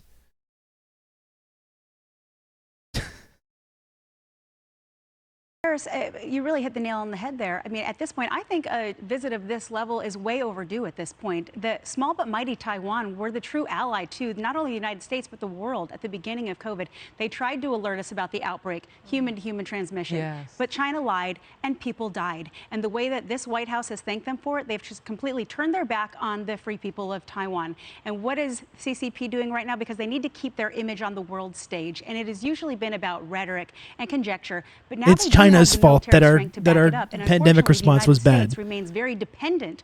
The whole thing about politicizing all the masks and politicizing all the vaccines that Fox News gleefully participates in each and every day, perhaps that had something to do with America's abysmal COVID response, and it's not China's fault about this. I'm sure if they hadn't quote unquote lied about this, which is propaganda in and of itself, I'm sure then America's COVID response would have been very sane and good. But no, perhaps the politicization of masking and taking a fucking vaccine may have had something to do with that as well, about that spinning out of control so badly. On China for our medications and for a lot of our imports. And what are they doing right now? They're trying to cut off Taiwan by stopping the imports. They're going to do the same thing to the United States, and this just reminds us that we need to stop being so reliant on the Chinese. It's too late, ma'am. So it's too late, madam. madam. Talked about what former President Trump did, and James, we know that they hold so much of our debt. Yep. COVID isn't real unless I want to criticize the Chinese government's handling of it, and then it was very real. Exactly. And their zero COVID policy is terrible, even though a tiny fraction of people have actually gotten COVID and died compared to the United States, where they've just given up on doing anything about the pandemic whatsoever. What leverage do we have? And by the way, you got we no didn't leverage. Even get into all of the fentanyl. They're killing our young people here. They're getting it into this country. Okay, so they're really going into the conspiracy theory shit. China's shipping fentanyl in to kill Americans. They hate America and they're shipping fentanyl in to kill Americans. This is the wide array of ideas, the marketplace of ideas that are on display. We looked at the CNN version of this discussion, and now there's the Fox version. Not a whole lot of separation, but you have the Fox, the extreme racist, xenophobic, paranoid version, and then you have the CNN's polite, dignified version of essentially the same arguments. Opium war is coming for us now. I mean, we do kind of have it coming. If that is indeed what they're doing, I don't believe it is, but maybe we were kind of asking for it a little bit. Over the border south of us, I mean, they are really able to hurt us in so many different ways.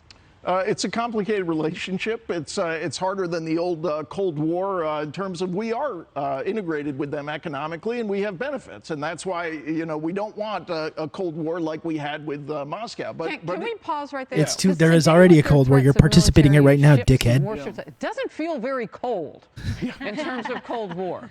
No, and I think one thing that does make this a dangerous time is the president has been very unclear on what his policy is. He will make a statement and then staff will come out a few hours later and say, no, that's not really what he meant. And we're left wondering. They got Chinese, Mexicans smuggling fentanyl. The CCP is winning at the border. That's right. There we go. That's where we're at.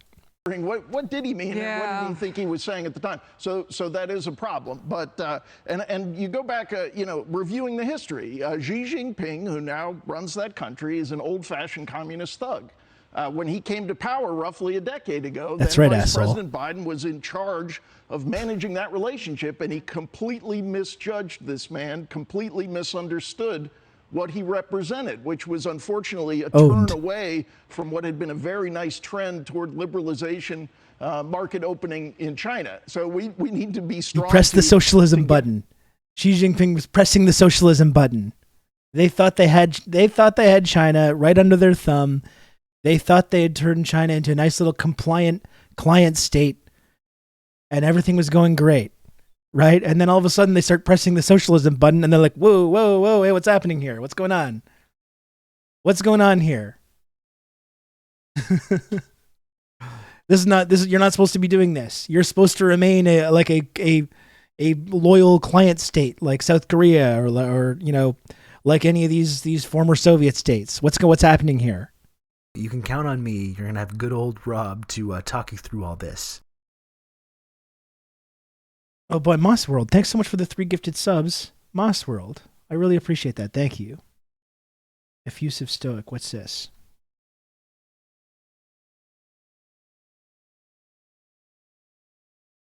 Oh yeah, we've already seen this a couple times. Back to that The approach Shinzo and Abe encourage them to come back to what worked. You talk about where Biden was, and it's hard not to think about where the investigation is now with Hunter Biden. You have to think about that. You have to ask questions. Why have we seen really unparalleled weakness against China from Biden alongside this investigation? I think it's fair to ask the question. But look, compare over 4 years how the enemies of our country acted versus how they are acting Talking now. about the orange man again, the Cheeto in chief. Take out the third in the line of presidential Look at her succession. They have smiling. leveled She that loves threat. They it. have She said that loves they're going Donald to Trump. engage in some sort of military action. They're And still wants to smooch a him. rational nation. I don't believe they're going to engage in something overt against a nuclear power. That being said, they're flexing their muscle. Putin invaded Ukraine. That didn't happen over 4 years of the last administration.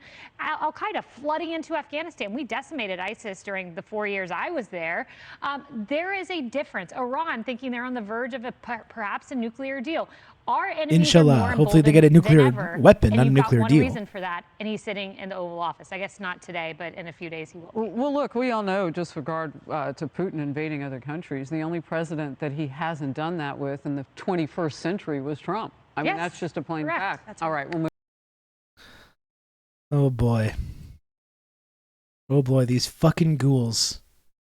These fucking ghouls, folks. Jesus. Okay. Decimated ISIS. That's right. They decimated ISIS. How did ISIS get there in the first place again? Who knows? We don't know. We have no idea. We have no idea how that happened. Okay. Am I going back to gaming now? Is that what I'm going to do? Is that what I'm going to do now? I'm going to go back to gaming. Jesus.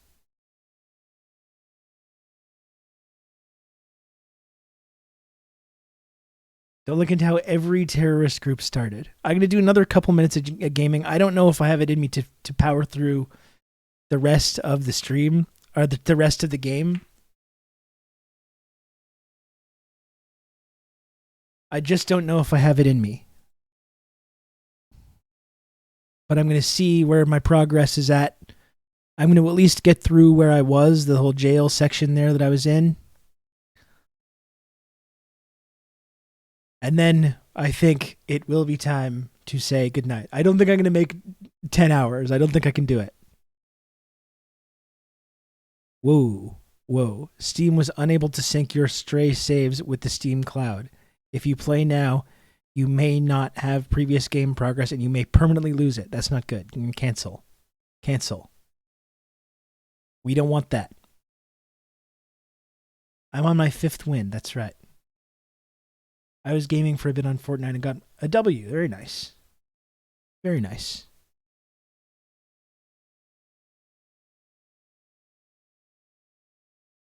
Okay, here we go. Mule, have you tried Stray? I've been really, really, really enjoying it a lot. I really like it. Where's my small text? Here we go. Okay, back at it. Jesus.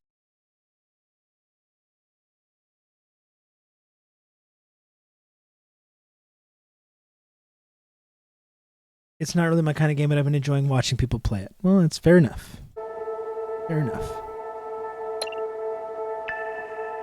Okay, I'm 16 out of 27 chapters. No way I'm going to finish this. I'm going to try and get through the jail section, and then we're going to be finished for the day. Okay? We're going to be finished.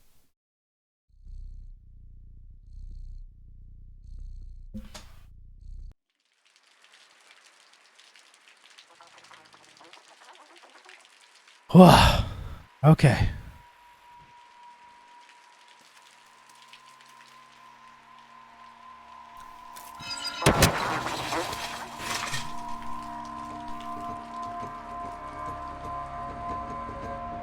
Wait, didn't I do this?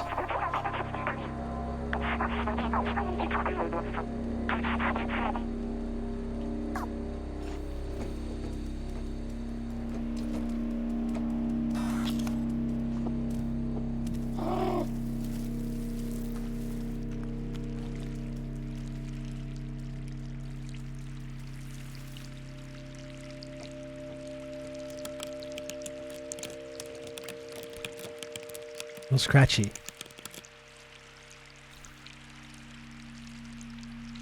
Thank you, Sean. Take care. We'll see you soon.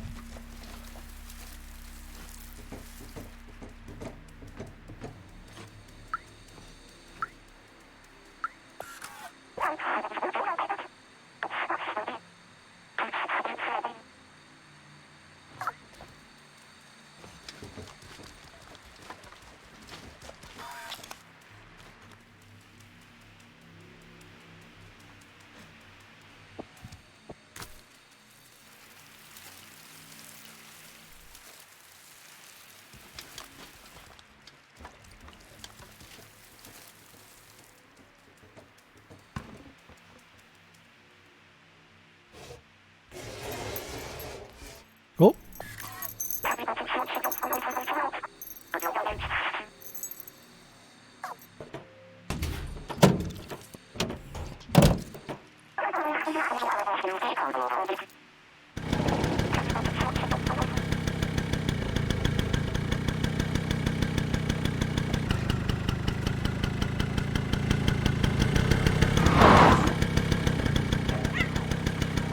Meow. Meow.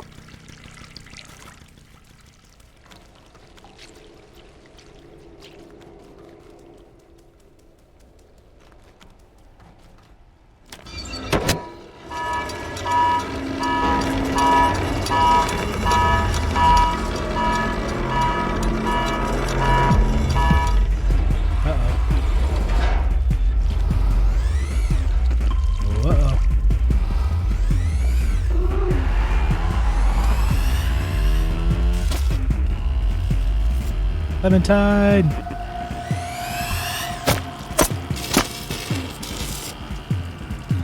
What the hell, Clementine? Can you slow down a little bit?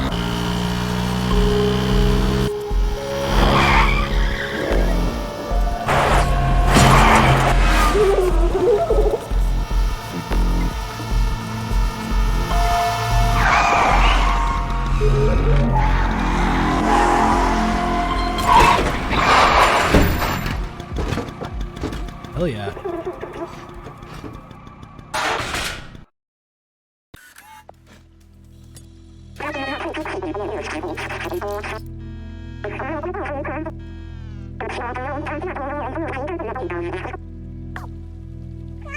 Aww. You're one of us now.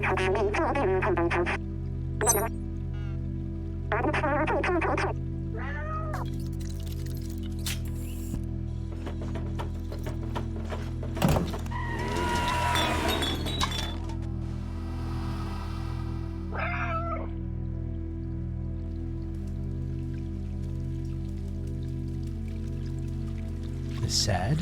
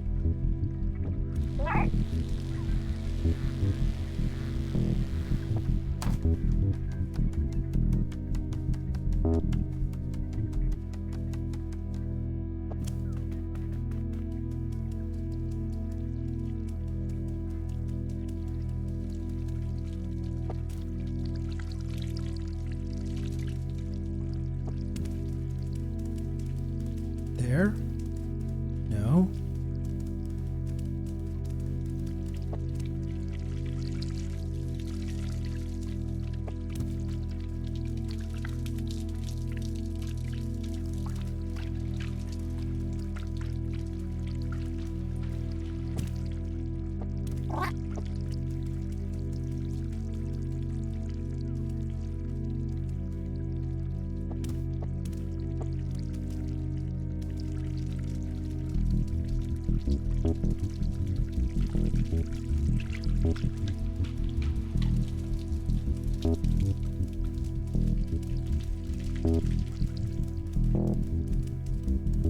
think that's where I originally came from, right? I think so.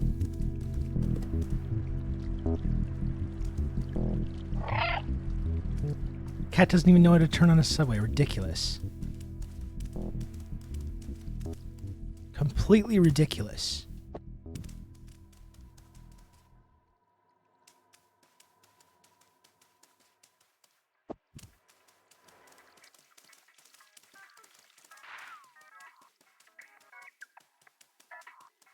Okay.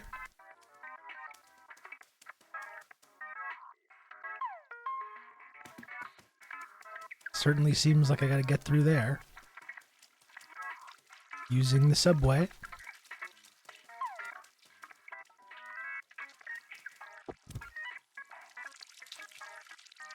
What's the issue here?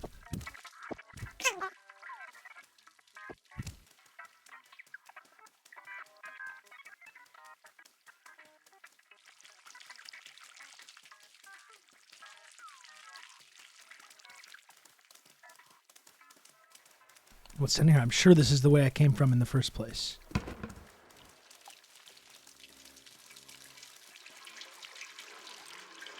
Yeah, of course it is.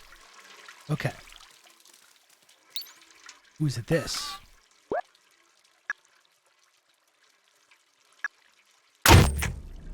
Got that battery.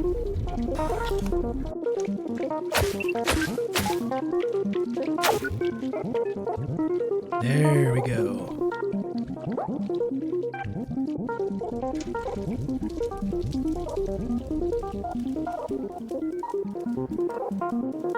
Oh yeah.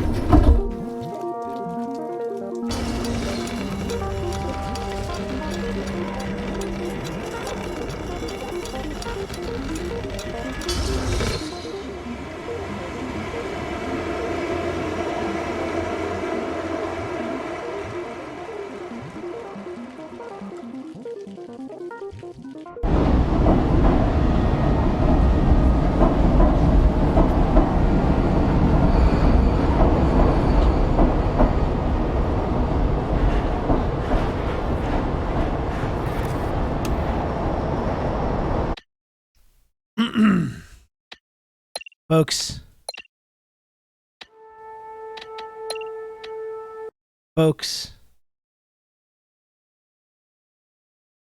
that's gonna do it. That's gonna do it.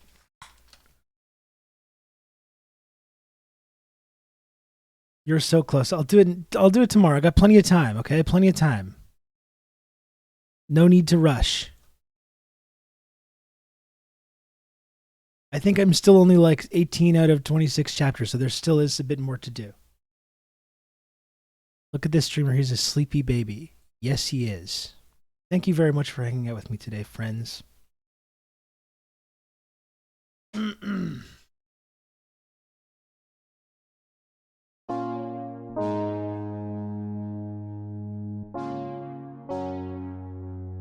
hours and 4 minutes. In all honesty, I said it a couple times. When I got to about 3 hours into the stream, I really did not think that I could continue. I genuinely do not know or understand how I managed to stream for an additional 6 hours after that point. I do not know.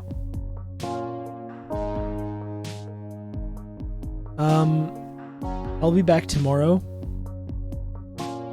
Folks, I don't think I will be there early tomorrow. I don't think I will be early, as I was today.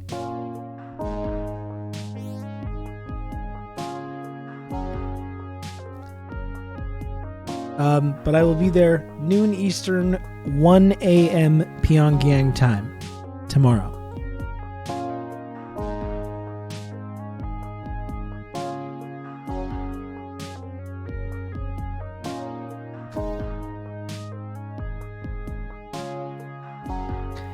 Thank you again for watching, friends. It was a great time today. We talked about a lot of productive stuff. I hooted and hollered. I ranted and raved. I yelled and shouted and screamed. Thank you for spending time with me today while I did all that. We're going to raid our friend Left Hand Stew.